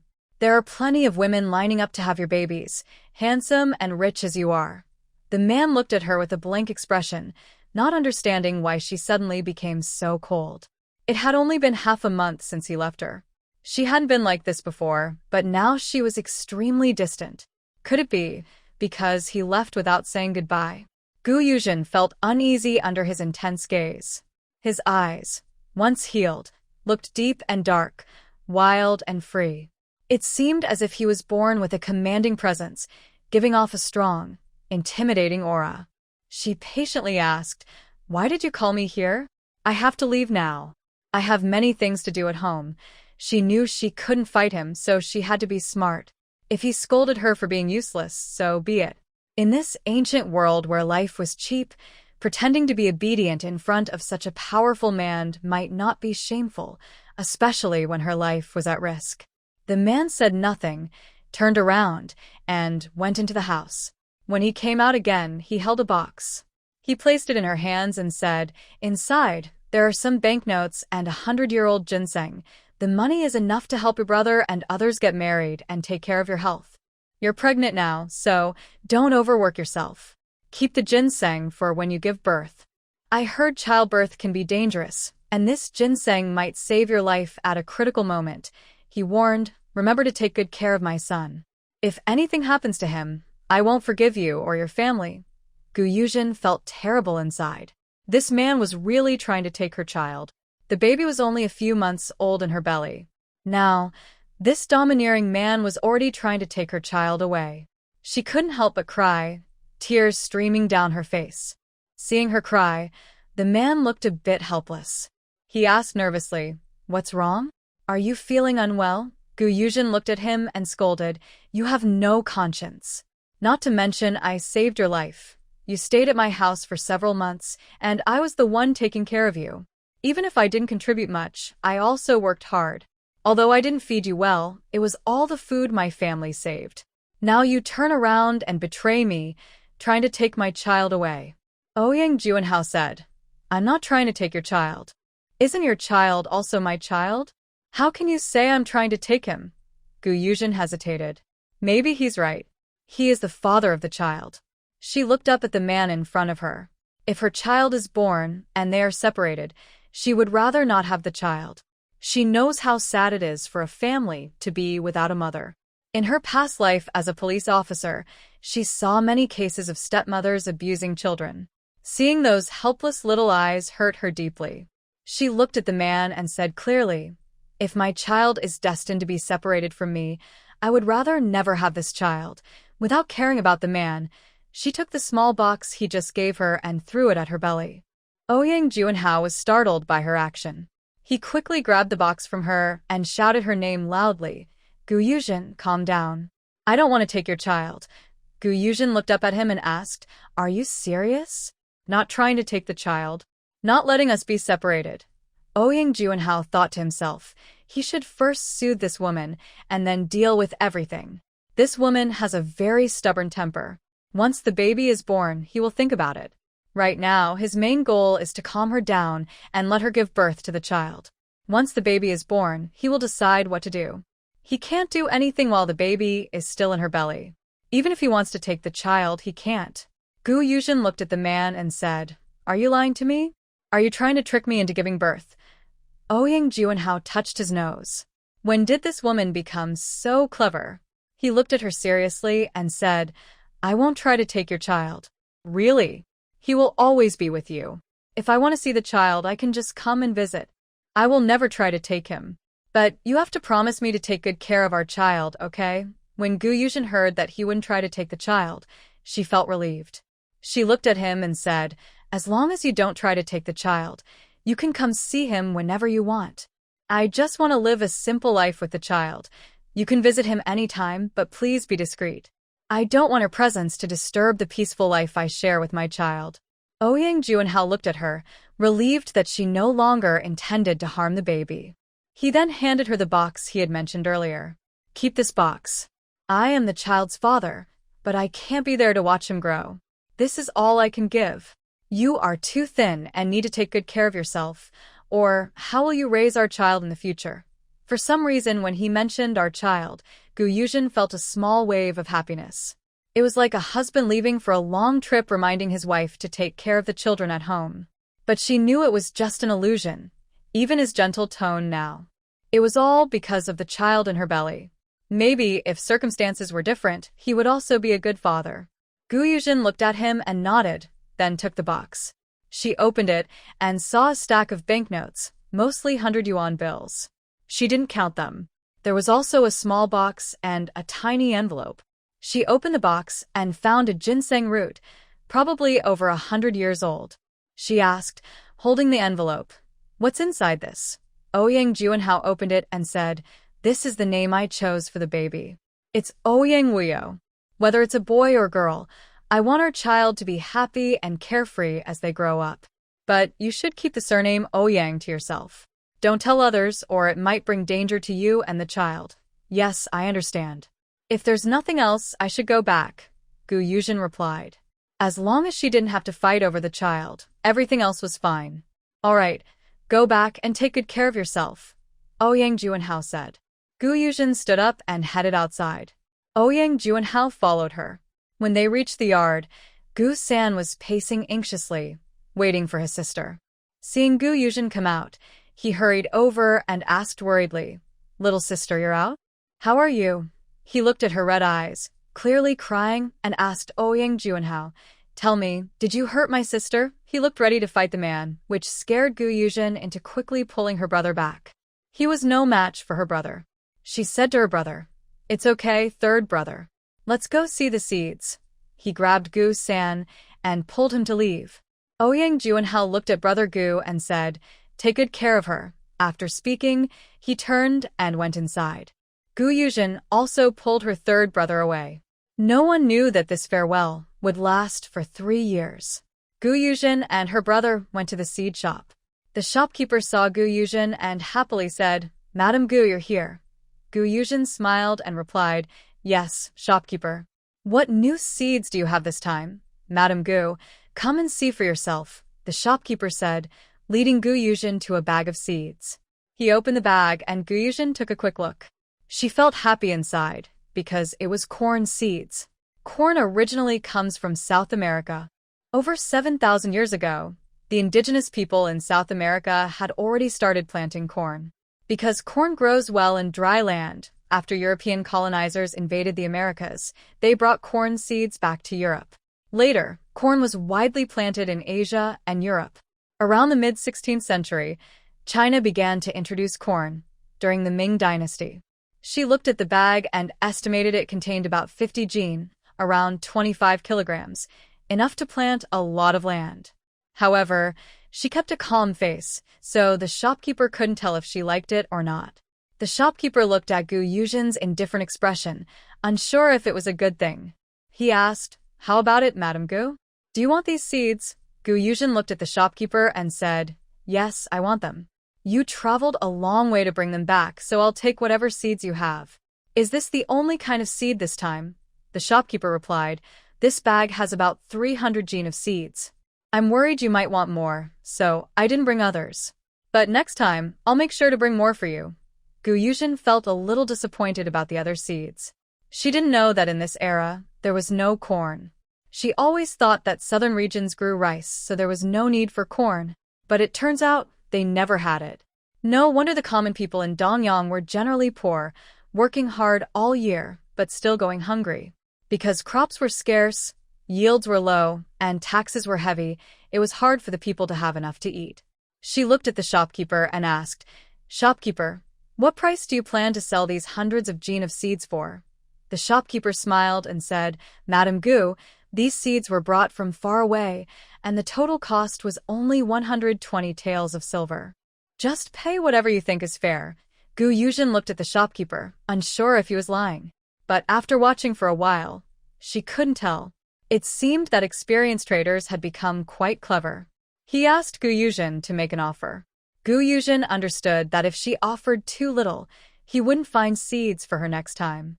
However, she didn't argue about this because these seeds were valuable. She politely said to the shopkeeper, "How about you, little lady? Get an extra 2 taels of silver as a thank you fee? You know I still need to borrow money from relatives, and I really can't borrow more." The shopkeeper looked hesitant and said, "Miss, you know I brought these all the way here just for you. Moving them took a lot of effort. Can you add a bit more? I understand everyone is having a hard time. I traveled a long way for this, so I can't do it for nothing. How about an extra 1 or 2 silver coins? Would that be okay?" Yuzhen hesitated and then said to the shopkeeper, "All right, I'll go with your suggestion. But I need to go back and borrow the money now. I'll come back tomorrow morning to pick up the goods." "Okay, miss. Go ahead. I'll be waiting for you at the shop early tomorrow," said the shopkeeper. After Yuzhen and her brother Sen left, they went straight home. They didn't plan to stay on the street longer because it was late and they weren't in the mood. As they reached the city gate, a young girl suddenly ran up and stopped them. Yuzhen looked at her, but couldn't remember who she was at first. The girl cheerfully said, "Miss, I finally found you. My brother and sister have been waiting here for 2 days. Thank you for saving my older brother the other day." When she mentioned saving someone, Yuzhen remembered. It was the brother and sister she saw on the street a few days ago. She looked at the girl and thought she had been waiting here for days. Haha. It was just that her third brother had been delivering goods these days, so it was strange to see her and her older brothers and second brother. She asked the girl, "Is your older brother better now?" The girl nodded hard and said, "Yes, he's better. The famous doctor said he just needs to keep taking medicine and he will recover gradually." When she mentioned medicine, the girl lowered her head. Her brother had truly met a noble doctor, Dr. Morong, who was very hard to find. She had been following her brother south for years and knew all about it. Her brother's illness could only be cured by 2 people, the master and apprentice of Dr. Morong. But she had also met Dr. Fei Qingyang a year ago, and he didn't even look at them. This time, I was able to meet the famous Dr. Morong, mainly because of this young lady in front of me. She is truly very grateful to her. Yuzhen looked at the young girl and said, "Congratulations to you and your brother." Hearing that her brother was cured, she was happy for them. After speaking, she was about to step forward and leave. The young girl stopped Yuzhen and said, "Young lady, the old doctor said he spent 20,000 silver coins on medicine to cure my brother. The old doctor told him to remember this debt and that she should repay it. We siblings are really sorry to trouble you." Yuzhen was speechless about the doctor. The 20,000 silver coins were just a way to make her pay the bill, like trying to eat for free. The young girl called out in one direction, "Big brother, come out. I found our benefactor." Soon a young man, about 20 years old, came out from a quiet corner. He was thin just like the refugees from their peach blossom village. Although his illness was cured, he looked as if he could be blown over by the wind at any moment. It's understandable. For someone who has been sick for many years, returning to normal is not easy. Can it be fixed just like that? His eyes were calm and clear, seeming to see through worldly affairs. He wore a gray robe that wrapped around his body, faintly outlining delicate lines. His eyes flickered with unclear, indescribable emotions, like mist rising in a mountain valley, shapeless and intangible. The young man approached Gu Yuzhen and bowed, saying, "My name is Shengguan Zhenyu. Thank you, young lady, for saving my life. This is my sister, Shengguan Yaxin." Yaxin also bowed and said, "Thank you, young lady, for saving my life." Gu Yuzhen looked at the brother and sister and said, "Young master and this young lady, there's no need to be polite. Saving you that day was just a small effort. Besides, I didn't really do much for you." The man replied, "To young lady, it may be just a small matter, but for us siblings, you have given us another life." What I said that day to the young lady remains unchanged. Gu Yuzhen looked at the man with confusion. What did he mean by unchanged? The man explained, "That day, I said I would marry my sister to your brother, and that remains unchanged. I hope Gu Nyang won't mind. My sister is willing to endure hardships." Gu Yuzhen suddenly found this man annoying again. Just the other day, she saw how close they were as siblings. Today, he wanted to marry his sister to her brother as a way to repay kindness. But what if her brother was a careless, irresponsible man? Did he also want his sister to marry him? The man saw Gu Yuzhen's face turn dark and quickly explained, "Miss, don't misunderstand. I'm not using my sister to repay your kindness. It's because of that brother I met that day who protected the girl and moved me. He cares for his sister so much, so I believe he will treat his wife and children well in the future. I, Shengguan Zhenyu, have good judgment. As for your gratitude for saving me, I appreciate it. As long as my sister can have a caring and reliable husband, that's enough for me." If it weren't for this reason, he wouldn't have been so persistent with Gu Yuzhen and her brother that day. Gu Yuzhen looked at him and said, "Marriage is a serious matter. Did you ask your sister if she agrees to marry a poor farmer from the countryside? Is she willing to spend her whole life as a poor village wife?" Hearing this, Shengguanya Xian quickly answered her brother, "Miss, it's my own choice. I trust my brother's judgment. He wouldn't harm me. I'm already 18, an old girl. As long as Miss, your brother doesn't mind, I'm willing to spend my life with him." She continued, blushing. "At first, I didn't want to marry because my brother was sick. If I married, no one would take care of him. Now that my brother is slowly getting better, even if I'm not there, he'll be fine. Miss, I'm not afraid of hardship." She looked at Gu Yuzhen with big, sincere eyes, as if worried she wouldn't believe her. Gu Sangge was standing nearby, confused. Who could tell him what was going on? Who was this girl planning to marry? His mind was full of questions, but he would soon find out. Gu Yuzhen felt a headache coming on. "Go ask my second brother yourself. If he agrees, we have no objections." Since the girl had already said so much, she couldn't just block her brother's marriage. He would have to decide for himself. Besides, this girl looked quite nice. Her appearance was outstanding, probably one of the prettiest girls in Puyang County. If she married his second brother, he really didn't know if it would be good or bad. "Okay," the girl said happily. She hurried over to support her brother and said, "Big brother," the girl agreed. "Let's go back together with her now." So, the four of them headed back. When they arrived at the village, a few women saw Gu Yuzhen bringing two people and asked curiously, "Young Miss Jin, who are these two? Why are they following you?" Lu Xiaotsue, who had returned unnoticed, stood nearby and looked on with disdain, saying, "Huh, some people just like to pick up strangers along the way." The person in front disappeared, and now she's carrying someone else's wild baby, probably trying to find a father for it. What else can she do? Gu Yuzhen looked at Lu Xiaotsue with cold eyes and said to the women nearby, "Aunties, if any of you are free, go help catch Lu Xiaotsue. I'll pay each of you 20 coins. She was pregnant now and couldn't fight, so she could only pay others to catch her." 3 women replied at once, "Young Miss Jen, we're all free. We'll go catch her right now." They were so happy if they caught Lu Xiaotsue, they would each get 20 coins. Lu Xiaotsue saw the women nearby and said, "You dare? If anyone tries to catch me, I'll have Lai Ganfu deal with you." She thought that since this ugly woman was pregnant, she wouldn't dare hurt her. Even if Gu Yuzhen wanted to fight, she would at least try to harm her child. But she didn't expect Gu Yuzhen to be even more vicious than before. The women spat at Lu Xiaotsue and said, Lu Xiaozue, this is Taohua village. If Lai Ganfu dares to come here and bully us, we'll make sure he leaves with his tail between his legs. Seeing that they were serious about catching her, Lu Xiaozue quickly ran away. Gu Yuzhen bent down, picked up a stone, and threw it at Lu Xiaozue's backside. Lu Xiaozue was hit and stopped to touch her but then cursed, Gu Yuzhen, you shameless. Gu Yuzhen, now well-fed, had a lot of strength. She threw the stone with about 60% force and Lu Xiaozue's, but was probably bruised.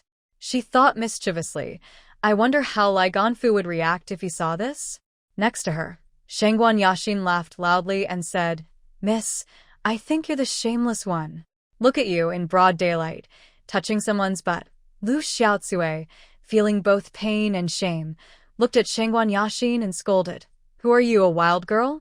Why are you here in our village? We don't welcome you. Just get out of here. Ha. I'm not coming to your house. So what's it to you? Shangguan Yaxin said indifferently. A few women had already run over and grabbed Lu Xiaozue, pressing her to the ground.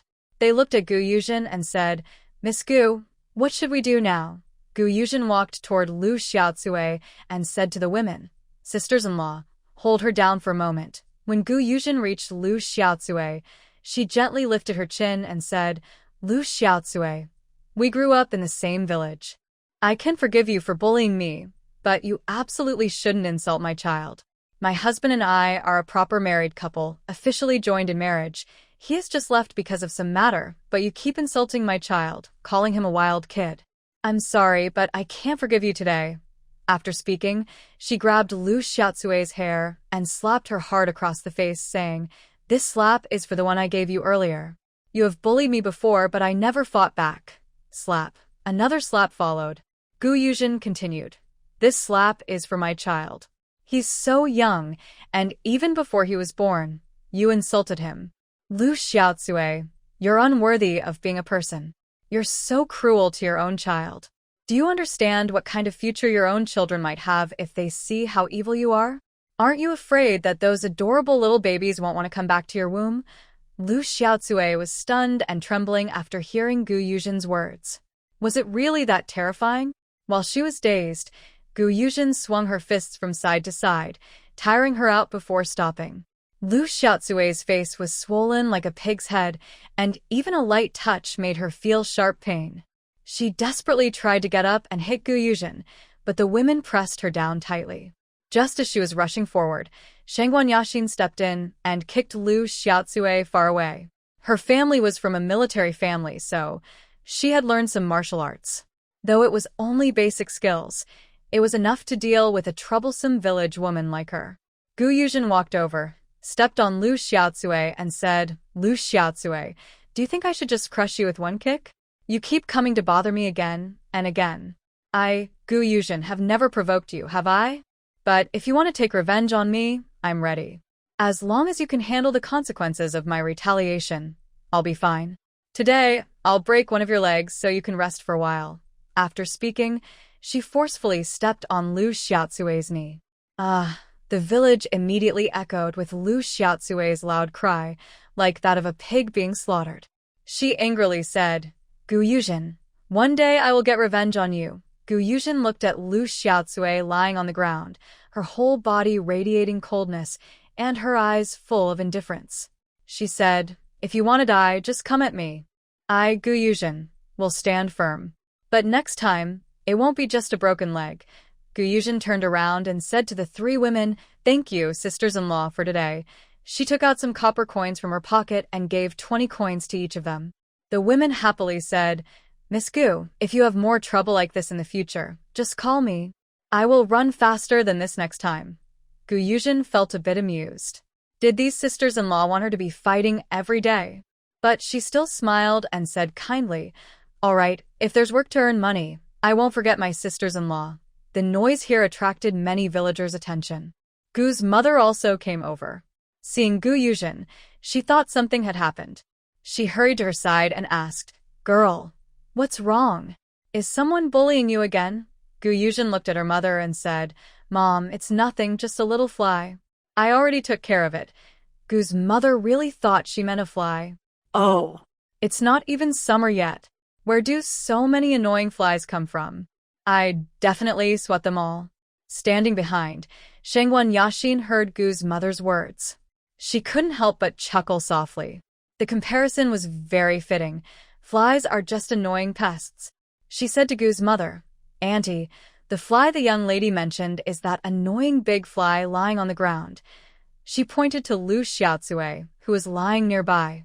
When Gu's mother saw Lu Xiaotsue on the ground, her anger flared.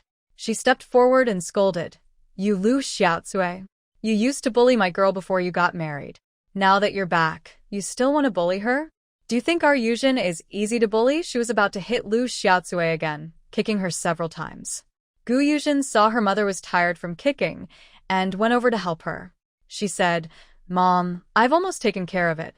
Please don't tire yourself out. Let's go home." "All right, girl, let's go home.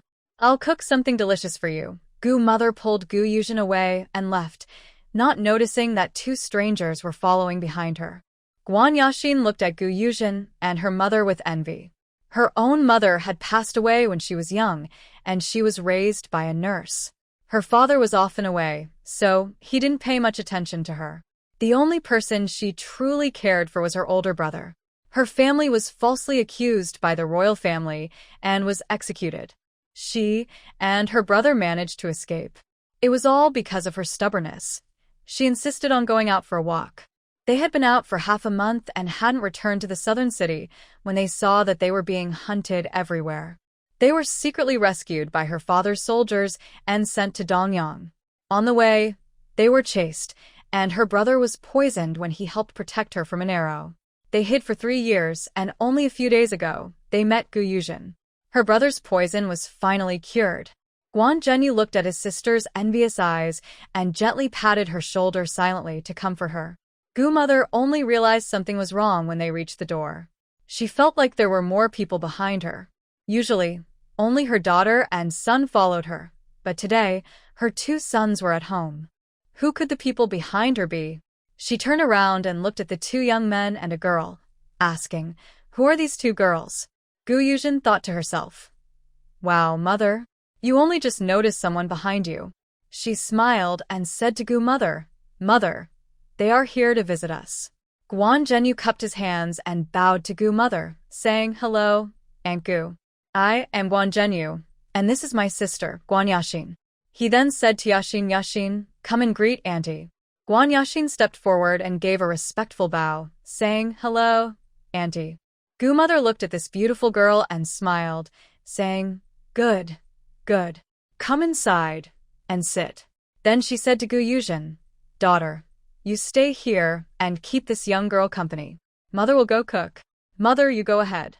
Let them do as they please." "I need to go with 3rd brother to check on the villagers' supplies," Gu Yuzhen replied. Seeing that Guan Zhenyu looked unwell, she said to her 3rd brother, "3rd brother, take Guan Gongzi inside to rest." "All right, little sister," he replied, then said to Guan Zhenyu, "Guan Gongzi, please follow me." Brother Gu San took Shangguan Zhenyu to his room to rest and said to him, "Young Master Shangguan, our home is simple, and your sister probably isn't used to it. You should think carefully about your sister's situation before making any decisions." Shangguan Zhenyu replied, "Brother Gu, you don't need to persuade me. I care about the person, not the house. I believe my sister feels the same way." "All right, as long as you don't mind," Gu San said with a smile. He also hopes his brothers will settle down soon. After making sure Shangguan Zhenyu was comfortable, he came out and said to his sister, "Little sister, we can leave now." "3rd brother, hello," she said to Shangguan Yashin. "Do you want to go with us or stay at home to rest?" Yashin looked at Gu Yuzhen and smiled. "Can I call you Yuzhen sister?" "I don't mean anything special. It's just that you're older than me, so." She blushed a little.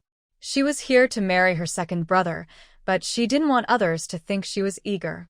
Gu Yuzhen was younger, already married, and alone, so it was hard for her to find the right way to address her. Gu Yuzhen smiled and joked, "That's fine. You can call me sister or little sister-in-law." She then laughed happily. Maybe this girl and her 2nd brother are a good match. Her 2nd brother doesn't talk much, but Yashin talks a lot. They might complement each other well, and that could be a nice life. Yashin blushed and said, "Yuzhen sister, you must not bully people." Then she ran out the door. Gu Yuzhen didn't tease her anymore and followed Brother Gu outside. From a distance, she saw many people waiting at her house. She hurried back to open the door and said to the villagers, "Sorry, everyone. Aunties, elder women, and sisters-in-law, we got back late from the county today." A few older women said, "Yuzhen, don't worry. Take your time. We're just relaxing.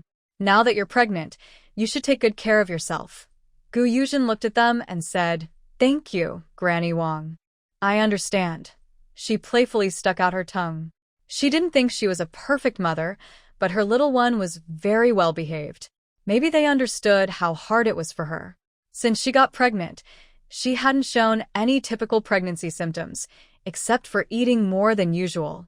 Someone noticed the girl behind her and asked, "Yuzhen, who is this?" "She's very pretty." Gu Yuzhen smiled and said, "Auntie, this is my friend. She's going to stay at my house for a few days. Isn't she very pretty?" "Yes, she is very pretty. You're really talented, girl," said one villager. Gu Yuzhen chuckled and asked, "Aunties and uncles, how is your ginger growing? We don't have much planted." "You're too late to tell us now." "We've already planted our crops," replied some villagers. Gu Yuzhen said, "That's okay. "Next year you can plant more." Brother Gu reported the amount of goods to Gu Yuzhen, saying, "Little sister, Grandma Wang has 15 jin. Okay, third brother. Grandma Wang, here's 45 cents. Please take it." "Thanks, Yuzhen," said Grandma Wang happily. Guan Yaxin watched her busy brother and sister from the side, full of envy. She wished she could live here with her brother too. Growing up in a wealthy family, she didn't envy the rich. Those families often fought over small things every day. She wished she could live a simple, peaceful life like this. During the years she and her brother had been on the run, she experienced many hardships, but she had never known such calm and comfort. At this moment, second brother Gu returned from the wasteland. As he reached his sister's door, he saw a girl standing there, looking at his sister with envy. As long as she meant no harm to his sister, he didn't care who she was. He walked past her into the house and smiled at his little sister, saying, "Little sister, I'm back. You should rest now. I'll handle the accounts." Recently, because he often did the accounts, second brother Gu was very quick at it. Gu Yuzhen felt a bit regretful. If only her brother were a little younger, then he could go to school and become top scholar. Hee. "Second brother, you're back. You must be tired after a whole day. "Rest now. I'm almost done here," she said. After finishing the last calculation, second sister Gu came over with a basket. Gu Yuzhen went to help her set it down and asked, "Second sister, why are you so late today?" Second sister Gu smiled and said, "Yuzhen, I went somewhere far today, so I came back late. This is what my father and I collected today." She was very happy because selling bamboo shoots had helped her save almost 2 taels of silver. All of this was thanks to her older sister, Gu Area, who was very grateful to Gu Yuzhen. Gu Yuzhen looked at her and smiled, saying, "You went so far. How did your brother eat? Where did you go to find food?" Gu Area replied, "I left some food for my brother. Today we went to a place that's past He River Village. Many people asked us what we were doing with the bamboo shoots. I told them we had no food at home, and we're digging these to eat." "Sister Yuzhen, do you think I did the right thing?" She looked worried and confused. Gu Yuzhen smiled and said, "Arya, you don't need to worry. When you first started digging these bamboo shoots, wasn't it to eat? Besides, there won't be many more days to dig them. Soon you won't be able to dig anymore." "Yes, Sister Yuzhen. I only managed to dig this much today, even though I went so far. Many bamboo shoots are already old," she said, feeling a little sad but still satisfied. Earning this much silver was more than she ever dreamed. Saving some for food meant they could enjoy the harvest. Gu San, her older brother, praised Gu Arya, saying, "Little sister Arya, you got 40 jin. Okay." Gu Yuzhen counted the coins and handed them over, saying, "Arya, keep your 160 coins. She gave Arya one more coin than usual because Gu Yuzhen was always the last to arrive. She didn't want her sister to feel uncomfortable or for villagers to talk badly about her. Arya took the coins gratefully and said, "Thank you, Sister Yuzhen." Gu Yuzhen smiled and said, "No need to be so polite. Go home and cook. You haven't eaten all day, you must be starving." "Okay, Sister Yuzhen," Gu Arya said happily. She then carried her empty basket and went home. Guer's older brother looked at the bamboo shoots and asked, "Little sister, there aren't many today. Should we cook and dry them?" Yuzhen looked at the bamboo shoots. Today there were very few. It seemed they had almost finished digging. Usually, they could gather about 500 jin at once, but lately, the amount was decreasing each day. She usually kept about half to dry into bamboo shoot chips. Selling half and keeping half meant she had enough money to manage their needs. The dried bamboo shoots were their main income. If they couldn't sell them, she would lose a lot. She thought for a moment and said, "Let's not do it today. Let's rest." Yuzhen said, "It looks like there won't be many more days to dig bamboo shoots." "Yes, third brother, when you call him, be sure to check carefully. Don't include anything inappropriate." Yuzhen told her third brother this. Gong Yashin watched them finish their work before running over and asking, "Yuzhen, what are you collecting this for?" Yuzhen smiled and said, "We're collecting it to sell at the restaurant. It's also good for cooking." "Oh, I see. Yuzhen, you really know a lot," Gong Yashin said happily. She glanced at her second brother, who looked over when he heard someone talking to his sister. Their eyes met, and both quickly looked down. Gong Yashin's face turned bright red. Although she kept saying she wanted to marry him, she was still a young girl with a shy face. Yuzhen saw their reactions. If this girl really could marry her second brother, she would be happy. Hee. If she could marry such a pretty girl, it seemed like her brother was getting a good deal. Of course, her brother wasn't ugly. Just from an old-fashioned point of view, he seemed to be getting a good deal. Not only was this girl pretty, but she also knew how to read, which was rare.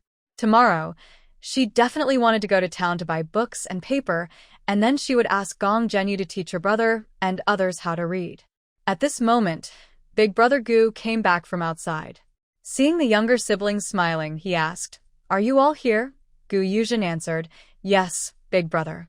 You're the last to come back." "Why didn't you come earlier?"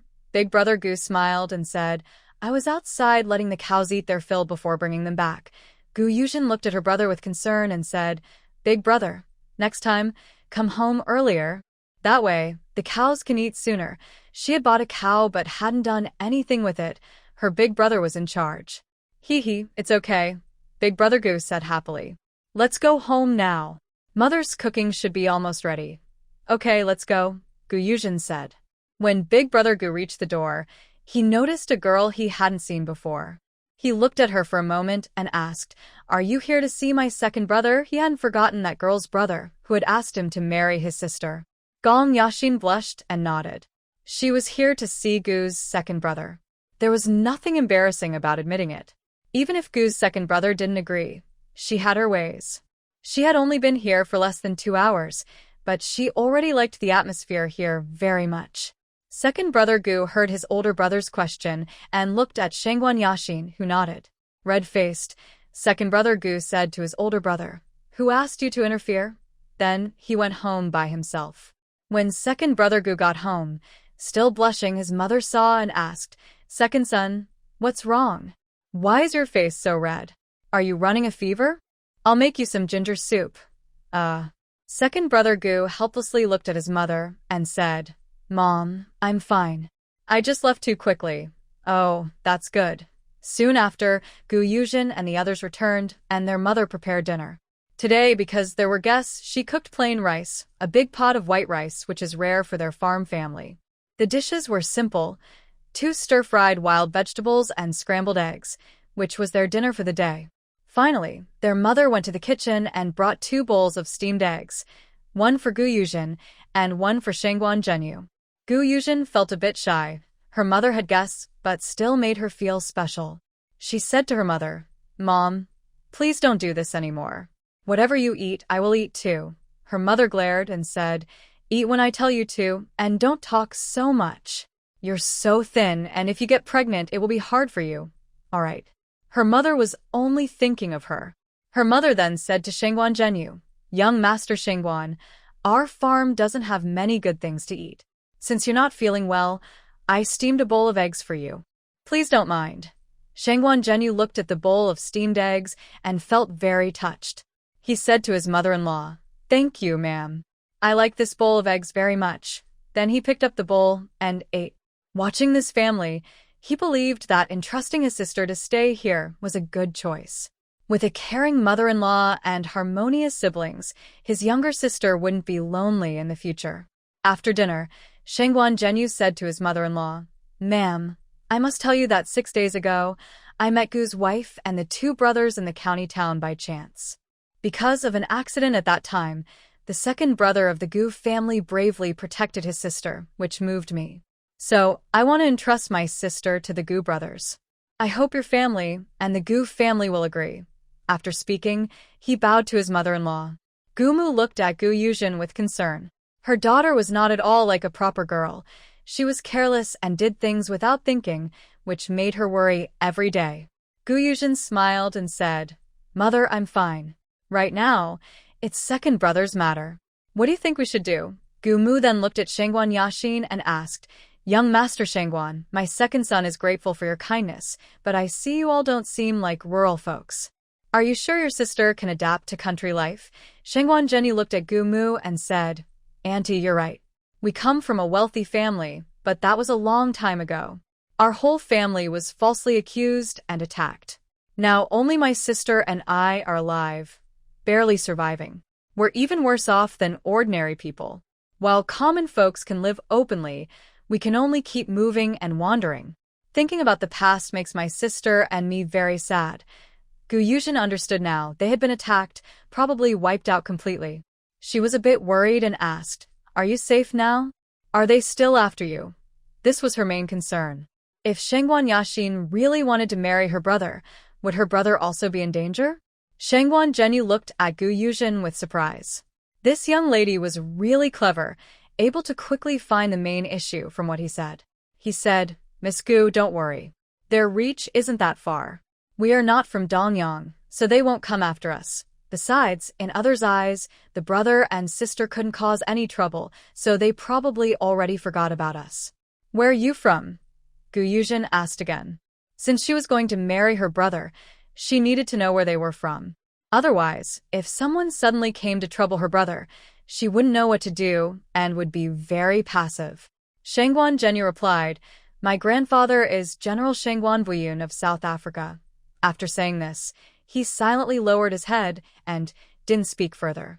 His grandfather had defended South Africa's borders for decades, rarely coming home, and in the end, the entire Shengguan family was wiped out. This made him feel cold toward South Africa. The legendary brave and clever old general is your grandfather, and he's no longer alive?" Brother Gu San said. Brother Gu San loves gossip. Whenever he goes to the city for work and has a chance, he likes to stand outside tea houses and listen to stories and gossip. He often listens with great interest. Gu Yuzhen looked at Brother Gu San with a surprised expression. She asked the Shengguan siblings curiously, "Is your grandfather very powerful?" It's not that she is ignorant. She has been busy with daily life since crossing over and knows nothing about other things. Brother Gu San looked at his little sister and chuckled, saying, "Little sister, there are things you don't know too." Gu Yuzhen pouted and said, "It's normal that I don't know, Brother San. I don't even understand our Dongyang, let alone South Africa. Little sister, General Shengguan Bo Yun is like a god. I heard that he only lost one battle in his life, and that was to the King of South Africa. So, the King of Dongyang and General Shengguan in South Africa are both like gods. As long as they are around, no enemies dare to attack easily. To him, South Africa harming the Shengguan family was a huge loss." Gu's mother couldn't bear to hear these sad stories. She quickly comforted the Shengguan siblings, saying, "Oh, it's good that you are alive. Don't think too much about the rest. Just settle down here peacefully." She looked sternly at her children and said, "You are not allowed to tell anyone about this." Gu Yuzhen and her brother quickly promised, "Mother, don't worry. We won't say a word." Gu's mother then said to Shengguan Zhenyu, "As for your sister's marriage, I'm afraid our second son can't afford to marry her. We are just ordinary common people, and I worry she won't adapt to rural life. If you have nowhere to go, you can stay here. Just tell others that you are relatives of my son-in-law." Her son-in-law looks impressive, and the siblings also seem extraordinary. Claiming they are relatives wouldn't raise suspicion. Shengguan Yaxin felt a little sad. Gu's mother's words were exactly the same as Gu Yuzhen's. Could it be that she was old, or that her birth made her unworthy? She was already too old to wait a few more years. Thinking of this, she gathered her last courage and looked up at Brother Gu and asked, "Do you really not want to marry me?" Brother Gu, with his face flushed, looked seriously at Shangguan Yashin and said, "Marrying me will be very hard." Upon hearing Brother Gu's response, Shangguan Yashin smiled sweetly and said, "I'm not afraid of hard work or tiredness, as long as you promise to treat me well for the rest of my life." Brother Gu almost blinded himself with her bright smile. It turns out this girl's smile is truly beautiful. Brother Gu nodded and said, "Yes, I will treat you well, Mother Gu." Gu Yuzhen and her brothers looked at each other, feeling like they were invisible to the two of them. Gu Yuzhen, who says girls in ancient times are always shy, reserved, or timid. This Shangguan girl doesn't seem to fit that stereotype at all. In fact, she's even bolder than many modern girls. If she had to ask someone if they wanted to marry her in front of so many people, she wouldn't be able to say it. Mother Goose saw her son was willing, so she didn't object. Her son was already grown up, and since a girl was willing to marry him, she wouldn't refuse. Gu Yuzhen looked at everyone agreeing and said, "Mother, Brother Gu, since everyone agrees, you should pick a good day to get married." But when she mentioned marriage, she realized their house might not be big enough. She looked at her mother and said, "Since the brothers are all getting married, let's build a new house. Our current house isn't big enough." Mother Gu hesitated and said, "Daughter, it's not that I don't want to build one, but building a house costs a lot of money." Gu Yuzhen thought for a moment and said, "We can talk about this tomorrow. I'm going back to sleep now." She was pregnant and very tired, but she had no time to rest. What could she do? She could only go to bed early tonight. She then continued, "Mother, just let Shangguan girl sleep with you. She's close to my second brother, and maybe they can get to know each other better." After saying that, she chuckled. But actually, she didn't like sleeping in the same bed with others. Brother Gu blushed and glared at his sister. Shangguan Yashin also blushed from what Gu Yuzhen said. She had been a bit bold today, but she believed that this boldness could bring her long-lasting happiness. If she had to be bold again, she would be willing. Mother Gu looked at her playful daughter and scolded, "All right, stop teasing your second brother. Yashin is much better than you. Who is it that begged me with tears and snot to marry her?" Speaking of which, she herself was even more bold than Shangguan Yashin. She had completely taken her man for herself. But that was the original owner, not her. Mother Gu looked at Gu Yuzhen and said, "Hurry up and go back to sleep." Then she said to her third brother, "Third brother, take your sister home." "Okay, I will," he replied. After bringing Gu Yuzhen home, he closed the door and asked her, "Little sister, what did brother-in-law say to you today?" He had wanted to ask for a long time but never found the chance. Gu Yuzhen looked at her brother and said, "Third brother, that day at the restaurant, big brother accidentally let it slip. He knows I am pregnant, and he just told me to take good care of the baby. There's nothing else. Please don't tell Mom about this, so she doesn't worry." Gu Yuzhen didn't want to say too much about this man, and she didn't dare think too much either. She was really afraid he might come back and try to take the baby. Now, she just wanted to focus on the present. The future can wait. Who knows what tomorrow will bring? Seeing that his sister didn't want to talk more, her third brother didn't press her. He said, "You should rest well. I'm going back now." "All right, third brother. You should rest early too," Gu Yuzhen replied. After her brother left, Gu Yuzhen boiled some water and took a bath. She leaned comfortably against the wooden tub. It felt so good, but it was a bit lonely. The house was just her alone, and she was often not at home, so it felt empty. She touched her belly and said, "Little one, are you okay? Grow up quickly inside Mom's belly. When you come out, I won't be lonely anymore." After she finished her bath and got dressed, she opened the box the man had given her again. She counted the large stack of banknotes, exactly 100 notes. Each note was worth 100 taels, totaling 10,000 taels of silver. No wonder that man said this money was enough to marry many wives for his brothers. But she wouldn't use this money to help her brothers marry. She wanted to save it for her child. This money was a token of love from the child's father, and she couldn't just spend it carelessly. She decided to put it aside for her child. When the child grows up, he can use it freely. She had the ability to earn money and support her child, so she didn't need this money now. She closed the box carefully and hid it somewhere safe. Then she lay down and fell asleep. The next morning, Yuzhen got up early to prepare breakfast. Today, she also planned to go with her third brother to fetch some corn seeds. Once they brought the seeds back, she would be at ease working on the farm at home. The bamboo shoots would be harvested after today. She planned to tell the villagers she wouldn't be collecting them anymore. It was late spring now, and even if they dug some up, they wouldn't taste good anymore. She prepared a simple breakfast of plain rice porridge and 2 pancakes. When her third brother came over, they could eat together. Just as the pancakes were ready, she heard her brother outside calling to open the door. She went to open the door and said, "Good morning, third brother." "Good morning, little sister," Gu Sanji said, sniffing from the kitchen and asking, "What delicious food did you make today?"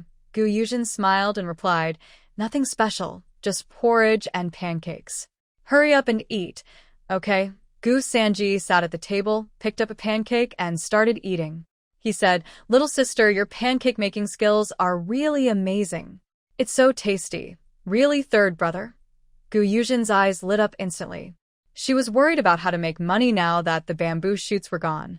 If these pancakes could really be sold, she could sell them at a stall. Like the handheld pancakes or layered pancakes she had eaten in her past life.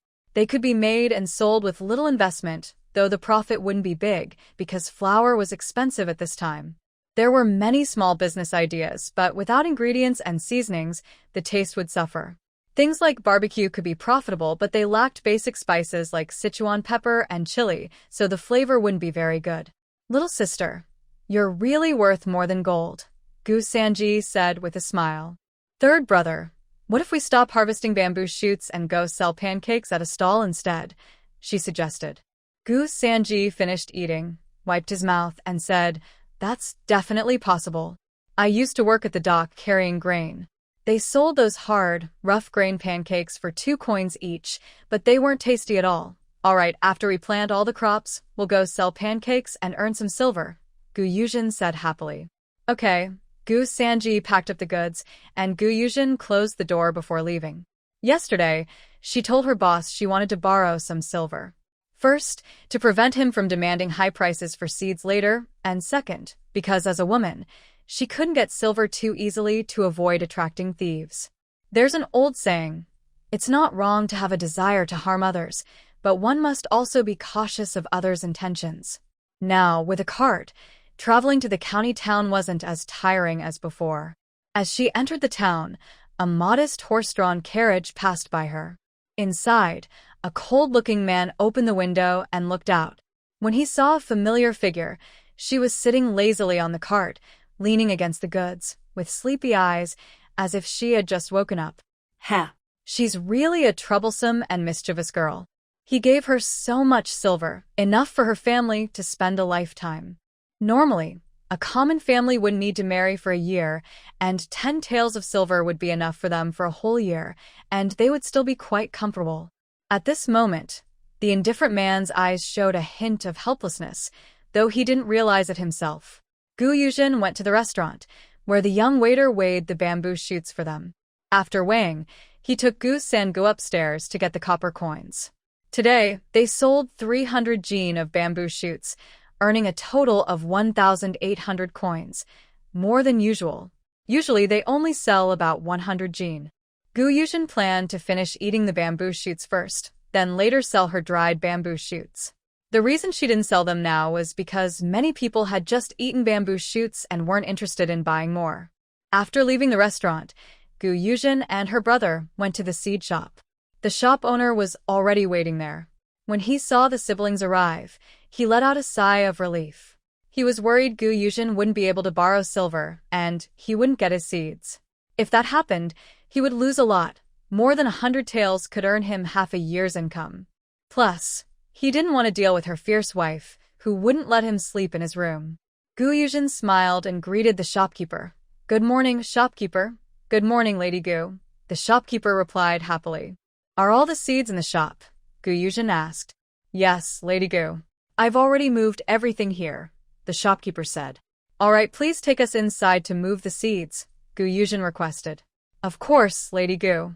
Follow me, the shopkeeper said, leading the siblings into the shop.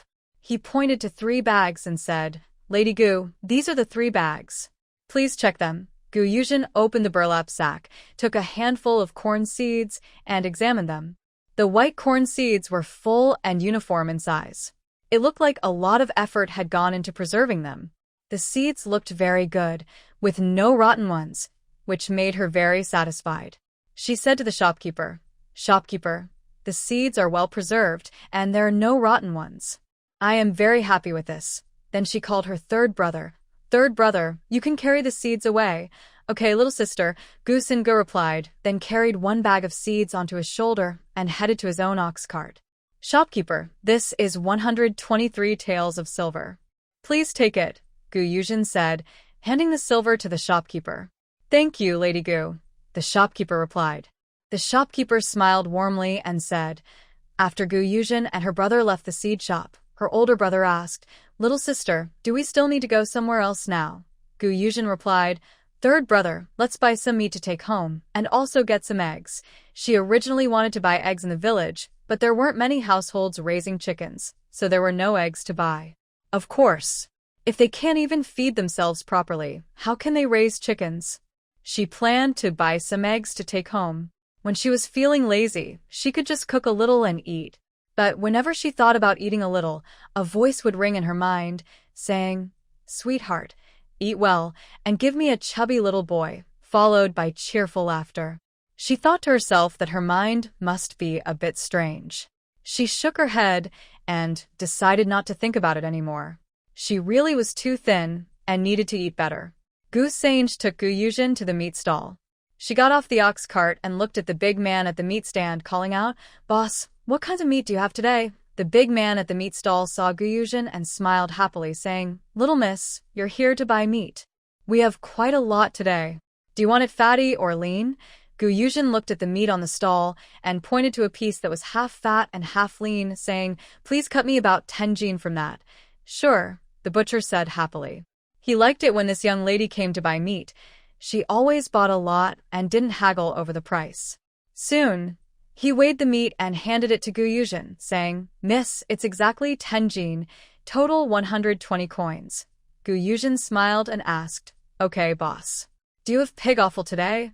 The butcher chuckled and said, Little miss, the pig offal has all been reserved by the restaurant. There's none left to give you, but I do have plenty of bones. If you don't mind, you can take some home. Better to give her some bones than have her little sister complain every day about so many bones to deal with. Gu Yuzhen thanked the butcher, saying, Thank you, boss. The butcher picked out all the bones and looked at Gu Yuzhen, who had nothing to carry them in. He called out to his family, Little sister, bring a basket from home. Okay, big brother, a tall girl replied, coming out of the house with a basket in her hand. She asked, Brother, what do you need the basket for? The butcher told his sister, It's for this young lady. She wants our pig bones. Since she has nothing to carry them in, can you help pack them up? The kind girl happily agreed. After she finished preparing the bones, she looked at Gu Yuzhen with surprise and said, Little lady, it's you. Gu Yuzhen smiled and replied, Yes, Miss Plum Blossom. She handed the basket of prepared bones to Gu Yuzhen and said, The bones are ready. You can take them. When you have time, come to the city and deliver them to us. Okay, thank you, Miss Plum Blossom. Gu Yuzhen liked this girl very much. She had thick eyebrows and big eyes, worked quickly and neatly, and had a cheerful personality. She was not afraid of strangers and always had a strong, brave spirit. In her previous life, she would have called her a strong woman. After leaving the meat stall, Gu Yuzhen bought about 100 eggs to share with her mother. The rest would last her a long time. When she passed by a bookstore, she asked her third brother to wait outside while she went inside to buy some paper, ink, and brushes. Now, Shengguan Zhenyu was at her house, so she could ask him to teach her how to read and write. Then she wouldn't have to pretend to be illiterate anymore. Her previous husband was blind and couldn't teach her, but now with Shengguan Zhenyu around, she could learn for real. She chuckled to herself. At the bookstore, a young boy approached and asked, "Little lady, what would you like to buy?" Yuzhen said, "I want to buy some ordinary paper. Do you have any?" She had spent a little silver on ink and brushes last time, but she had run out of paper. If others knew how she used the paper, they might scold her for being wasteful. Yes, she used the paper to wipe her bottom because she couldn't get used to the bamboo slips here. Using bamboo slips hurt her and didn't feel clean. Those days were quite frustrating. Now, although she didn't have much silver left, she thought she could afford some toilet paper. The boy replied, "Yes, little lady. I'll get some for you." Soon, he returned with a large bundle of paper and said, "Here, take a look. How much do you need?" The quality of this paper is quite good. It was just not stored well during the journey and got wet in the rain. The students couldn't use it, so it was set aside. Yuzhen touched the paper. Some parts had hardened, probably from the rain. It could be used as toilet paper or for writing, though the ink might smudge. But none of that mattered. Her brothers were just learning to write, so they didn't need anything fancy. She continued to ask, "Do you have any old books like the 100 Family Surnames or the 3-Character Classic? The kind used for early learning?" "Yes, I'll go get them for you," said the young book boy, bringing over 2 old books. They were the 2 books Yuzhen mentioned. Yuzhen asked, "How much do you sell these 2 books for?" The boy replied, "Miss, these 2 books cost 60 coins in total." Yuzhen thought to herself, 60 coins for 2 old books, why not just grab them? But she silently wished someone could hear her thoughts. She continued bargaining. "Young man, can you lower the price a bit? Look at this book, it's almost falling apart. I might not be able to read it for long after I take it home." The boy said to Yuzhen, "Miss, this is the lowest price I can offer. I can't sell it for less." Yuzhen then asked, "What about that paper over there?" The boy looked at the paper and said, "If you buy this bundle of paper, I'll sell it to you for 80 coins. Yuzhen exclaimed loudly, 80 coins for useless paper? Why don't you just go and grab it yourself?" Because Yuzhen's voice was loud, several students who were about to buy books looked over. The boy blushed a little. Actually, the paper was already useless. Their boss told him to sell it himself, and he could set whatever price he wanted. He said to Yuzhen with less confidence, "Miss, this paper is still good for children learning to write. It's not as useless as you think." A student came over to look at the paper and said to the boy, "This paper really can't be used anymore. Even for children practicing writing, it's no good. The paper soaked in rainwater smudges easily and is messy. Since this young lady needs it, you might as well sell it to her at a lower price." Hearing someone speak up for her, Yuzhen looked up. A young man, about 17 or 18, stood nearby holding a book he had just taken from the shop. He wore a white silk robe, with dark hair tied up with a carved wooden hairpin, simple, without any other adornments. He looked gentle and elegant, like a fairy from a different world. Yuzhen was amazed. Is the ancient world really full of beautiful scenery? Are handsome men so easy to find? She nodded slightly to thank him. Although he looked quite handsome, she only gave him a quick glance. She had seen many handsome men before, both in her past life and now. Especially in the police station, there were quite a few good-looking young men. She felt that the young men at the police station looked much more handsome than the so-called celebrities and internet stars. The police young men were handsome and full of integrity. She wondered why she hadn't found a boyfriend at the police station. It was because those young men already had someone, so she had no chance. Moreover, her fake fiancé was still the most handsome man she had met, so she had become immune to handsome men and no longer found them surprising. Yuzhen continued talking to the book boy. "Little brother, if you sell me that bundle of paper plus these 2 books for 100 coins, I'll take them. If not, then forget it," she muttered to herself. "Spending so many coins on a bundle of scrap paper isn't worth it. I might as well buy some meat instead." The book boy, annoyed by her bargaining, blushed and said angrily, "Miss, why don't you just snatch it? You're only offering 40 coins for so much paper." And seeing the angry face of the book boy, it seemed he was reciting her words. But she still smiled and said, "If you don't sell it to me, it's probably not worth even 40 coins. Don't believe me? Ask them if they want it." She pointed at a few students who shook their heads in response.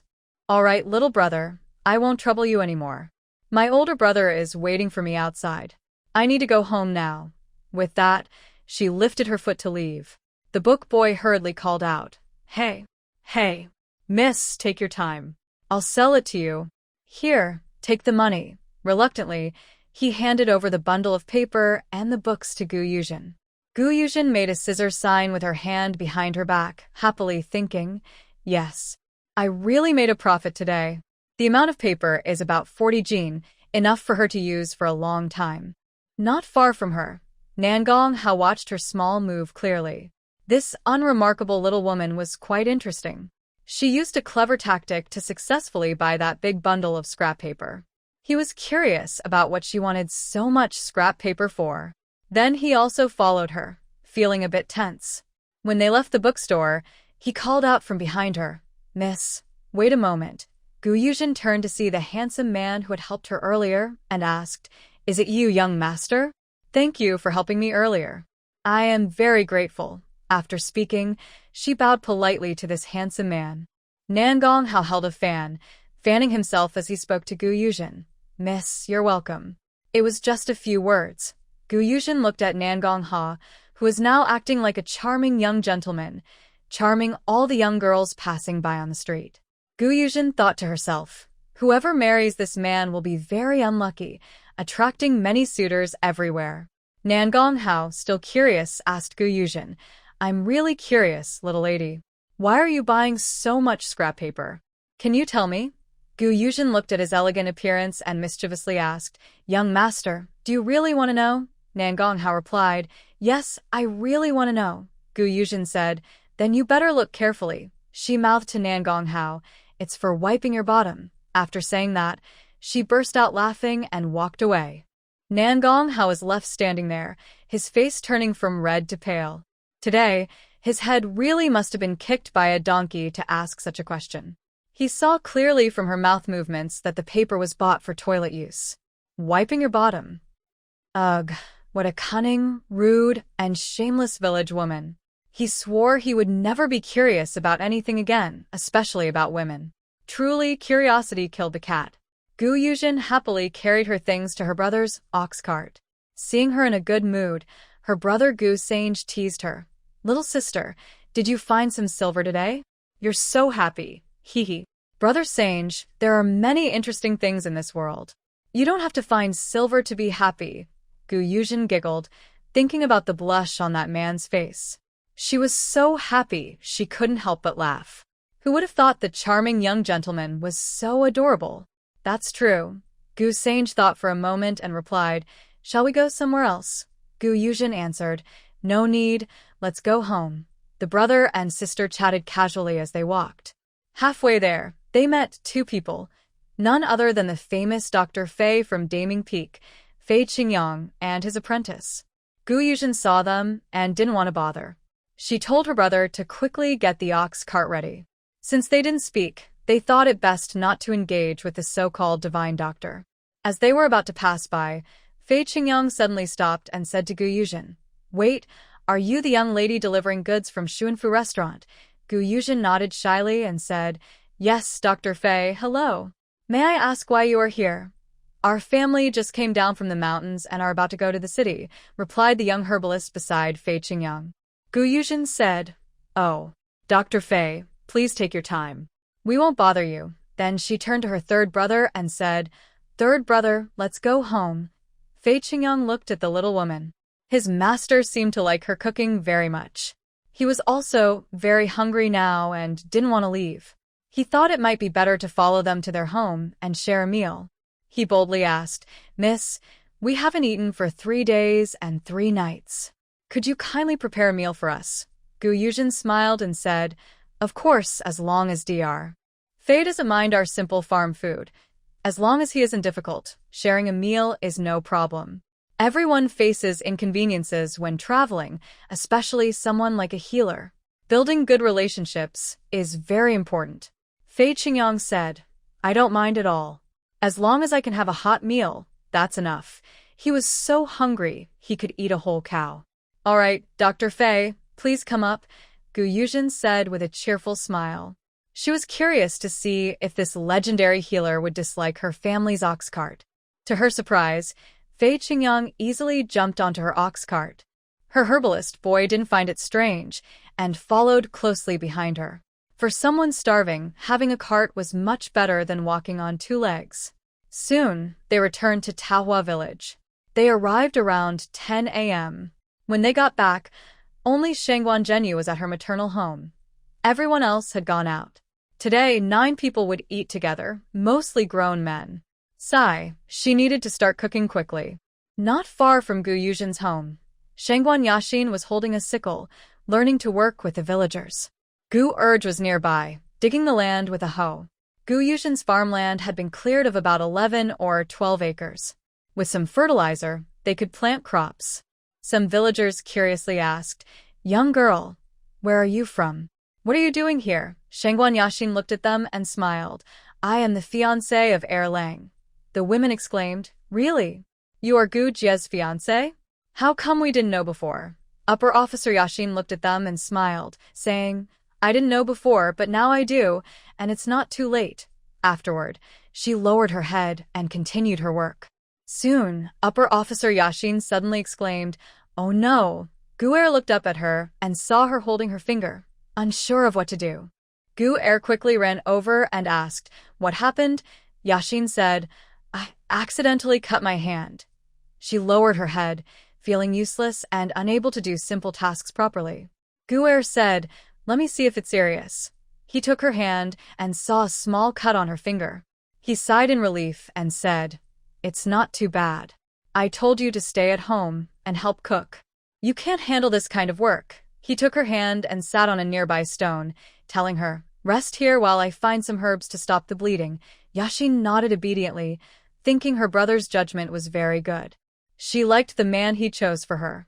Today, her finger was just a small injury, but seeing him worried about her made her feel very happy. She didn't ask for much in life, just to meet a man who loved her and grow old together. Soon, Gu found some herbs nearby and applied them to her finger, saying, "This is called plantain, and it works well to stop bleeding. These herbs are easy to find. If it happens again, just dig some up, crush it, and put it on the wound."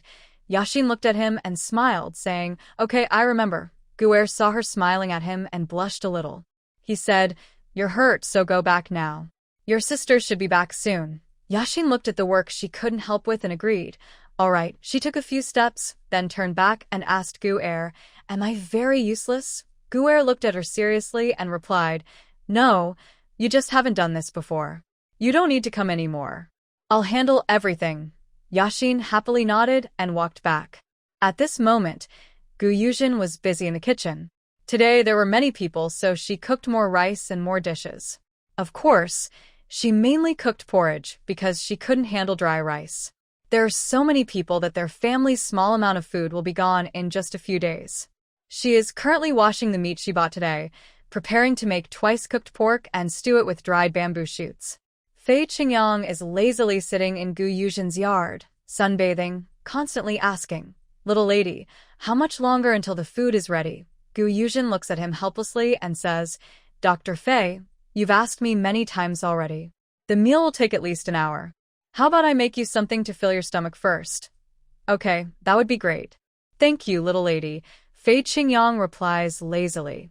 There's nothing he can do, he's just too hungry. Gu Yuzhen has no choice but to accept her fate and cook a bowl of noodles for each of them. She tops the noodles with a fried egg. The master and servant eat quickly and happily. When Shangguan Yaxin returns, she sees the master and servant happily eating noodles. Seeing it's Fei Qingyang, she scowls and says, "Oh, isn't this Dr. Fei? What are you doing here eating?" Gu Yuzhen hears Shangguan Yaxin has come back and runs out to ask, "Where did you all go?" She just heard Shangguan Yaxin say it was her family, so she can't call her by her name directly, especially since she hasn't officially married her brother yet. Seeing Gu Yuzhen, she feels a bit embarrassed and says, "I went to the fields with your second brother. I accidentally cut my hand, so your brother told me to come back and help with cooking." "Oh, I just heard you call him Dr. Fei. Do you know him?" Shangguan Yaxin asks, looking at Fei Qingyang. "Not just know him. We've been looking for him for over a year. We finally found him, and I asked him to help treat my brother, but he refused," Shangguan Yaxin says unhappily. But since this guest was brought back by Gu Yuzhen, she can't offend him. Besides, he's a divine doctor. Who can guarantee he won't get sick? Oh, I see, Gu Yuzhen says, not knowing what to say. Doctors like him are temperamental, and they treat patients based on their mood. He has the right to be proud. There's nothing she can do about it. Fei Qingyang is calmly eating by himself, ignoring what others say. He's treated many patients before. If he cared about every word people said, he would have been drowned in spit hundreds of times. Inside the house, Shangguan Zhenyu comes out and asks his sister, Yaxin, why did you come back? He's worried that if he doesn't come out now, his sister might offend Gu Yuzhen, the guest she invited. Zhenyu Shangguan watched Fei Qingyang eating without paying attention to anyone else and didn't bother to care about him. When Yaxin Shangguan saw her brother come out, she ran over and asked, Brother, how are you today? Zhenyu Shangguan replied, I'm fine. Yaxin Shangguan moved a small stool and said, Brother, sit here and enjoy the sun. I'll go make some medicine for you. After saying that, she ran to the kitchen. She brewed the medicine beside the small stove, then went to Gu Yuzhen and asked, Yuzhen, what are you doing? Let me help you cook. Gu Yuzhen smiled happily and said, Okay, second sister-in-law. Yaxin Shangguan blushed and said, Yuzhen, you're so naughty. Gu Yuzhen chuckled and said, Anyway, I'll be calling you second sister-in-law sooner or later. Then she added, I wonder when mother will come back from visiting someone for good luck. Yaxin Shangguan blushed as she cooked and said, I don't know. Actually, she also wanted to get married soon. Living like this made her feel uncomfortable. Outside, Fei Qingyang finished eating, stood up, and stretched. He said, my stomach feels better now. I've finally recovered. He looked at Shangguan Zhenyu sitting in the sun and said, You're really lucky to survive the deadly heart poison. You've lived until now. The so-called deadly heart poison meant not to fall in love with women, and most people wouldn't live past 3 years. It was strange that someone who was already near death could still be alive. He hadn't refused to save him initially. He simply didn't have the antidote. Making herbal medicine required going to different places to find ingredients. He found it troublesome and ignored them, but it seemed his master had saved him. Zhenyu Shangguan looked at Fei Qingyang and said, Thank you, Dr. Fei, for your praise. I also feel lucky. I used to survive poisonings that should have killed me, and now that I have the antidote, I won't die easily. Just as they were about to continue arguing, Gu's mother happily returned from outside. She entered and saw Fei Qingyang talking with Shangguan Zhenyu, thinking her son's good friend had arrived, and asked, Zhenyu, is this your friend? Zhenyu Shangguan smiled and said to Gu's mother, No, madam, I don't know him. Seeing her confusion, he continued, He came back with Yuzhen.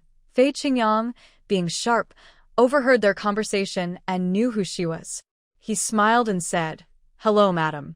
I am Gu Yuzhen's friend. I've been gathering herbs on the mountain recently.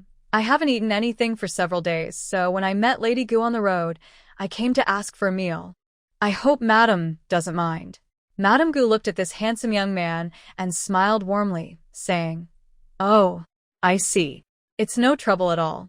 Our simple country food is humble, but I hope you won't mind. When Gu Yuzhen heard her mother had returned, she quickly ran out, smiling happily, and asked, Mother, how did it go? When can second brother get married? She was eager for her brothers to marry soon. But love and marriage depend on fate. If the timing isn't right, rushing won't help. Inside, Shangguan Yaxin poured a glass of water for Madame Gu and said, Madam, please have some water. Madame Gu took the cup and smiled. Thank you, Yaxin. After drinking, she said to Gu Yuzhen and Shangguan Zhenyu, Today I went to the town's Shangxi temple to find a monk to check their horoscopes.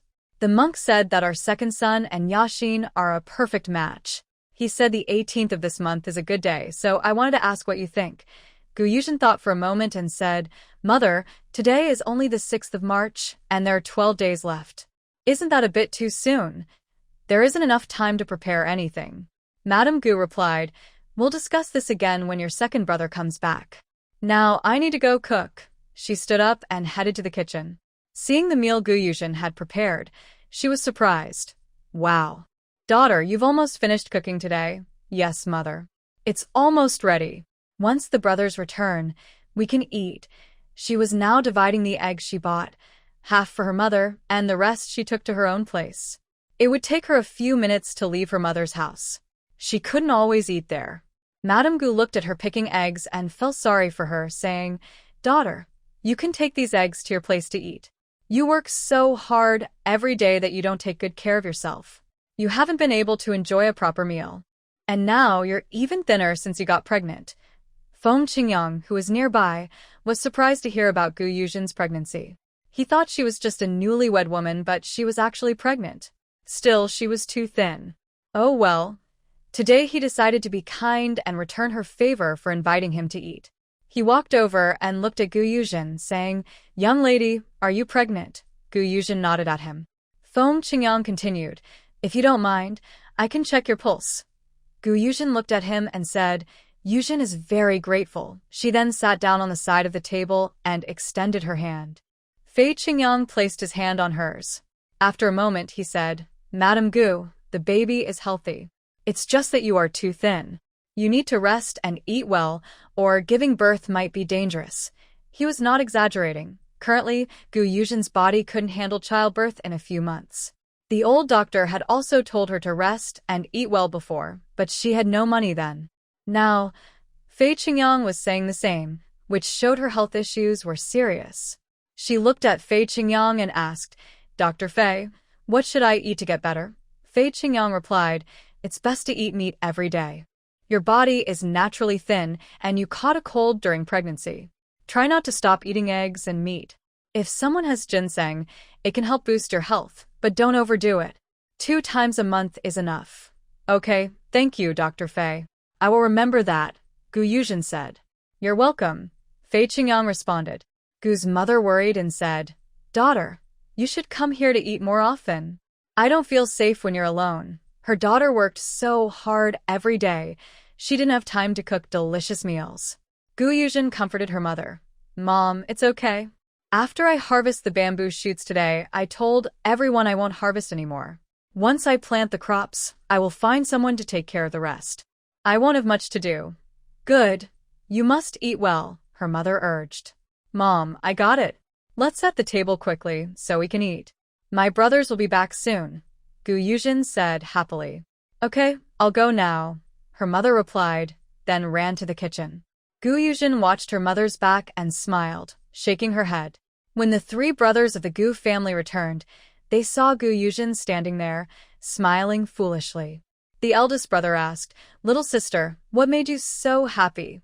Gu Yuzhen looked at her third brother and said, "Third brother, our family is going to have a happy event." "Of course, I am happy." Hearing about the happy event, the second brother asked Gu Yuzhen, "Is Mom back?" Gu Yuzhen replied to her second brother, "Yes, she is. The 18th of this month is a good day for a wedding, but the timing is a bit tight." "What do you think, second brother?" Gu urged blushed and said, "I'll discuss with Xiner and her brother later." Of course, the sooner the better, but he also needed to ask his wife's opinion. "Okay, second brother, go wash your hands and eat. I made some delicious food today, or else you might miss out if you wait too long." This second brother of hers is usually quiet. Whenever there's good food, he rarely eats much. Either he takes some from her bowl or from her third brother's bowl. Usually it's fine, but today, with guests, it's a bit embarrassing for Fei Qingyang and their servant to eat. They don't look like wealthy people at all. She's sure that if there's something tasty, Fei Qingyang, who loves to eat, probably won't even manage to carry it away. Since they were at the restaurant, she noticed that everyone says the old divine doctor is a foodie, but his apprentice is even more so. Gu urged chuckled at his sister and said, "All right, little sister, eat more later." "Yes, I will." "Second brother, hurry up and go." Guyu was dividing the dishes into 2 tables, but since it was just the 3 women, she didn't split much. Most of the food was served to the men's table. Gu Yuzhen only made 4 dishes because there wasn't much food at home. Even if she wanted to cook more, she was limited by the lack of ingredients. No rice cooker. One was dried bamboo shoot stew with meat, another was braised pork, a third was stir-fried wild vegetables, and the last was scrambled eggs. That was all. Plus, she made plenty of egg pancakes, which looked very appetizing. All these dishes were seasoned with ginger. She didn't bother with chili because she was lazy to go home and get it. The dried bamboo shoot stew was new to everyone. When they ate, they mostly picked the meat. No one reached for the bamboo shoots. Big Brother Gu was shy and modest, so he gave the meat to the guests and only took some bamboo shoots with his chopsticks. Little sister, this dried bamboo shoot is really delicious, Big Brother Gu said while eating. At first, he was worried that his little sister's bamboo shoot stew might lose money, but now that it tastes so good, it will surely sell well. Everyone heard Big Brother Gu and eagerly reached for the bamboo shoots with their chopsticks. Fei Qingyang took a bite and said, the young lady's cooking skills are really good. This bamboo shoot stew with meat tastes amazing. The braised pork is tender and not greasy, and the excess oil is absorbed by the bamboo shoots. The bamboo shoots were also soft and chewy, with a light bamboo fragrance in both the soup and the meat. It was truly delicious. If only his master were here, he would definitely like it too. He looked up at Brother Gu and asked, "Is this dried bamboo shoot made from the bamboo shoots you sold before?" Brother Gu smiled and replied, "Yes. His younger sister is really clever. She can make such delicious dishes." Gu Yuzhen and her family sat not far from them, so she could hear their conversation. She was also eating dried bamboo shoots, which tasted very good. The villagers dug very tender bamboo shoots, and older ones were not used. It's no wonder that dishes made from such tender bamboo shoots are so tasty. However, she didn't eat much because she was pregnant. She had heard from a pregnant friend that eating too many bamboo shoots could affect the baby's calcium absorption. Whether true or not, she decided to be cautious for the baby's sake. After the meal, Fei Qingyang and his servants took their leave, leaving Gu Yuzhen's family and the siblings Shangguan Zhenyu. Gu's mother recounted what had just happened and asked for their opinions. Shangguan Zhenyu said, "Auntie, since you think the chosen day is a good one, then let's go with that. I don't ask for much, just hope that Brother Gu treats my sister well for the rest of her life." Then he turned to his sister. "Little sister, you're about to get married, but I don't have much to give you. The only thing I can do is wish you happiness every day." "I'm sad to see you go," he said with a lump in his throat. Over the years of fleeing, they sold everything they could, even their family's jade pendant. But losing these things might be for the best. No one from that side can trace them now. Shangguan Yaxin also looked sad as she spoke to her brother. "Big brother, you've already given me the best you could." She held her brother's hand. "No matter how many good things I have, they're not as important as the good husband you found for me. Thank you, brother. I really like him. I believe Erlang will treat me well."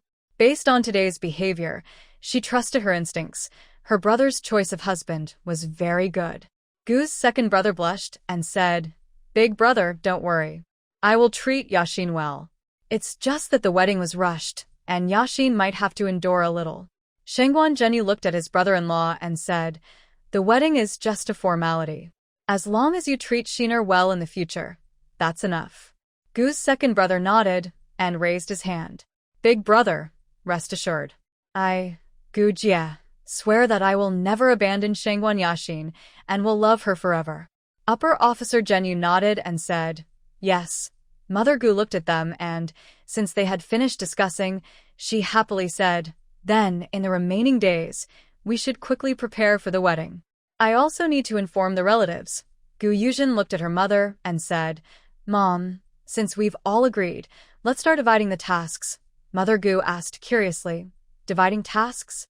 What, my daughter?" Gu Yuzhen replied, "Mom, since second brother is getting married, you should give him the wedding money. Let him and his bride buy what they like. If they don't know what to buy, you can follow behind and help." To Gu Yuzhen, a wedding only happens once in a lifetime.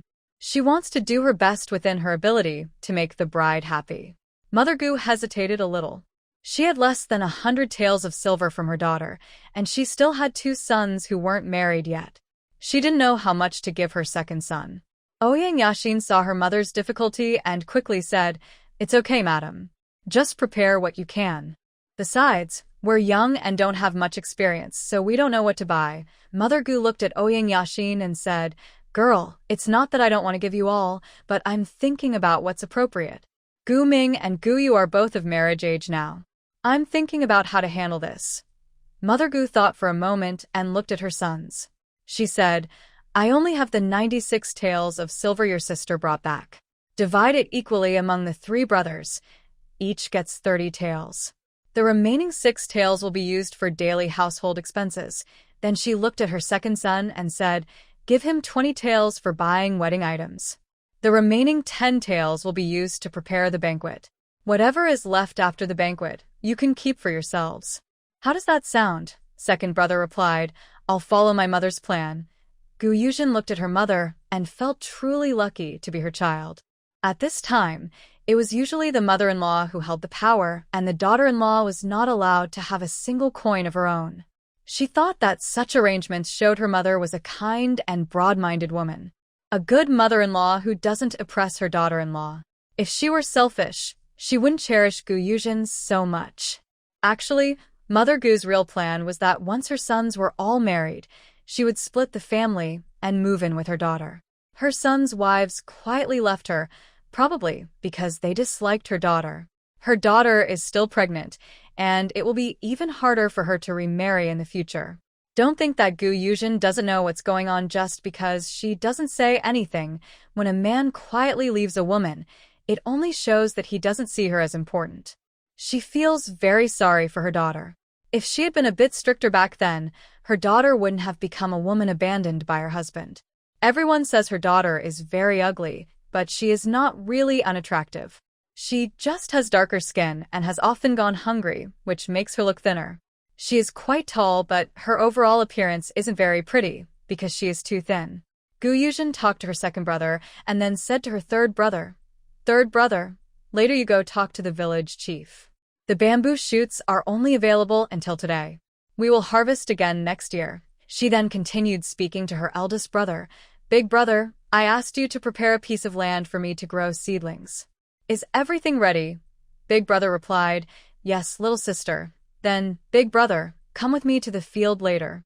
My rice seeds have sprouted for a long time. If I don't plant them soon, they will go bad. Okay, said big brother. Finally, Yuzhen looked at Shangguan Zhenyu and said, Brother Zhenyu, if there's anything I need help with, just tell me. Shangguan Zhenyu smiled and said, Sister, if you need anything, just ask.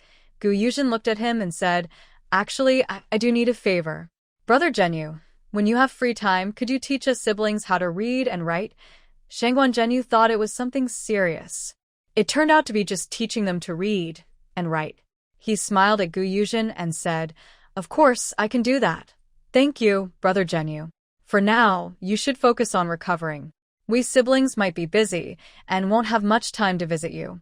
If you're bored at home, you can go out for a walk, Yuzhen said to Shangguan Zhenyu. It's okay. You all are busy with your work. Don't worry about me, Shangguan Zhenyu replied. His health hadn't improved much in a few months, and it was really hard for him to recover. He was also anxious and wanted to go out and find some work to earn money and settle down in this warm peach blossom village. All right then, big brother, and I will go to the field. You take care of second brother's matters and don't let second sister-in-law be upset. Okay, mother knows. You two hurry and go, Gu's mother said, scolding Yuzhen. Far away in the palace in Beijing, Consort Zheng was so angry that she smashed several cups. Most of the cups she broke were top-quality palace cups. The value of the cup is something ordinary people could never earn in their lifetime, but Consort Zheng Guifei casually throws one in the palace, without even blinking. This is the treatment given by the favored royal family. Because she is loved by the emperor, he always prioritizes sending the best things to her. As a result, she has many good items. Even the empress has to wait until Zheng Guifei chooses before her gifts are sent to her palace. This shows how much the emperor likes Zheng Guifei. The palace maids serving her have been driven out, and she speaks to her trusted confidant. Momo Qin, how is it that this lowborn girl is so lucky? Even after being poisoned, she still manages to live. Momo Qin replies, Your Highness, please don't be angry. The prince might be alive because he's lucky this time. If you find another chance, you can try again. You are his mother. If you give him something to eat, he will eat it. Momo Qin comforts Zheng Guifei. Actually, Momo Qin feels helpless too. The king of Jinan is Zheng Guifei's own son, but because of the emperor, she hates Ouyang Juanhao whenever she sees him and has tormented him since he was young. When Ouyang Juanhao was a child, he almost died several times from Zheng Guifei's abuse. If she hadn't secretly helped him behind the scenes, there wouldn't be a Zhenan king now. But she is just a servant. She cannot interfere in her master's affairs. Zheng Guifei rolls her eyes at Momo Qin. If her mother gave him something to eat and he died, how could she live peacefully? She continues to ask, when will he probably arrive in the capital? Momo Qin replies, if nothing unexpected happens, he should arrive in about half a month.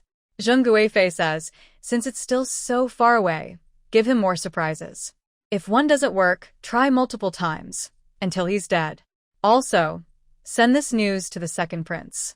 More surprises mean more gains. Momo Qin nods and answers yes. At this moment, Ouyang Juanhao, who is on the road, sits in a carriage, resting with his eyes closed. Suddenly, a wave of killing intent hits him from all directions. He immediately opens his eyes, his gaze cold and emotionless. How eager are these people to see him dead? He has only been on the road for less than a day, and they are chasing him in waves. He gets out of the carriage, looks at the approaching assassins with a blank expression, as if they are nothing more than tiny insects in his eyes. The assassins have already surrounded his group, but they show no sign of panic, as if they are used to such scenes. The leader of the assassins smiled and looked at Ouyang Juanhao, saying, Prince of Zhenan, I didn't expect your life to be so tough. You were hit with a special soft bone powder that the hidden clan from the southern border is best at using, yet you are still alive.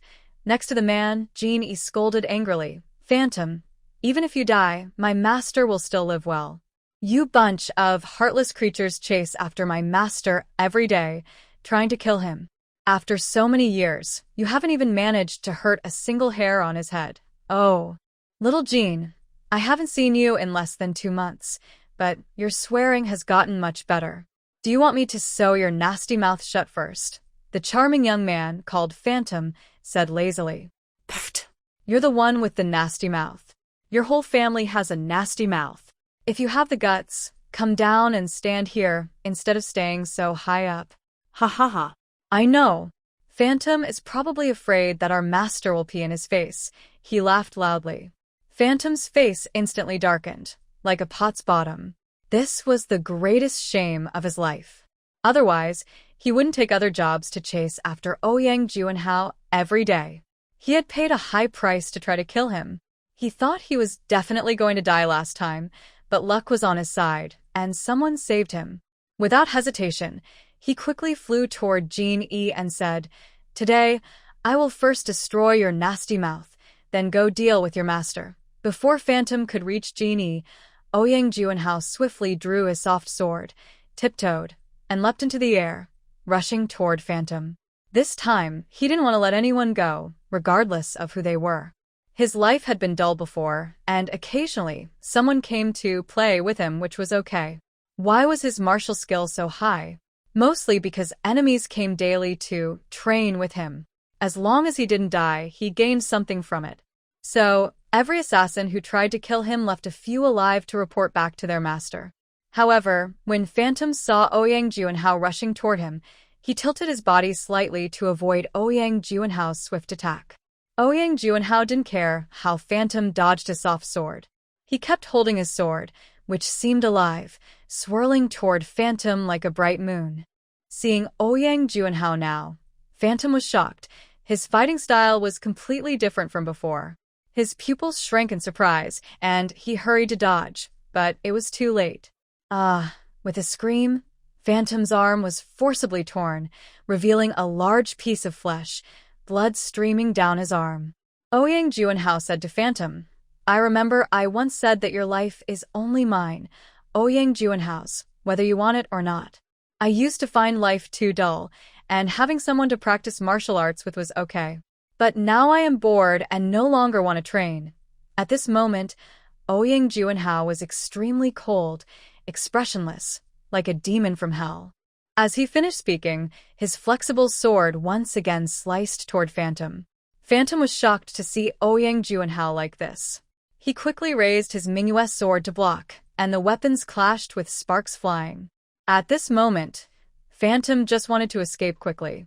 He had never seen Ouyang Juanhao like this before. He looked for the right moment and leapt to run away. Ouyang Juanhao's lips curled into a cold smile, and with a gentle wave of his hand, his sword flicked out a spray of sparks, chasing after Phantom. Just as Phantom was about to escape, a large splash of blood sprayed on his leg, and he fell down. His eyes showed fear. He had always known that the Southern King was not someone to be taken lightly. He had fought the Southern King many times, but never like this, like a demon from hell. Now, looking into Ouyang Juanhao's eyes, he was filled with panic and fear. Ouyang Juanhao stepped closer to him. Phantom retreated a step and said, "Prince, I will tell you everything. Please spare my life." Ouyang Juanhao's lips curled into a chilling smile, making Phantom on the ground tremble with fear. He coldly said, "It doesn't matter if you tell me or not. I already know." As he finished speaking, his soft sword was swiftly thrown toward Phantom's neck. Just as he was about to kill Phantom, there was a clang of weapons colliding, and the soft sword fell to the ground. Ouyang Juanhao's guards hurriedly rushed over to him. The newcomers, masked and unrecognizable, only said to Ouyang Juanhao, "Please, Prince of the South, show mercy. Let me take him away. I promise he won't bother your highness again." Ouyang Juanhao looked at the visitor. He knew who it was without asking. Few could break his sword.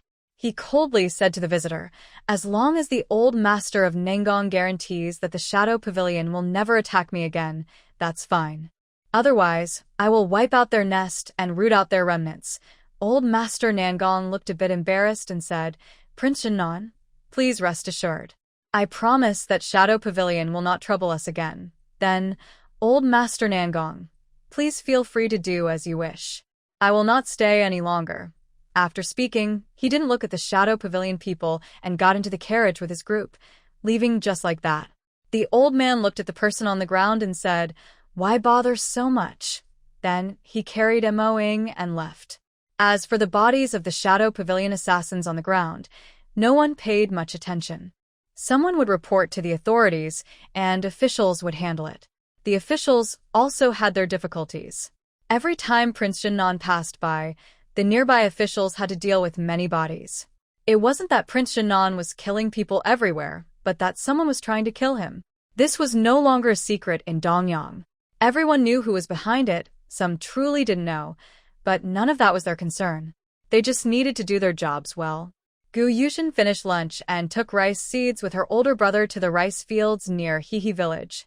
The siblings rolled up their pants and prepared to plant seeds. "Little sister, just tell me how to plant here. You don't need to go into the field. With so few seeds, I can finish planting quickly." "Okay, big brother. Then show me how to do it." Yuzhen held sprouted rice seeds and scattered them along the water's edge. Her older brother looked and said, "Got it. You can rest somewhere." "All right, big brother." Yuzhen found a flat stone to sit on. She looked at the surrounding mountains. It was early March now, and many wild fruit trees had already finished blooming. Everywhere was covered in green shoots. She really wanted to go up the mountain to see if there were any Sichuan pepper trees or other plants, so she could earn a good amount in the fall. But she was busy now. First, she had to plant the corn seeds. She looked across the river, which was the same river as in Tahua village. On the other side was a vast forest with no end in sight. She was a bit curious about the river. She wondered why the land on the other side was so different from here, just across the river. Why was their side more mountainous? While she was observing the terrain, she suddenly heard a cry for help. She followed the sound and saw a girl being forcibly pressed to the ground by a man. The girl was struggling hard, but she was no match for the man. Yuzhen looked at the man and recognized him as Lai Gufang, the widower from Hehe village. She picked up a stone from the ground and suddenly threw it at the head of the man. The man, caught off guard, was hit and a large hole appeared in his head. Blood instantly covered his face. The man crawled up to see who threw the stone at him. The girl, who was pressed to the ground, took the chance to pick up another stone that had been thrown at Yuzhen and hit the man again very hard. The man fainted and fell to the ground. The girl quickly got up, put on her clothes, and kicked the man a few times before turning to look at Yuzhen. Yuzhen looked at the girl and frowned. At this moment, Shouldn't she run away quickly? When the girl looked up and saw it was Gu Yuzhen, she was surprised and said, "Young lady, how are you here?" Gu Yuzhen was also a bit surprised. The girl's hair was messy earlier, so she didn't recognize her. She looked at her and asked Miss Plum Blossom, "Why are you here?" She had been selling meat with her brother this morning. The girl hurriedly came down from above and knelt beside Gu Yuzhen, saying, "Young lady, please help me." Gu Yuzhen was about to help her up, but felt her body was very hot. "Miss Plum Blossom, what's wrong with you?" she asked worriedly. She hoped it wasn't what she thought, or else what should she do with this girl? The girl looked uncomfortable and said, "Young lady, I was betrayed by my stepmother. This noon, my brother went out to buy pigs. She took the chance when I went to the toilet and put sleeping poison in my cooking pot, then sold me to the man. The man, who has a wife, didn't dare take me home, so he brought me here and forced me to take an aphrodisiac. What you saw just now is the result." She then started crying softly. Hearing this, Gu Yuzhen frowned. She asked, "So, does the man have your contract of sale? If he does, it's complicated. He is legally allowed to do this unless she spends more money to buy her back from him." Miss Plum Blossom replied, "No, young lady. My stepmother didn't dare to sign a contract. She only sold me for a day, so he will send me back tonight. Otherwise, her brother's anger would be too much for her to bear." She looked very embarrassed and was about to take off her clothes. "Is there any other antidote for this poison?" Gu Yuzhen asked. She really didn't want to see such a good girl lose her innocence like this. Her brother was working in the fields below and could help her detox, but she didn't want that. If there was another way, she would try that instead. Although she had thought about telling her brother about the plum blossom before, she didn't want to do it that way because it wouldn't be fair to the girl. The plum blossom, gasping for breath, was taking off her clothes and said, "I don't know, young lady. Please help me. I feel so terrible." She didn't dare to reach out to Gu Yuzhen, and Gu Yuzhen kept her distance. She was really afraid that the plum blossom wouldn't be able to hold on and might come at her. She was pregnant now and couldn't handle any rough treatment. If she accidentally fell or hurt herself, it would be the end for her. Gu Yuzhen looked around and saw no one nearby. She said to the plum blossom, "Hang in there, plum blossom. I will find someone to help you." Gu Yuzhen ran down quickly. Her older brother had just finished planting seeds and was putting on his shoes. She hurriedly grabbed him and said, "Big brother, come with me quickly." "What's wrong, little sister? Did something happen?" her brother asked as he followed her. "Big brother, come help me save someone," Gu Yuzhen said. "Save someone? Who?" her brother asked curiously. "Oh, big brother. Don't ask so many questions. You don't usually talk this much." Gu Yuzhen was very anxious. She pulled her brother over to the man lying nearby and said, "Big brother, throw this person into the river. If they wanted to save Plum Blossom, this person could only die. Otherwise, her brother wouldn't have peace in the future. Besides, this man was wicked and deserved to die. They were just doing justice." Her brother was shocked to see his sister suggesting such an act. He couldn't believe she wanted him to kill someone. Gu Yuzhen looked at him anxiously and said, "Hurry, big brother, or it will be too late."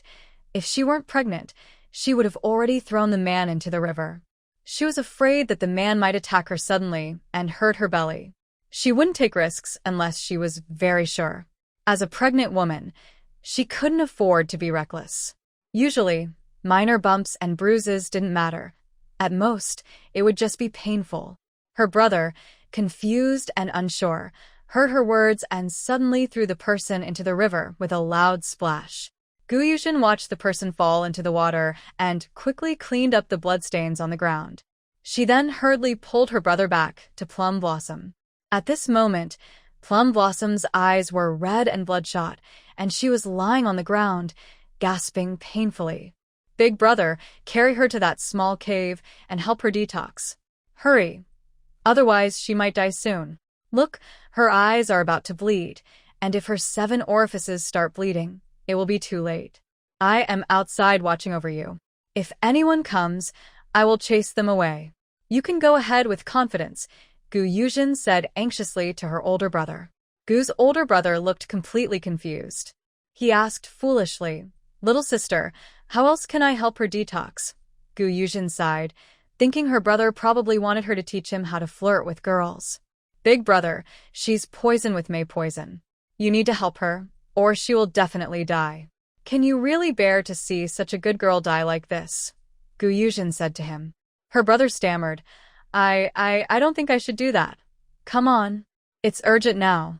There's nothing wrong with helping. If you don't act now, she'll be gone soon. Gu Yuzhen pulled him over to Plum Blossom and said, Plum Blossom, this is my big brother.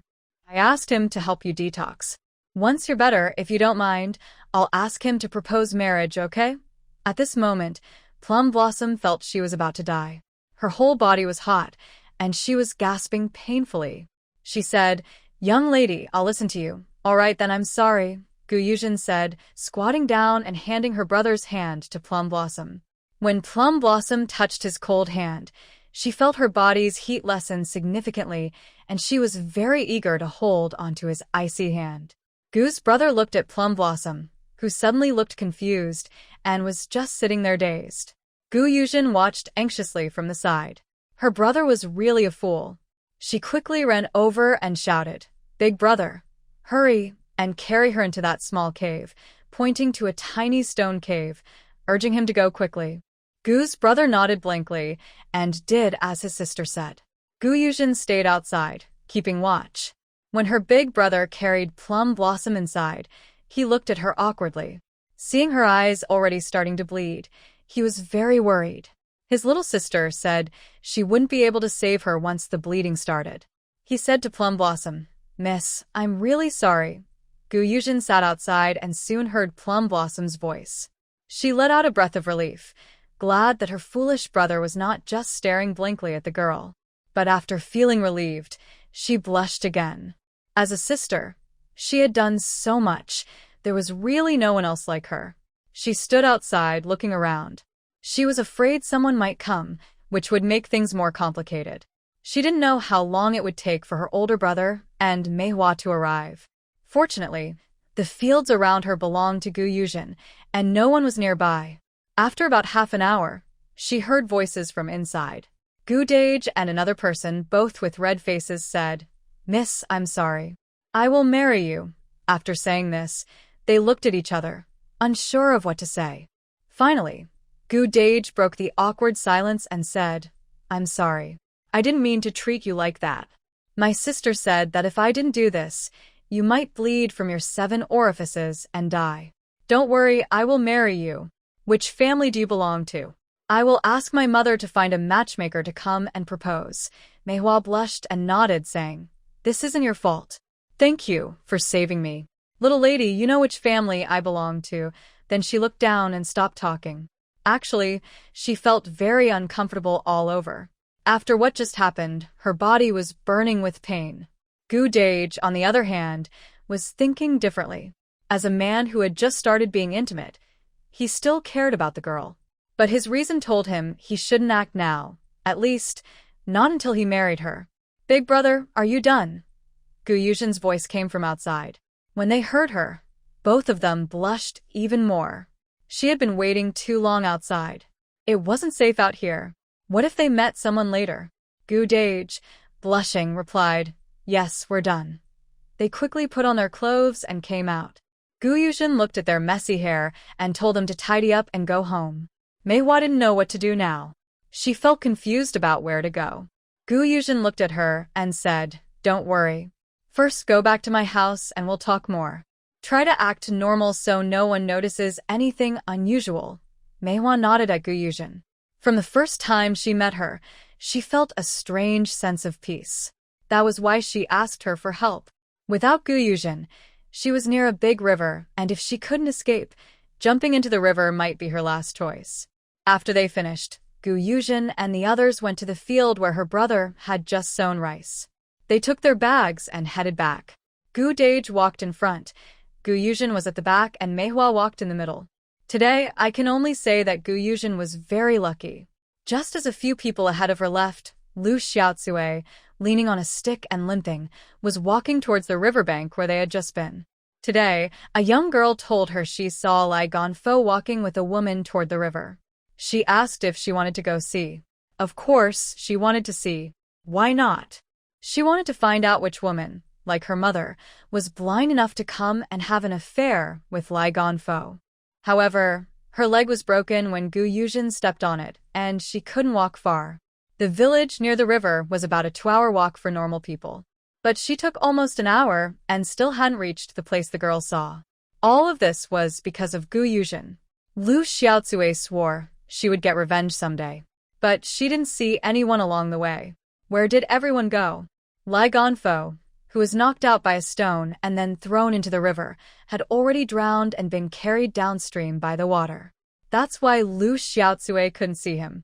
Gu Yuzhen and the others were heading back and didn't meet anyone. Most villagers were out digging bamboo shoots, and some were working on the land.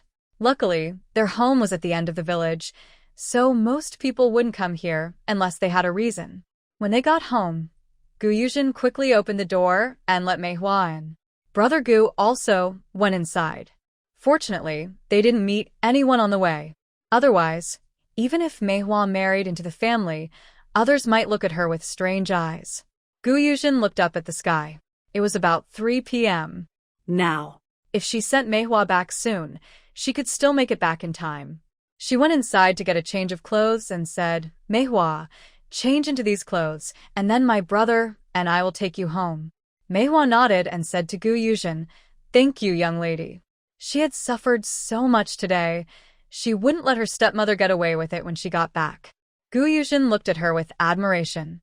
Even after such an ordeal, she didn't cry or make a fuss.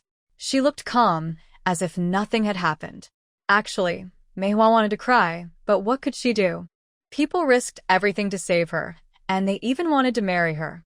She was already grateful. There was no reason to make things harder for them. But she definitely wouldn't forgive the main culprit. Brother Gu was awkwardly preparing the ox cart. He had been feeling dizzy all afternoon. At first, he was very happy in the morning because his second brother was going to get married. But in the afternoon, he went to the fields with his younger sister and realized he might also soon have a wife. Thinking of this, he chuckled to himself. His younger sister was like his little lucky star. Thinking about what happened that afternoon, he felt shy, but also nostalgic.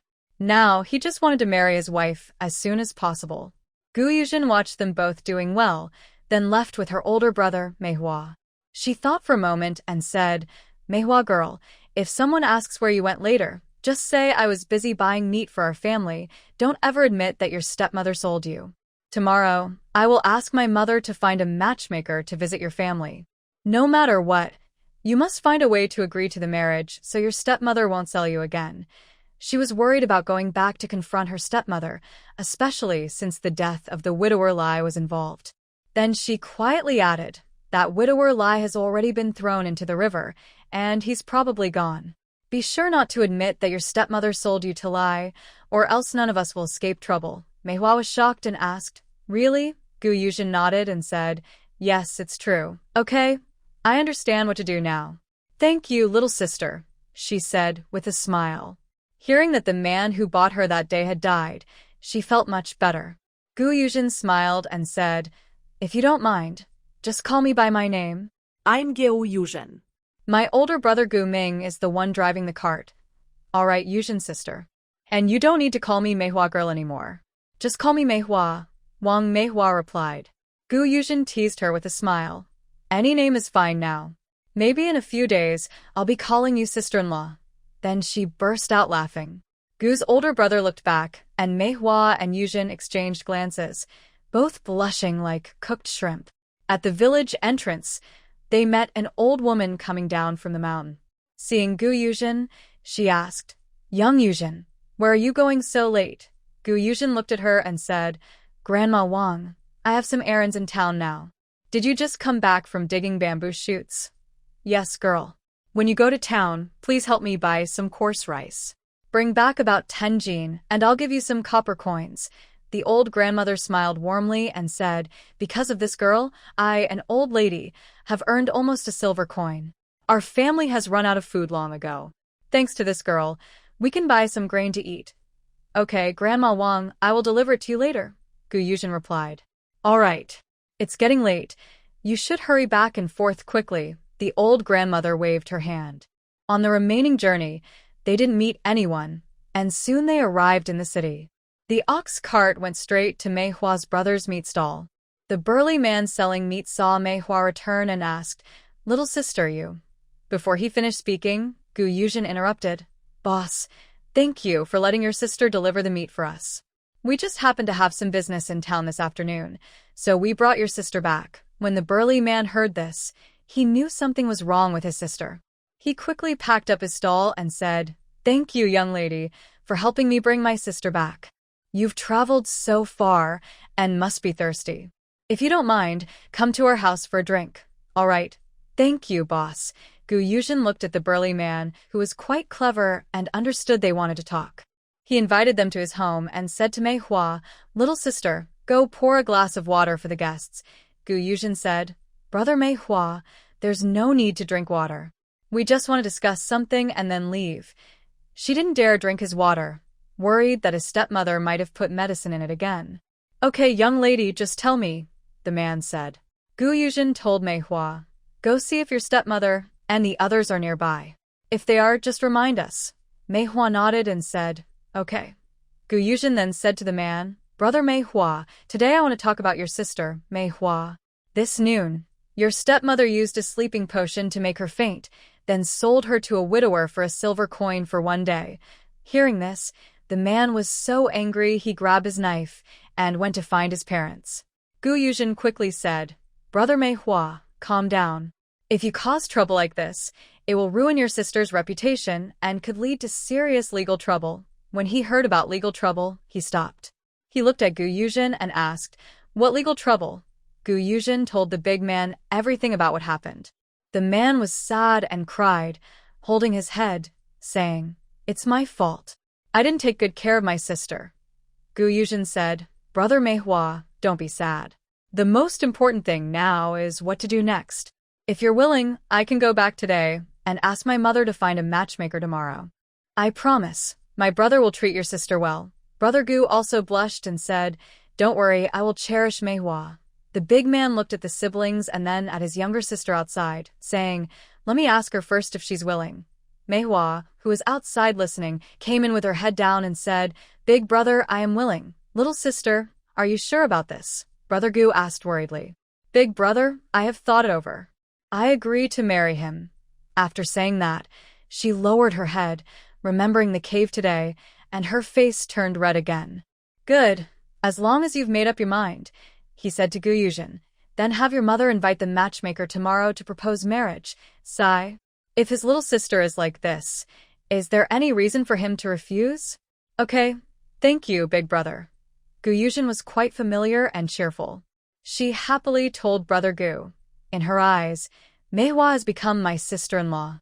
And my big brother is also Yuzhen's brother. There's no need to worry."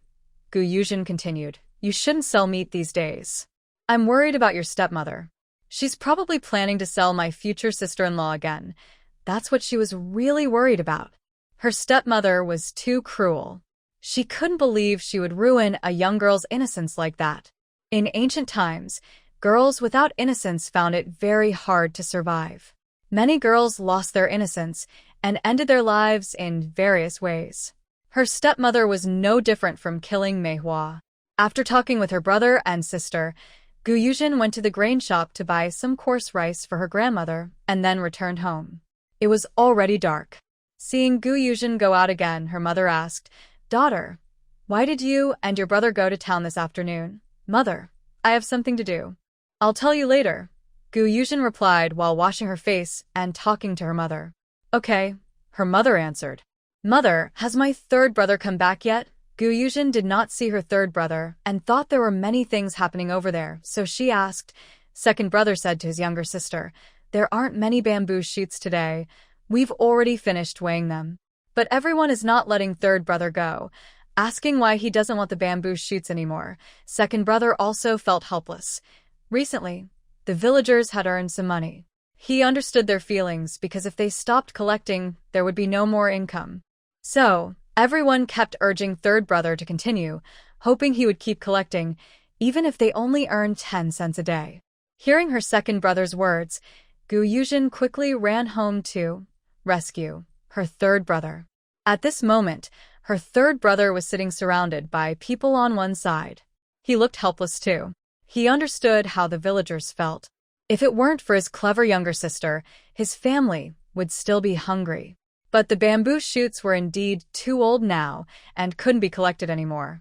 Also, they needed to leave some roots for the bamboo to grow again. Everything can't be done too harshly, or there won't be anything to dig next year. Yuzhen saw her third brother surrounded in the middle from far away. His face showed helplessness and no other options. Seeing her third brother like this made her want to laugh. Surrounded by women and children, it looked like some unfaithful man had mistreated women and children had come to complain. "Dear aunties, uncles, and sisters, what's going on here?" Yuzhen called out. Oh. "Young Miss Shen, you're finally back. Is it true that your third brother will stop collecting bamboo shoots tomorrow?" asked one aunt. Yuzhen smiled at her and said, "Yes, auntie. The bamboo shoots are too old now, and we can't dig them anymore because they won't be good to eat. We'll leave them for next year." "Oh, that's such a pity.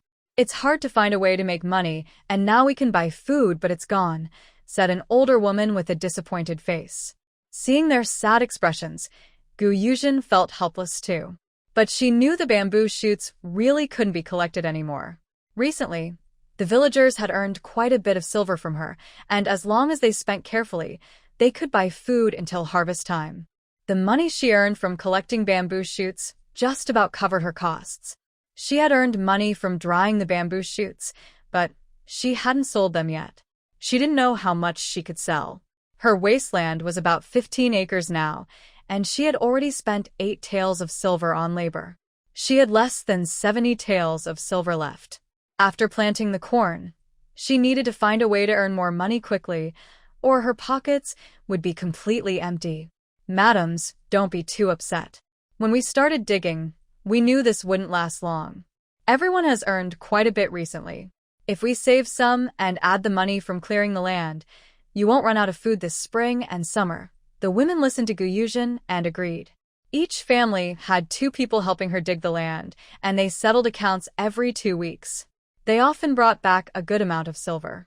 One woman, understanding now, said to Yuzhen, "Yuzhen is right. We were thinking too much. We thought we could earn more if we kept digging for a few more days. Sorry about that, girl. If there's any way to earn silver in the future, please let us know." "Okay, Grandma Wang, I will let you know if there's a way to earn money," Yuzhen said with a smile. "All right. I'll go back now," the old lady replied and slowly walked away step by step. The women watched her leave, feeling it was best not to stay any longer, and they all left awkwardly. "You're still so impressive, little sister," I said, feeling overwhelmed by their constant talk of digging for a few more days or a few more days. It gave me a headache. "Well, they're just poor and worried. Who doesn't want to earn more silver?" she replied. "All right, third brother, you should go out quickly. I'll close the door and we'll go eat dinner." "Okay, I'll come out now." Sanji took the last of the bamboo shoots, placed them properly, and then came out. Lu Xiaotsui searched along the riverbank all afternoon but couldn't find Lai Ganfo. Just as she was about to head back, someone was waiting at her door. Even the village chief of Hehe village was there. By the time she returned home, it was already dark and she couldn't see clearly. Seeing someone at her door, she asked, "Who is it?" The village chief of Hehe village said, "It's probably Gussie's wife. Your husband fell into the river and drowned." Lai Ganfa's real name was Lai Gussie. After losing several wives, everyone called him Lai Ganfo, the widower. Lu Xiaotsui was startled by the village chief's words. Lai Ganfo was dead? What would she do now? Although he was mean, having a man at home meant no one dared to bully her. Now that Lai Ganfo was gone, she felt scared just thinking about her future in this village where she couldn't marry anyone. If she goes back, she will definitely be sold again by her mother. She nervously asked, "Village chief, how did Mr. Lai die?" The village chief said, "I don't know the details. The ones who found his body were our villagers Wu Hunter and Zhang Hunter. They came back to call someone to retrieve him." "Village chief, can I report this to the authorities?" "Mr. Lai was definitely murdered," Lu Xiaotsui said. The village chief looked at Lu Xiaotsui and said, You want to report it? You can, but do you have money? Usually, the government doesn't care about a dead person unless you have money. Otherwise, no one will listen to you. Lu Xiaotsue cried and said, Does that mean Mr. Lai died so mysteriously for nothing? The village chief comforted her. My dear, you should try to accept it. If you have money, reporting won't bring him back. It's better to use that money to live well in the future. After speaking, the village chief sighed. He had no choice. Mr. Lai had many enemies, and now it was probably just revenge. The village chief continued, My dear, do you have money to buy him a coffin? If not, just find some grass mats to wrap him up. The village chief knew a little about Lu Xiaotsue. He knew Mr. Lai wouldn't give her any money, so he asked this. Since someone in the village had died as the village chief, he had to do something. No matter how many wrongs the deceased had committed, they should be laid to rest peacefully. Seeing that Lu Xiaotsue's leg was hurt and it was late at night, the village chief asked some young men to go to Tahua village to inform Lu Xiaotsue's family. He also asked a few brave women from the village to stay and keep Lu Xiaotsue company for the night. Lu Xiaotsue had walked all afternoon, and her leg was very painful. She was tired, in pain, and most of all, scared. She didn't know where her husband's money was, and she hated him. Because her leg was injured and she couldn't cooperate with his schemes, she went out to buy a woman to play with. She thought to herself with a cold smile, this time, she really met a ghost, and she got involved herself. She wondered if he ever regretted dying. As she was lost in thought, suddenly a cold wind blew past her, making her shiver. She was so frightened, she quickly looked around. The woman next to her asked, What's wrong with Mr. Lai's wife? Lu Xiaotsue didn't want to tell the truth, afraid that she might scare them away. She was even more afraid of being left alone. She forced herself to stay calm and said, It's nothing. I just hurt my leg earlier. Another woman asked, What happened to your leg? Lu Xiaotsue replied, I accidentally fell. Her leg was hurt by Gu Yuzhen, and she hated her so much. If she ever got the chance, she would make Gu Yuzhen pay a heavy price. Oh, although they found it strange that Lu Xiaotsue, after visiting her family, looked bruised and had a broken leg, it wasn't their business. They didn't bother to ask.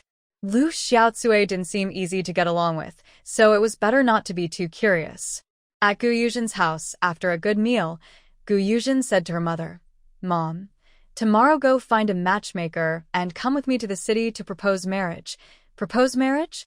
To whom? Her mother asked, confused. To my eldest brother, Gu Yuzhen said with a smile. Really? To which girl? I've never heard of her, her mother asked happily. She's the sister of a butcher in the city. She's a good girl. I told my third brother about her before, and I mentioned her to my eldest. Today I met her by chance. Her stepmother wants to sell her, so I asked if she was willing to marry my brother. She said yes. Mom, let's go propose marriage for my big brother tomorrow, Gu Yuzhen said, holding her mother's arm. Her mother hesitated. Isn't that a bit sudden? I've never seen this girl myself, and I don't know her character. What if she's not suitable for your brother? Mom, you have to trust my judgment. And your big brother has seen her too. Ask him what he thinks. If you're still unsure, ask third brother, Gu Yuzhen replied. Her mother asked her eldest brother, Big brother, what do you think? He blushed and said, Mom, I heard everything you and my sister said. Her mother said impatiently, in the end, you still listen to your little sister. Mom, will you agree? If you do, you could marry 2 women this year. Maybe next year, you'll have 2 big grandkids. Oh. Our mom will be so busy. 1 grandson on the left, another on the right. Her grandchildren will have to wait on her. Gu Yuzhen looked on with a sad face, touching her belly exaggeratedly and saying, Shangguan Yaxin, standing nearby, heard her mention grandchildren. She looked up at second brother Gu, and their eyes met. He looked at Yaxin's face, which was flushed red, and felt a strong desire. He really wished the day they could get married would come sooner. Mother Gu was amused by her and gently pinched her nose, saying affectionately, You. Whether it's a grandson from outside or from our family, I like them all. All right, tomorrow morning I will go find Grandma Wang. Going somewhere else to find a matchmaker might be too late. Luckily, Grandma Wang has experience, so we can go. Thank you, Mother. It's really good to have you. Yuzhen leaned her head into her mother's embrace. Mother Gu lovingly stroked Yuzhen's hair and said, You're almost a mother now, but you don't act like one at all. Yuzhen chuckled. He hasn't come out yet. Mother Gu glared at her. Aren't you ashamed? Luckily, we're family. If others saw you like this, what would you do in the future? Because Shengwan Zhenyu was present, Mother Gu couldn't say things too directly. She was really worried that her daughter's current state might make it hard for her to get married. All right. I understand, Mother. I'm going back to sleep now. You don't need to prepare breakfast for me tomorrow. I won't be coming. Get ready early and come to the city with us, Yuzhen yawned. Big brother Gu volunteered, little sister, I'll take you back. He wanted to thank his sister properly. Without her, he wouldn't have a wife so soon. Thinking of having a wife soon, he chuckled foolishly. Third brother Gu looked at him and pouted. Big brother, are you proud of yourself? Big brother Gu glanced at him. Hee, third brother. Why don't you find a wife for little sister too? Enough. I don't want to get married yet. Third brother Gu shook his head. I'm only 18. It's not too late to marry in a few years. Big brother Gu took Yuzhen home and closed the door. Blushing, he said to his sister, Thank you today, little sister. He was really stupid today. If it weren't for her guidance, the plum blossom wouldn't have been poisoned and died. He was also confused by her family's words. Everything happened too suddenly, so he reacted slowly. This afternoon, there was both killing and saving lives. The shock was too much for him. Big brother, you don't need to thank me. We're siblings, helping each other is normal, just like my older brother often helps me with things. Also, I have said before that I will find good wives for all of you. Today's event was too sudden, and I didn't expect it. I know you've always wondered why I had to kill that person. I went there because I heard Plum Blossom calling for help. I thought I could just knock him out. But I didn't expect Plum Blossom to be under a charm. If you didn't save her, she would bleed from her 7 orifices and die. She's such a good girl. Why should she die?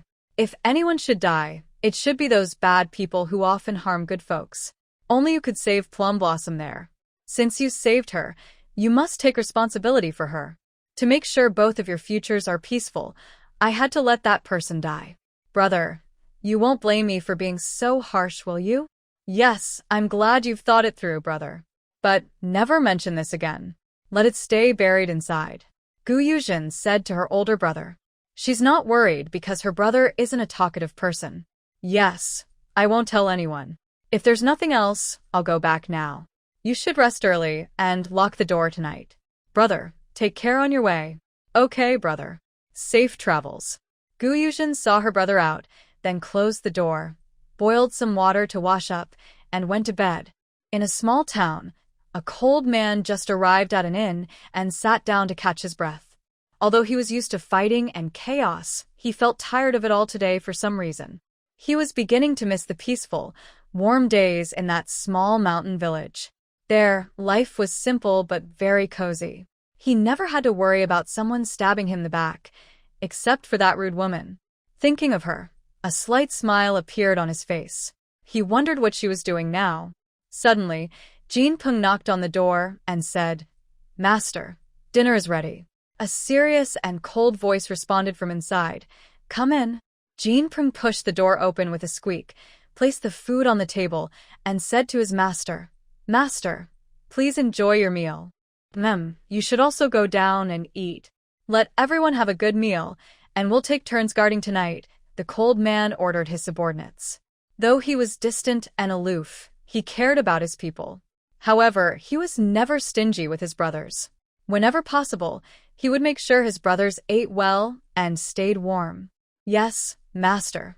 Jean Peng closed the door and went downstairs to eat with everyone. After finishing his meal, Jean carried some bathwater and knocked on the door, asking, Master, have you finished eating? Inside, a cold man's voice replied, Yes, come in. Understood. Jeannie opened the door and poured the water into the wooden tub inside, saying, This time, without Shadow Pavilion's involvement, things are a bit easier. They've always regarded Shadow Pavilion as their sword. Although Shadow Pavilion has earned them a lot of silver over the years, compared to the silver, they've lost more elite fighters. It takes at least 10 years to train a truly qualified assassin. Also, the elders of Shadow Pavilion are already unhappy with Maying, but since she is the young master of Shadow Pavilion, they can only watch helplessly, the man said coldly. The master is right. I wonder why old Master Nangong wants to save young Master Maying. It's really strange, Genie said curiously. If you want to know, go find out, the cold man said while taking a bath. Understood. I'll arrange it later. Genie understood his master's meaning and decided to investigate the relationship between the two. Speaking of the Nangong family, Genie thought of Nangong Hao, the young master of the Nangong family. He looked at the man bathing in the tub and said, I heard that Nangong Hao, the young master of the Nangong family, is going to hold a singing competition in Priang County. It's a pity. If we returned a bit later, we might have been able to watch it. Everyone said that Nangong Hao loved music very much. To Genie, he thought, forget about liking music. He just searches everywhere for beautiful and unique melodies, buys them to teach his courtesans at Manchun Pavilion, and then sells the songs for money. He has Manchun Pavilions all over Dongyang, and when a good song appears, they all use it at once.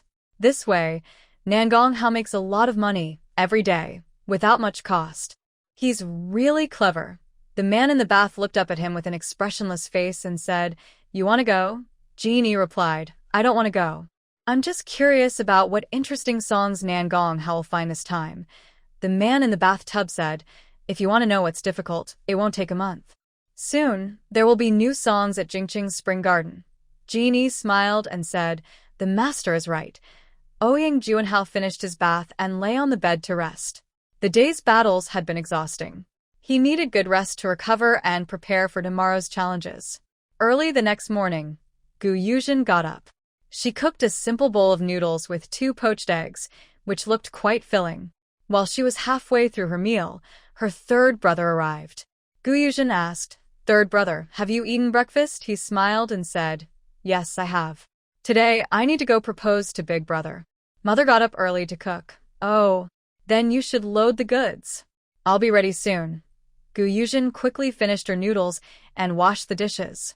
Her mother also came over. Mother, did you call Grandma Wang? Is she free to come over? Yuzhen asked. Before her mother could answer, Grandma Wang was already behind them, saying, I'm free, Zhen girl. Good morning, Grandma Wang. Yuzhen greeted with a sweet smile. You've become quite the sweet talker now, Grandma Wang said, smiling at her. Yuzhen chuckled and said, Not at all. She closed the door, then sat in the cart with her mother, and said to her third brother, Third brother, when we get to the gate, stop for a moment. I need to talk to big brother and second brother about something. Okay, little sister, her third brother replied. Soon, they arrived at her mother's house. She went inside and saw her 2 brothers, as well as Shangguan Yaxin sweeping the yard. She cheerfully greeted, Good morning, second sister-in-law. Good morning, Yuzhen. Shangguan Yaxin blushed and replied. She was a straightforward girl, often speaking directly. But she liked her bold personality more than those delicate, weak-looking girls with hidden bad intentions. Yuzhen entered and called out, Big brother, second brother, where are you? Big brother had just come back from the outhouse. Seeing his sister, he thought, just like before, she was married and almost a mother now, but still not very mature. He sighed and said, Little sister, what do you want? Big brother, second brother, later, go to my wasteland. The land that has already been cleared. Dig 2 big holes for me. The hole should be about the size of our bedroom, large enough for a person to lie down comfortably. It should be dug about half a person's height deep. I will need it when I return this afternoon.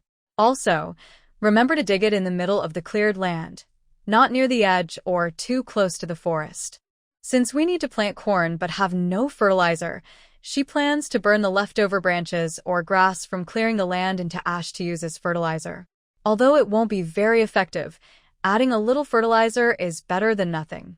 Okay, little sister, I remember, said Brother Gu. All right, big brother, thank you. Don't worry, I will definitely help you talk to the girl today, she said, laughing happily and running away. Brother Gu looked at her blushing face with a helpless smile. Seeing his sister tease him, Shangguan Yaxin, who was sweeping nearby, smiled. When Brother Gu came out and saw his fiancée happily laughing, he asked cheerfully, Yashin, what are you smiling about? You seem in a good mood. Yashin replied, I'm not really smiling about anything. I just think Yuzhen is too adorable. You know Yuzhen. This girl has been spoiled by us since she was little. She's always a bit reckless and outspoken. If she says something unpleasant, don't take it to heart, said Brother Gu, looking at his fiancée. He wanted both his wife and sister to be happy and didn't want anyone's mood to be spoiled because of someone else. Yashin smiled and said, Second brother, it's okay. I like Yuzhen very much, don't worry. She understood what he was worried about. From their recent interactions, everyone in the Gu family treated Yuzhen as a treasure. She was envious but didn't feel jealous.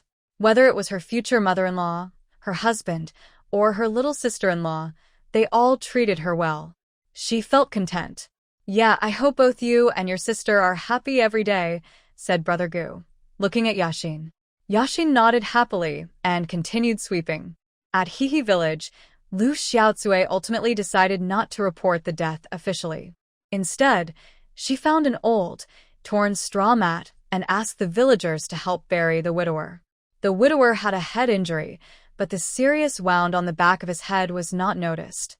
There was a mark on his forehead from being hit by a stone, but it wasn't enough to cause death. No one knew exactly how he died.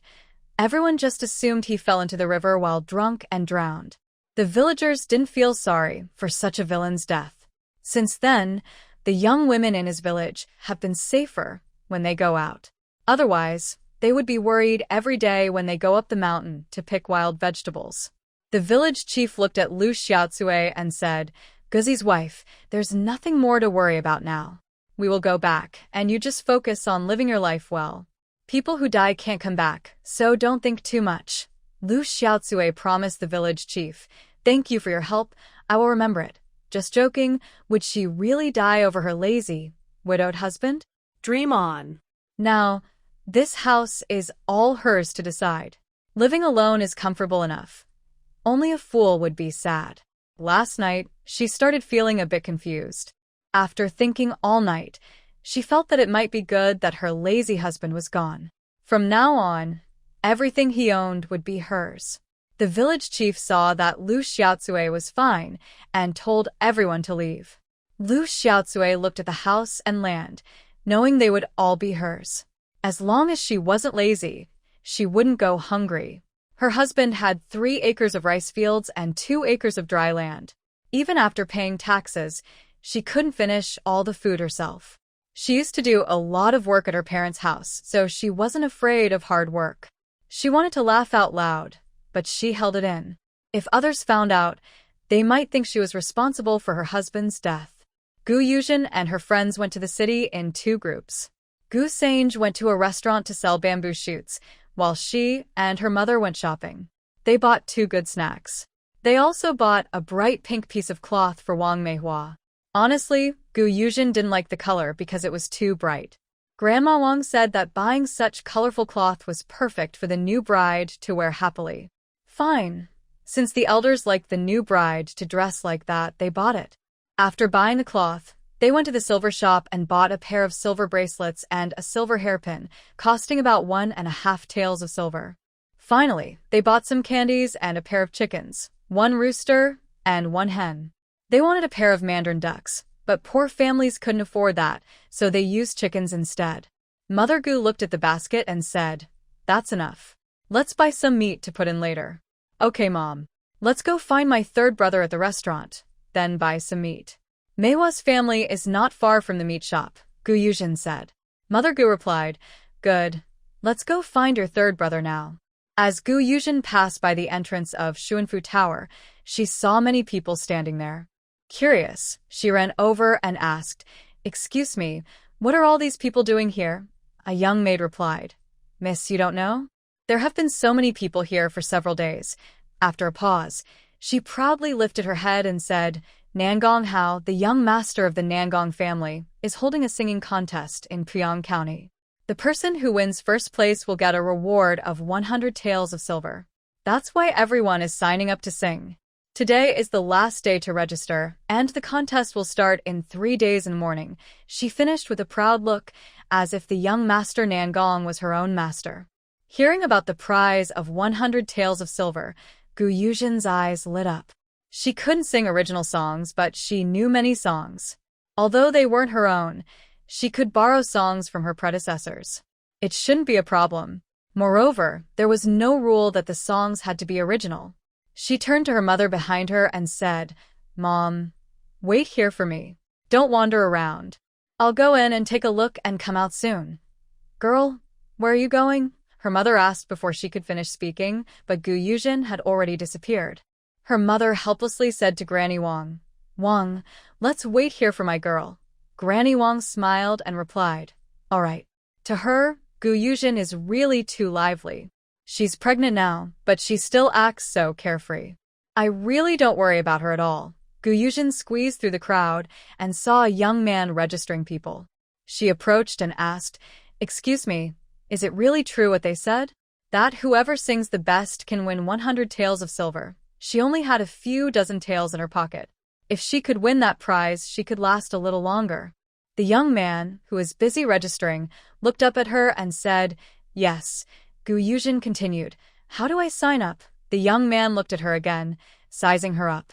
A trace of disdain flickered in his eyes. This village woman really thought singing was a game. What good songs could there be in a mountain village? But he could only feel displeased inwardly. His master had told him that anyone who came to register could do so. Gu Yuzhen felt very annoyed by this person's attitude. So, what if she was a village woman who said village women couldn't sing? The man looked at Gu Yuzhen and asked, "Where is your home?" Gu Yuzhen replied, "In Peach Blossom Village, about an hour's walk from here." The young man asked and wrote at the same time, "What is your name?" "Gu Yuzhen." "All right, take this badge. In 3 days, come here early at dawn and wait." The young man handed Gu Yuzhen a wooden badge with the number 126 on it. "Okay, I understand." Gu Yuzhen took the badge and squeezed her way out. Just then, Nan Gonghao, who was having breakfast upstairs, saw her. Seeing Gu Yuzhen, he remembered what she had said that day. He suddenly felt sick and vomited everything he had just eaten. It wasn't that he found Gu Yuzhen disgusting, but her words about cleaning up after others made him feel even more disgusted. Next to him, a charming young man asked, "Does young master Nangong not like the food?" Nan Gonghao looked at him irritably and said, "It's nothing, just a sudden loss of appetite." "Oh, should I ask Fei Qingyang to give you a few acupuncture shots?" The person next to Nan Gonghao was indeed Fei Qingyang. He looked at Nan Gonghao teasingly and said, "No need to trouble the famous doctor. I'm Fine. If you're so free, go help the common people see more patients." Nan Gonghao replied, "TCH, saving people all day is boring. Besides, I'm not a god. I'm just an ordinary person and need rest too," Fei Qingyang said. Nan Gonghao rolled his eyes at him. Everyone knew that Fei Qingyang only saw fewer than 30 patients a year, and he often spent almost all their wealth on treatments. So, not many people asked him for help because they simply couldn't afford it. Fei Qingyang looked at Nan Gonghao and said, "I'm actually quite interested in the singing contest 3 days from now. I wonder what kind of songs you'll choose this time." Nan Gonghao smiled and said, "If the famous doctor is interested, just come and cheer for me that day, and you'll see what I pick." Fei Qingyang smiled and said, "Of course. It's free to listen to the songs, so I definitely won't miss it." Gu Yuzhen stepped out of the crowd. She hadn't seen her mother yet, but her mother saw her first. Her mother waved and called out, "Zhen girl, I'm over here." Gu Yuzhen looked in the direction of the voice and saw her mother, Gu, and Grandma Wang sitting under a big tree waiting for her. She walked over and called out, "Mother, Grandma Wang says you've made you wait a long time." Gu's mother scolded, "You, girl, always so quick and impatient in everything. When will you become more steady? You should think about yourself, and also about the baby in your belly. You're always rushing around. What if something happens? What will I do then?" Seeing that Gu's mother was truly angry, Gu Yuzhen playfully stuck out her tongue and said, "Mother, I know. I went in just now because they were looking for someone to sing. Whoever sings well can get 100 taels of silver. With so much silver, how can I miss out? Really? You can get silver just by singing?" Gu's mother was surprised. Yes. That's why I want to earn that silver, Yuzhen replied. She pretended to frown and said, otherwise, I wouldn't be able to sing so quickly. People wouldn't believe it. What kind of song can you sing? Gu's mother asked curiously. Mother, there are only 3 days left. During these days, I will think carefully. Maybe someone will like my singing, and then I can earn 100 taels of silver, Yuzhen said. Oh, all right. It's getting late now. Let's hurry and meet up with third brother, Yuzhen said, holding one person's hand and heading toward the back door of the restaurant. At the back door of the restaurant, third brother was already waiting. When he saw Yuzhen and her mother, he quickly stepped forward and said, Little sister, why are you so slow? I've been waiting here for a long time. Yuzhen smiled and said, Third brother, something delayed us. Oh, then let's go. By the way, Manager Zhang said you can sell him any special dishes you make in the future, third brother told her. He had gone to tell Manager Zhang today that they were out of bamboo shoots. The manager was quite disappointed because his restaurant's business had been very good lately. Most of that was because of a few special dishes they made, like bamboo shoots. Other restaurants also tried to get bamboo shoots, but their taste wasn't as good as theirs. They also made pig offal dishes, but no matter how they prepared it, it didn't taste as good as in their restaurant. So, Manager Zhang was quite interested in Yuzhen selling him a few more dishes. Yuzhen replied, Got it, to her brother. Soon after, they arrived at the meat stall. Gu's mother bought 5 jin of meat and placed it in a basket.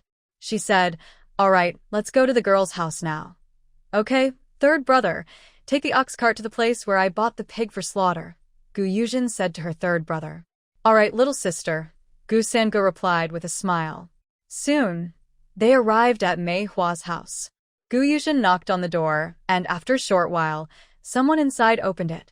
Manhwa saw that Yuzhen and her group had arrived and blushed, saying, Yuzhen, little sister, you're here. Come in quickly. Manhwa's older brother also came out and said, Gu family sister, Annie, and this lady, please come in.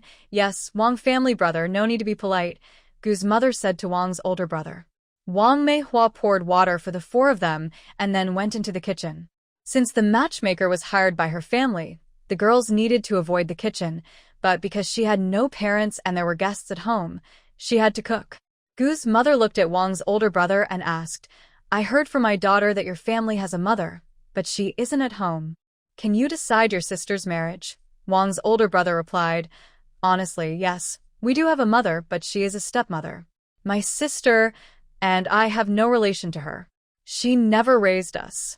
Our father passed away long ago, so I will decide my sister's marriage. That's good to hear. I also hope my son doesn't end up with a mother-in-law who doesn't understand things, Gu's mother said.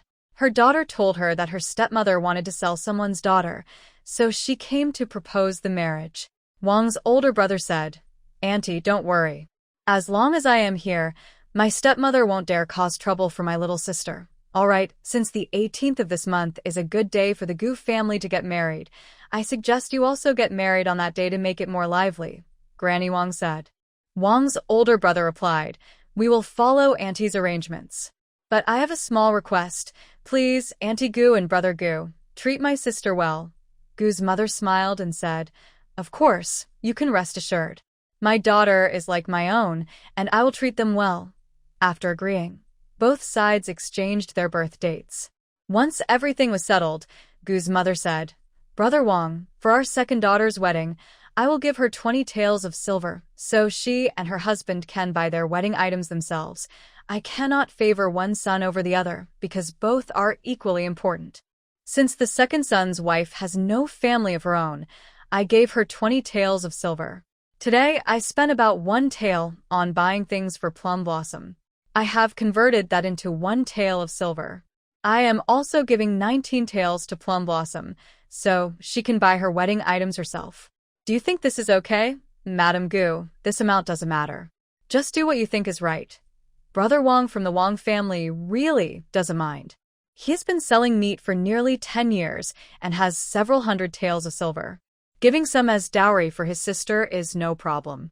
However, Madam Gu's attitude makes him very happy. After they finished discussing, Plum Blossom prepared the meal. She brought the dishes to the table and called everyone to eat. Grandma Wang was surprised when Madame Gu mentioned that her two sons' weddings cost dozens of taels of silver. When did her daughter have so much silver? No wonder she suddenly married two women at once. She looked at the food Plum Blossom served and swallowed hard. She hadn't smelled meat for a long time. She looked at the dishes and at Plum Blossom. The head of the Gu family really found a treasure. Her brother is a pig butcher, so it won't be hard to eat meat in the future. Gu Yuzhen saw Grandma Wang staring blankly and gently called out, "Grandma Wang?" Grandma Wang? Ah. "Shin, what are you doing?" Grandma Wang snapped out of her thoughts. "It's nothing, Grandma Wang. I was just calling you to eat," Gu Yuzhen said, knowing what Grandma Wang was thinking. Since her mother told her about her second brother, Grandma Wang's expression changed. She was probably wondering where all that silver came from. But she wouldn't explain this to anyone. The silver she earned through her own hard work didn't need any explanation. Oh. "Okay, Shun. I was lost in thought just now. Sorry about that," Grandma Wang said. "It's okay, Grandma Wang," Gu Yuzhen replied. They sat at two tables, one for Brother San and the eldest Wang brother, and one for the girls. Plum Blossom's dishes were very rich, with a large pot of meat, a stewed chicken, and a big pot of ribs. There were no vegetarian dishes, but at this time vegetables in the city were scarce and probably expensive. Grandma Wang enjoyed the meal very much. Today, the matchmaker really made a good deal. Just this table of dishes cost quite a bit of silver. Before they finished eating and had a chance to clean up, Plum Blossom's stepmother arrived. Seeing many people at Plum Blossom's house, she asked suspiciously, "Who are you all? Why are you coming to our house?" Wang Meihua couldn't help but want to tear her stepmother apart after seeing this. When did this place become her home? Brother Wang came out of the house full of anger and said, "Feng, listen carefully. This is my sister's future mother-in-law. Open your eyes and look clearly. If you dare to make any moves on my sister again, I will make sure Xiao Jiang and Xiao Kai never see tomorrow's sun." Feng Chunyang's face turned red with anger. She pointed at him and said, "Wang Su, I am your mother. My daughter-in-law didn't get my permission before finding a husband. She won't marry anyone without my approval." Wang Meihua was so angry she almost cried. Her stepmother had already ruined her marriage once, and now she wants to ruin it again. It made her so mad she could cry. Brother Wang said, "Feng Chunyang, who do you think you are? You say you married my father? Do you have any proof? Does the government have a marriage certificate for you too? I've tolerated you many times because of my late father. Now you want to ruin my sister's reputation?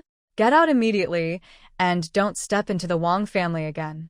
Otherwise, I will report you to the authorities for deception and have you and your children taken away." Hearing this, Feng Chunyang was truly frightened. She married into the family only 2 months ago, and her old husband died so quickly. She didn't have time to get a marriage certificate from the authorities. She weakly pointed at Wang Su and said, "You dare? That's your brother and sister. Huh. Your husband died just 2 months after you married into my family. Who knows who their real siblings are?" Brother Wang sneered. "If it weren't for the fact that those 2 children look like them, I would have kicked them out long ago." This really made him furious. If he hadn't met Gu's sister, his sister wouldn't have a future at all. Feng Chunyang was so angry with Wang Su she almost burst. But she really didn't dare to argue with him anymore. She was afraid this stepson would kick her out, and then what would happen to her and her daughters? Wang Su might not care about their lives, but at least they had a place to stay. She looked at Gu Yuzhen and the others, then at Wang Meihua. Yesterday, something must have gone wrong. She clearly had knocked her out, and the man looked very lecherous and rough. How did Wang Meihua still manage to escape? Finally, she snorted and left on her own. After Feng Chunyang left, Brother Wang awkwardly said, "Sorry, Aunt Gu. This stepmother is like this. But don't worry, she won't dare cause trouble for Xiao Meihua at your house. Well, it's okay. She came to visit us, and we welcome her. Our family isn't easy to bully." Then she turned to Meihua and said, "Meihua, since there are no elders at your home, I'm worried you might not know what to buy later. When I buy things with the second sister-in-law, I'll also call you along." "Okay, madam." I really don't know much, Wang Meihua shyly replied. She was finally going to get married. Once she married, her brother would find it easier to marry someone. Because she was an unmarried sister, many people didn't want to marry her brother. Also, her older brother looked a bit fierce, which scared the girls, but actually, he was kind and good-hearted. All right, it's settled then. It's getting late, so we'll head back now, Gu Mu said. Okay, madam. Safe travels, Wang Meihua and her brother replied. Gu Yuzhen and her family returned home around 2 in the afternoon. After arriving, she hurried to check her wasteland. She was busy and rarely had time to look at it. The villagers helping her with the land were digging the pits she had planned earlier. 2 groups of people were working on 2 pits. When they saw Gu Yuzhen, they all smiled and called out, Yuzhen, you're here? Are you here to check if our digging is okay? A young man from the village asked with a smile. Gu Yuzhen smiled and said, Brother Dachuan, that's not it. I mainly came to see how the pits you helped me dig are doing, she said happily as she walked over and looked. She thought the 2 big pits were almost done. She told her older brother, Brother, these 2 pits are almost finished. Please gather everyone and throw all the grass, twigs, and anything burnable into the pits. Okay, little sister, he replied. Then he turned to everyone and said, Everyone heard what my little sister said. Throw all burnable things into the pits. With many people working together, the 2 pits quickly filled up with stuff. Gu Yuzhen asked everyone to light the fire. As the fire burned, they kept adding wood. Thick smoke rose from the 2 big pits. The nearby village looked up at the smoke. They wondered what was happening. Did a village catch fire? Some people followed the smoke to see what was going on. When they arrived at the fire, they saw 2 large flames burning in the middle of a recently cleared field. About 50 or 60 people are busy bringing firewood inside. Someone curious runs over and asks, What are you doing? A villager looks at them and laughs, saying, We don't know. If you want to know, go ask Miss Gu. She told us to do whatever she asks. Someone heard this and ran to ask Gu Yuzhen, What is the Gu family girl doing? The questioner is the village chief of Hehe village. Gu Yuzhen smiles and says, Village chief, I am about to start planting. Since I don't have fertilizer, I can only burn some ash to spread on the ground. I don't know if it will work. Oh, so planting can be done like that? The village chief of Hehe village asks. I don't know either. I'm just trying it out. If it works, next year you can try planting crops this way too, Gu Yuzhen says with a smile. She isn't sure if it will work. When she was a child, she saw her grandparents planting crops. When there wasn't enough manure, they mixed ash and pond water from the family cesspool and spread it on the land. It worked pretty well. But she doesn't have pond water now, and everyone in the village keeps their cesspool water for fertilizing crops. So, she can only do it this way. The village chief of Hehe village looks at the large piece of wasteland, full of envy. The people working here probably earned quite a bit of copper coins, enough to buy food. Their village has run out of food, and now every household depends on wild vegetables to survive.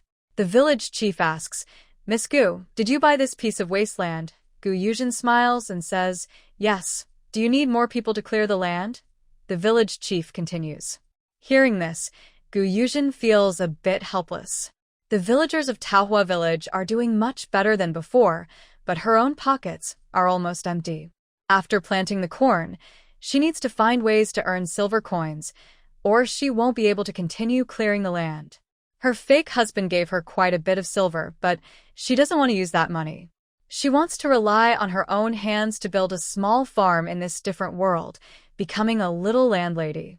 She believes that working step by step will give her a sense of achievement. Success too easily makes her feel uneasy and insecure. She smiles at the village chief and says, Village chief, I won't hide it from you. I probably won't be able to dig this wasteland for much longer, because my silver is running out. Look, only about 60 people are helping me here.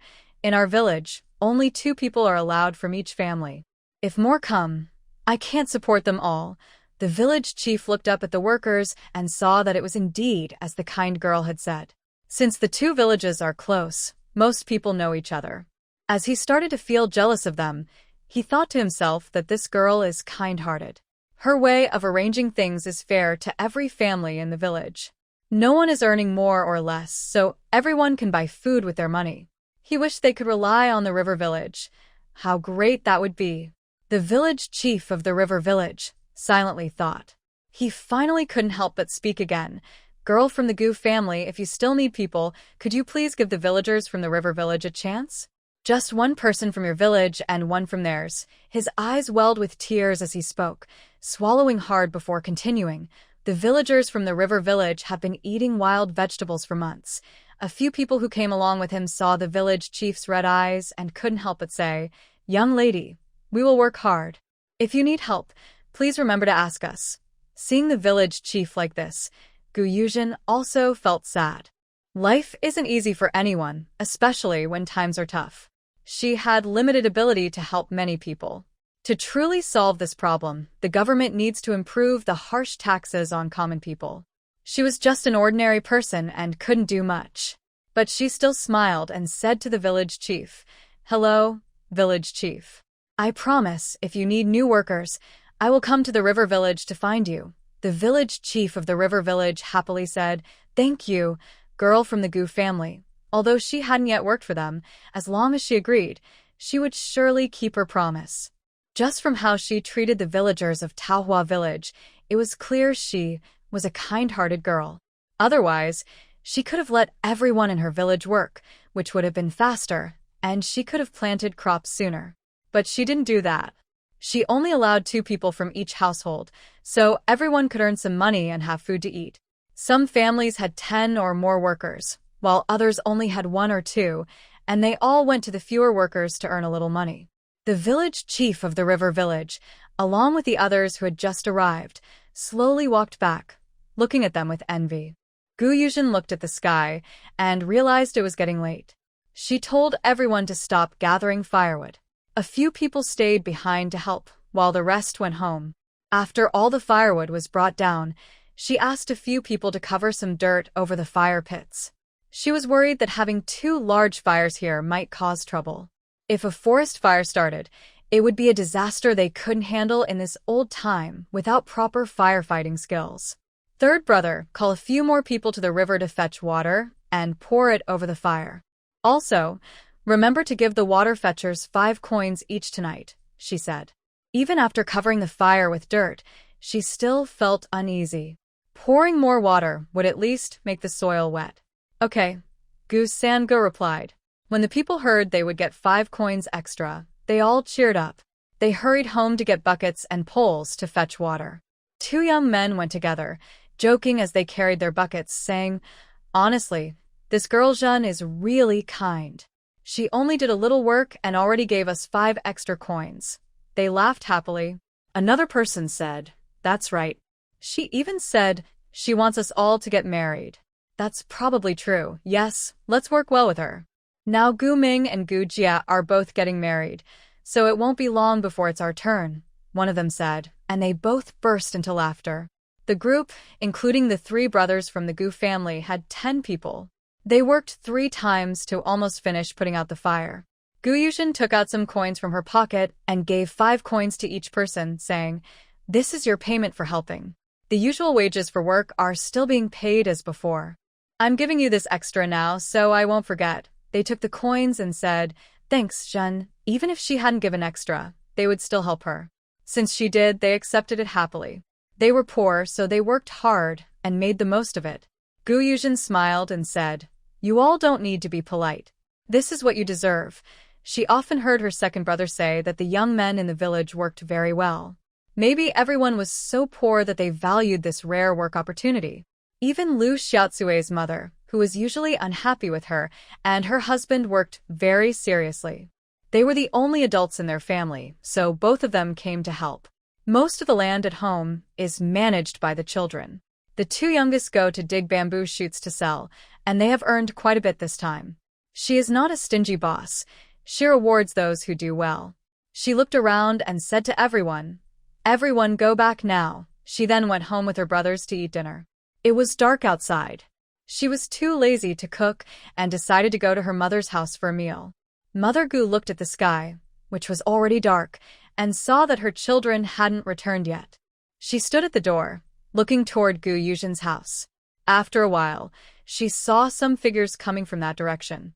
Seeing her mother waiting outside, Yuzhen felt warm inside and said, "Mom, we're back.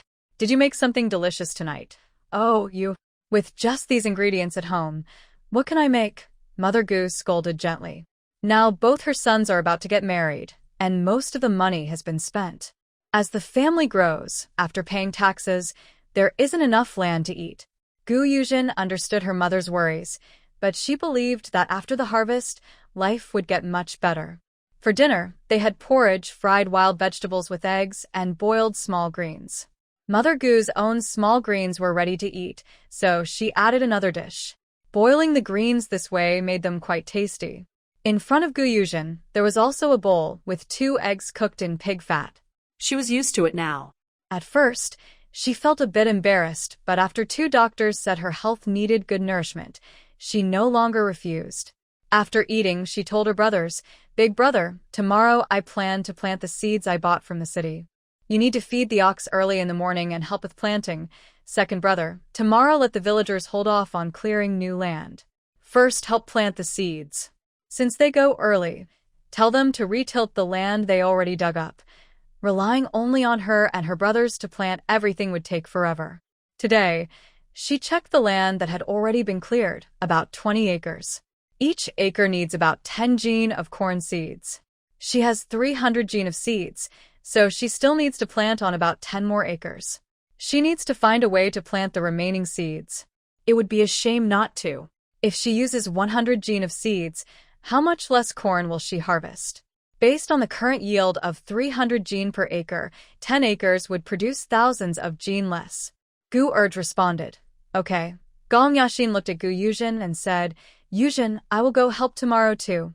Otherwise, it will just be her and her brother at home, and she feels a bit embarrassed." Gong Zhenyu also said, I will go help tomorrow as well, even though I might not be as fast as everyone else." Yuzhen looked at them and said, "That's fine. But Gong Gu, you need to take care of yourself. If you can't do it, don't force yourself." Yuzhen understands their feelings, so since they want to go, she agrees.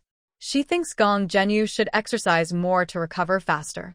Gong Zhenyu gratefully said, "Thank you, Gu. I am alive today because of her. I am very grateful to her." Yuzhen smiled and said, "You're welcome. We are family." When Gong Zhenyu heard her say, "family," his eyes filled with emotion. He hadn't had family for a long time. Now someone told him they were family, and he couldn't help but feel touched.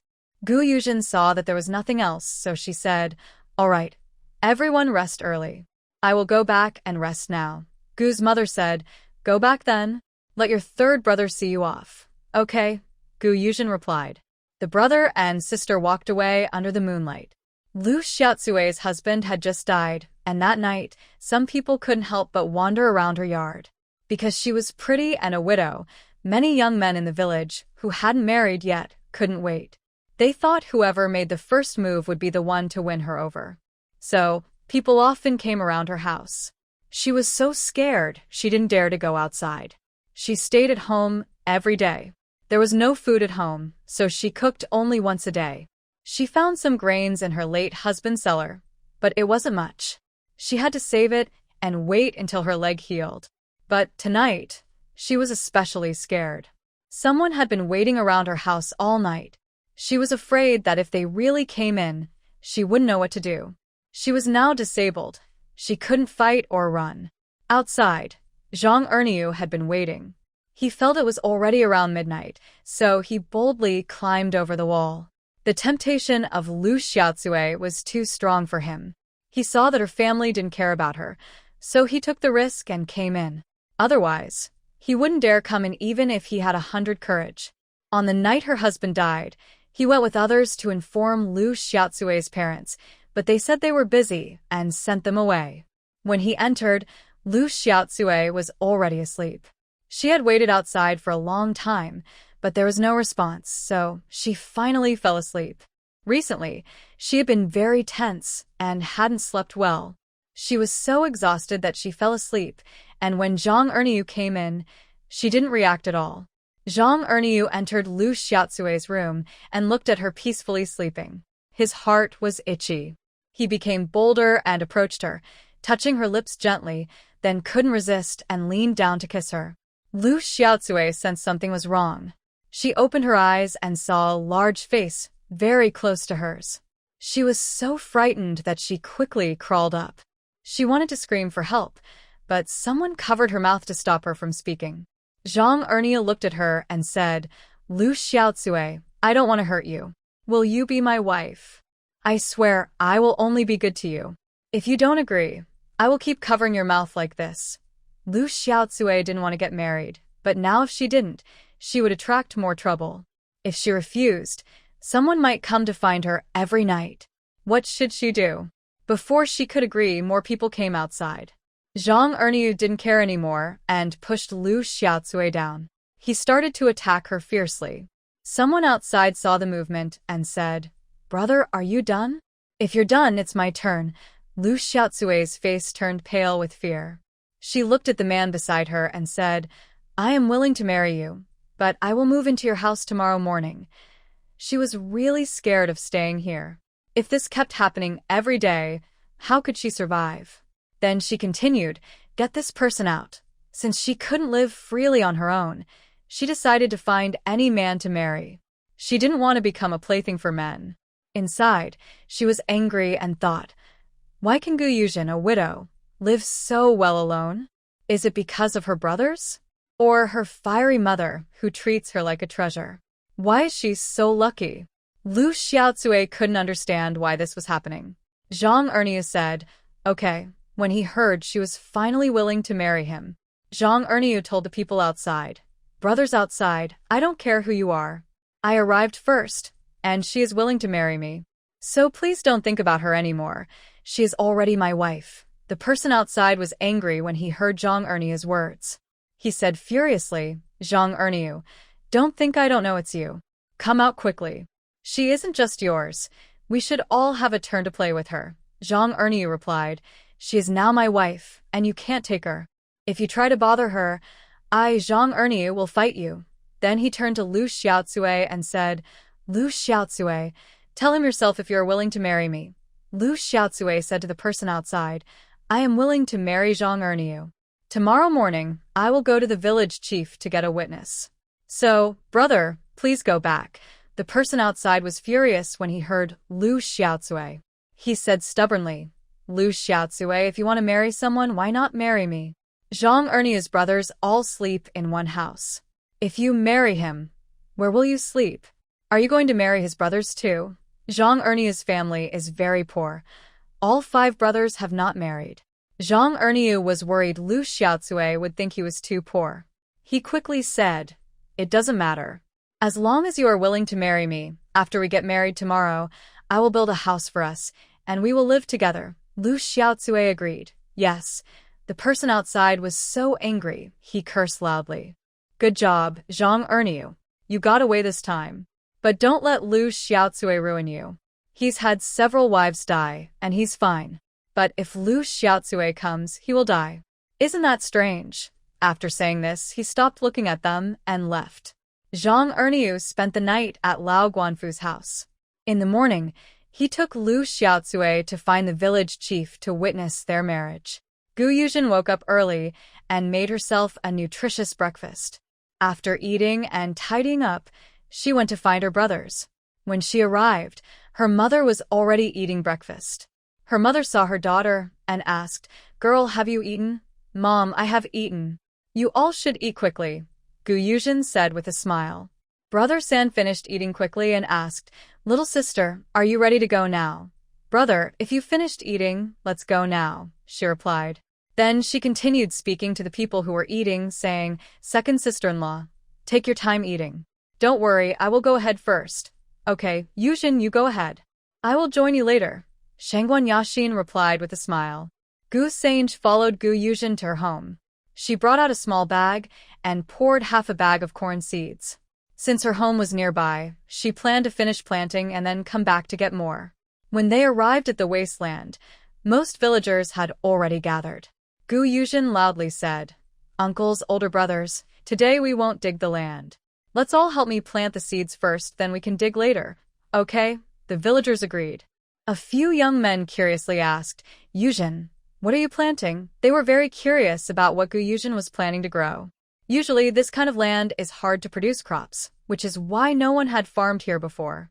Yuzhen smiled and said, Big Brother Chuan, I'm not exactly sure myself. I heard my husband mention something called corn. If I find it, I'll plant it. Hee hee. We'll see in the fall. Haha, Yuzhen is right. If it's good stuff, maybe we'll plant some next year. Gu Chuan said happily. That sounds good, Big Brother Chuan. But how much ginger did you plant at home? Yuzhen asked her fellow villager. My dad said he planted 2 acres, so it's quite a lot. Yuzhen replied, It's okay, but we need to take good care of it. Otherwise, the yield might not be enough and we'll lose out. All right, I'll tell my dad when I go back, Gu Chuan said with a smile. He followed Yuzhen to the big pit where they burned fire yesterday. Yuzhen asked them to gently move the soil from the top to the side. She tested the temperature with her hand. It still felt warm. They had burned too much yesterday, so the heat hadn't cooled down. She said to Gu Chuan, Big Brother Chuan, call 2 people to go home and bring water buckets to fetch some water. Okay, Gu Chuan called out to some young men nearby, Brothers, come with me to fetch water. When Gu Chuan and the others brought the water, Yuzhen slowly sprinkled it into the ashes of plants and trees. This required skill. If you poured all the water at once, the ashes would turn into mud balls. That way, there wouldn't be much ash left, and it wouldn't be enough to cover the ground properly.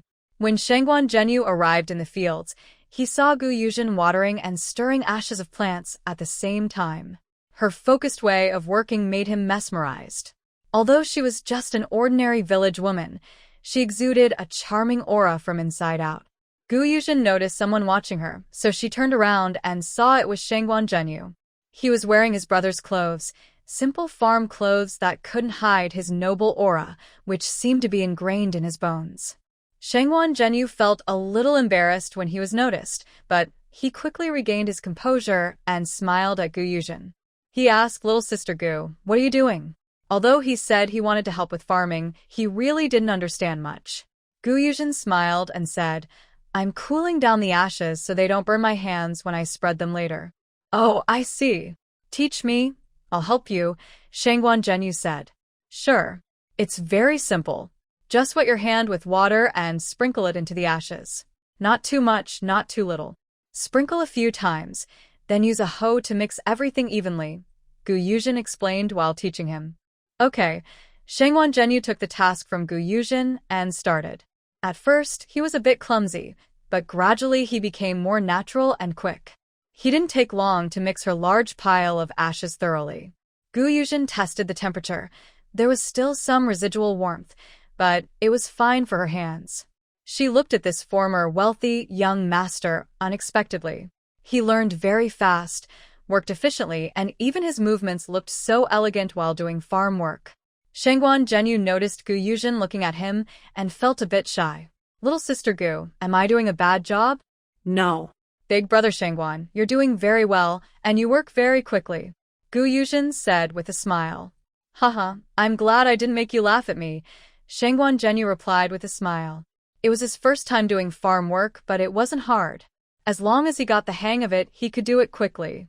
Next to them, Shangguan Yaxin was learning from her mother how to work in the fields. She watched her brother smile so happily today. She felt very happy too. Since her family's accident, she hadn't seen her brother smile so happily again. However, the source of her happiness made her very worried.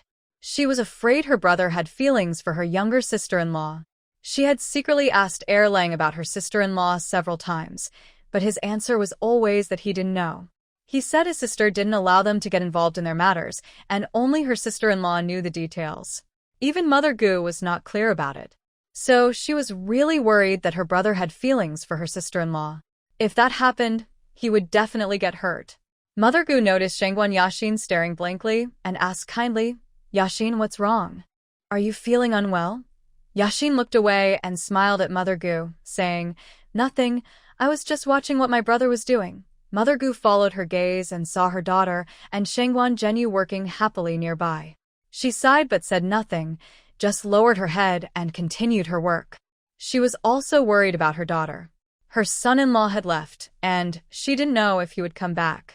Even if she wanted her daughter to marry someone else, she couldn't because they hadn't divorced, so they were still officially married. Meanwhile, Yuzhen mixed the ashes of plants and soil evenly until the moisture was just right.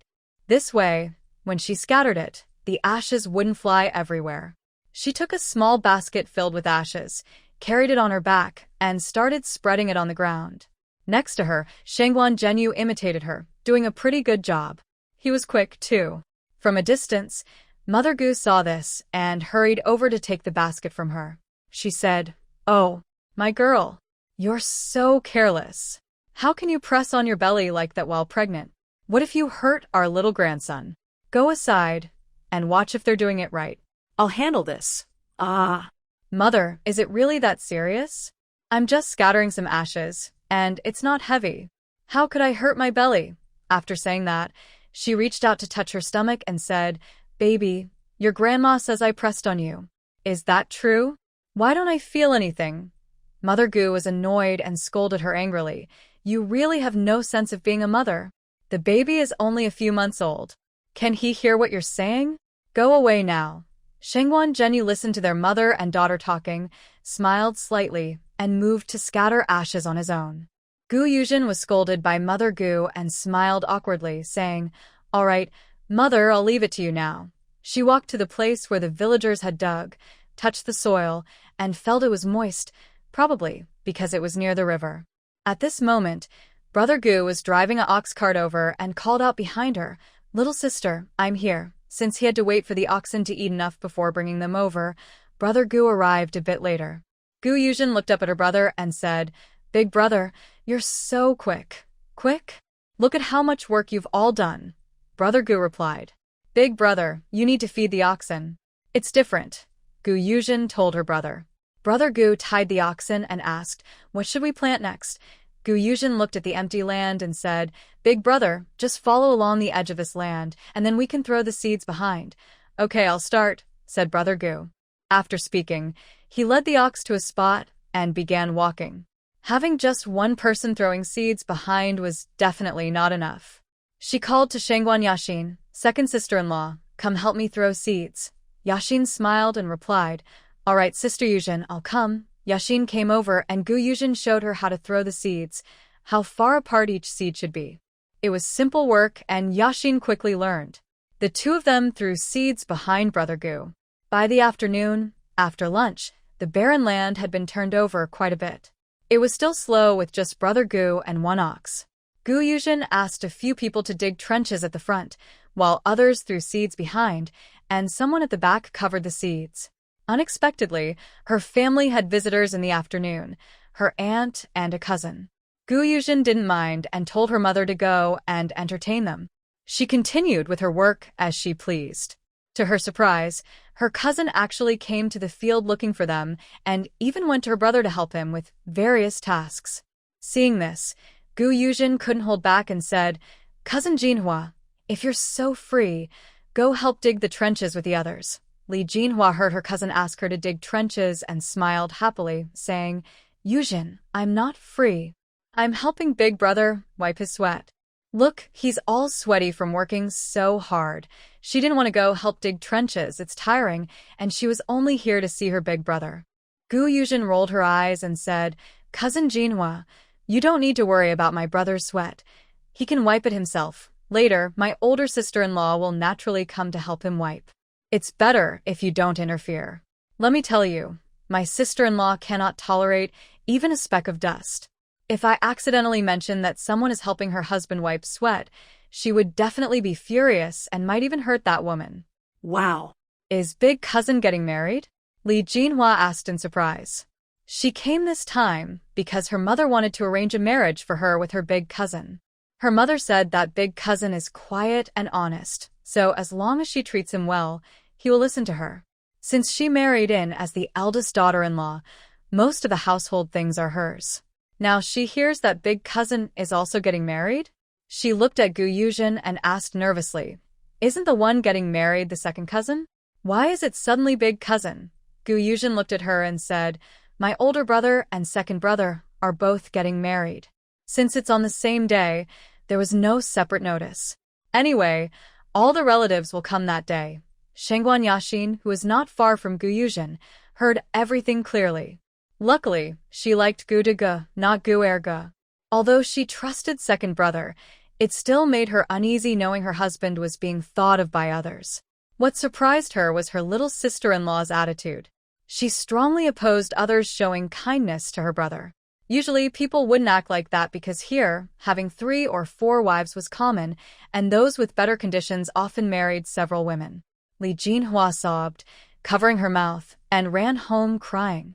At home, her aunt, who was chatting with Gu's mother, saw her daughter return crying and asked, "Jinhua, what happened?"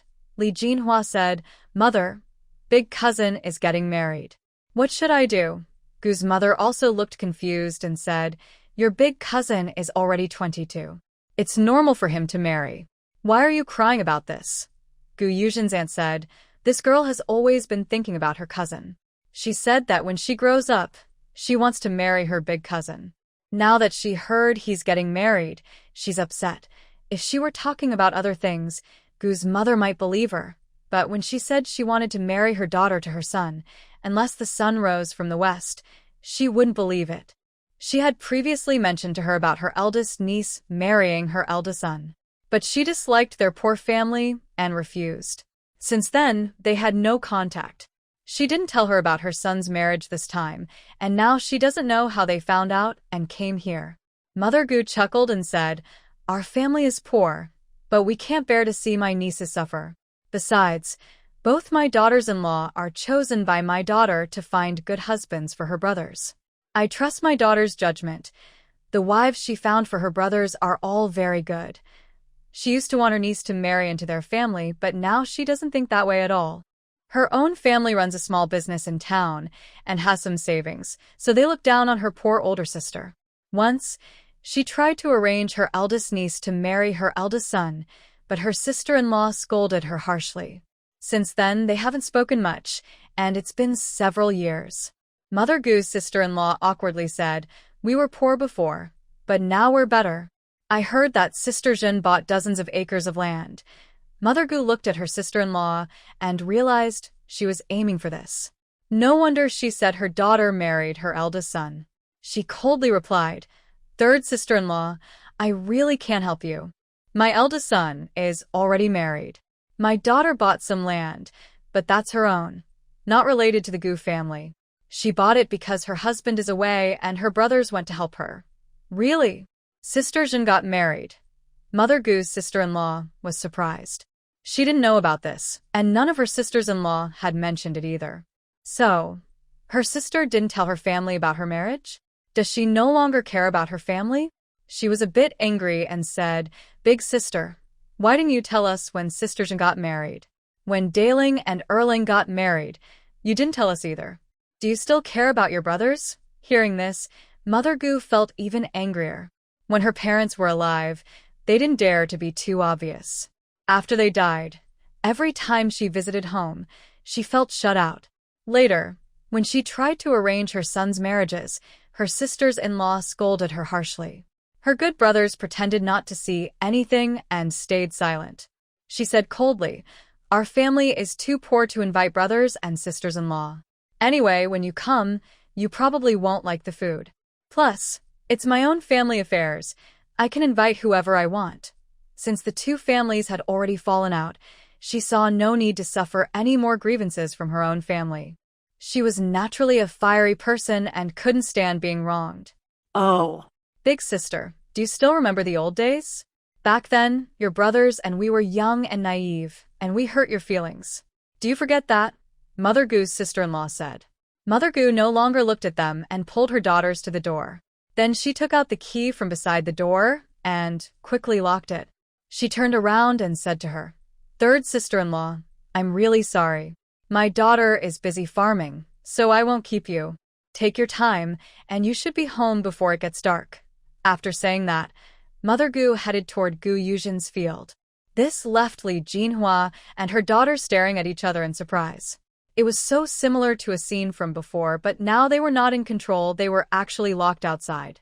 Gu Yuzhen's aunt was furious and scolded loudly, You widow, what are you so proud of?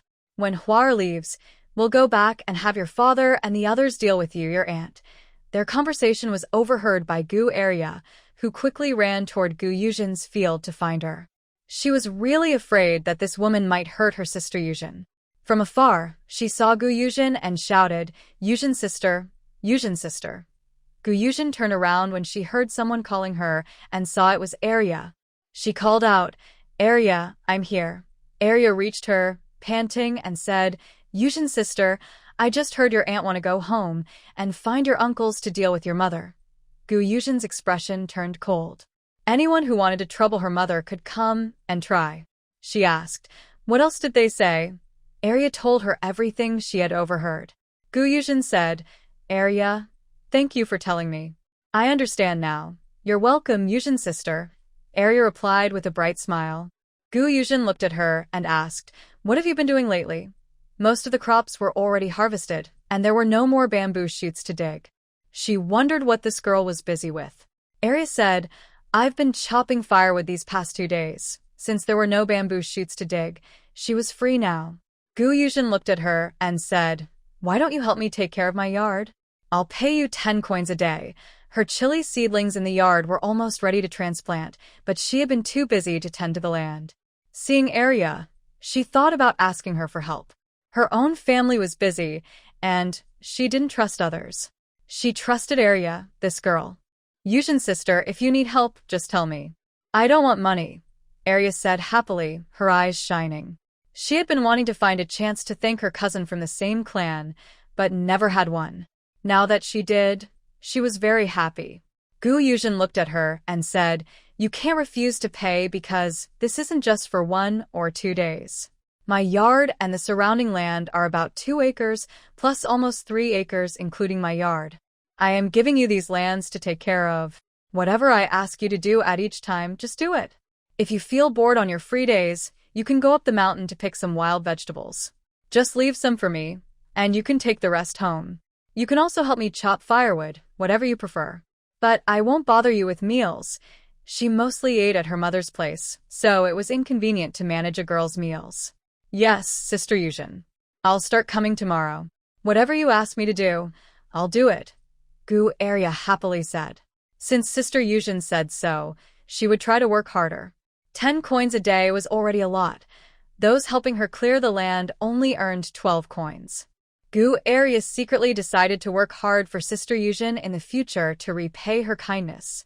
You're welcome, Gu Yuzhen said with a smile. She was very busy and didn't have time to tend her chili seedlings. Those seedlings were her treasures, so she trusted Gu Area to take care of them. The turmeric and soybeans hadn't been planted yet, but the land was not enough. No matter how anxious she couldn't do anything about it now. In a few days, she hoped to earn 100 taels of silver. If she succeeded, she would invite the people from Hihi village to help clear more land and plant her precious seeds. Time always flew quickly when busy. In 2 days, they finished planting all 20 acres. Sitting on the edge of the field resting, a villager asked, Girl, what are you planting here? So much. But what if it's not edible later? They didn't want her to grow something that couldn't be eaten, or they wouldn't know where to work in the future. Gu Yuzhen smiled and said to the middle-aged man, Uncle Wang, don't worry. It will definitely be edible or people wouldn't buy it. Isn't it delicious? She planned to plant 30 acres of corn, sell some tender corn, and keep some for herself to eat and some to sell as seeds. The smell of tender corn stewed with ribs, she couldn't even imagine how good it would taste. Just thinking about its sweet aroma made her drool. Hearing her words, the middle-aged man thought, since it was sold by others, it must be edible. He smiled warmly and said to Gu Yuzhen, You're right. If I can eat next year, please save some seeds for me and I'll plant some too. Okay, Uncle Wang, no problem, she replied. She had already planned to plant this year herself and tell the villagers next year so they could plant too. This year, they wouldn't plant it because they had never seen such things before and didn't know if they could eat it. They couldn't take the risk. If they missed a season of crops, they might really starve. Brother Gu San finished gathering the farming tools and said to his younger sister, Little sister, let's go home. Okay, third brother, she replied. Then her second brother, who was nearby, said, "Second brother, tell everyone to continue clearing the land tomorrow." Guer was checking if the corn in the field was exposed. Outside, he covered the soil to prevent birds from eating it. When he heard his sister calling him, he smiled slightly and said, "Got it. You go home first. I'll finish checking here soon." "Okay," Guyu answered. As she turned to leave, she saw Shengguan Zhenyu standing nearby, looking a bit pale and still. Yuzhen went over and asked with concern, "Big brother Shengguan, what's wrong? Are you tired from working?" Recently, Shengguan Zhenyu had been working at a normal pace, but he was sick and overexertion could wear him out. Seeing her caring look, Shengguan Zhenyu smiled slightly and said, "It's nothing, just a little dizzy earlier. He was just a bit tired these days, which caused the dizziness, but it wasn't serious." Yuzhen looked at the weak Shengguan Zhenyu and said, "Tomorrow I'm going to the city. Come with me. I'll find the old doctor to check on you." Shengguan Zhenyu replied, "No need. I'm really fine. Just rest tonight." He didn't want to trouble her. Living in the Gu family for so long, he had realized that the woman was the real backbone of the family, capable of earning money. She seemed carefree and easygoing, but in fact, she was very serious and careful about her work. She worked tirelessly for the Gu family, without complaints. She was truly a rare good girl. Moreover, she was very busy. As a pregnant woman, she should rest more, but she rarely had time to rest during the day. By the time she finished dinner, she was yawning nonstop, which was very sad to see. This made him even more curious about her husband. What kind of person was he? He had been here for a long time, but never asked about her husband or heard her mention him. Yuzhen looked at Shengguan Zhenyu, who kept staring at her. She felt a little shy and said, "Big brother Shengguan, it's okay. We don't need to plant corn tomorrow, so going out for a walk is fine." Oh. By the way, tomorrow the young master of the Gong family in the county is holding a singing contest in the town. Do you want to go see it? That's Nangong Hao, the young master of the Nangong family. I heard he hosts singing contests all over the country to find the most beautiful folk songs, Shengguan Zhenyu said with a smile. Wow. You know him too? Yuzhen was a bit surprised. Nangong is famous for holding singing contests everywhere. Almost every country knows him, he replied. Oh. So he's really well known, Yuzhen said. If that was the case, she thought he was like a star from her past life, just a little different. In her previous life, stars sold tickets to let people listen to them sing. Now, this Nangong Young Masters contest seems to be about collecting good folk songs and making money from them. How he makes money, she didn't know. Otherwise, he wouldn't be a young master wasting his good days organizing singing contests everywhere. She didn't believe that. Brother Gu took a few steps and saw his little sister hadn't caught up. He called out, "Little sister, Shengguan big brother, it's getting dark. Let's go home now." It was getting late, and his sister was still chatting with Shengguan Zhenyu. To him, it seemed harmless. But others might think differently. His sister was now a widow, and even talking to a man casually could lead to gossip. So, he had to keep an eye on her. His sister was carefree and didn't care about these small rules, but he still didn't want others to gossip about her. Yuzhen heard her brother calling her and turned to him, saying, "Okay, brother 3, I'll come now." Then she asked Shengguan Zhenyu, "Big brother Shengguan, how are you now? If you're feeling unwell, let brother 3 help you back." Shengguan Zhenyu stood up with a smile and said, "It's nothing, just a little discomfort earlier." "Let's go," Yuzhen said. They caught up with brother Gu and walked back together slowly. When they arrived home, Mother Gu and Shengguan Yashin had already prepared the meal. Seeing that her brother looked unwell, Yashin asked with concern, "Big brother, are you okay? Why do you look so pale?"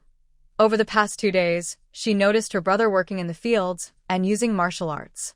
People who don't practice martial arts wouldn't understand. They only saw that he worked very quickly. But that wasn't the case. Now, looking at his face, it was clear he had overexerted himself. Shengguan Zhenyu knew what his sister was worried about and smiled as he said, "It's nothing. I just need to rest for one night." He didn't need martial arts. Even if he had full strength, it wouldn't help.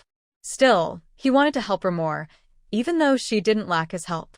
Mother Gu looked at Shengguan Zhenyu's pale face and felt distressed. She said, "You, child, your body was just getting better, and now you're working in the fields again, making yourself like this." Zhenyu smiled and replied, "It's okay, Auntie. I just need to rest a little." He was right about one thing. The family he found for his sister was very good. Everyone in that family cares for each other in their own way, which made him feel very warm inside. Yuzhen looked at them and said, "Tomorrow, Brother Shangguan will go to the city with us. Once my situation is settled, I'll take him to see the doctor." Yashin looked at Yuzhen with red eyes and said, "Thank you, Yuzhen sister." Their luck was really good. Although they had to persuade this family to accept them, it was truly worth it. Yuzhen said to her, "Second sister-in-law, no need to be polite. We are family, and your brother is also our brother." Yashin, with red eyes, replied, "Yes." Brother Gu washed his hands and said, "Hurry up and eat. After a good meal, everyone can rest early." Mother Gu said, "All right, I'll go make some eggs for Zhenyu to help him recover." After saying that, she quickly went to the kitchen like a gust of wind. When everyone was seated, Yashin scooped rice, and Mother Gu brought out the eggs. One bowl was for Yuzhen, and one for Zhenyu. Zhenyu gratefully said to Mother Gu, "Thank you, Auntie." He happily accepted the bowl of eggs. Since it was a gesture from an elder, he accepted it. When he gets better, he will repay them properly. Mother Gu looked at Shangguan Zhenyu with concern and said, "There's no need to thank me. Just treat this place as your home from now on. But right now, our conditions are limited, and we can't give you much to help you improve. Honestly, there's not much good stuff at home to give you." Sigh. All these eggs and grains were bought by her daughter. If it weren't for her daughter, she wouldn't even be able to afford a bowl of thick porridge, let alone eggs. Shangguan Zhenyu and his sister were touched by Mother Gu's words. They both silently promised to work hard for this family and to repay everyone here. Brother Gu San said nearby, "Little sister, are you really going to participate in singing competitions?" He had never heard his sister sing before. Yuzhen smiled and said to her brother, "Brother San, you'll find out tomorrow. I've already decided what song to sing. Even if she doesn't win first place, it's good to listen to everyone sing. It's also a good way to broaden our horizons." Then she continued speaking to her mother, "Mom, I think I'll leave early tomorrow. Please eat a good breakfast and come over to my place. Help Gu area open the door. I agreed to pay her 10 coins a day to help me take care of my yard. Tomorrow, just let her loosen the soil in the yard first. The rest can wait until I return." "Okay, I'll come over tomorrow." But she was still worried, saying, "Daughter, you really don't know how to sing? Maybe you shouldn't go." Whenever she heard her daughter wanted to go to the city for something, Mother Gu felt uneasy. Without her daughter around, she was very worried. She was afraid her daughter might offend someone important because she was careless. Yuzhen looked at her mother with a smile and said, "Mom, don't worry. If I get the reward tomorrow, I'll buy lots of delicious food for everyone." After saying that, she laughed happily. Mother Gu could only say to Brother Gu San, "Third brother, you have to watch over your sister tomorrow. She's pregnant and doesn't think much about herself. As her older brother, you should look after her. If she doesn't listen, just give her a few slaps, it's fine." Brother Gu San pouted and replied, "Mom, I got it.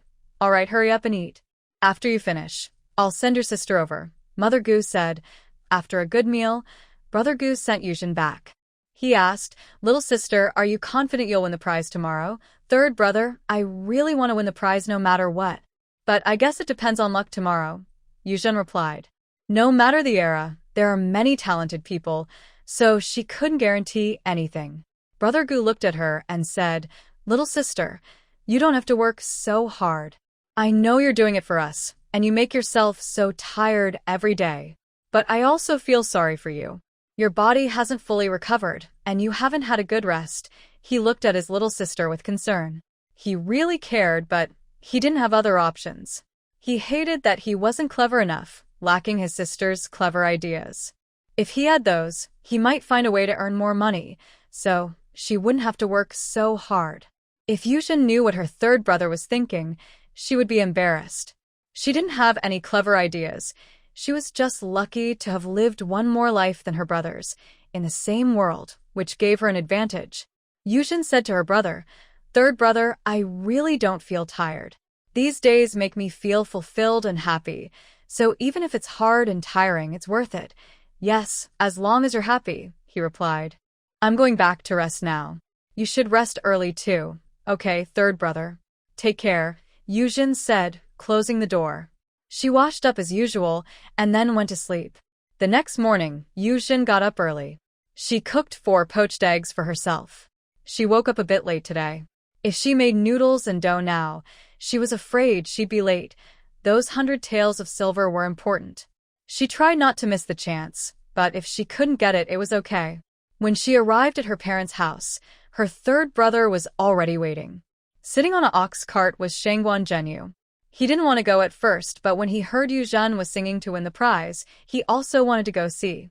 At the gate, Shangguan Yashin looked at them and asked, Yuzhen, have you eaten yet?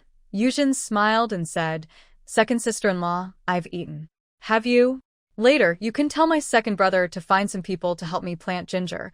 My family has about 2 acres of land around. Please ask him to leave about 1 acre for me. The rest can be used to plant ginger. Don't worry about the yard's land for now. Okay, I'll tell him later. Shangguan Yashin smiled and said, Third brother, let's start walking, Gu Yuzhen said to her third brother. Okay. Gu Sanji drove the ox cart and began to move. They arrived in the city and headed straight to Xuanfu Tower. When they reached the restaurant, it was crowded with people around it. Gu Yuzhen got off the carriage and said to her third brother, Third brother, take the ox cart to sister-in-law's house and leave it there. Got it, little sister, he replied. After saying that, he drove the ox cart away. Gu Yuzhen looked at Shangguan Zhenyu and asked, Big brother Shangguan, how is your health? Can you handle it? I don't know how long this competition will last. I am ranked over 100. Shangguan Zhenyu looked at her with a helpless smile and said, I'm really fine, no need to see a doctor. I rested all night last night and I am already fine. Actually, he just wanted to hear her sing. Gu Yuzhen carefully looked at his face and saw he looked much better than yesterday. She smiled and said, Then, big brother Shangguan, wait here for my third brother. I will ask how to go on stage later. Okay, go ahead, he replied. Gu Yuzhen approached a person who looked like an administrator and asked, Hello, steward. I signed up to sing. Can you tell me how to go on stage later? The steward looked at Gu Yuzhen with surprise. He's a bit surprised. This year, a woman signed up for the contest. Usually, it's mostly unmarried men and women. Today, a very special young woman has come, but the steward didn't make things difficult for Gu Yuzhen. He told her to take her number tag and sit in the restaurant to rest and wait. When it was her turn, he would call her name. Gu Yuzhen smiled and said, Thank you, steward. Then she went into the restaurant. Today, Xuanfu Tower was rented out by Nangong Hao. The first floor was full of people signing up for the singing contest, both men and women. However, there weren't many men. Most were young girls. It seemed she was the only married woman there. She touched her nose and found a corner to sit in. When Gu Yuzhen entered, many girls were surprised. After the surprise, they looked at her with disdain. Some sneered and kept their distance, as if Gu Yuzhen was a fierce beast. Gu Yuzhen's goal was money. As long as they didn't bother her, she didn't care. They were just spoiled children from wealthy families. She is already in her 60s, so there's no need to act like children, but of course, she isn't someone to be easily bullied. A small girl with bright, dark eyes curiously walked over to Gu Yuzhen and asked, Big sister, are you here to sing too? Gu Yuzhen looked at the girl without any hostility and smiled, saying, Yes, little sister. Are you here too? The girl replied, No, I'm not. I'm just here to save a spot for my cousin. She's coming from far away and might be late, so I came early to watch her place. Oh, you can save a spot? Gu Yuzhen asked curiously. Of course. Whoever arrives first gets to go on stage, the girl said with a smile. Gu Yuzhen looked at the crowded restaurant and asked, Then I must have arrived quite late. The girl said, Yes, it's quite late. Some of them have been waiting here since before dawn. But it's okay. You can just listen to the music for now. Hee. I guess that's all I can do, Gu Yuzhen said with a smile, looking at the girl. She found her quite charming.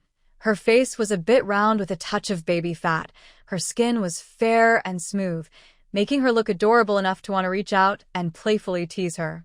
She had two cute little tiger teeth when she smiled, and her big, dark eyes made her seem lively, energetic, and very cute.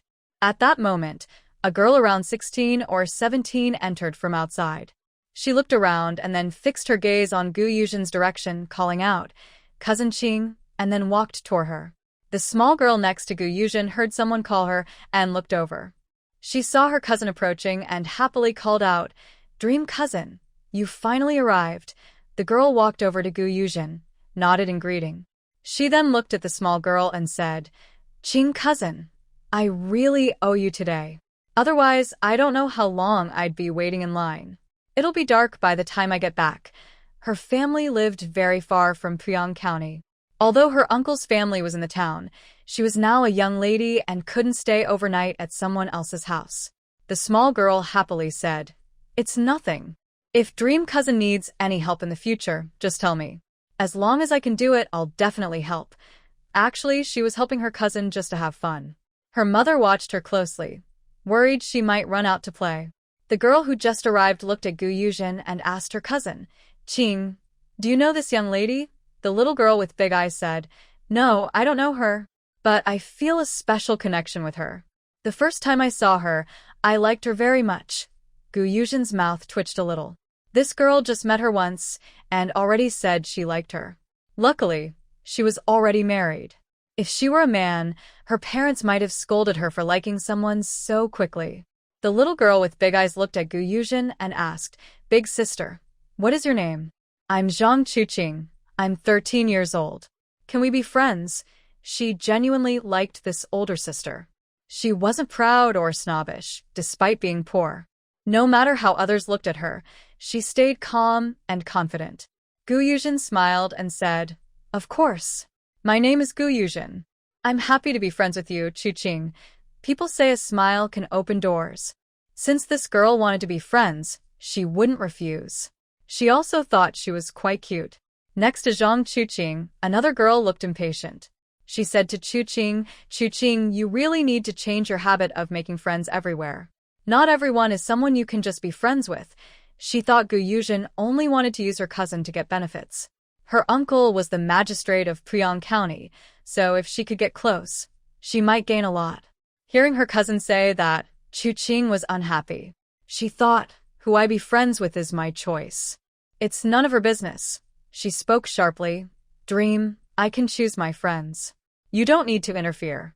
And I've already lined up for you, so do as you like." Then she said to Gu Yuzhen, "Yuzhen, I want to be friends with you.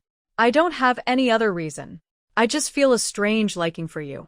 Please don't mind what my cousin said. She's her, I'm me. I hope we can still be good friends." She didn't want her sister's words to make Gu Yuzhen ignore her.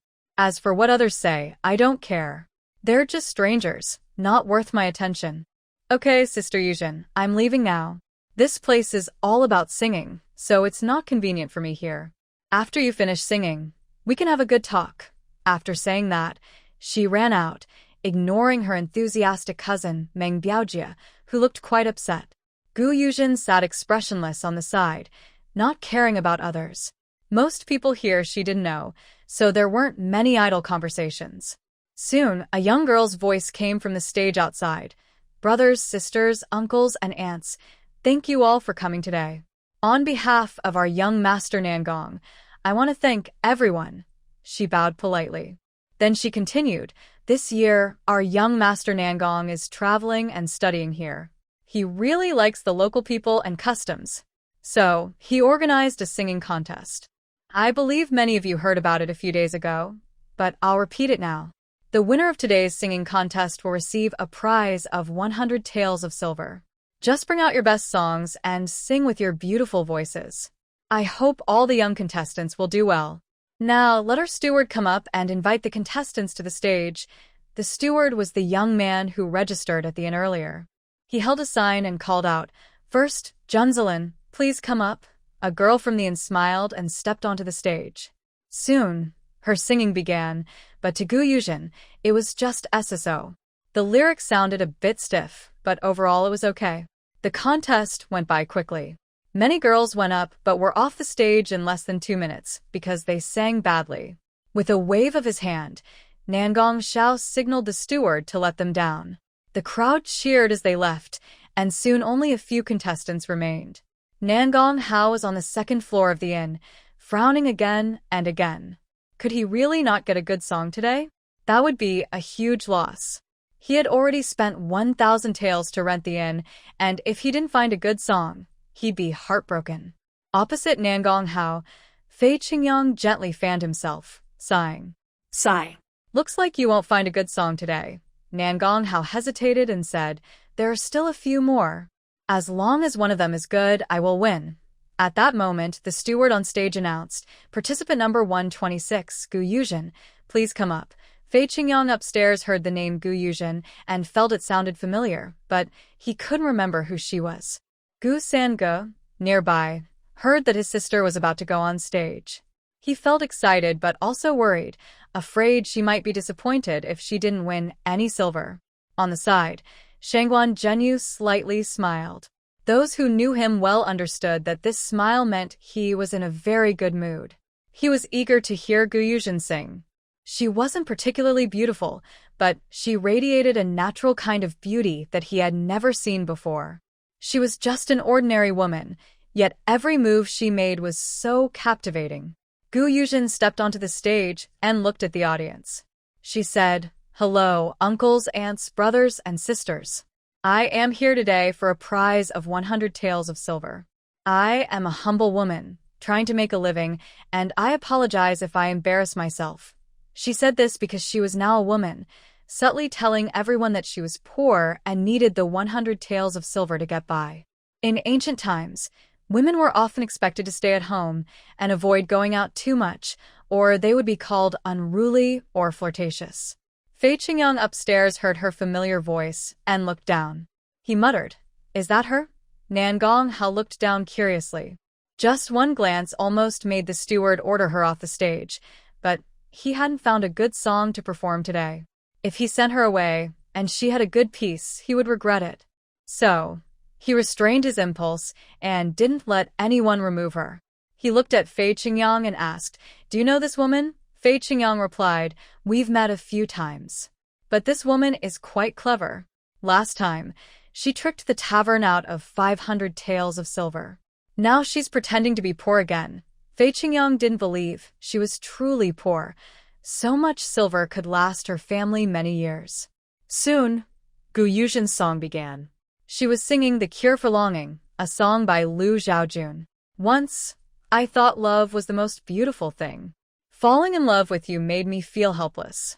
I can't enjoy my food or sleep well because of you.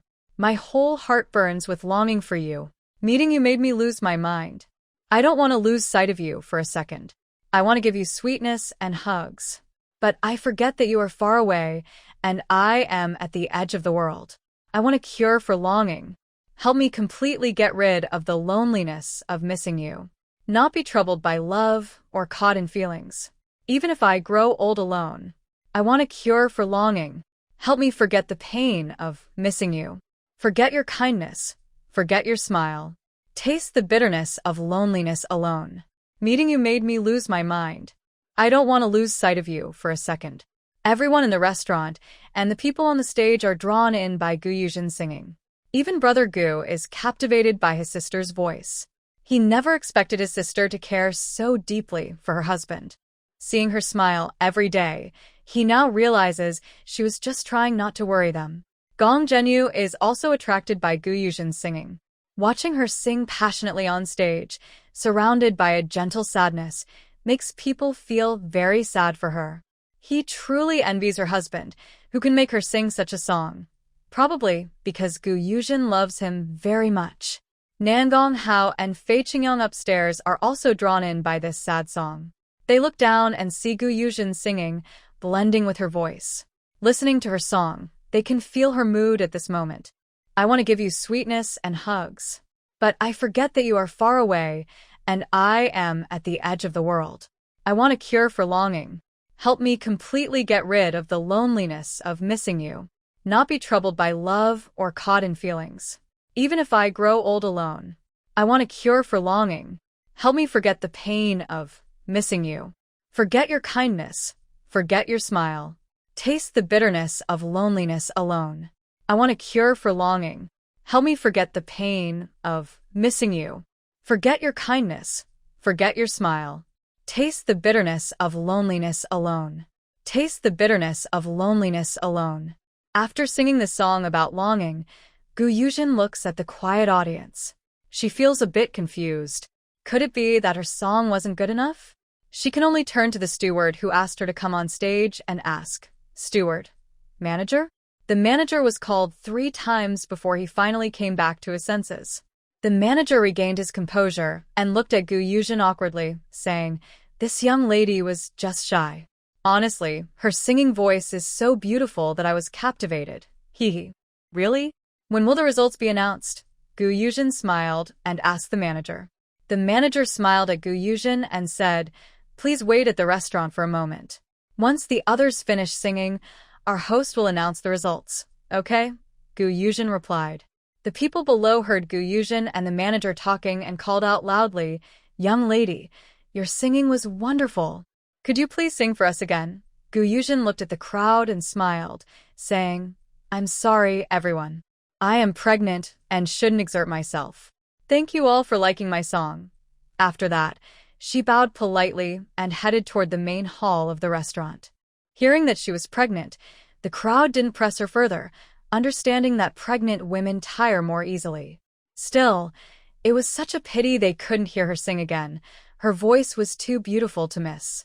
Like everyone else, Fei Qingyang upstairs also felt regret. Oh, I never expected this young lady to have such talent. If only she could sing again. Her voice is just too wonderful, he muttered to himself regretfully. Nangong Hao was also surprised. He had been hosting singing competitions for nearly 7 years and had never heard such a song. The effect of her singing was unexpectedly amazing. In Yuzhen's view, most ancient songs and singers were quite good, but they were too conservative and couldn't fully express her style. Although she wasn't particularly beautiful, her voice was very pleasant. When she sang, the 2 handsome young men upstairs listened intently, savoring her voice. Fei Qingyang teased Nangong Hao, "Looks like you got lucky this time. You found a treasure." Then he muttered to himself, "This kind of song only belongs in heaven. How many times can one hear it in this world?" Nangong Hao looked at his friend and said, "Yes, I got lucky this time." He chuckled, but after laughing, he looked a bit troubled. He hasn't forgotten how this little woman tricked him. Later, it won't be easy to get that tune easily. That day, at the bookstore, he also took advantage of the young book boy. So when his friend said that manager Zhang at the restaurant was robbed of 500 taels of silver, he wasn't surprised at all. His friend said she was a clever little fox, and that was quite true. Yuzhen arrived at the main hall of the restaurant. The girls' gazes at her were less contemptuous than before. Some wanted to come forward and talk to her, but after seeing their obvious disdain and distant attitude earlier, they felt shy and didn't dare to approach. As soon as Yuzhen entered, Zhang Chuqing ran over from outside, wanting to hug her. But, remembering that she said she was pregnant on stage, she held back. She happily said, "Yuzhen, your song was really beautiful. I was completely captivated. Did you write that tune yourself?" This little girl asked what everyone wanted to know most. They all looked at Yuzhen eagerly. They also wanted to know, but since they weren't close, they hesitated to ask. Yuzhen looked at about 150 people here, both men and women, all with curious big eyes. It was clear they all wanted to know the answer. She smiled at Zhang Chuqing and said, "Guess," then burst out laughing. "You really want to know? I won't tell you," she thought mischievously. Zhang Chuqing finally reacted and said, "Yuzhen, you're so mean. Just tell me." Yuzhen looked at her and said, "I'll tell you when I get the chance, okay?" Zhang Chuqing calmed down and looked around at the others' eyes. She understood why Yuzhen didn't want to say. Everyone wanted to know, but she didn't want them to. Those who had just looked down on her now wanted to know her secrets. No one would pay attention to them. Soon, most of the performers finished singing. Nangong Hao announced the winner's name and asked the steward to bring the person upstairs to the private room to receive the silver. The steward announced on stage, "Thank you all for taking time from your busy schedules to support the Nangong family." Later, Our master will give each of you a snack as a token of thanks. The first place winner today is Yuzhen, number 126, Lady Gu. Now, everyone please stand in one direction and start receiving your snacks. After saying this, the steward left the stage and went to the main hall of the restaurant. He looked at Yuzhen and said, Miss Gu, please come upstairs with me. Okay, she replied. She had heard the steward's words and felt it was pretty good to receive a reward. At least she could breathe a little easier for now. But once the harvest was over, she would really have to start doing business again. Otherwise, feeding and taking care of the whole family wouldn't be easy. Although she was alone, she couldn't ignore her family. She was already married, and her mother and others had to save every bit of food to support her and her pretend husband. When she had the ability, she tried to make life better for everyone. She didn't expect to be rich, but at least she wanted everyone to have enough to eat. That was her small goal for now. Besides thinking about ways to earn money, her brothers helped her with everything every day. She never complained. In fact, she hadn't even paid her brothers for their help yet. Oh well, once she had some money, she would give them proper compensation. She thought about this as she followed the steward upstairs. They reached a private room on the second floor. The steward knocked on the door and said, Madam, Miss Gu has arrived. A pleasant voice from inside responded, Come in. After the voice, the steward opened the door and said, Miss Gu, please. Yuzhen smiled and said, Thank you, steward. She then went inside. When she saw the person inside, she was a bit surprised and said, Is that you? Yes, this was the man who bought scrap paper that day and was pranked by Yuzhen. Yuzhen looked at him and chuckled. Young master, I didn't expect us to be so fated. She thought of Nangong Hao, who blushed deeply when she pranked him that day. She couldn't help but want to laugh. But now she had to hold back. Or, what if he refused to pay her later? Nangong Hao also felt awkward meeting this woman again. She was too bold and rude. Next to them, Fei Qingyang couldn't wait and asked excitedly, Did you compose this song yourself? Yuzhen looked up and said, Oh, Dr. Fei is also here. Then she looked at Nangong Hao and asked, Sir, may I ask if the bonus is to be collected from you? She wanted to wait until she received the bonus before asking about the song, or else she might worry that the person wouldn't give it to her later.